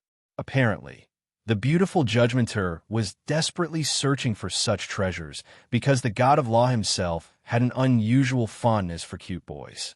When I first heard that gossip, I crushed an expensive teacup. Cute boys, my foot. I'm perfectly heterosexual. I'd accepted many unfortunate reputations throughout my various lives. Madman, lich, troublemaker, walking disaster. But becoming the patron deity of adorable boys? That crossed the line. The irony was that Crows wasn't neglecting her duties at all. Finding a way to reverse her curse had been one of her reasons for traveling to the surface. But before leaving Lu Huang Mountain City, she'd formally requested assignment as a missionary. The moment that mission became public, hundreds of law enforcers volunteered to accompany her. Shuedi, naturally, handled the situation exactly as I'd expected. Instead of rejecting them outright, that seemingly honest bull calmly announced that only 2 positions were available and suggested they settle the matter themselves. The result was spectacular. 300 supposedly civilized law officers immediately transformed into a giant brawl that lasted until nightfall. The next morning, fewer than 10 participants could report for duty without limping. The eventual winners, a gold-rank law incantationer and a gold-rank Justice Knight, earned the honor of becoming Crow's official escorts. Personally, I found the entire arrangement hilarious. Crows herself was already a legend-rank Judgmenter. Who exactly was protecting whom?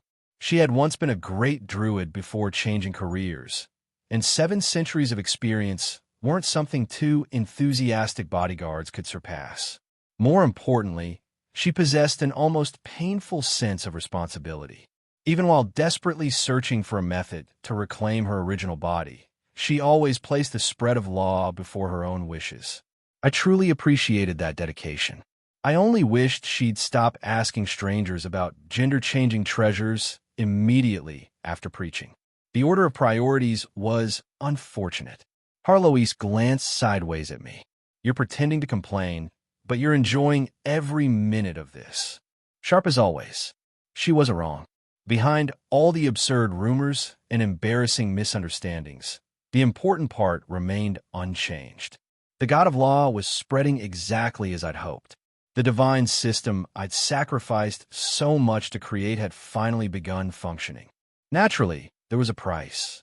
Since followers could directly wield the power of law without relying on a centralized church, the Supreme Court in Luhuang Mountain City could no longer tightly control every practitioner. I had anticipated that from the very beginning. Traditional churches depended on temples, priests, and rigid hierarchies. I never wanted any of that. The moment organizations grew too large, politics inevitably followed. Politics distorted ideals. Before long, people no longer served principles. They served institutions. That was precisely what I wanted to avoid. During my ascension, I declared my intention clearly. I would abandon my individuality and become law itself. Those who believed in justice would not need to pray in my name. They wouldn't even need to know my name. As long as they sincerely upheld the principles of law, they could draw upon its power. A God without personal desires could not issue arbitrary commandments. And because of that, the existence of a conventional church became largely unnecessary. As long as justice spread throughout the world, Wumians, the divine system regulating law, would continue growing stronger until it rivaled even the God of holy light. That had always been the true objective. Harloise flicked her tail thoughtfully. You're quite pleased with yourself. Still, Crow's is exceptional. Most judgmenters won't spread the faith this efficiently. Exactly, which was why I'd already decided on our next move. I'm taking her to the Roland Empire. She blinked. What? Can Wumians actually send divine revelations now? I laughed. Of course not. The God of Law had surrendered his individuality during Ascension. He couldn't casually issue commands anymore. But I raised a finger. I do happen to possess a message Wumians left behind before ascending, written personally by him, no less. Technically, also written by me. A convenient detail I chose not to mention. Besides, traveling with crows carried another advantage. As long as she stayed nearby, my monthly gashapon at least had a chance of producing the treasure she wanted. That beat wandering the continent blindly. And if fortune smiled on us for once, maybe we'd finally find a way to reverse her curse before the entire world became convinced that the God of Law truly preferred handsome young men. For the sake of my reputation alone, that possibility was worth chasing. The event known as the Whisper of the Demons was never the true disaster. It was merely the opening note. A quiet warning before the continent was dragged into the 7 trials of Ike. Once chaos stirred from its slumber, everything else followed like falling dominoes. Cults devoted to malevolent gods resurfaced from the shadows. Demon worshippers grew bolder, and ancient conspiracies that had slept for centuries suddenly sprang back to life. Then the elemental tide arrived. To ordinary people, it looked like the world itself had become more magical overnight. To someone who had lived through it before, it looked like the countdown to the apocalypse. Elemental spirits multiplied. Magical beasts grew stronger. Long-hidden experts emerged from isolation one after another. Even the barriers separating dimensions weakened, allowing ancient undead emperors to peer greedily toward the living world. Worst of all, the tide laid the foundation for the future invasion of the abyss itself. Every catastrophe waiting in history traced its roots back to this single turning point. Ironically, without that same chain of events, I never would have revived. The world's greatest disasters had also become my greatest opportunity. History loved irony. 10 years after the Whisper came the second trial, the Vulture of War. That was the chapter where humanity truly began destroying itself. Many people assumed some mastermind started the conflict. Not entirely. Ambitious rulers hardly required encouragement. As magical technology advanced and newly forged armies became stronger with each passing year, kingdoms naturally grew greedy. Noble families demanded new territories to reward rising knights. Ambitious princes dreamed of becoming emperors, and military victories bred even greater confidence. Sometimes conspirators helped matters along.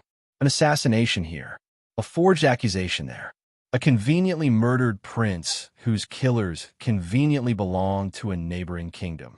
Tiny sparks dropped into mountains of dry tinder. At first, the wars remained relatively contained. Large kingdoms absorbed weaker neighbors. Everyone celebrated. Every victory convinced them the next conquest would be even easier. Before long, entire generations had forgotten what peace even looked like. History repeated one of its oldest lessons. Prosperity inevitably breeds ambition. Ambition eventually breeds war. Once nations stood atop the continent, they inevitably wanted to climb even higher. Some dreamed of restoring ancient empires. Others sought eternal glory. Many simply wanted more. Eventually, everyone found a reason to draw their swords. Then reality intervened. Humans made one fatal mistake. They assumed they were the only players on the board. They weren't. While human empires exhausted themselves fighting one another, the other races quietly prepared. The elven kingdoms united. Beastmen gathered their tribes. The underground alliance emerged. Then the true war began. Compared with the battles that followed, humanity's previous conflicts looked like children arguing over toys. Gold-rank warriors served as ordinary soldiers. Dragons descended in squadrons. Legendary heroes filled entire battlefields. Even semi-gods strode openly through the fighting. Human commanders proudly counted their numerical superiority, right until elite enemy warriors cut through entire divisions alone. They watched command headquarters disappear before battles even officially started. They witnessed legendary knights smash through fortress walls that had once been considered impregnable. Against such monsters, ordinary soldiers became little more than statistics. Numbers stopped mattering. Individual power decided everything. Humanity survived only because the underground alliance collapsed into infighting over territory and spoils. The larger kingdoms ruthlessly sacrificed smaller allies to buy precious time, feeding the invaders enough temporary victories that they began quarreling among themselves instead of finishing the conquest. It wasn't strategy. It was desperate survival. And before humanity could recover, the undead arrived. Ancient emperors banished to foreign dimensions returned alongside armies that had waited centuries for revenge. Compared to them, the previous invasion almost seemed merciful. Only afterward came the demons. By then, however, I could already become a corpse with a few final breaths remaining.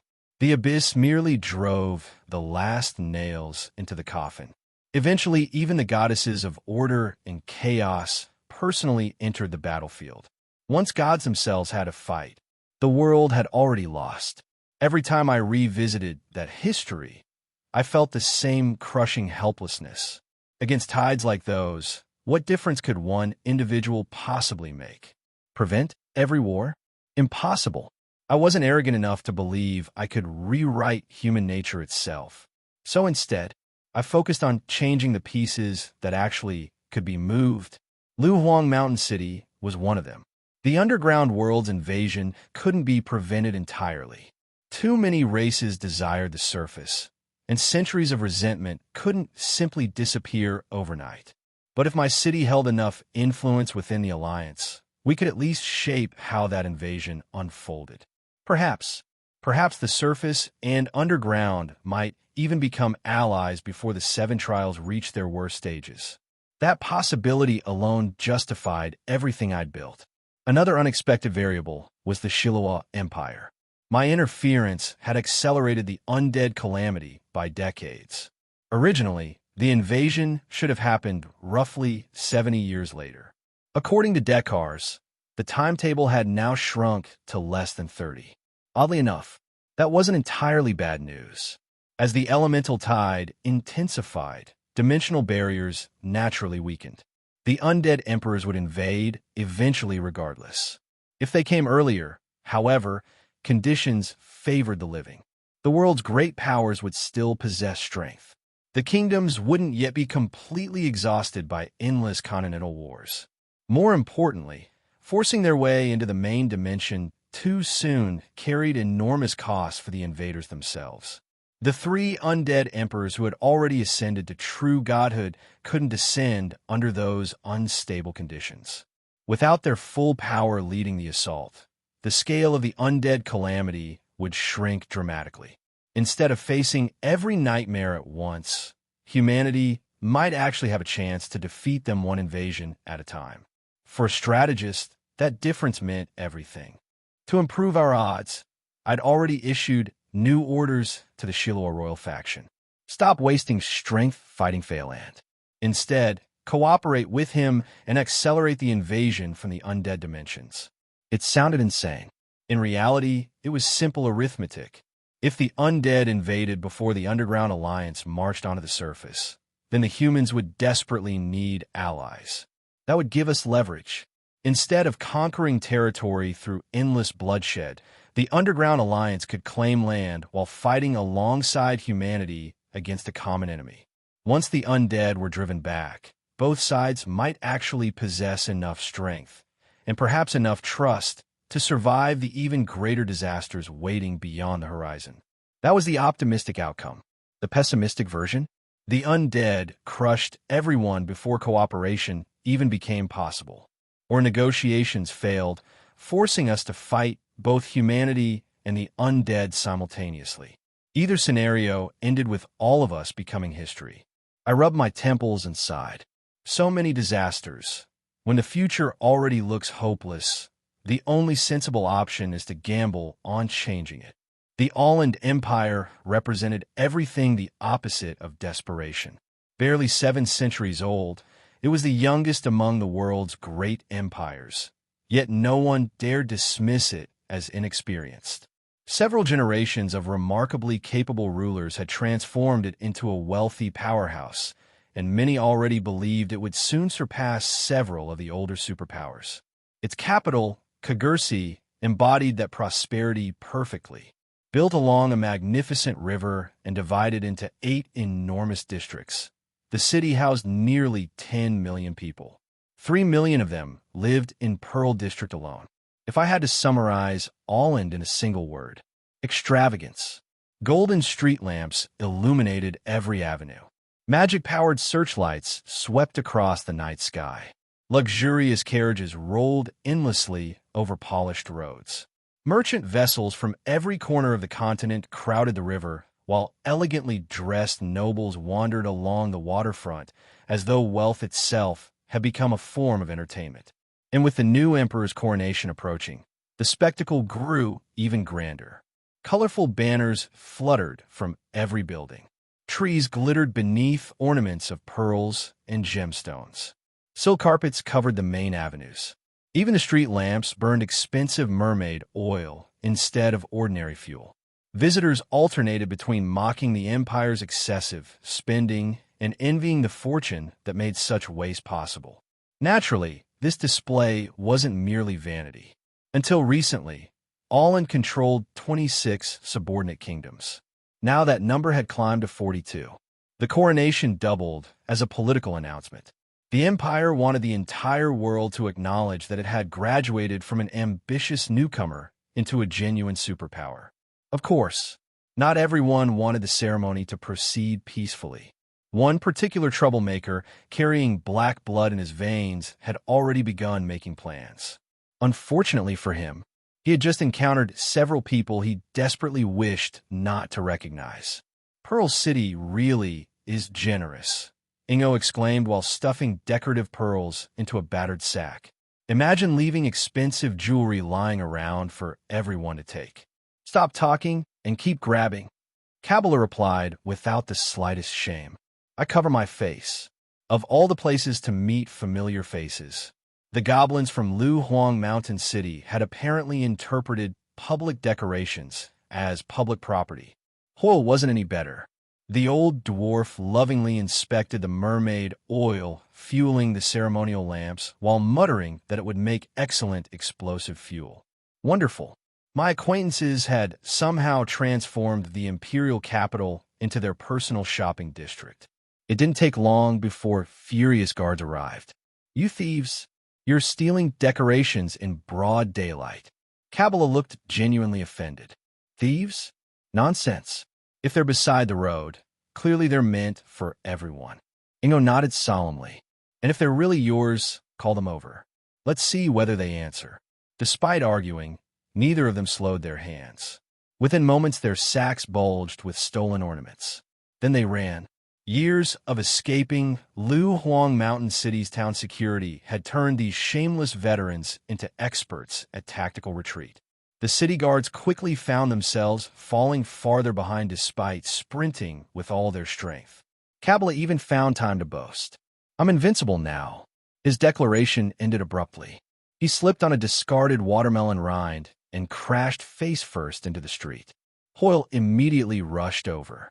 Kabbalah, didn't I always tell you to fill your holes after digging them? See? This is karma. And who threw that watermelon rind? Completely irresponsible. Well, my debtor dies. He still owes me 100,000 gold coins.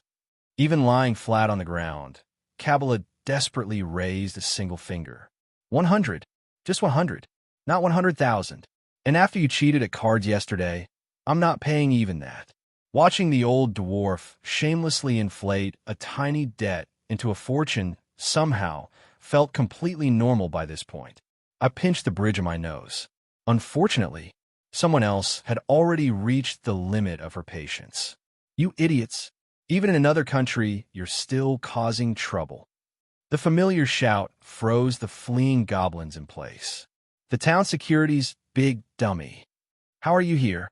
Weren't you supposed to head north? And that mad dog's here too. Momo immediately exploded. Who's a mad dog? Momo has a perfectly respectable name. Diana, meanwhile, merely sighed after hearing herself called the big dummy. She looked almost resigned. Apparently, she'd already accepted that arguing with these troublemakers accomplished absolutely nothing. A conclusion I'd reached several centuries earlier. Within seconds, the goblins' escape route vanished. Diana stepped in front of them. Momo blocked the rear. The Hall of Judgment's escorts quietly spread out along both sides, sealing every possible exit with the efficiency of veteran law enforcers. 3 experienced troublemakers, completely surrounded. The moment Ingo realized there was no escape, his shoulders slumped. Kabbalah reacted even faster. He immediately covered his face with both hands. Anything but the face. Hoyle echoed the plea without hesitation. Exactly. Leave the face alone. Momo cracked her knuckles with frightening enthusiasm. You've already thrown your dignity away.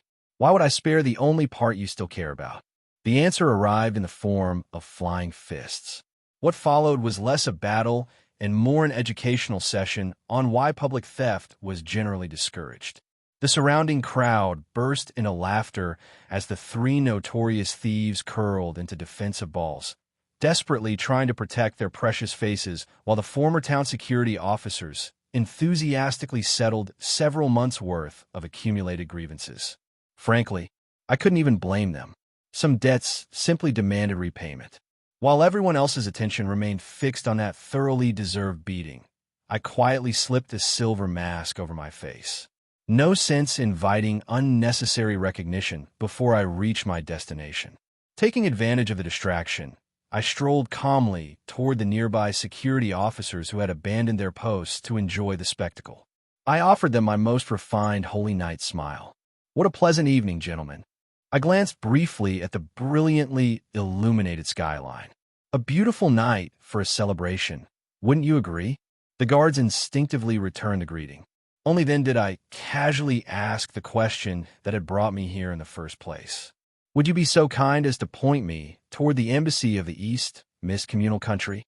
The goblins continued screaming somewhere behind me. I chose not to look back. Some reunions were better enjoyed from a safe distance. Deep inside Kagursi City's Palace District stood a row of elegant mansions reserved for foreign delegations. Their architecture reflected cultures from every corner of the continent rather than Allen's own tastes, a carefully cultivated display of imperial hospitality. Or at least, that was the appearance. The East Mist Communal Country didn't possess a permanent embassy here. Instead, The Empire had hastily assigned them a temporary residence only after they arrived, another reminder that they were guests in name and political pawns in practice. Late into the night, one room echoed with barely restrained fury. Princess Rain was pacing back and forth like a caged wolf. "Darso's tricked us," she snapped, unable to suppress her anger any longer. "This wasn't the invitation we accepted. It's an insult to the entire kingdom." Unfortunately, outrage alone couldn't rewrite diplomacy.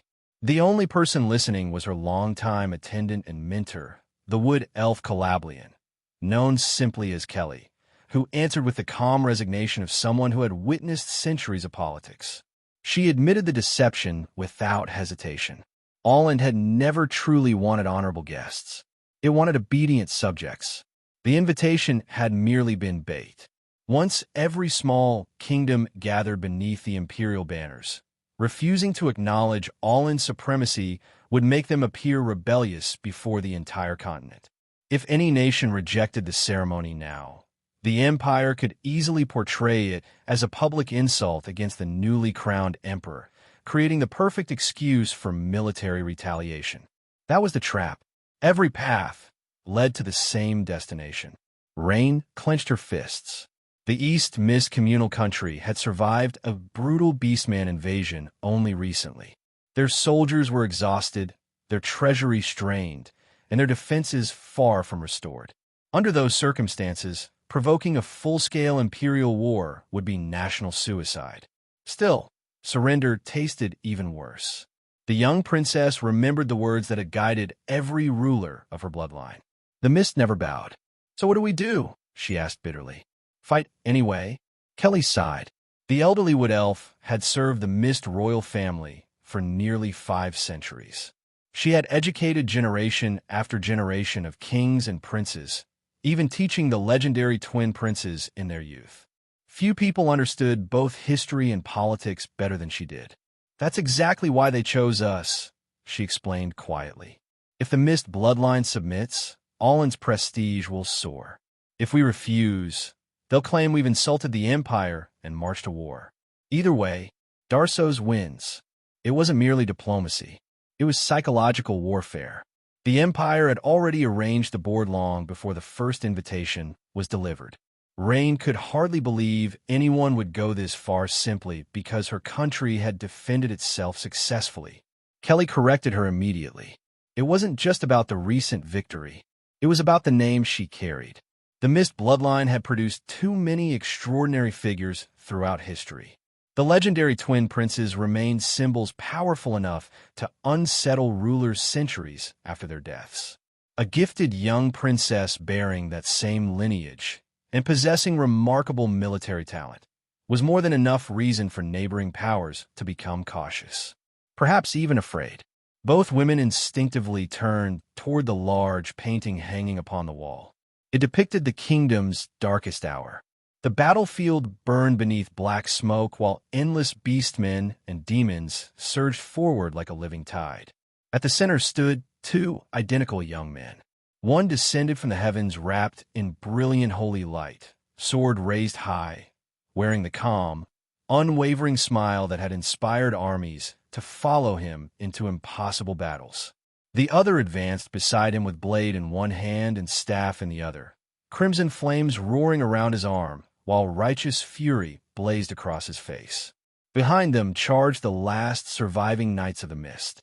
Far in the distance, the banners of neighboring human kingdoms could barely be seen, silent witnesses whose betrayal the artist had immortalized without needing a single written accusation. The painting was titled The Last Princess. Rain stared at the familiar image for a long moment before asking the question that had haunted her ever since arriving in Kagursi. Were they really that incredible? She lowered her voice. If Prince Roland or Prince Carwins were standing where I am now, would they have handled this any better? The comparison weighed heavily upon her. She feared she was failing the ancestors whose legacy she had inherited. Kelly smiled gently. Comparing herself to legends was unfair. Rain was not Roland. She was not Carwins. She was herself. Still, Kelly couldn't help imagining the answer. If Carwins had stood in Rain's position, diplomacy would have lasted roughly 5 minutes before swords were drawn. He would have carved his way through every obstacle without hesitation, somehow surviving through overwhelming force despite making every possible political mistake along the way. Roland, however, Kelly's expression softened with nostalgic amusement. "That boy," she murmured. "He never would have allowed himself to fall into a trap like this in the first place." To outsiders, Roland had always looked like the perfect holy knight, warm, optimistic, and endlessly trustworthy. Those who truly knew him understood the frightening truth. Beneath that radiant smile flowed a mind dark enough to outscheme almost anyone. He rarely initiated plots against others, but if someone dared scheme against him, they usually regretted surviving long enough to realize it. Rain had rarely seen Kelly speak so openly about the past. For centuries, the old wood elf had quietly carried the memories of the Mist Kingdom without ever dwelling on them. Tonight, however, perhaps because the young princess's confidence had finally cracked, those old stories began to surface. Rain rested her head against Kelly's shoulder while the older woman carefully adjusted her appearance. Every movement was practiced, a darker line around the eyes, slightly thicker eyebrows, a touch of powder to soften the pale complexion. By the time Kelly finished, Rain's naturally feminine features had become noticeably sharper. The resemblance to the legendary Holy Knight Roland grew even stronger. It wasn't vanity. The kingdom needed a knight the people could rally behind, not a sheltered princess hidden behind court etiquette. As Kelly worked, Rain finally asked the question that had been lingering in her mind. Were the twin princes really as extraordinary as the legends claim? Kelly smiled faintly. The stories actually undersell them. Had fate granted them time to mature instead of throwing them into war as children, she believed that an entire generation of history would have belonged to those brothers alone. That answer only deepened Rain's frustration. They had died around her own age, yet she still struggled to navigate politics while those two had already become living legends. If only Prince Roland were here to make these decisions instead of me. Kelly unexpectedly laughed. That reaction startled Rain more than the answer itself. Someone had once said almost exactly the same thing. Roland himself. Whenever court affairs interrupted his reading, he would sigh dramatically and complain that Carwins should simply handle everything while he stayed home with his books. It shattered yet another perfect image from history. The flawless holy knight whom every child admired had secretly been an unapologetic bookworm who considered politics an inconvenience. According to Kelly, Roland devoured anything that contained knowledge. History, music, literature, astronomy, geography, alchemy, engineering. If a subject existed, he wanted to understand it. Had war never arrived, and the church never claimed him as a holy knight, Kelly suspected history might have remembered Roland as one of the continent's greatest scholars rather than one of its greatest heroes. Rain found that almost impossible to imagine. He loved books that much? Kelly nodded. The princes had displayed astonishing intelligence almost from birth. Carwin shocked everyone by learning to walk and speak when he was barely more than a month old, a miracle that convinced the entire royal court they were witnessing an unparalleled genius. But Roland was even stranger. While everyone praised Carwin's precocious talents, Roland intentionally behaved like an ordinary infant. He crawled instead of walking, cried instead of talking, and appeared completely overshadowed by his younger brother. The deception ended only because Carwin stole his milk. Faced with such an unforgivable crime, Roland abandoned his disguise. Kelly still remembered the tiny infant glaring at his brother before launching into an exasperated lecture. He scolded Carwins for exposing them far too early, insisted they should behave like normal babies, and even demonstrated how proper crying should sound. When Carwins ignored every word and continued stealing the bottle, Roland immediately called for the adults to intervene, loudly accusing his younger brother of robbery. Kelly laughed softly at the memory. Even after centuries, that scene remained unforgettable. Rain blinked in disbelief. A 1-month-old baby, pretending to hide his intelligence. Kelly simply nodded. People believed Carwin's had been the unparalleled prodigy. In truth, Roland's mind had been even more frightening. The only reason Carwin's eventually surpassed him in direct combat was because Roland scattered his attention across countless fields of study instead of dedicating every waking hour to martial training. His curiosity was endless. Rain leaned forward eagerly. "Tell me more."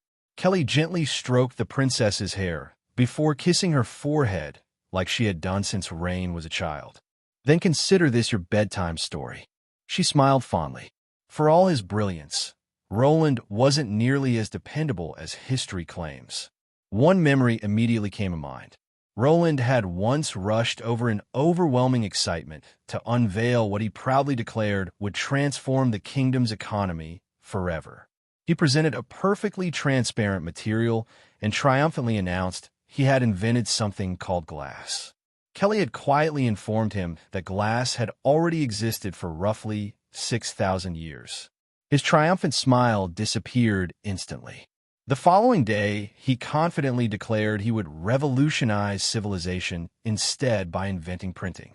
Kelly gently reminded him that the God of Knowledge's church had monopolized printing technology for ages.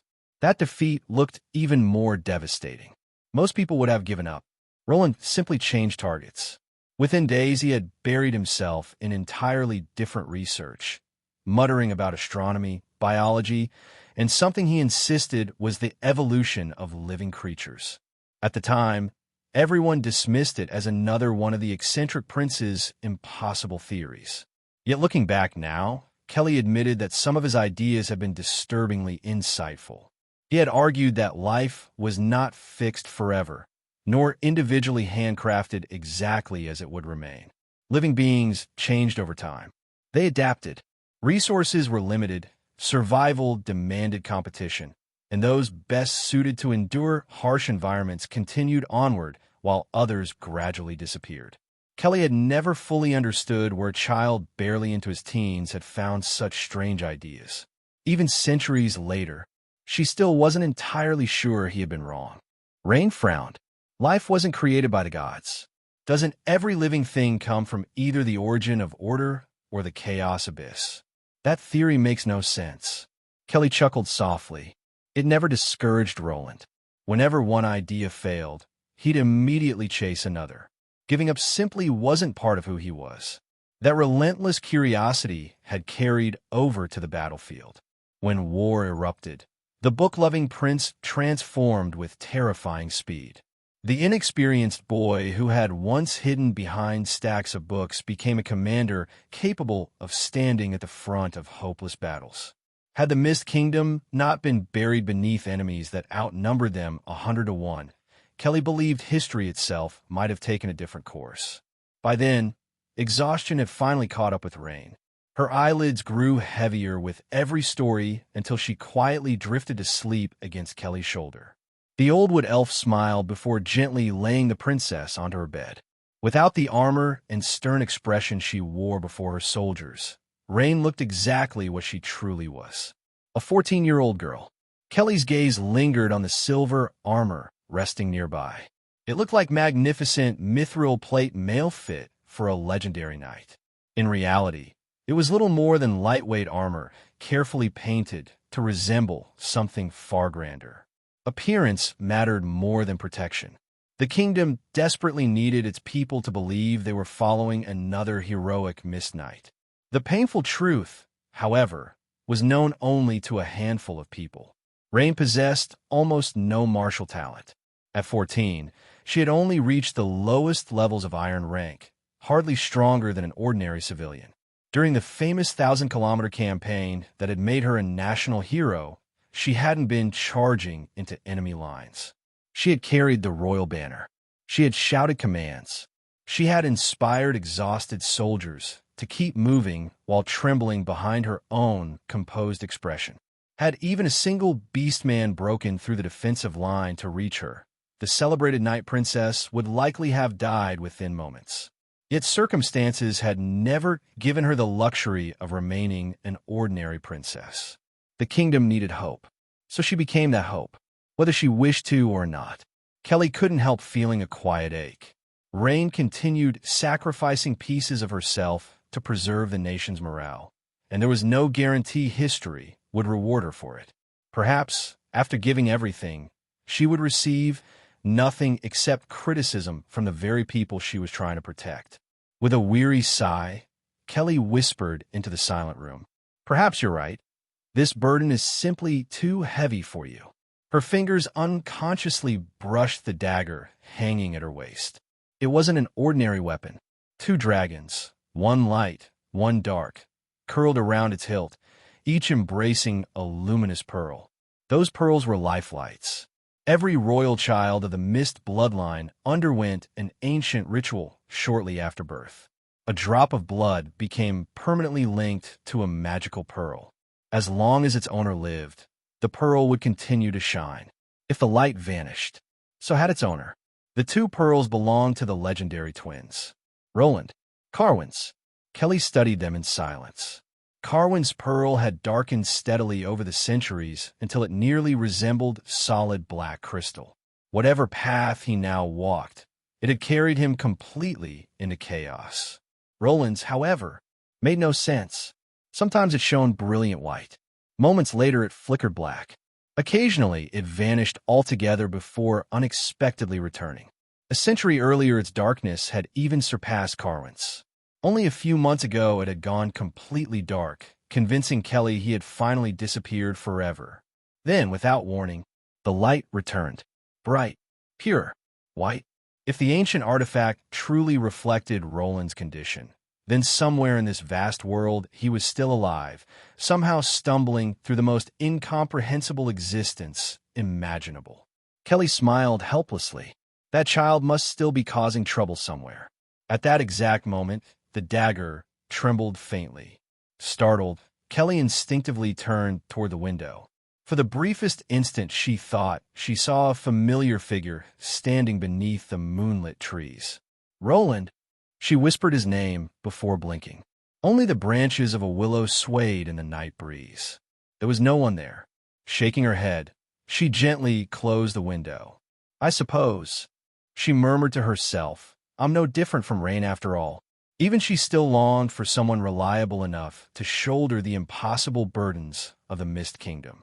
What Kelly never realized was that beneath the very window she had just closed, hidden behind a silver mask and the darkness of the garden, I had heard every single word. My hands slowly clenched into fists. So, Darso's intended to force the Mist Kingdom into submission. He wanted to use my homeland as a stepping stone for his own imperial glory. History already remembered him as a successful emperor. Very well. History was about to require another revision. I looked toward the brightly lit imperial palace and smiled the kind of smile that had ruined countless people's lives. "Darso's, you've chosen the wrong kingdom to bully. In my previous life, fate was already cruel to you. This time, I'll make sure your ending is even worse." There was a reason the All-End Empire had become one of the continent's rising superpowers. Its greatest strength wasn't merely territory or wealth. It was the machine behind both. The famous White Wolf Royal Guards perfectly embodied that philosophy. 3 regiments of those mounted knights charging together could shatter almost any conventional army. Against the smaller kingdoms surrounding Holland, such a force was practically unstoppable. Of course, that wasn't because every rider was a peerless warrior. Humans rarely won through individual strength. They won by building better tools. A White Wolf cavalryman owed much of his silver rank combat ability to his equipment rather than his body. Their specially forged mithril alloy armor, enchanted lances, alchemical weapons, and carefully bred marlet warhorses, all of it represented generations of research, engineering, and industrial investment. Rumor even claimed those terrifying horses fed on meat instead of grain. Remove the mount and armor, however, and many of those elite cavalrymen reverted to ordinary bronze-rank soldiers. That was humanity's greatest weakness, and simultaneously its greatest advantage. Other races cultivated powerful individuals. Humans cultivated systems. A farmer trained for a year could become a competent spearman with standardized equipment. Another few years might turn him into a crossbowman. 5 years of discipline, heavy armor, and alchemical enhancement could produce a heavily armored berserker. Raise and train a griffin from youth, and eventually even a griffin rider could emerge. Humans didn't depend on extraordinary births. They mass-produced competence. Naturally, that made formations, logistics, and combined arms essential. One unit compensated for another's shortcomings. No commander survived long without mastering those principles. Compared to elves, the contrast was almost absurd. An adult elf commonly possessed silver rank strength. Unfortunately, reaching adulthood required roughly 2 centuries. By the time one generation of elves matured, 4 or 5 generations of humans had already lived, fought, reproduced, and built entire kingdoms.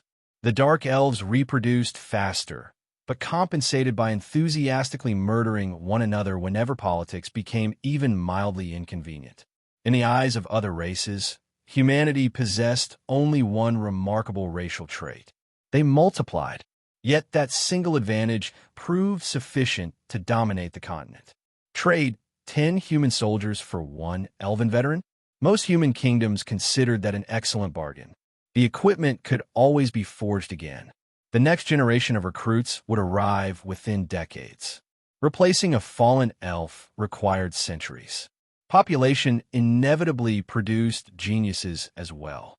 Every major empire eventually accumulated enough talent to produce legendary heroes and even demigods. Unfortunately, history had already shown that quantity alone wasn't enough. When the Underground Alliance invaded in the future, humanity discovered the horrifying difference between mass-produced strength and genuine monsters. Against armies where gold-rank warriors served as ordinary officers and legendary beings strode across battlefields like siege engines, numerical superiority meant surprisingly little. That realization eventually sparked explosive advances in engineering, alchemy, and magical technology, culminating in bizarre creations like the magic machinery dragons. Just remembering that future was enough to give me a headache. For the moment, however, I had a more immediate problem. The Roland Empire. Being powerful attracted danger. History proved that every major catastrophe eventually smashed directly into Roland, because conquering the strongest human nation yielded the greatest reward. Many people assumed sheltering beneath a mighty empire guaranteed safety. It actually guaranteed front row seats to every apocalypse. Subordinate states weren't protected. They were mobilized. When war erupted, those smaller kingdoms marched wherever the empire commanded, usually toward whichever battlefield looked the bloodiest. In practice, that often translated into becoming disposable cannon fodder. That alone was reason enough for me to stop East Mist from bending the knee. Unfortunately, openly refusing Roland would simply hand Darsos the excuse he wanted for invasion. Accept and become imperial sacrifices. Refuse and become imperial enemies.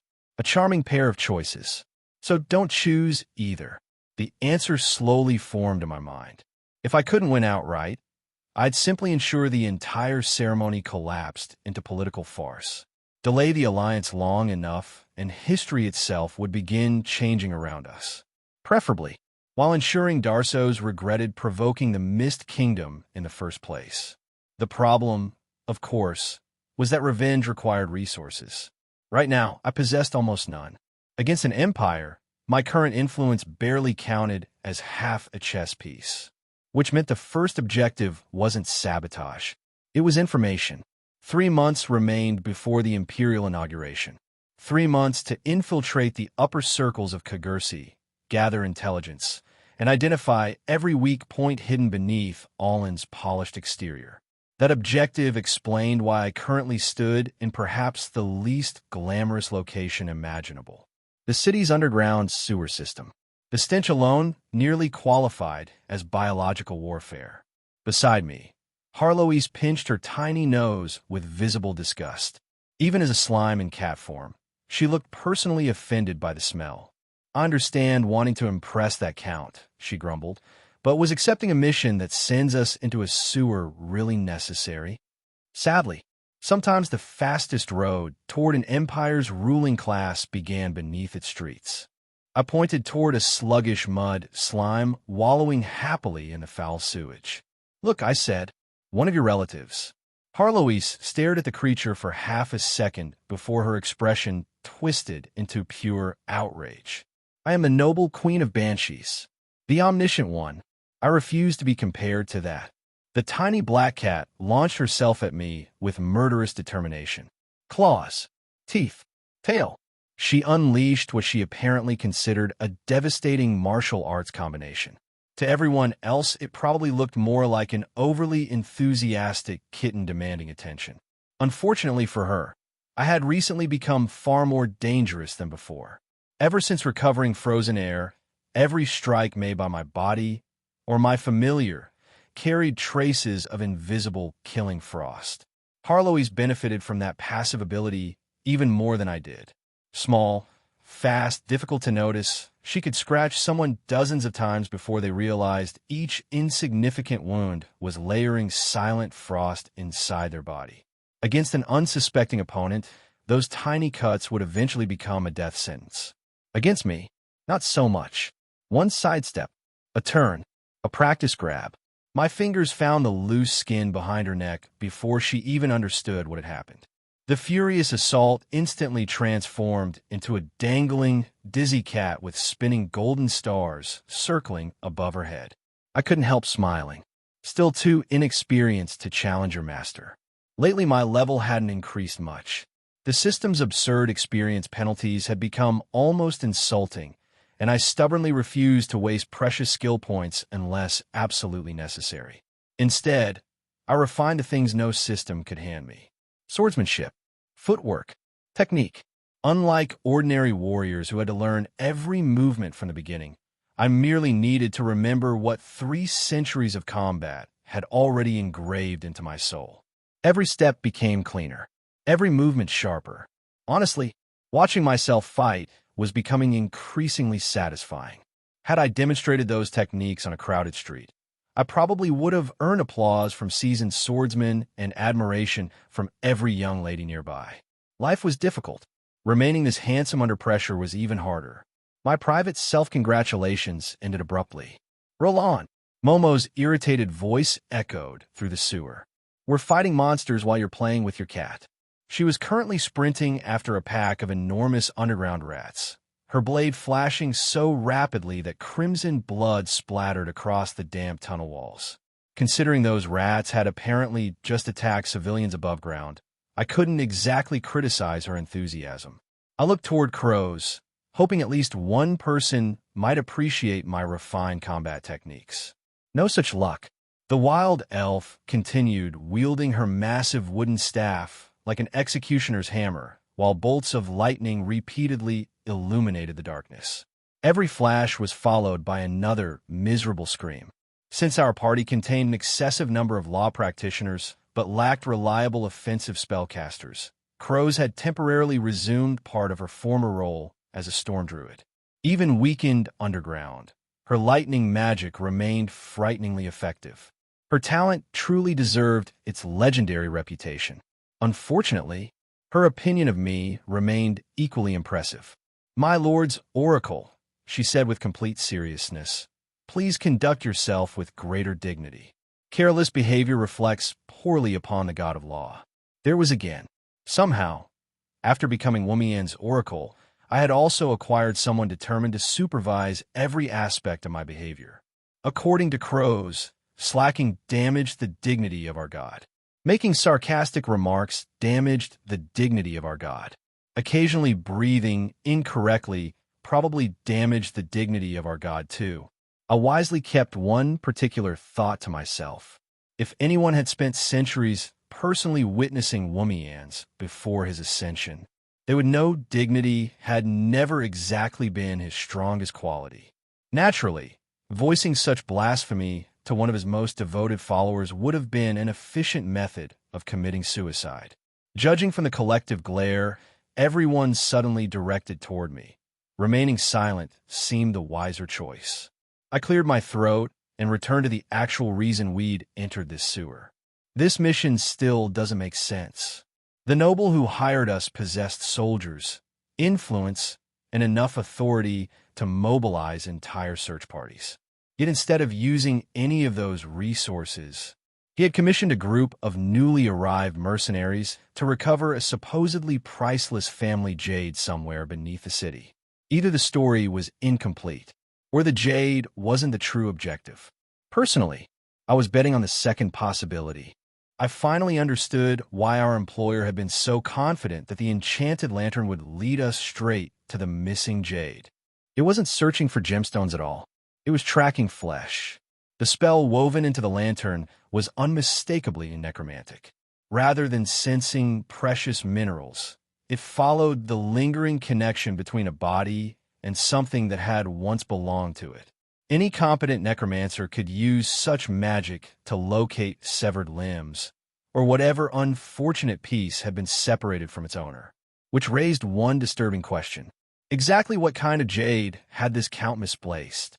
After exacting revenge by nearly chewing through my finger, Harloise climbed onto my shoulder, wisely choosing altitude over the sewer's unbearable stench.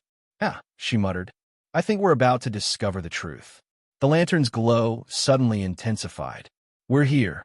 The others finished clearing away the rat men, while I followed the flickering light to an enormous iron cooking pot abandoned beside their campfire. The enchanted flame danced wildly. Whatever we were searching for, it was inside. I grabbed the nearby ladle and stirred the revolting stew. The first few scoops produced exactly what I expected from a ratman kitchen. Human fingers, an ear, several things I chose not to identify. Then, the lantern practically exploded with light.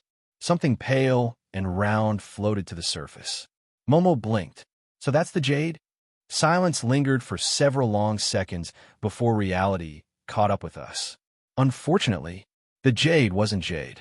It was a thoroughly cooked pair of male anatomy that absolutely should never have been described as a family heirloom.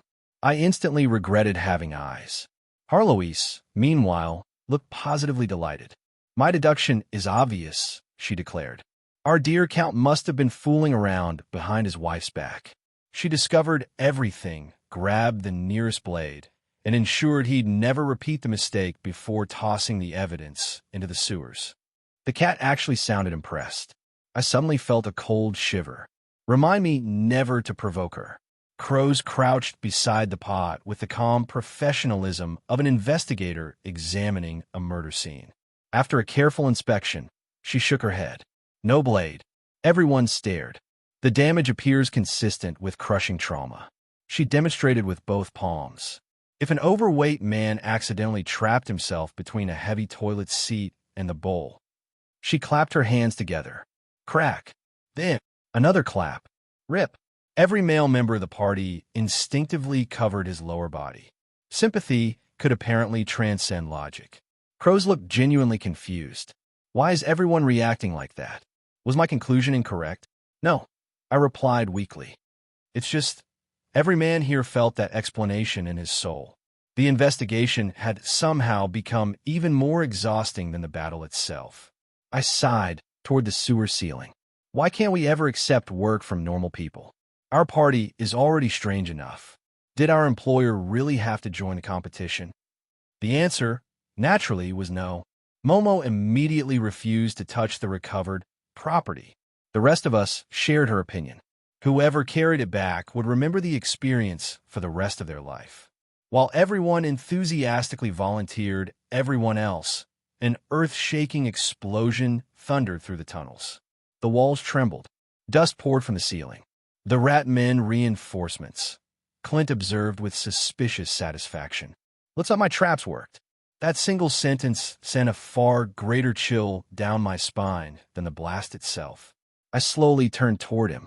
"Exactly how many explosives did you plant?" He didn't answer. Instead, he turned around and started running. That was answer enough. The first explosion was followed by another, then dozens more.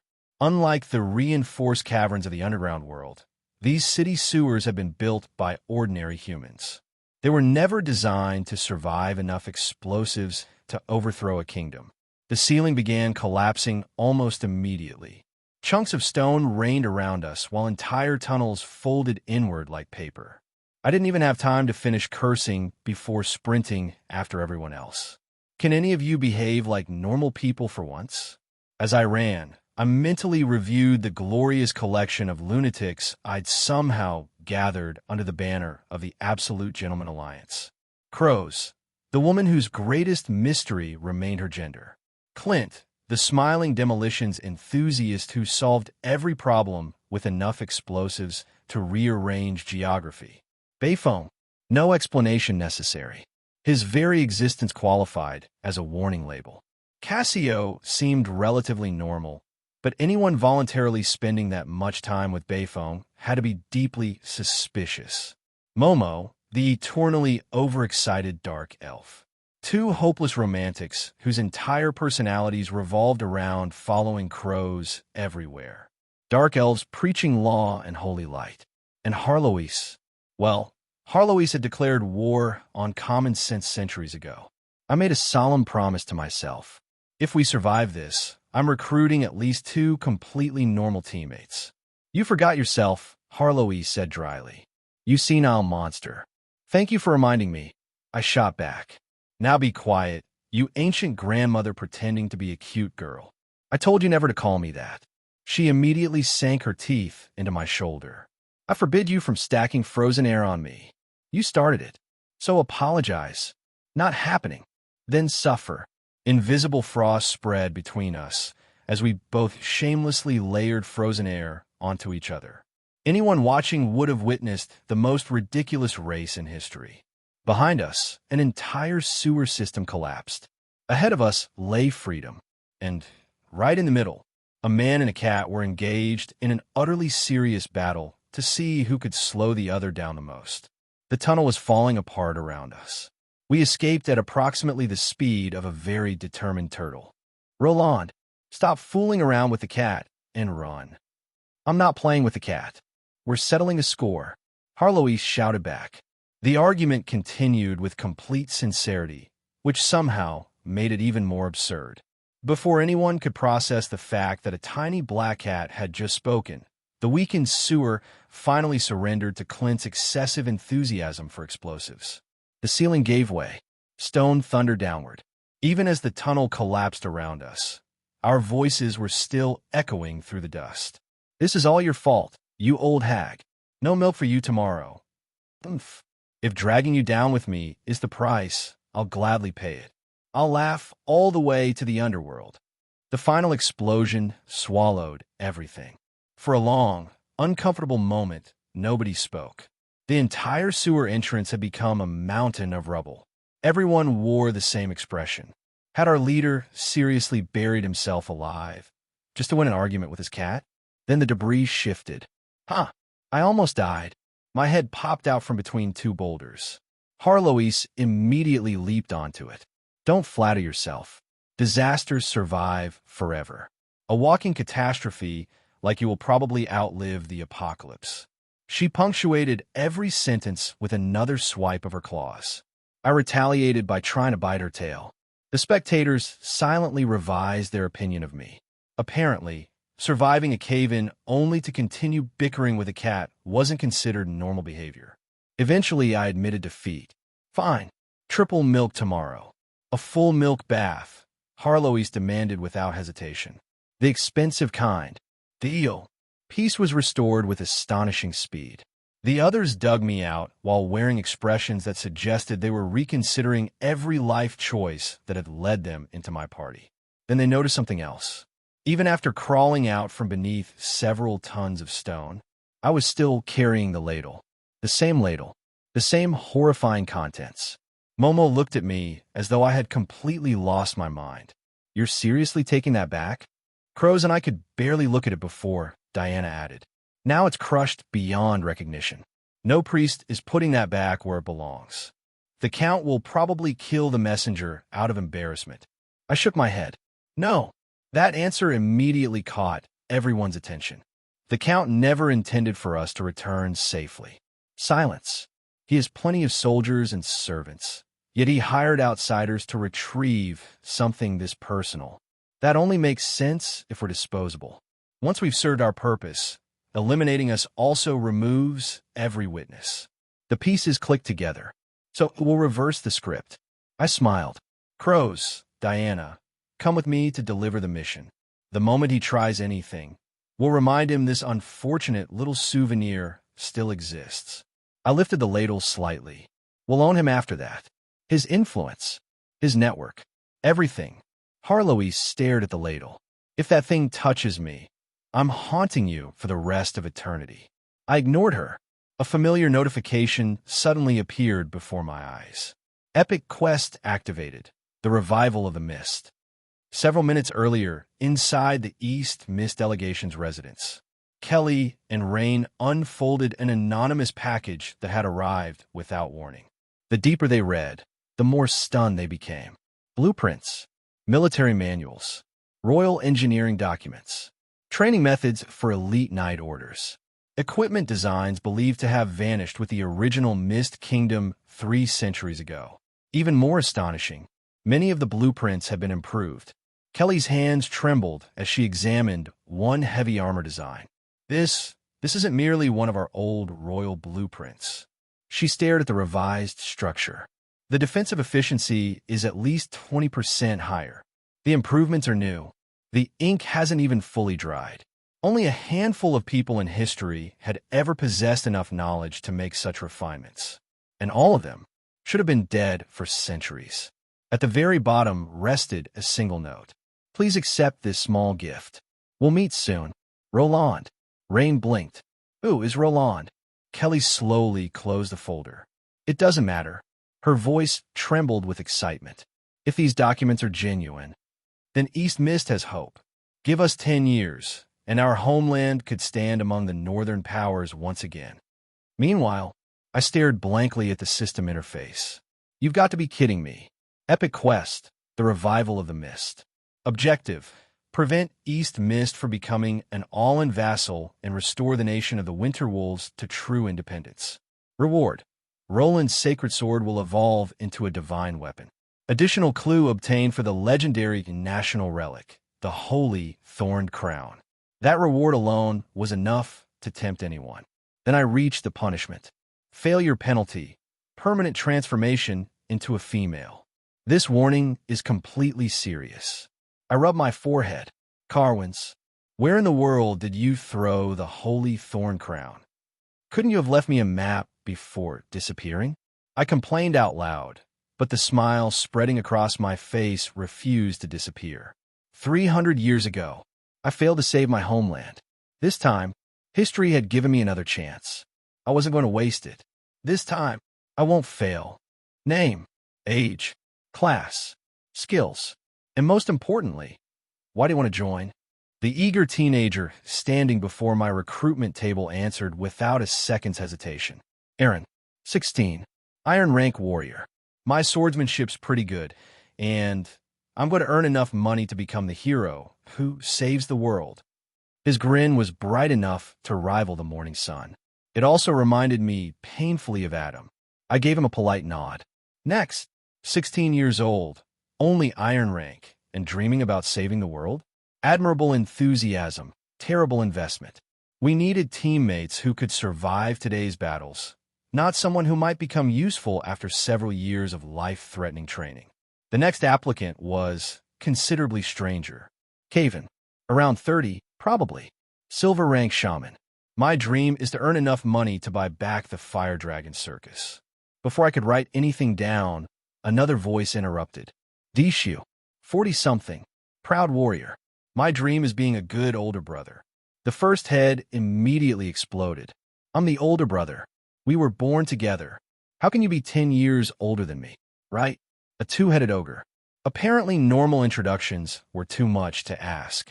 The pair had once been star performers in a traveling circus before it collapsed, leaving them to scrape together enough money through mercenary work to revive it someday. A surprisingly touching goal. Unfortunately, their family discussions tended to become physical. I'm older. No, I won last time. Let's settle it with rock, paper, scissors. Fine. 3 seconds later. I won. You cheated. I didn't. You were too slow. Doesn't count. I'll prove I'm the older brother. The brothers immediately started punching each other. Since they shared one body, every punch hurt both of them. Each strike was followed by synchronized cries of pain. Watching them argue over seniority while simultaneously beating themselves unconscious was educational. I thoughtfully tapped my pen against the table. A two-headed ogre was an incredible combat asset. One head specialized in magic while the other excelled at melee combat. Their combined strength rivaled a gold-rank human with very little training required. Ordinarily, I would have hired them on the spot. Instead, I wasn't looking for stronger fighters anymore. I was desperately searching for normal people. Our so-called Absolute Gentleman Alliance already contained enough walking disasters to qualify as a natural catastrophe. Adding a pair of siblings who settled every disagreement by punching themselves would only guarantee our enemies died laughing before the battle even began. Ever since the sewer incident, I'd reached an important conclusion.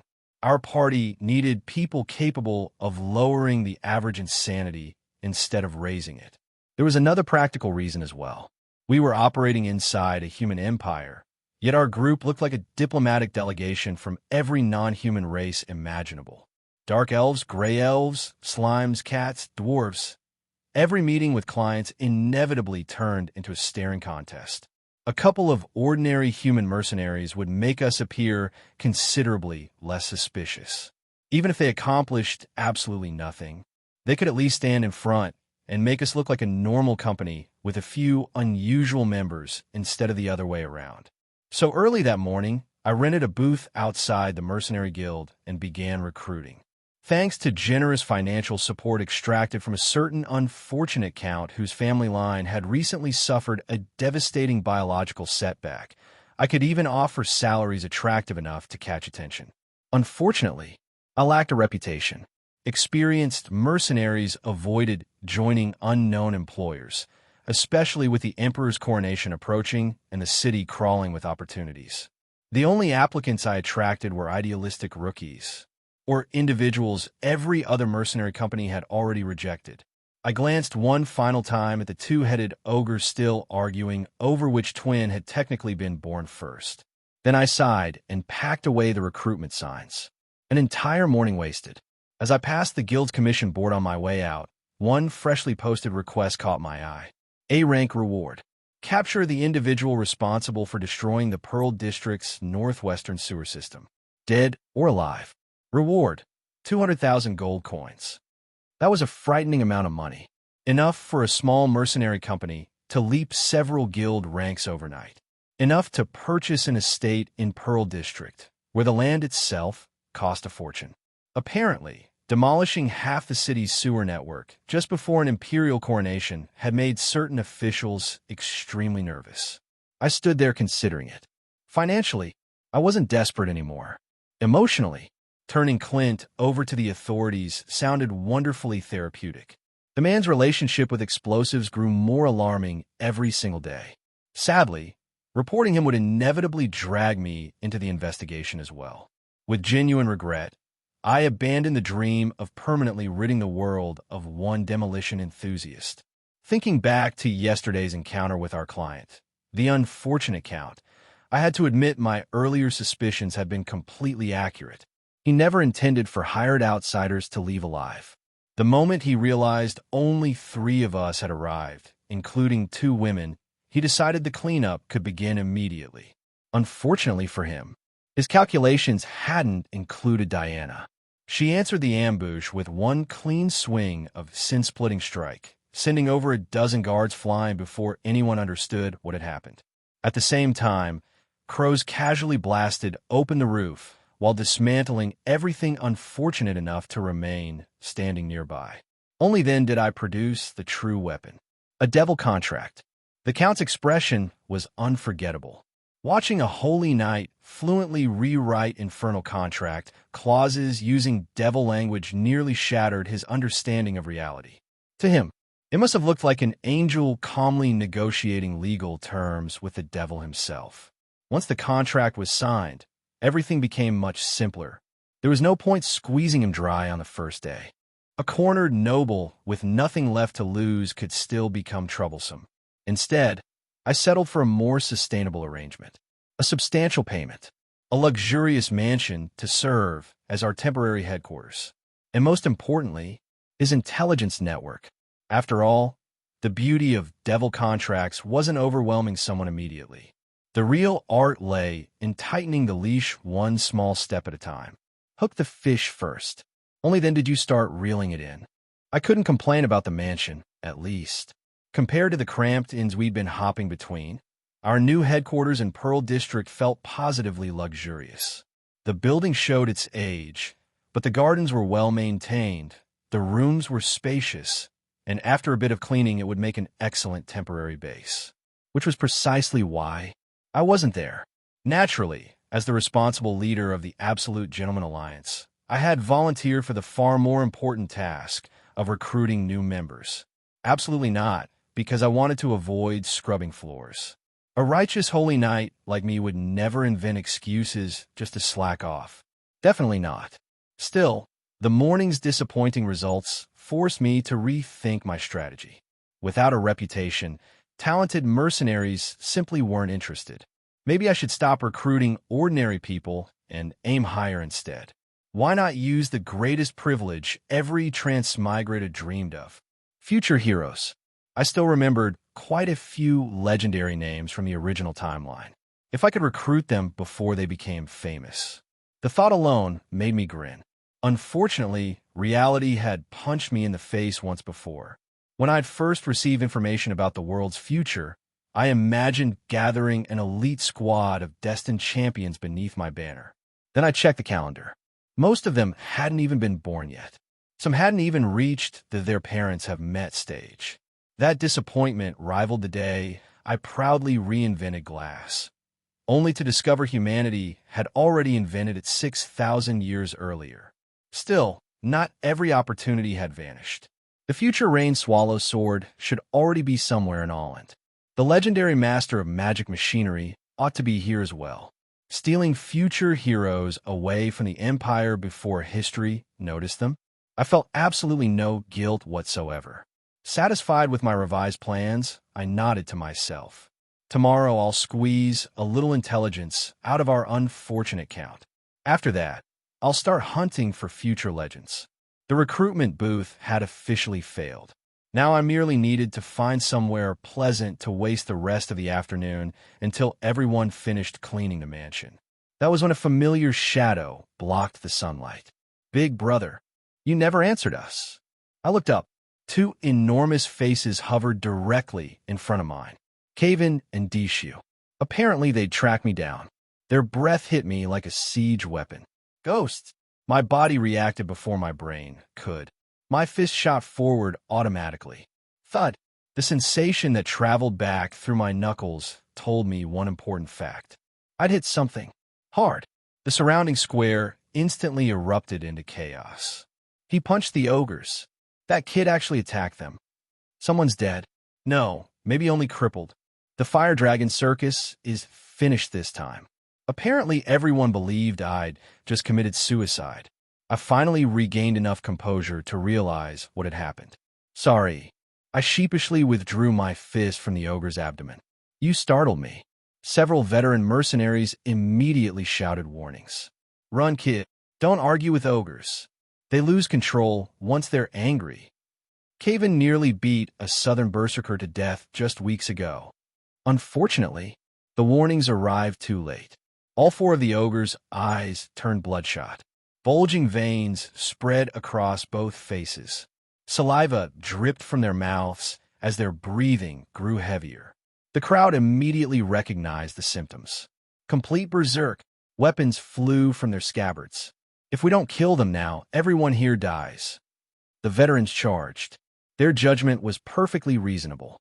A two-headed ogre already possessed gold-rank combat ability under normal circumstances.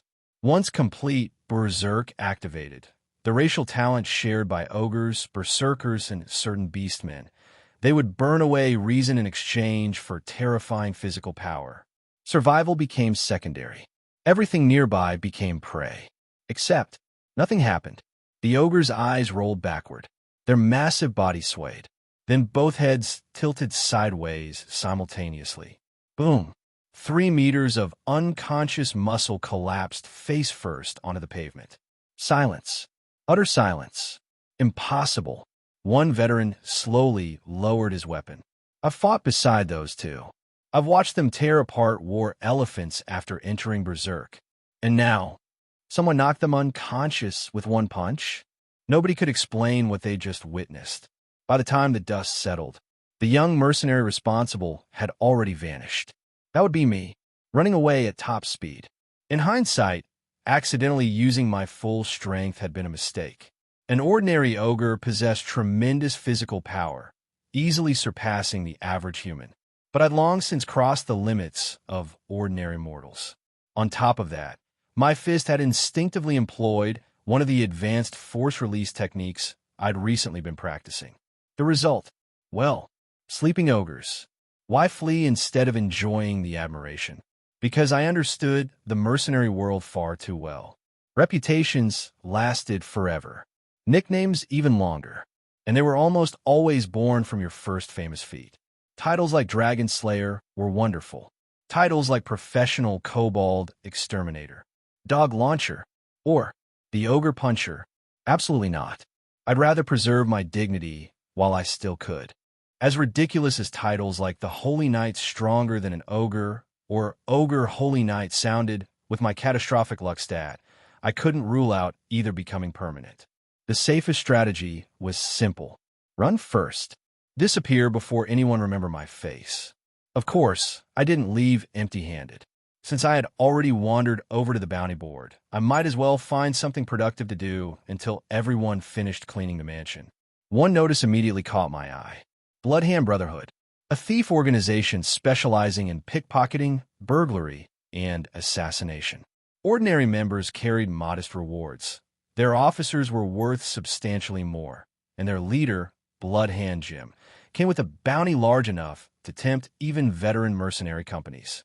Better yet, every reward would be doubled if the organization was eliminated before the Imperial inauguration. Not as profitable as the sewage sabotage bounty, but far more useful. Money wasn't my priority. Information was. No one knew a city's hidden streets better than the people who lived off them. After a brief visit to our unfortunate count, who had become surprisingly cooperative after signing a devil contract, I gathered everything he knew. The Bloodhand Brotherhood numbered fewer than 200 members.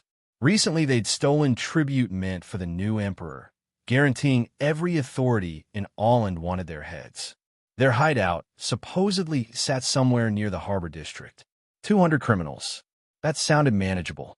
If everything goes well, I muttered to myself, I'll finish before dinner and return with enough intelligence that nobody can accuse me of slacking. See, I was an exceptionally responsible leader. As I walked toward the harbor, my thoughts drifted to something far more important than a gang of thieves. My own fighting style. Ever since returning to life, I'd spent an embarrassing amount of time staring at my own status. Strength, 20. Agility, 19. Stamina, 20. Nearly every physical attribute had crossed, or was brushing against, the limits of ordinary mortals. Normally, a holy knight naturally gravitated toward heavy armor, shields, and overwhelming frontal combat. That suited my strength, but ignoring 19 points of agility felt wasteful. Choosing the path of a nimble swordsman wasn't much better. Then my monstrous strength would be sitting around collecting dust. To make matters stranger, my dual-class nature refused to favor a single primary attribute. Any improvement benefited my overall combat ability, which meant everything looked viable, and nothing looked optimal. Then frozen air complicated everything. Originally, I'd intended to coat my blade in holy light while secretly weaving frozen air beneath it. A sword wrapped in radiant blessings that quietly stole an opponent's body heat sounded wonderfully underhanded. Elegant, devious, perfectly fitting for a righteous holy knight. Reality disagreed. Every experiment ended the same way. The instant holy light touched frozen air, one power erased the other. Neither attribute tolerated sharing the same weapon. Perhaps my current mastery was too shallow. Perhaps the powers naturally conflicted. Whatever the reason, brute force wasn't solving it. So I arrived at another conclusion. If one sword couldn't hold both, then I'd simply use two swords. Holy light in my right hand, frozen air in my left. Two completely different powers striking together. One obvious, one invisible, one radiant, one deadly. The more I considered it, the more perfect it seemed. My balanced physical abilities would finally have a purpose, and I could freely switch elemental enchantments depending on my opponent. Naturally, everyone else thought I'd gone insane. Diana rejected the idea immediately. Dual wielding wasn't simply holding two weapons. Every attack altered the body's balance. Every defensive movement required both hands to coordinate instinctively. One blade attacked while the other adjusted posture, protected openings, and prepared the next strike. True dual swordsmanship demanded constant multitasking. It required exceptional agility, exceptional balance, exceptional coordination. It was practically synonymous with elite elven sword masters. "You are human," Diana summarized gently. Translation: stop dreaming. Momo wasn't nearly as diplomatic. She laughed outright. Dual swords? Unless you're a 3-meter ogre or some mountain barbarian swinging logs around. Forget it. If you actually manage it. She stopped speaking, because I'd already drawn two swords. At first, she was absolutely right. My movements were awkward, rigid. Every swing felt as though I were trying to write with my feet. But gradually, something changed. The left hand stopped feeling foreign. The rhythm emerged naturally. Every motion linked into the next without conscious thought. The blades flowed together until they felt less like two separate weapons and more like extensions of the same body. Momo's grin slowly disappeared. Impossible. She stepped forward and drew her own weapon. Then prove it. The duel began. For the opening exchanges, I remained on the defensive, adapting to her speed. Then instinct took over. The twin swords danced together. One attacked while the other defended. One feinted while the other punished. Heavy long swords moved with the grace of flowing water, weaving around each other in an elegant rhythm that even surprised me. Less than half a minute later, Momo's sword flew aside. She stumbled backward, rubbing numb fingers while staring at me, as though I'd grown another head. The courtyard fell silent. Even Diana looked genuinely astonished. Then, after several long seconds, she slowly smiled. A miracle. Not really. Miracles had nothing to do with it. I'd cheated. Again. The system had quietly solved a problem that would normally require decades of training. Ambidextrous. A simple passive skill that made my left hand every bit as dexterous as my right. The system's description was as unhelpful as ever. There's really no difference between the left and right hand. Please refrain from using this skill for meaningless purposes. I had absolutely no intention of asking what counted as meaningless. Some questions were healthier left unanswered. Long before this life, during one of my painfully uneventful stays in the Elven Kingdoms, I became bored enough to experiment with training both hands equally. Back then it was nothing more than a way to kill time, but the system apparently remembered. The ambidextrous skill had quietly remained in my skill tree ever since, waiting for me to unlock it. Unfortunately, potential wasn't free. Because it formed the foundation of true dual sword combat, the system still demanded 3 precious skill points before it would acknowledge my previous efforts. Expensive. Painfully expensive. Naturally, I paid anyway. Once that hurdle disappeared, another option lit up. Giant wielding. Normally the skill was considered almost worthless. It allowed someone with overwhelming physical strength to swing massive two-handed weapons, as though they were ordinary one-handed swords. The catch was obvious. Few people possessed the required strength early enough to benefit, and by the time they finally qualified, their fighting style had already been fixed for decades. Almost nobody would throw everything away just to relearn swordsmanship from scratch. For me, that problem barely existed, for more skill points vanished. Immediately, an avalanche of combat experience flooded my consciousness. Countless unfamiliar movements settled naturally into muscle memory, as though I'd practiced them for years. My body instinctively remembered techniques I had never physically trained in this lifetime. The spectators watched in stunned silence as my clumsy swings transformed into smooth, deliberate movements. Of course, this wasn't mastery. It was merely permission to begin walking the path. If I wanted to stand beside the legendary dual sword masters of my previous lives again, I'd still need endless practice and real combat. Fortunately, the thieves before me volunteered as training partners. How considerate. I stepped into the darkness. Holy light erupted across the blade in my right hand, illuminating the underground hideout like a miniature sunrise. The first assassin leaped from the shadows. He never landed. The massive sword smashed into him with enough force to launch him through several wooden crates before he disappeared beneath the splintered debris. Technically, I hadn't cut him. I'd simply hit him. Heavy greatswords excelled at that sort of persuasion. Judging from the fact he never stood back up, the distinction probably wasn't important to him. My condolences, I muttered while continuing forward. Wrong place. Wrong day. The moment I entered the next chamber, hidden explosives erupted around me. Smoke filled the corridor as concealed doors burst open. Assassins poured in from every direction, poison daggers flashing green beneath the torchlight. Looking at those blades, I immediately abandoned any lingering thoughts about restraint. They certainly hadn't. The fight became absurdly one-sided. Only then did I truly understand why Momo had lost her spark so quickly. Nothing about my swordsmanship had fundamentally changed. I still relied on the same precise monarch swordsmanship I'd perfected long ago. The difference was the weapons. Every strike now carried terrifying weight without sacrificing speed. Strength and agility amplified each other instead of competing.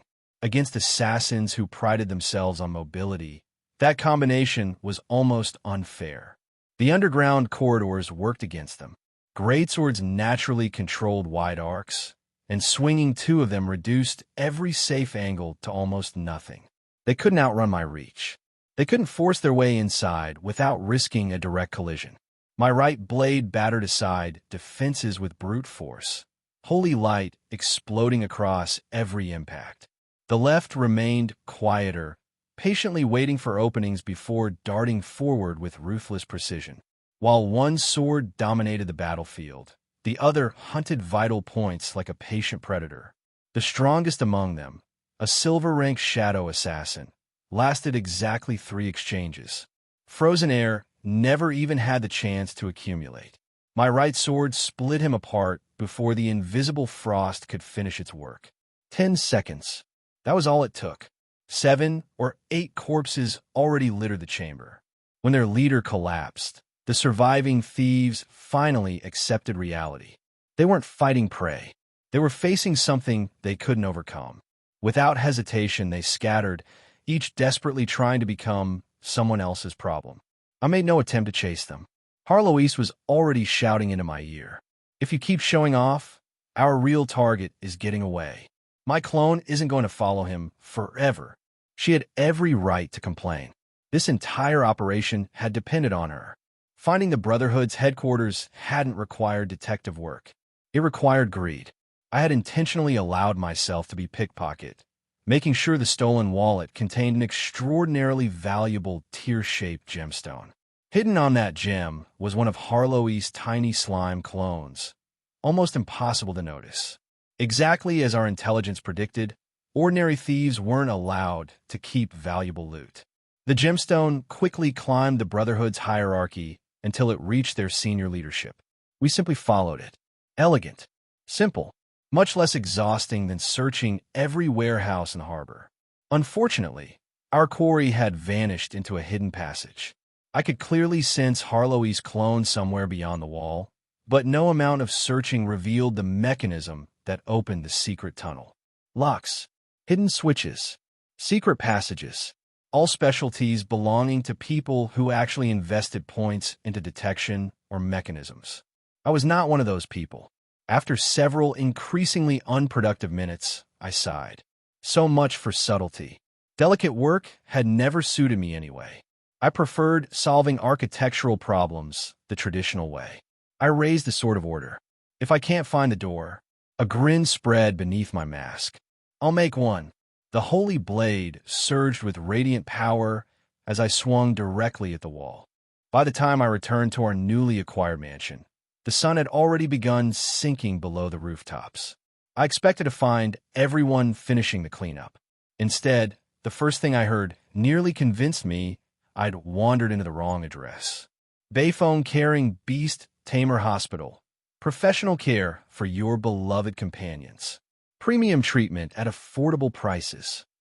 I froze. Something had gone terribly, catastrophically wrong while I was away. The courtyard looked less like a temporary headquarters and more like the opening ceremony for an institution that absolutely should not exist. Colorful banners fluttered everywhere. Huge signs covered the walls. Even the garden had somehow become advertising space. One banner proudly proclaimed, "Let the world remember our name. Let future generations remember our existence.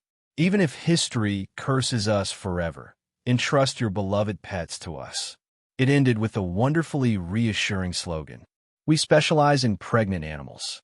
I honestly wasn't sure whether I should laugh, cry, or quietly burn the entire mansion down before anyone important noticed. Cassio was proudly waving one of the banners while shouting advertisements with enough enthusiasm to wake the dead. Bayphone stood nearby, calmly discussing business plans with the serene confidence of a saint founding a charitable organization. Unfortunately, I knew him. Nothing involving Bayphone was ever charitable or sane. On the opposite side of the courtyard, another faction had established its own headquarters. Massive flags bearing the emblem of the law fluttered proudly. Crows had planted one directly atop her enormous staff, lightning crackling around it with enough intensity to discourage criticism. Momo stood beside her like an angry general defending sacred territory. "The majority has already decided," she declared. "We're building a court of law. If anyone disagrees, fight me." Simple, direct, very Momo. Meanwhile, Cassio and the two hopeless admirers who had followed Crows all the way from the underground were still trying to wave Bayphing's promotional banners while secretly staring at Crows every few seconds. The hypocrisy was almost artistic. After spending several minutes observing the circus, I finally pieced together how everything had spiraled into disaster. The culprit, as usual, was me. Before leaving earlier that day, I'd casually suggested that the mansion's spacious first floor shouldn't remain empty forever. We only need the upper floors for living. Why not use the ground floor for something useful? Plenty of visitors coming and going would make excellent cover. Perfectly reasonable advice. Apparently, I'd underestimated the imagination of idle people. Once the cleaning finished, everyone immediately began brainstorming how to use the extra space. For approximately 5 minutes. After that, the discussion abandoned all practicality and devolved into everyone trying to realize their own deeply questionable dreams. Naturally, Bayphone seized the initiative. His proposal was horrifyingly straightforward. We should open an animal hospital. To support his argument, Cassio triumphantly produced several nurse uniforms from Bayphing's personal collection. I sincerely wished he hadn't. The outfits featured scandalously short skirts, lace stockings, and enough decorative ribbons to make anyone question the medical professionalism involved. On beautiful elf women, they would probably attract endless customers. Judging by the increasingly conflicted expressions on Crow's two devoted admirers, they had already begun imagining precisely that. Momo nearly exploded. "If anyone finds out I worked in Bayphing's hospital," she snapped, "I'll never get married." Bayphing's supporters immediately launched their counterattack. You think marriage is still your biggest concern? Everyone knows you've been secretly watching Roland sleep. Momo's face turned crimson. At least I'm still normal, unlike someone who spends every day with Bayphone. If you want me wearing that ridiculous nurse outfit, then Cassio has to wear one too. Cassio didn't hesitate for even a second. "I'll do it." "Wait, what?" "Our brotherhood is pure," he declared proudly. "If wearing this proves Big Brother Bayphing's dream deserves support, then I'll wear it." With complete sincerity, he began removing his armor. Now, objectively speaking, Cassio was a remarkably handsome young elf. Well-built, broad shoulders, classically heroic, the sort of appearance artists carved into marble statues, which made the mental image of him squeezing into a frilly nurse dress infinitely more terrifying. I suddenly lost all desire for dinner. Fortunately, someone interrupted before civilization suffered irreversible damage. It was Bayphone. He gently folded his hands together, smiling with the tranquil compassion of an enlightened sage. For one brief moment, I almost believed him. "My brother," he said softly, "history has always misunderstood pioneers. Those who walk new paths are destined to endure ridicule. The world slanders us, mocks us, rejects us, but we must answer only with patience and love." Sunlight happened to catch one of his hidden flash grenades, creating an almost divine halo behind him. The effect was impressive. If I hadn't known better, I might have mistaken him for a genuine saint. Then he continued speaking. "I simply love this world too deeply." Smack! A flying shoe struck him squarely in the face. The halo disappeared instantly. "Stop pretending to be profound," someone shouted. "You think we can't tell that's your stun grenade, making fake holy light?" Another kick followed. "And stop stealing philosophy from the East." Momo charged in next. "You call this compassion? This is obviously just another excuse to satisfy your own twisted hobbies." Diana joined without hesitation. Sin-splitting strike. Another punch. Another kick. By that point, I felt obligated to participate. Frankly speaking, watching Bayphone wear that serene smile while spouting absolute nonsense was so irritating that punching him felt less like violence and more like fulfilling a civic responsibility. So naturally, I joined the beating. The battle finally ended. Unfortunately, so did the cleanliness of our mansion. The first floor, which everyone had spent the entire afternoon scrubbing spotless, had once again disappeared beneath a mountain of ridiculous banners, slogans, broken flagpoles, and one thoroughly beaten veterinarian. Naturally, I assumed the role of responsible leader. Could all of you try acting like adults for once? Silence. I rubbed my temples. Look at Diana. She isn't fighting with anyone. That's what maturity looks like. "Oomph," Momo snorted. "That's only because Big Sister hasn't decided which side to support." "What?" I turned toward Diana. Sure enough, the legendary Holy Knight was standing awkwardly in the corner, blushing furiously while clutching two different banners. One proudly advocated building a court of law on the first floor. The other promoted a church of the moon goddess. As I stared, Diana quietly lowered her head, seemingly whispering to herself. Curious, I stepped closer. Only then did I hear the final words. "The Church of Holy Light is still the best." Wonderful. Our supposedly decisive legendary knight had somehow managed to become trapped in a three-way theological crisis. She looked at me with hopeful eyes, obviously expecting support from a fellow holy knight. Honestly, I wasn't sure whether to encourage her or schedule an intervention. She currently served the god of law, walked the path of a savior beneath the moon goddess, and still instinctively worshipped the god of holy light. Three gods, one believer. Even if the order gods generally tolerated polytheism, wasn't this taking things just a little too far? Then again, seeing Diana's nervous expression made it impossible to lecture her. Faith wasn't something another person could untangle. Eventually, she'd have to find her own answer. I sighed. I really should have known. There wasn't a single normal person inside the Gentleman Alliance. Some merely hid their abnormalities better than others. Even Cassio. When I first met him, he seemed like a perfectly ordinary young elf. Now, one prolonged exposure to Bayphone later, and he was voluntarily trying on nurse uniforms. Perversion really was contagious. Wait, something suddenly felt wrong. I slowly counted heads. We're missing someone. Everyone turned. Where's Clint? The atmosphere immediately became much more serious. When the most dangerous member of your team vanished without explanation, assuming the worst wasn't pessimism, it was experience. Someone hesitated. He disappeared right after everyone started arguing. We think he probably. K.A. Chunk. Boom. A violent explosion interrupted the explanation. The mansion shook. Dust drifted from the ceiling. Somewhere outside, thick black smoke began rising into the evening sky. I looked upward, then quietly closed my eyes. You don't have to finish explaining. Everyone nodded sympathetically. I already know exactly what happened. Cleaning complete. Base established. Next logical step. Installed defensive measures. Specifically, enough explosives to wage a small war. A familiar metallic figure emerged from around the corner, giving everyone an enthusiastic thumbs up. Safety first.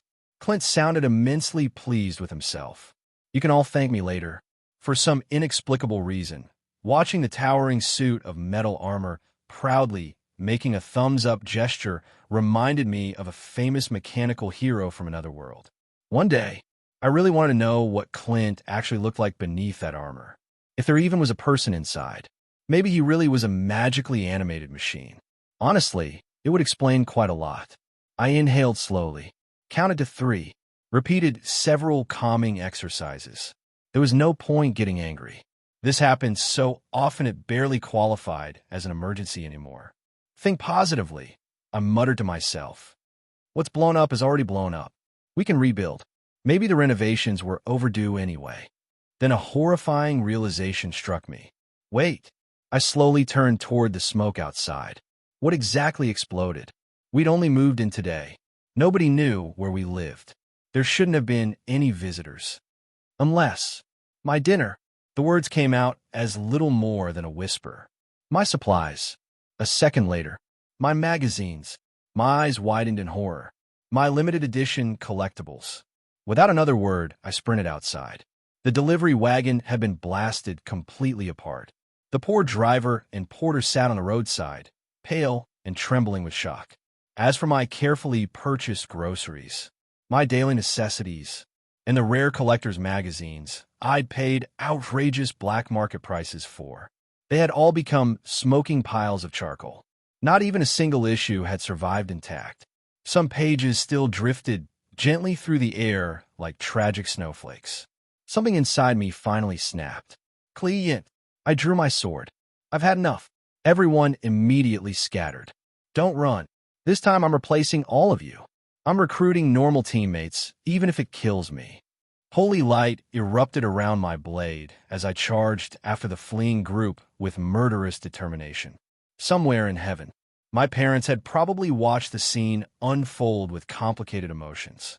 Only now did I truly understand the despair of returning home after a long day's work, only to discover your house had been reduced to a disaster zone by your own family.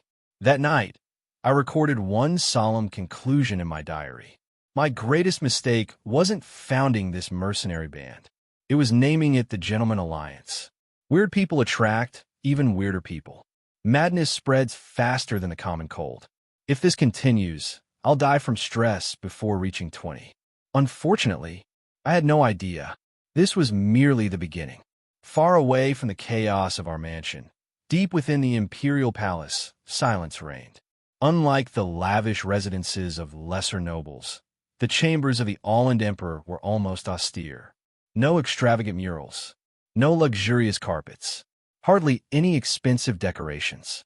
Everything reflected discipline rather than excess. It was a surprisingly modest residence for the man who ruled the most powerful empire on the continent. If anyone judged the Roland Empire by appearances alone, they'd think extravagance defined the nation. They'd be wrong. The man about to inherit the throne despised unnecessary luxury. When his ministers repeatedly urged him to renovate the imperial palace before his coronation, Darsos rejected the proposal with characteristic bluntness. Decorations, expensive furnishings, gilded ornaments, they were all worthless distractions. Leave that nonsense for guests to admire, he'd reportedly said. I have no intention of staring at clutter every day. Rather than occupy the lavish palace prepared for him, he moved into an older imperial residence abandoned by the previous generation. Simple, practical, cold. That was Darsos. Women interested him no more than expensive furniture. Other men's wives, however, that was another matter, as was other people's land. Unlike rulers who concealed their ambitions behind diplomacy, Darsos wore his greed openly. He wanted conquest, and more importantly, he possessed the ability to turn desire into reality. That talent alone had allowed him to eliminate 7 rival princes and emerge as the Empire's next emperor. Everyone who understood politics agreed on one thing. Within 5 years of Darsos taking the throne, war was inevitable. If a minor kingdom produced a monarch that aggressive, neighboring nations would immediately unite to suppress him. But this wasn't a minor kingdom. 3 centuries of steady expansion had transformed the Roland Empire into a continental powerhouse. Its neighbors were too weak to oppose it, while its own citizens, from peasants dreaming of land to nobles craving titles, welcomed the promise of conquest with overwhelming enthusiasm. War meant opportunity. Opportunity meant wealth, and wealth created loyalty. The foreign diplomats weren't wrong when they concluded that Darsos intended to rule through overwhelming force. Submit peacefully or be beaten until submission became the only remaining choice. Unfortunately, even they underestimated him. One evening, after reviewing preparations for the coming coronation, Darsos calmly summoned one of his ministers. The ceremony for selecting the princess's guardian knight. He smiled faintly. Begin making arrangements. History remembered the king of winter wolves as remarkably handsome. Long black hair reached his waist. Sharp brows framed predatory eyes that never seemed to rest. His features were refined, yet there wasn't the slightest trace of softness in his expression. Everything about him radiated confidence and danger. His minister enthusiastically reported that everything had already been prepared. The Empire's finest young warriors had accepted the invitation. 2 legends, 4 gold-rank experts, 10 silver-rank elites. The selection itself was little more than a display of imperial generosity. We're honoring that little frontier princess far beyond what she deserves. Darsos merely shook his head. You underestimate the mist bloodline. His gaze drifted toward a massive military map covering one wall. Empires have been destroyed fighting them. Even a dying beast retains dangerous claws. He wasn't interested in East Mist because it was weak. He wanted its legacy, the legendary Aurora Knights, the ancient military techniques of the Mist royal family, their forgotten elite armies. Even recovering fragments of those secrets could dramatically strengthen the Empire's own military. Only then did the truth become obvious. The Roland Empire had never wanted East Mist as a mere vassal. It intended to erase the kingdom entirely. The title of Guardian Knight sounded honorable enough. In reality, among noble society, it often referred to a woman's unofficial companion, someone occupying the role a husband otherwise might. Normally, such relationships depended upon the lady's own wishes. Darsos had no intention of asking. East Mist's royal bloodline had dwindled until only Rain remained. If her chosen guardian knight belonged to Roland, then eventually her heirs would carry imperial blood. A generation later, the kingdom would cease to exist. It would simply become another province. Should Rain refuse? Perfect. That would be interpreted as insulting the emperor. A convenient excuse for invasion. Reject the alliance? War. Reject the guardian knight? War. Reject both? Even better. Complete annexation. Every road led toward the same destination. The only difference was which excuse history would remember. Pinned across the enormous campaign map were dozens of colored markers representing troop movements, fortresses, and future battle plans. 5 neighboring kingdoms had already been divided into strategic objectives. Among them, East Mist drew the greatest attention. Once that nation fell, nothing substantial would remain between Roland and the southern frontier. Rich mines, profitable trade routes, fertile land, everything necessary to fuel an empire's next stage of expansion. East Mist wasn't the goal. It was merely the first stepping stone. After his advisors departed, silence returned to the palace. Darsos closed his eyes.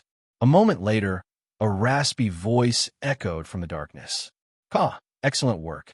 Claude's son has exceeded expectations. A shadow shifted beyond the window. Black feathers drifted through the room. The celestial tower chose wisely. Darso's didn't bother turning around. So, his voice remained utterly calm. The crows finally arrive. The unseen speaker laughed.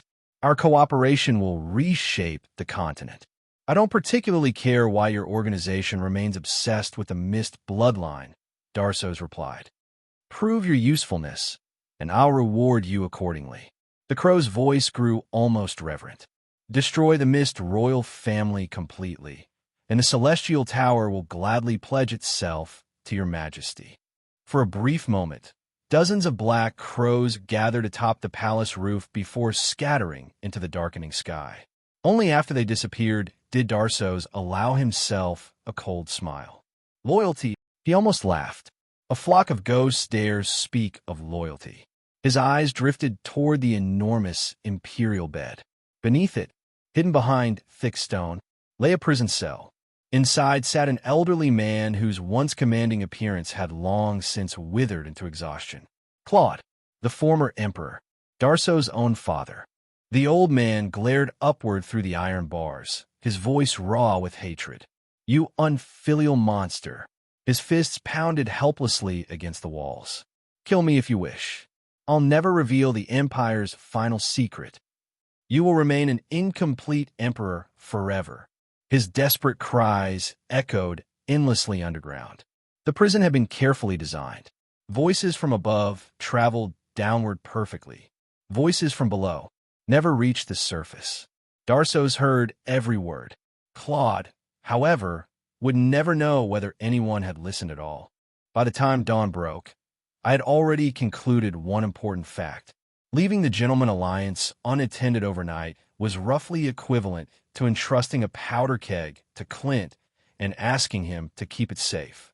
The previous evening had been spent forcing our resident demolition enthusiast to dismantle every explosive trap he'd hidden around the mansion. The negotiations eventually devolved into several people pinning him to the floor while confiscating enough gunpowder to start a small war. Thanks to that circus, I barely slept. Still, I left before sunrise. The sooner I recruited a few sane teammates, the better. At least, that had been the plan. Using my knowledge of future history, I tracked down several individuals destined to become legendary figures. Since most of them were still unknown teenagers, this was the perfect opportunity to recruit them before anyone else noticed their talent. Better yet, I'd already eliminated the candidates most likely to turn into future disasters. After living with Bayphone, Clint, Harlois, and the rest of my gentlemen, I'd developed extremely strict standards for normality. Unfortunately, reality seemed determined to mock me. The first future hero wasn't home. Neither was the second. When I finally reached the residence of the future Rain Swallow Sword, Svina D. Nelson, I received exactly the same answer. She had already gone out. Very early. That finally caught my attention. 3 coincidences in a row usually meant someone was manipulating events. I smiled politely at the family before crouching beside the youngest child in the house. Children were remarkably resistant to political secrecy. They were, however, highly vulnerable to candy. Your sister told you not to tell anyone where she went. The little boy nodded seriously. I handed him a colorful lollipop. His loyalty immediately entered negotiations. A wooden toy followed shortly afterward. Diplomatic resistance collapsed entirely. Between proud bites of his prize, the boy happily revealed everything.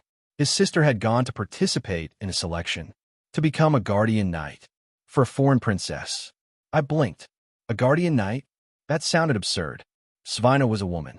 Then memory caught up, right?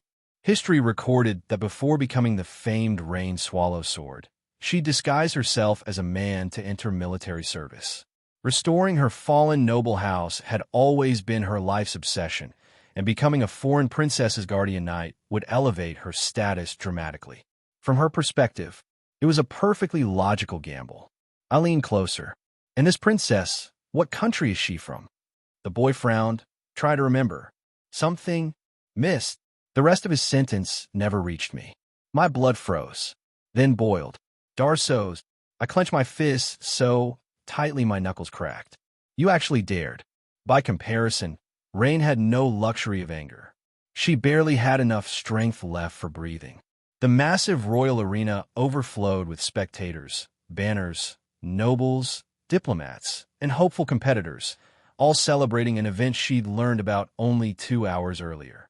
An event centered entirely around her. One smiling official congratulated her with practiced elegance, praising the popularity of the young princess whose beauty had supposedly attracted talented youth from across the empire. He spoke of selecting a worthy guardian knight. He spoke as though this were a gift. I knew exactly what Rain wanted to do. She wanted to draw her sword. Instead, she swallowed the words. Reject the ceremony outright? The Empire would immediately declare that East Mist had insulted the Emperor. Refuse to recognize the chosen guardian knight? Another diplomatic incident. Every path led directly toward war. That was precisely why Darsos had arranged everything so suddenly. No preparation, no negotiations, no opportunity to refuse. Only compliance. Or conflict. Rain slowly surveyed the diplomatic delegation gathered around the arena. Some looked sympathetic. Some avoided meeting her eyes.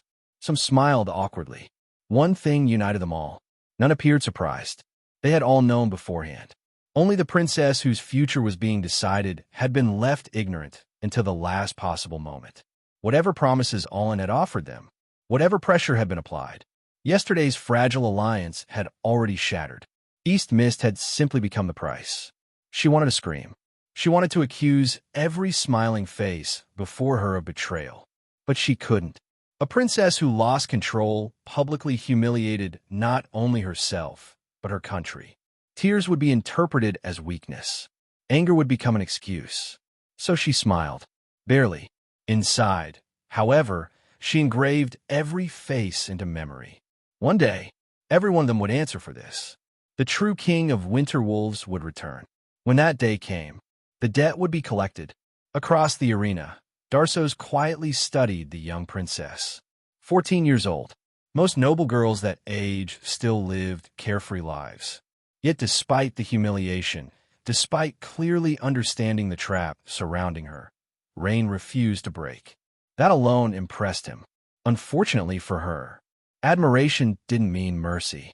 To Darsos, she wasn't an enemy. She was an objective, a valuable piece on the board. The stories claiming she possessed the strength of 10,000 soldiers? Probably exaggerated. Still, breaking someone exceptional always made victory sweeter. The Emperor rose from his seat and lifted his wineglass high. To our coming alliance. The nobles immediately echoed the toast. To the heroes of Roland. Another chorus answered, and to the beautiful Princess Rain. Golden goblets filled the air as laughter spread across the grand arena. Only one person didn't raise a glass. Rain merely stared back, silent, cold, like a lone wolf standing on a snowy ridge, calmly memorizing every hunter below. Hatred. That was all Rain had left. If she survived today, then one day she would repay every smile, every insult, and every betrayal standing before her. She rose gracefully from her seat despite the storm raging inside her. I beg your pardon. I need to freshen my makeup. It was the only excuse she could think of. No matter how hard she tried to appear composed, she was still only 14 years old. The weight of her country rested on shoulders that had barely finished growing. She refused to let those predators witness her tears. The instant she stepped away, 2 Imperial guards quietly followed. Of course they did. Darsos had spent too much effort arranging today's performance. The princess was the centerpiece of the entire production, and he had absolutely no intention of letting her disappear before the final act. One guard remained outside the dressing room, while the other reported back that everything was under control. Satisfied, Darsos returned his attention to the arena. From his perspective, he had been perfectly generous. The contestants below were among Allen's finest young knights, talented men who might one day become pillars of the empire. This tournament wasn't merely entertainment. It was also a convenient recruitment drive. Naturally, the great nobles and royal princes stayed away. Becoming another nation's guardian knight carried prestige, but it also meant drifting away from the center of imperial politics. Only ambitious young elites willing to gamble on their future stood in the arena. The tournament itself followed ancient tradition. Knights displayed courage, skill, and chivalry before a noble lady, proving themselves through honorable combat. By the semifinals, only true experts remained.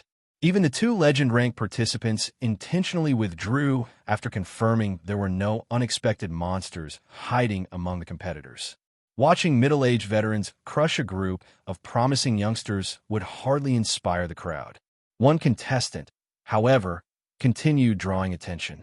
The swordsman fighting like a swift storm. The future Rain Swallow Sword. Svina. Even Darsos noticed. He quietly summoned a servant, whispered several instructions, and watched the battle continue with narrowed eyes. Meanwhile, the person everyone had forgotten sat alone in the dressing room. No, not sat, collapsed. Rain stared at her reflection while tears finally escaped. There was no audience now, no smiling diplomats, no reason to pretend, just a frightened 14-year-old girl wondering whether she had already failed everyone who believed in her. "I'm sorry," she whispered to her father, to Kelly, to her homeland. "Maybe I'm not worthy of being princess." That was when another voice answered. Not from the doorway, not from the window. It echoed gently through the room itself, warm enough to bypass suspicion and reach directly into her heart. "So, do you want the strength to change your fate?" The persuasion spell worked almost too well. Without hesitation, Rain answered with desperate sincerity. "Yes. If it lets me change everything, I'll pay any price, even my soul." I sighed.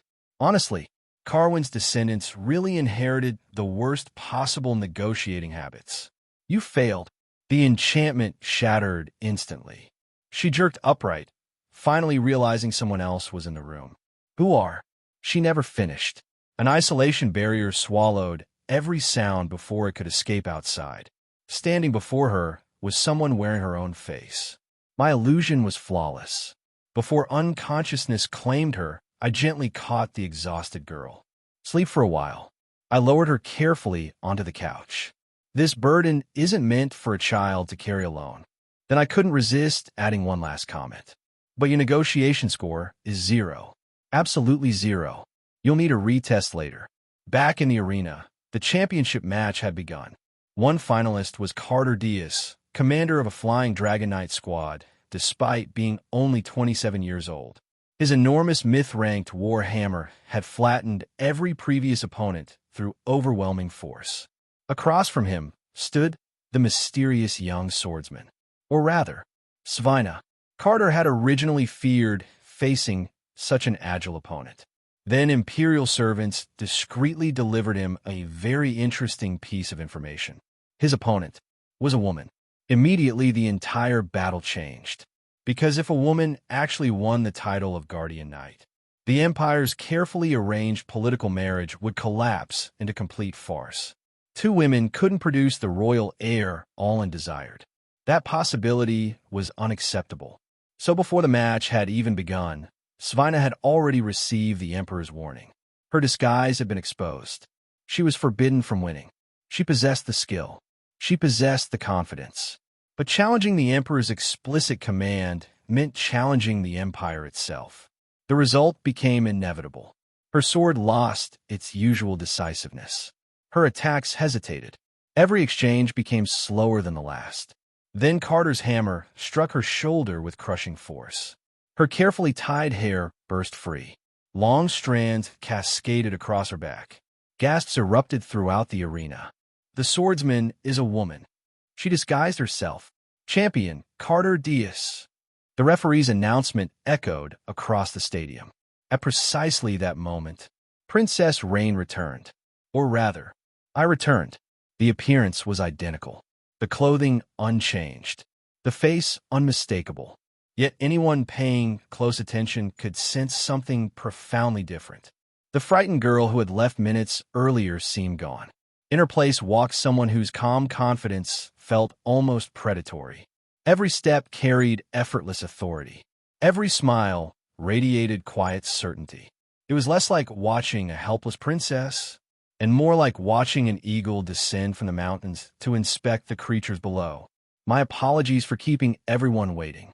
Several diplomats hurriedly assured me it was no inconvenience. Curiously, quite a few of those same diplomats suddenly avoided meeting my eyes. Perhaps guilt finally decided to visit them. Even Darso's narrowed his gaze. Only 5 minutes had passed. Yet somehow, Princess Rain seemed like an entirely different person. The champion stepped forward proudly.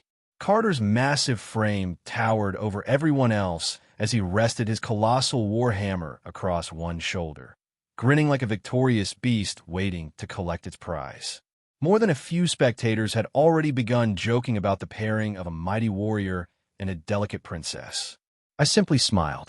"If you're meant to become my guardian knight," I said calmly, "then you should at least be stronger than I am. Would you indulge me in a brief spar?" The arena fell silent. Before Carter could answer, Darso chuckled. His tone remained polite. His words did not. A princess's hands are better suited for embroidery than warfare. Let men concern themselves with battles. A neat insult. He wasn't merely belittling Rain. He was publicly reducing her to a decorative noblewoman, dismissing every tale of her battlefield achievements as childish exaggeration. Unfortunately for him, he had just handed me the stage. "I only need one strike," I replied with an innocent smile. "I'd simply like to know whether my future guardian knight is as sturdy on the inside as he appears on the outside. Otherwise, wouldn't I be making a terrible investment?" The audience erupted. A few laughed. Others gasped. The playful expression paired with such shameless words completely shattered the timid image Rain had displayed only minutes earlier. Backing down now would make the Empire appear petty. Darso's reluctantly nodded. Immediately, an announcer strode into the center of the arena. His booming voice carried throughout the stadium. To demonstrate Carter's generosity, the princess would be allowed to test him personally. Since no one wished the delicate young lady to injure herself, Carter would generously endure 3 attacks without retaliation.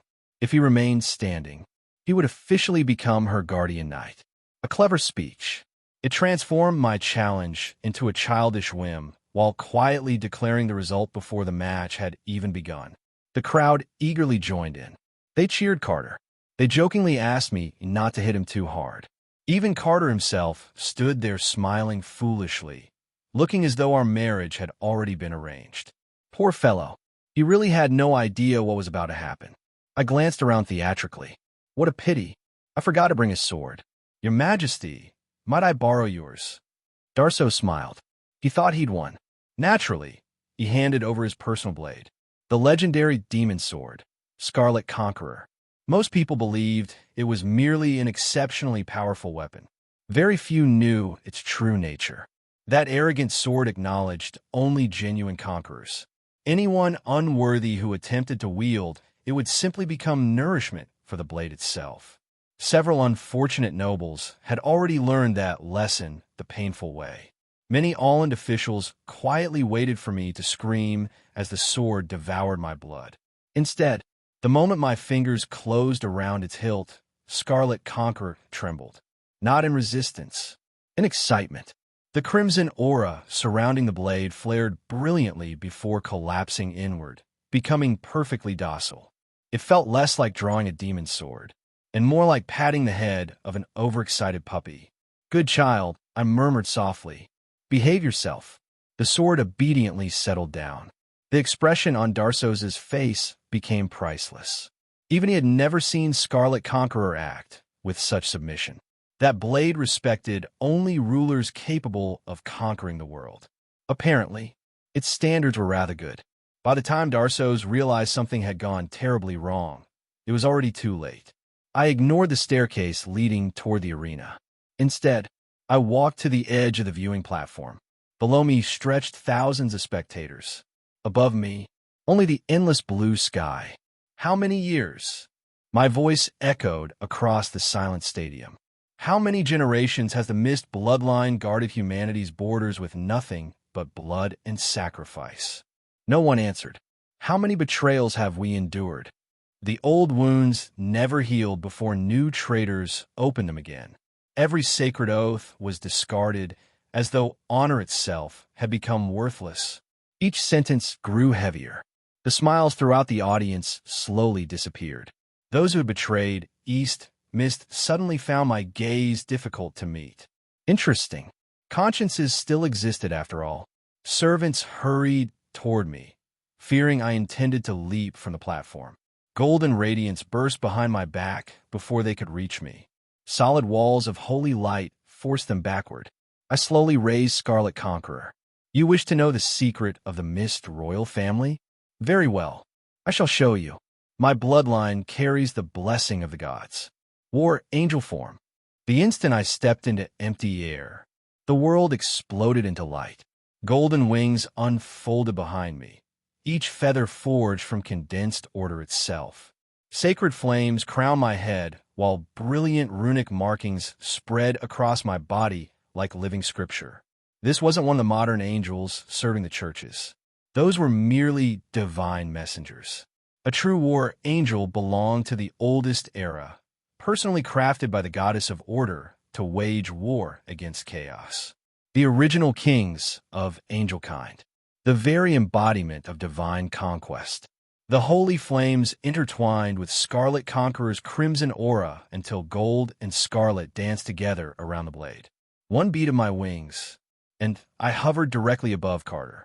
The entire arena stared upward in absolute silence. The proud champion who had smiled only moments earlier now looked no different from prey trapped beneath a descending predator. Looking down at him, I raised the demon sword. My guardian knight? I couldn't help laughing.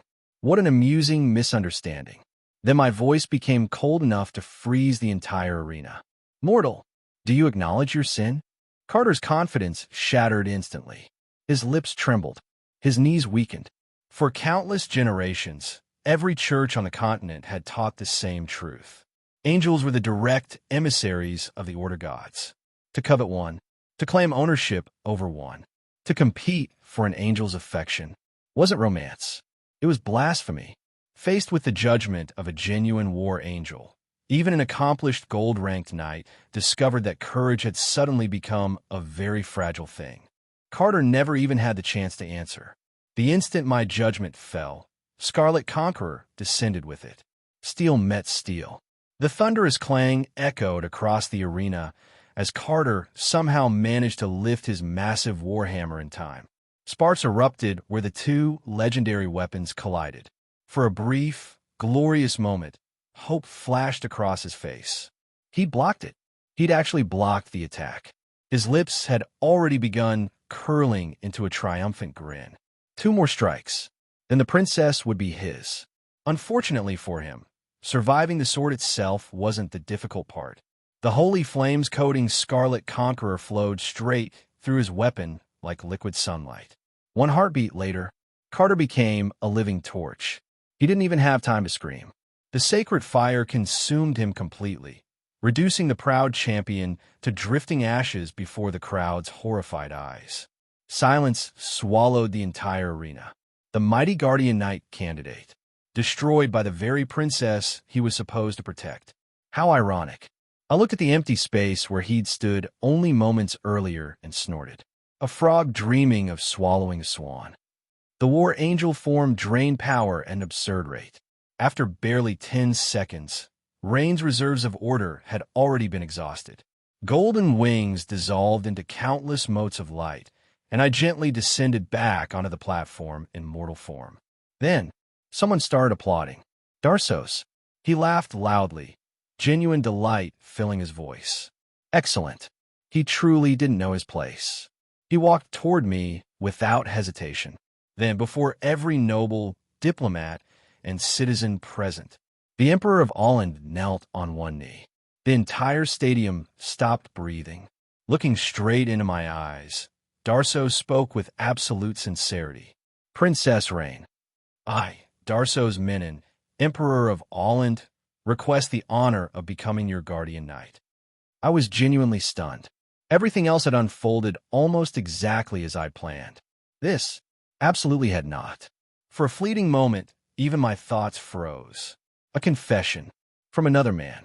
To me, frankly, disgusting. Unfortunately, this wasn't merely a personal matter.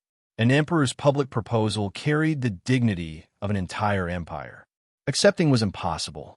Rejecting him carelessly could trigger a war on the spot. So, I'd have to reject him my way. No. One word. Clean. Direct. The smile vanished from Darsos's face. What? His voice rose as frustration replaced composure. I would give you half my empire as your dowry. Together we could rule the continent. Why choose hardship in that frozen northern wasteland instead? Poor fellow. He'd completely misunderstood the problem. I sighed sympathetically. We were never possible. Then I raised one hand solemnly. I swear upon the holy light itself. I have no interest in men. I only like women. The arena instantly froze. A holy knight invoking the holy light could not lie. False oaths before one's divine source carried catastrophic consequences. The brilliant holy aura surrounding me remained perfectly stable, which meant every word was true. The Emperor of Roland had just proposed publicly and been rejected because the princess simply wasn't interested in men. Some diplomats visibly struggled not to laugh. Several nobles looked ready to bury themselves alive from embarrassment. Even Darsos stood completely speechless. Satisfied, I ignored him entirely. Instead, I walked straight toward the only remaining finalist, Svina, the young swordswoman whose defeat had been decided the moment her true identity became known. She still stood there in stunned silence, unable to process everything that had happened. Perfect. I smiled warmly. I should thank the Roland Empire. The tournament allowed me to meet such an adorable knight. I've made my decision. Before anyone could react, I stepped close, gently lifted her chin, and placed a light kiss upon her forehead.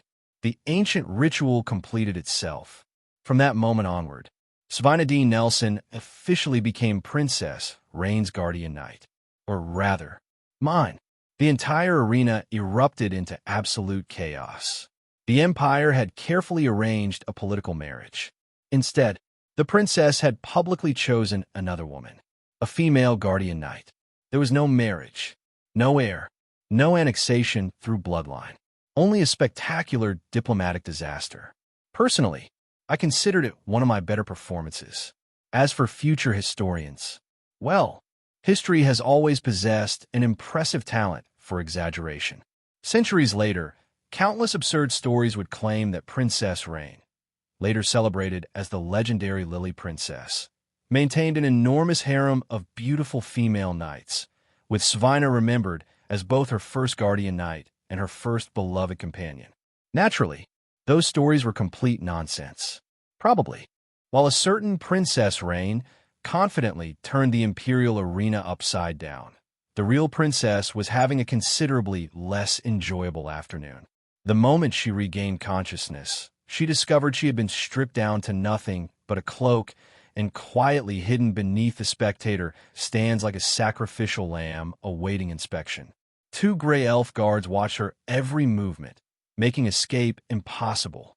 More importantly, causing a scene now would only create problems she couldn't possibly solve. So she endured. At first, her emotions were complicated.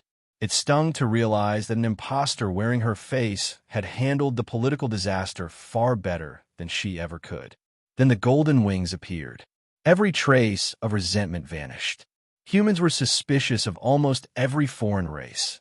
Yet there existed one glorious exception. Angels, the eldest children of the Order Gods, living symbols of divine authority. Church murals, sacred scriptures, heroic epics.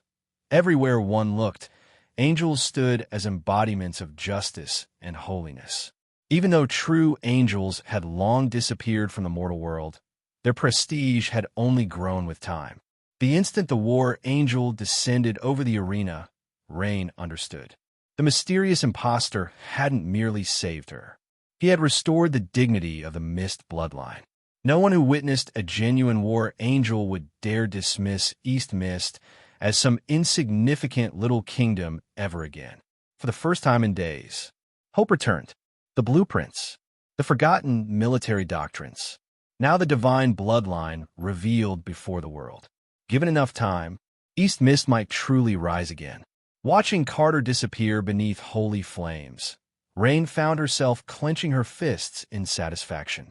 She had never liked that giant brute anyway, nor did she possess the slightest affection for the empire that had cornered her homeland. Then, everything took another impossible turn. Darsos proposed, not through intermediaries, not privately, publicly, before the entire world. Rain froze. A marriage between two reigning monarchs wasn't merely romance. It was diplomacy, politics, the future of nations. For a fleeting instant, she genuinely considered accepting. If sacrificing herself bought East missed precious years to recover, wouldn't it be worthwhile? The thought survived only seconds. The imbalance between their kingdoms was simply too overwhelming. This wasn't a marriage. It was annexation disguised as affection. The moment East Mist accepted, it would gradually disappear into Holland. No, the proposal had to be rejected. Yet refusing an emperor before his own people could ignite a war just as easily. Rain desperately searched for a solution. She found none. Apparently, someone else had. I'm sorry. I like women. Rain stared blankly. That actually worked. The emperor couldn't accuse someone of insulting him simply because their preferences differed. He couldn't even argue. How exactly was he supposed to compete with the wrong gender? The political deadlock dissolved instantly. All lost face. East Mist survived. A perfect victory. For approximately 3 seconds. Then Rain finally realized what that declaration actually meant. Wait. Her expression slowly stiffened. That was my face. Another pause. My name. A much longer pause. In front of the entire continent. Color drained from her face.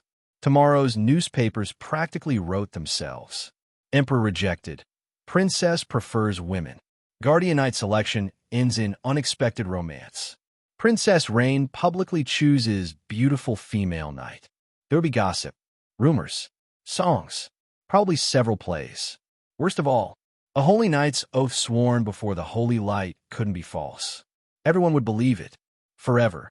If she later married a man, the empire could accuse her of deliberately humiliating Darsos through a fraudulent sacred oath, which meant, to preserve peace, she might actually have to spend the rest of her life pretending she preferred women. In the absolute worst-case scenario, she'd have to recruit a few wives just to make the act convincing. You bastard. The realization finally broke her. I'll kill you. Only Diana's quick reflexes prevented the half-dressed princess from storming into the arena to strangle her own impersonator. Personally, I felt the plan had been remarkably elegant. Naturally, the spectacular collapse of the Guardian Knight selection became the hottest story in the Empire before sunset. The obscure East Mist communal country transformed overnight into the center of everyone's attention. Its temporary embassy, which had previously been so quiet that birds avoided it out of boredom, suddenly found itself surrounded by nobles, reporters, curious citizens, and every gossip-loving busybody in Kagursi. The gates remained firmly shut. No visitors, no interviews, no explanations. Outside, the crowd grew louder by the minute. Inside, the meeting room on the second floor was somehow even noisier. Because after more than a century apart, I finally came face to face with someone I'd once considered family. Kelly looked at me without blinking. Then her composure shattered. Roland, her voice trembled. It's really you. So you truly survived. I smiled. Long time no see, Kelly. Some reunions require grand speeches. Others required tears. Ours would probably require a great deal of explaining. The peaceful reunion lasted exactly 3 seconds. Then Rain exploded. You bastard. You set me up. She looked ready to draw a sword, while I calmly leaned back in my chair, sipping a cup of chilled bitter tea from my homeland. After more than a century without tasting it, I intended to enjoy every drop, especially since surviving Rain's glare was somehow less dangerous than letting the tea go cold. Once she'd vented enough to breathe again, I answered in the most reasonable tone I could manage. Then tell me, did you have a better solution? One that rejects the Emperor without humiliating Holland or giving them an excuse to declare war. If you can think of one, I'm all ears. She opened her mouth, then quietly closed it again. Rain wasn't unreasonable. She'd been searching for another answer herself ever since everything happened, yet every road she'd explored ended in either surrender or bloodshed. Annoying as my method had been, it had worked. Unfortunately, another problem was waiting for me. Kelly had been watching in silence the entire time. Her joy at seeing me alive gradually faded into uncertainty. Something about the way I'd spoken to her had bothered her. "You aren't quite the Roland I remember." Her voice was hesitant. The Roland I knew would never call me that. Apparently, the old me possessed enough pride to refuse addressing anyone as an older sister. That tiny habit was enough to expose me. Wonderful, fooled by basic manners. Fortunately, my old journals had provided a backup plan. I smiled. "Fine then, little Kelly." She blinked. I continued before she could interrupt. "The star-shaped birthmark behind your neck, and the mole beneath your right breast and on your left thigh. That accomplished exactly what I'd expected." Kelly instantly crossed her arms over her chest and jumped backward, staring at me as if I were some legendary criminal who specialized in memorizing women's anatomy. Diana's expression wasn't much better. Apparently, I'd gone from mysterious savior to suspicious pervert in record time. I sighed. I've forgotten countless things over the years. When someone from a short-lived race survives beyond what nature allows, paying a price is inevitable. Kelly remained unconvinced. Memories could be stolen. Journals could be forged. Private information could be discovered. She needed undeniable proof. Without another word, she drew the ceremonial dagger carried by the Mist royal family. Twin dragons coiled around its hilt, protecting two luminous pearls. The lights of life. Each pearl was bound directly to the soul of a member of the royal bloodline. A counterfeit could fool people. It couldn't fool that. As I stepped closer, one pearl suddenly erupted with brilliant white radiance. The room fell silent. Kelly stared at the glowing jewel before slowly lifting her eyes toward me. "It really is you." Her relief lasted approximately one heartbeat. Then she smacked my shoulder. "You little pervert." Before I could react, she wrapped both arms around me so tightly I nearly spilled my tea. Her calm composure completely disappeared. The usually composed wood elf looked as though she'd finally recovered someone she'd mourned for over a century. "How?" she whispered. "Your light went out, then returned again and again." "How?" I shrugged. "It's simple. I died, then came back, then died again, then came back again. More than once." To me, it sounded almost ordinary.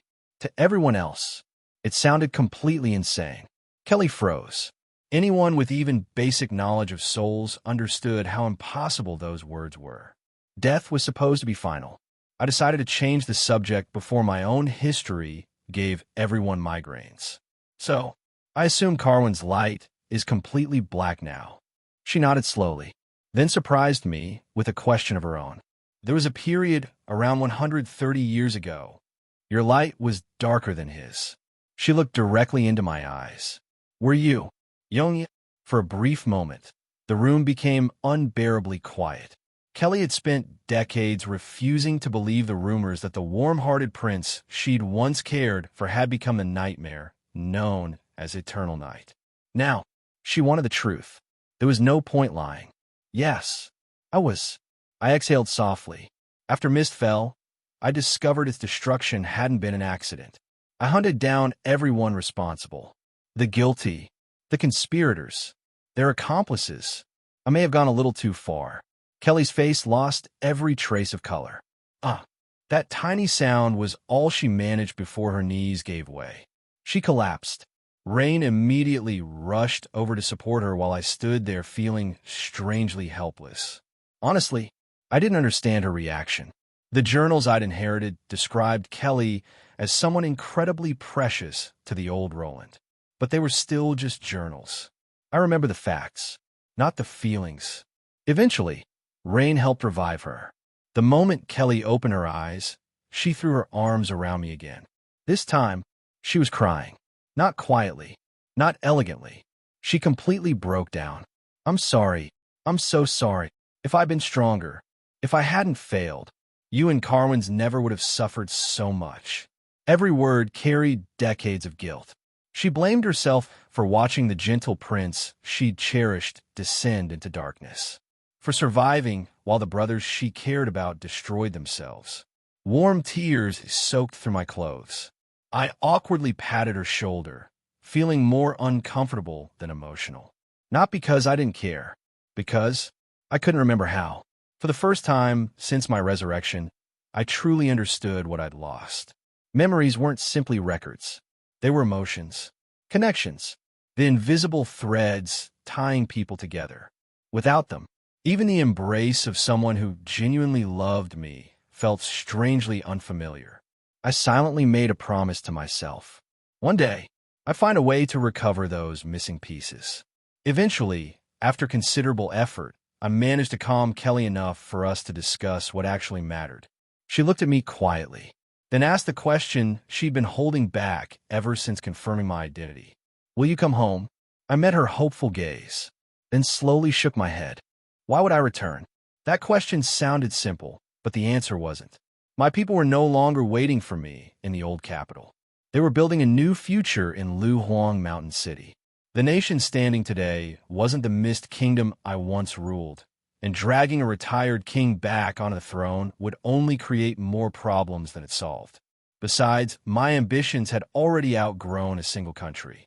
If I chained myself to one kingdom again, I'd never accomplish everything that still needed fixing.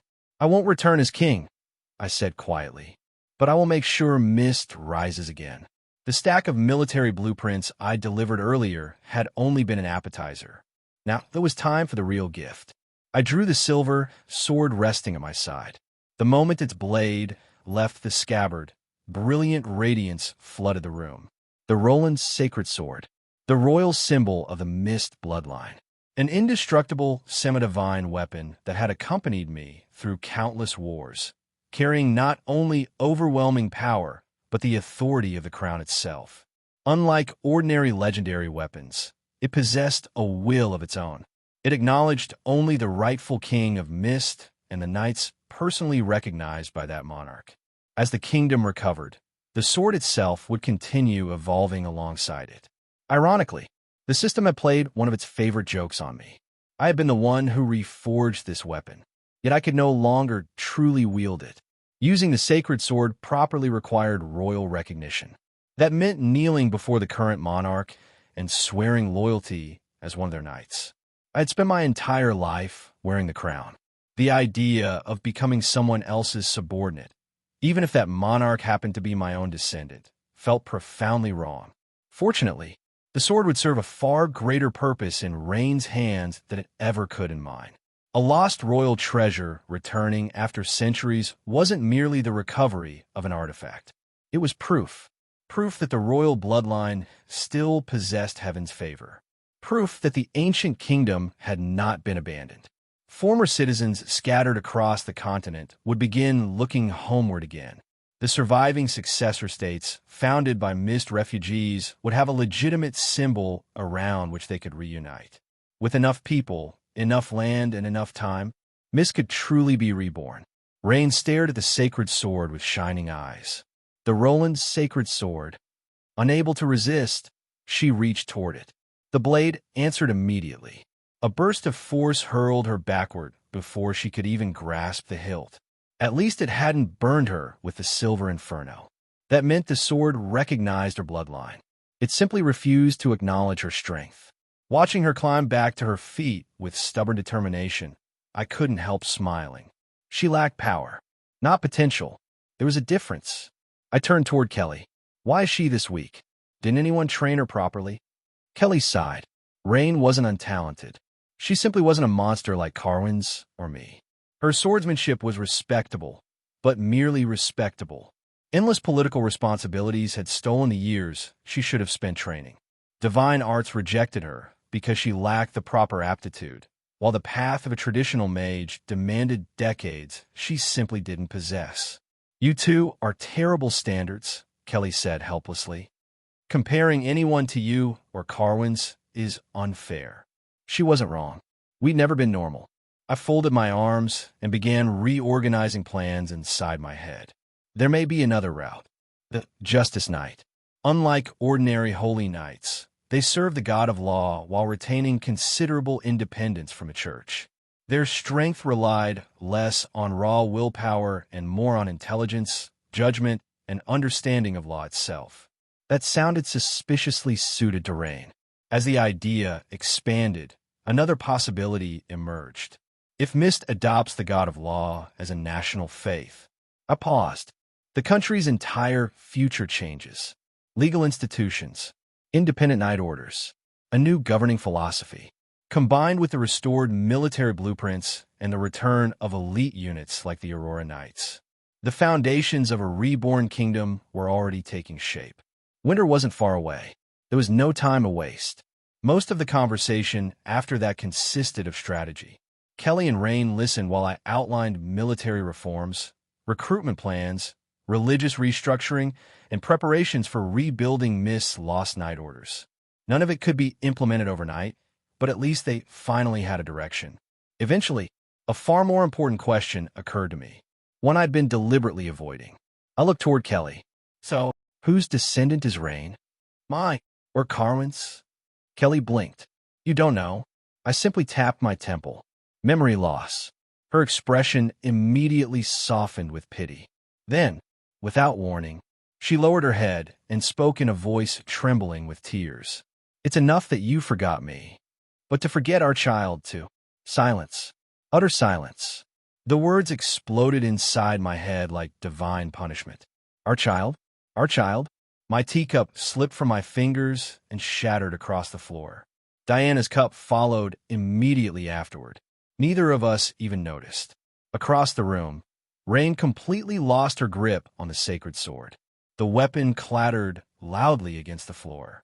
She stared at Kelly in absolute horror. Her little mind had already started calculating impossible family trees. If Kelly and I had a child, and Rain was our descendant, did that mean, should she call Kelly grandmother? Before my brain completely shut down from existential panic, Kelly burst into laughter. I was joking. She laughed so hard tears rolled down her cheeks. I, meanwhile, felt my soul nearly leave my body. The terrifying part about losing your memories isn't realizing you've forgotten something. It's wondering whether the joke might actually be true. For one horrifying second, I genuinely believed I'd forgotten my own wife and child. Kelly's mischievous smile widened as she finally took pity on me. I'm kidding, she laughed. I've never been married. Another cup hit the floor. This time it was the saucer. I leaned back in my chair, one hand over my chest, silently questioning whether surviving demon lords had simply prepared me for dying from heart attacks caused by elderly wood elves with the mentality of teenagers. At last, one mysterious note from my old journals finally made perfect sense. Kelly is gentle enough to be your older sister, caring enough to be your mother, and dangerous enough to ruin your life with a single prank. Never give her an opportunity. Never. Past Roland had even underlined that warning. Now I understood why.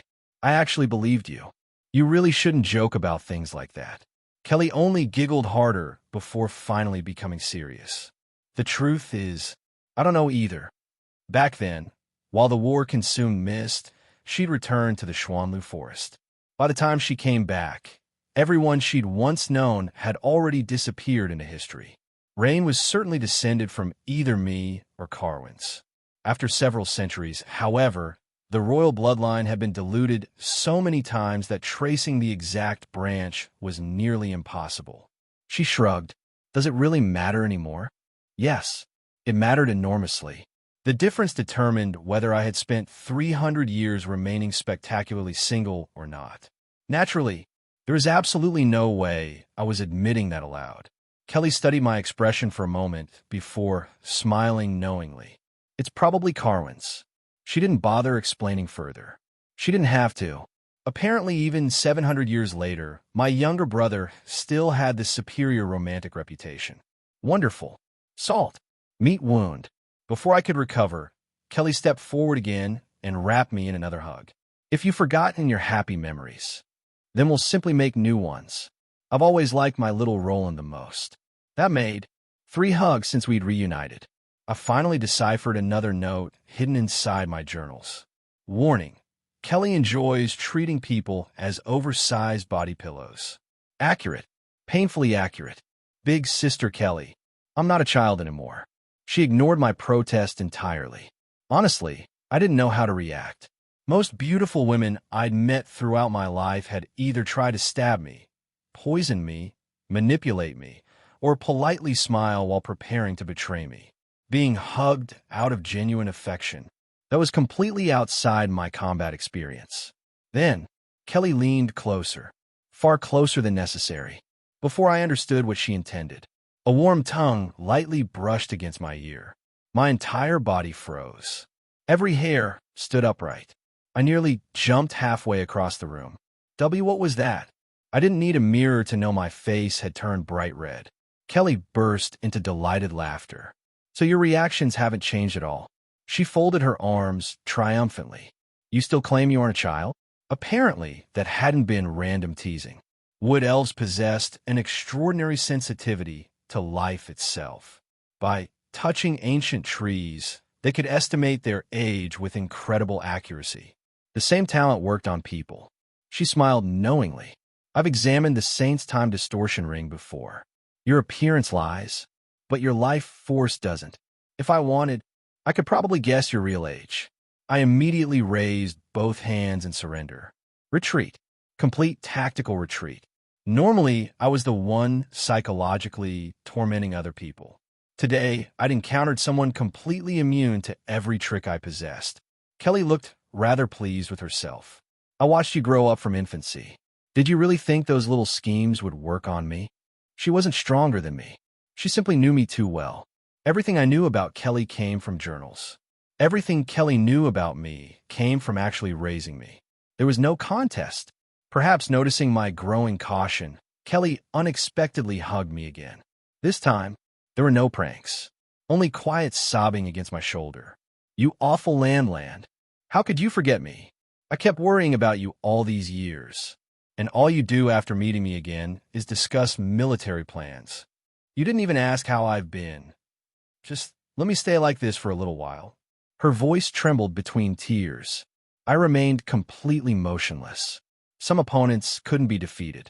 This woman, who somehow managed to be equal parts mentor, older sister, and mother, was probably my natural nemesis. I'd rather challenge another ancient dragon than predict what she'd do next. So, I simply let her hold me.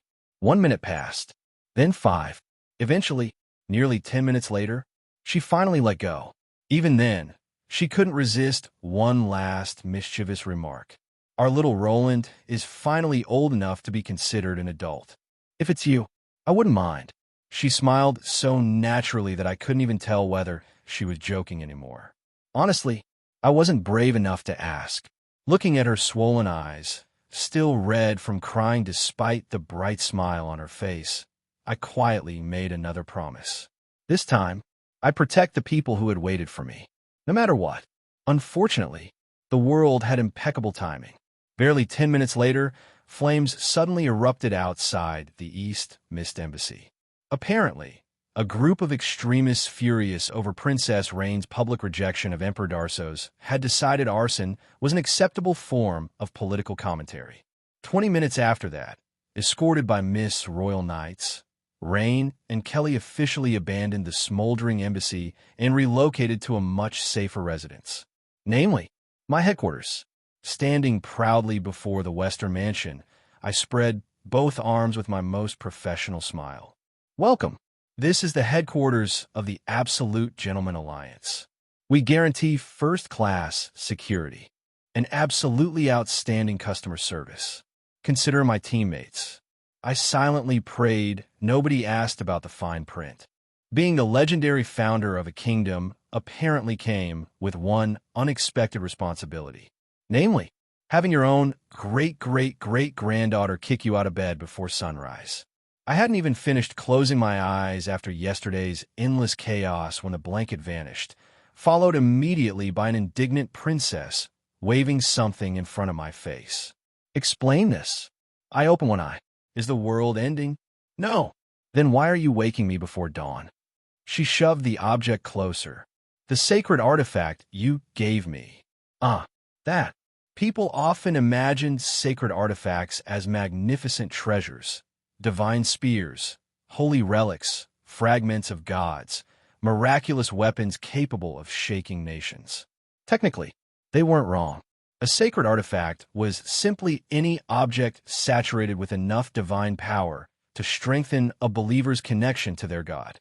Churches treasured such items because they dramatically accelerated divine cultivation. Since I happen to be Wumians, I naturally possess quite a few.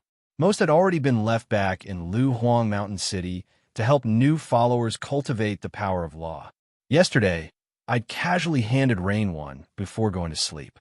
Apparently, she wasn't impressed. I rubbed my eyes and looked down. What's wrong with it? She looked utterly horrified. Look closer. It was a pillow, decorated with an adorable yellow lightning mouse I'd once drawn out of boredom. Cute ears, round cheeks, permanent smile. Personally, I considered it one of my better artistic achievements. It's adorable, I said proudly. You don't know Pikachu? Wonderful mascot. Extremely popular where I came from. I don't care about your lightning mouse. She flipped it over. Your saliva, right? There was in fact a suspicious damp patch on the back. The system's description immediately surfaced in my mind. Wumian's pillow, sacred artifact. Long-term use by the god of law has filled it with divine authority. Sleeping with it strengthens one's connection to Wumians and greatly accelerates cultivation of the power of law. I stared thoughtfully at the pillow, then calmly turned it back over. Still usable. I hugged it against my chest. I've been sleeping terribly ever since leaving it behind. Rain looked like she genuinely wanted to commit regicide. If you don't want it, I muttered while settling comfortably beneath the blanket again, I'll keep using it. She grabbed my shoulder before I could fall asleep. Wake up. It's morning training. And surely a true god owns more than one sacred artifact. I sighed. Do you think sacred relics grow on trees? Actually, I do have a few. Her eyes sparkled. What about the sacred toothbrush? She blinked. No. The sacred bathrobe? Her expression became suspicious. It's pink. No. I know what you're imagining. I continued seriously. It isn't that sort of holy cloth. She crossed her arms.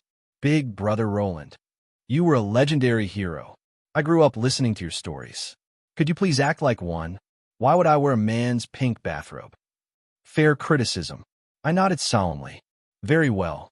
I have something even better. It's comfortable. Completely discreet.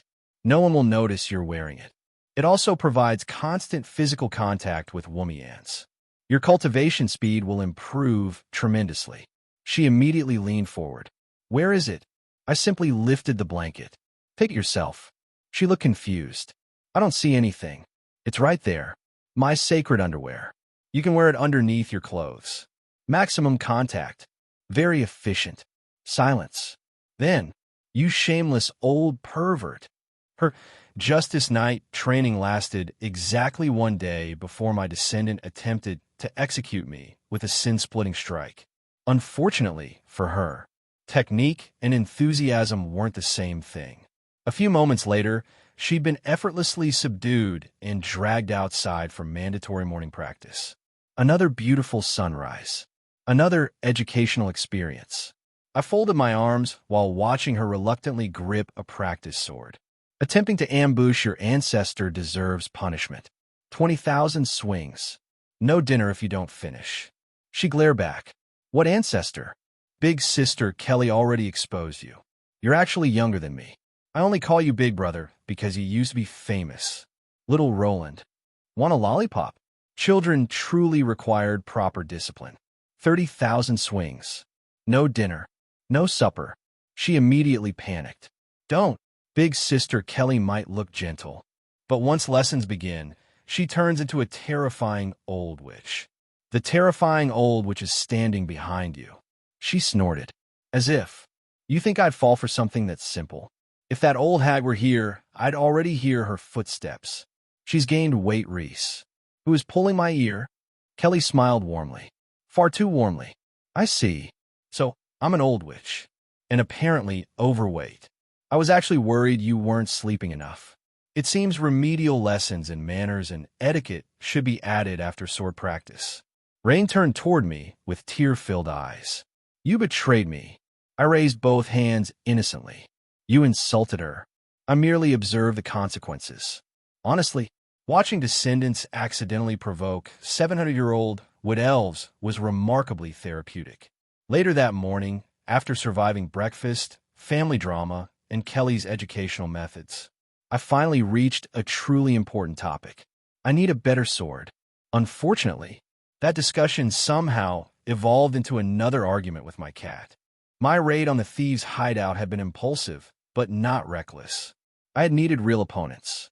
Training dummies never complained when you hit them incorrectly, and they certainly didn't exploit flaws in your technique. Actual combat had already proven my new dual blade style was powerful, but it had also exposed every weakness hiding beneath my confidence, which brought me back to my current crisis. I desperately needed better weapons. After handling both the Roland Sacred Sword and Darso's Scarlet Conqueror, returning to a pair of cheap iron greatswords felt like asking a master chef to cook with rusty kitchen knives. The contrast was painful. The Scarlet Conqueror alone was terrifying. The demon sword possessed overwhelming attack power, evolving through 5 increasingly monstrous forms as its owner slaughtered more victims. Each transformation unlocked deadlier abilities, draining blood to heal its wielder, inflicting unstoppable bleeding, or creating cursed battlefields where every living creature's blood boiled inside their veins. It was horrifying. It was magnificent. Naturally, it also came with exactly the kind of contract demons loved. When Darso's had handed me the sword, its spirit had immediately recognized me. Apparently murdering countless enemies throughout several centuries made quite an impression. The blade practically purred with excitement. My temporary master, your hands have harvested far more blood than my current owner. Only you could awaken my final form. Offer me 10,000 fresh souls within a year, and I shall become a weapon worthy of gods. Tempting. Extremely tempting. Equal exchange remained one of the oldest laws in existence. The greater the power, the greater the price. A fully awakened Scarlet Conqueror might rival genuine divine weapons, but feeding it required a continuous river of blood. Even in its current form, maintaining it demanded roughly 100 sacrifices each year. Failed to provide victims, and the sword would happily collect payment from its owner's veins instead. Darso's was probably conducting blood rituals every few days just to keep the thing satisfied. As appealing as the weapon was, I'd refused. Explaining why I suddenly qualified to unlock its higher forms would be troublesome enough. Actually paying its price was even less attractive. Mass murder tended to complicate long-term political strategy. Still, that didn't change one depressing fact. I looked down at my current swords. 2 ordinary iron greatswords. Together, they weren't worth 10 gold coins. Meanwhile, my own descendant was struggling to wield the Roland Sacred Sword, a weapon that grew stronger alongside the kingdom itself. Life could be remarkably unfair. So, I sought professional assistance. Unfortunately, my chosen consultant happened to be a certain black cat. Harloise was licking her paw with complete indifference when I approached. Need something? I need a divine weapon. She blinked, then visit a blacksmith. I stared at her. She stared back. We both knew she was pretending. Enough. We've known each other too long for this. Tell me, are there any legendary weapons nearby? She immediately looked away. No, though I do have 2 very sharp fish bones from yesterday. You may borrow them. I sighed dramatically. I see. It can't be helped. If I can't find a weapon, I'll simply make one. That finally earned her attention. You forge weapons. Slowly, very slowly, I put on my white laboratory coat, then my mask, then my glasses. Finally, I laid out rows of test tubes, strange alchemical liquids, surgical tools, and one particularly intimidating drill. Harloise's ears flattened. Roland, I smiled warmly. You know, metal slimes can transform their bodies into weapons. A gold slime king can supposedly become a legendary divine armament. You've already become a slime. So, changing your elemental composition slightly. adding a few functions, performing several harmless experiments. Shouldn't be difficult. She immediately backed away. No, I picked up the drill. She backed away faster. Absolutely not. I reached for a pair of oversized tweezers. Her fur puffed up. That's too big. The drill is even worse. Are you trying to dissect your own teacher? Apparently, the Queen of Banshees finally understood genuine fear. Within seconds, she surrendered completely. I'll talk. I'll tell you everything. Just put the drill down. Honestly, that was easier than expected. I lowered the equipment with visible disappointment. Tisk, what do you mean, TSK? Were you actually disappointed you couldn't experiment on me? You horrible disciple. I quietly picked the drill back up. She immediately became extremely cooperative. There really is one weapon nearby. A sacred sword. That caught my full attention. She continued quickly. Pale Justice.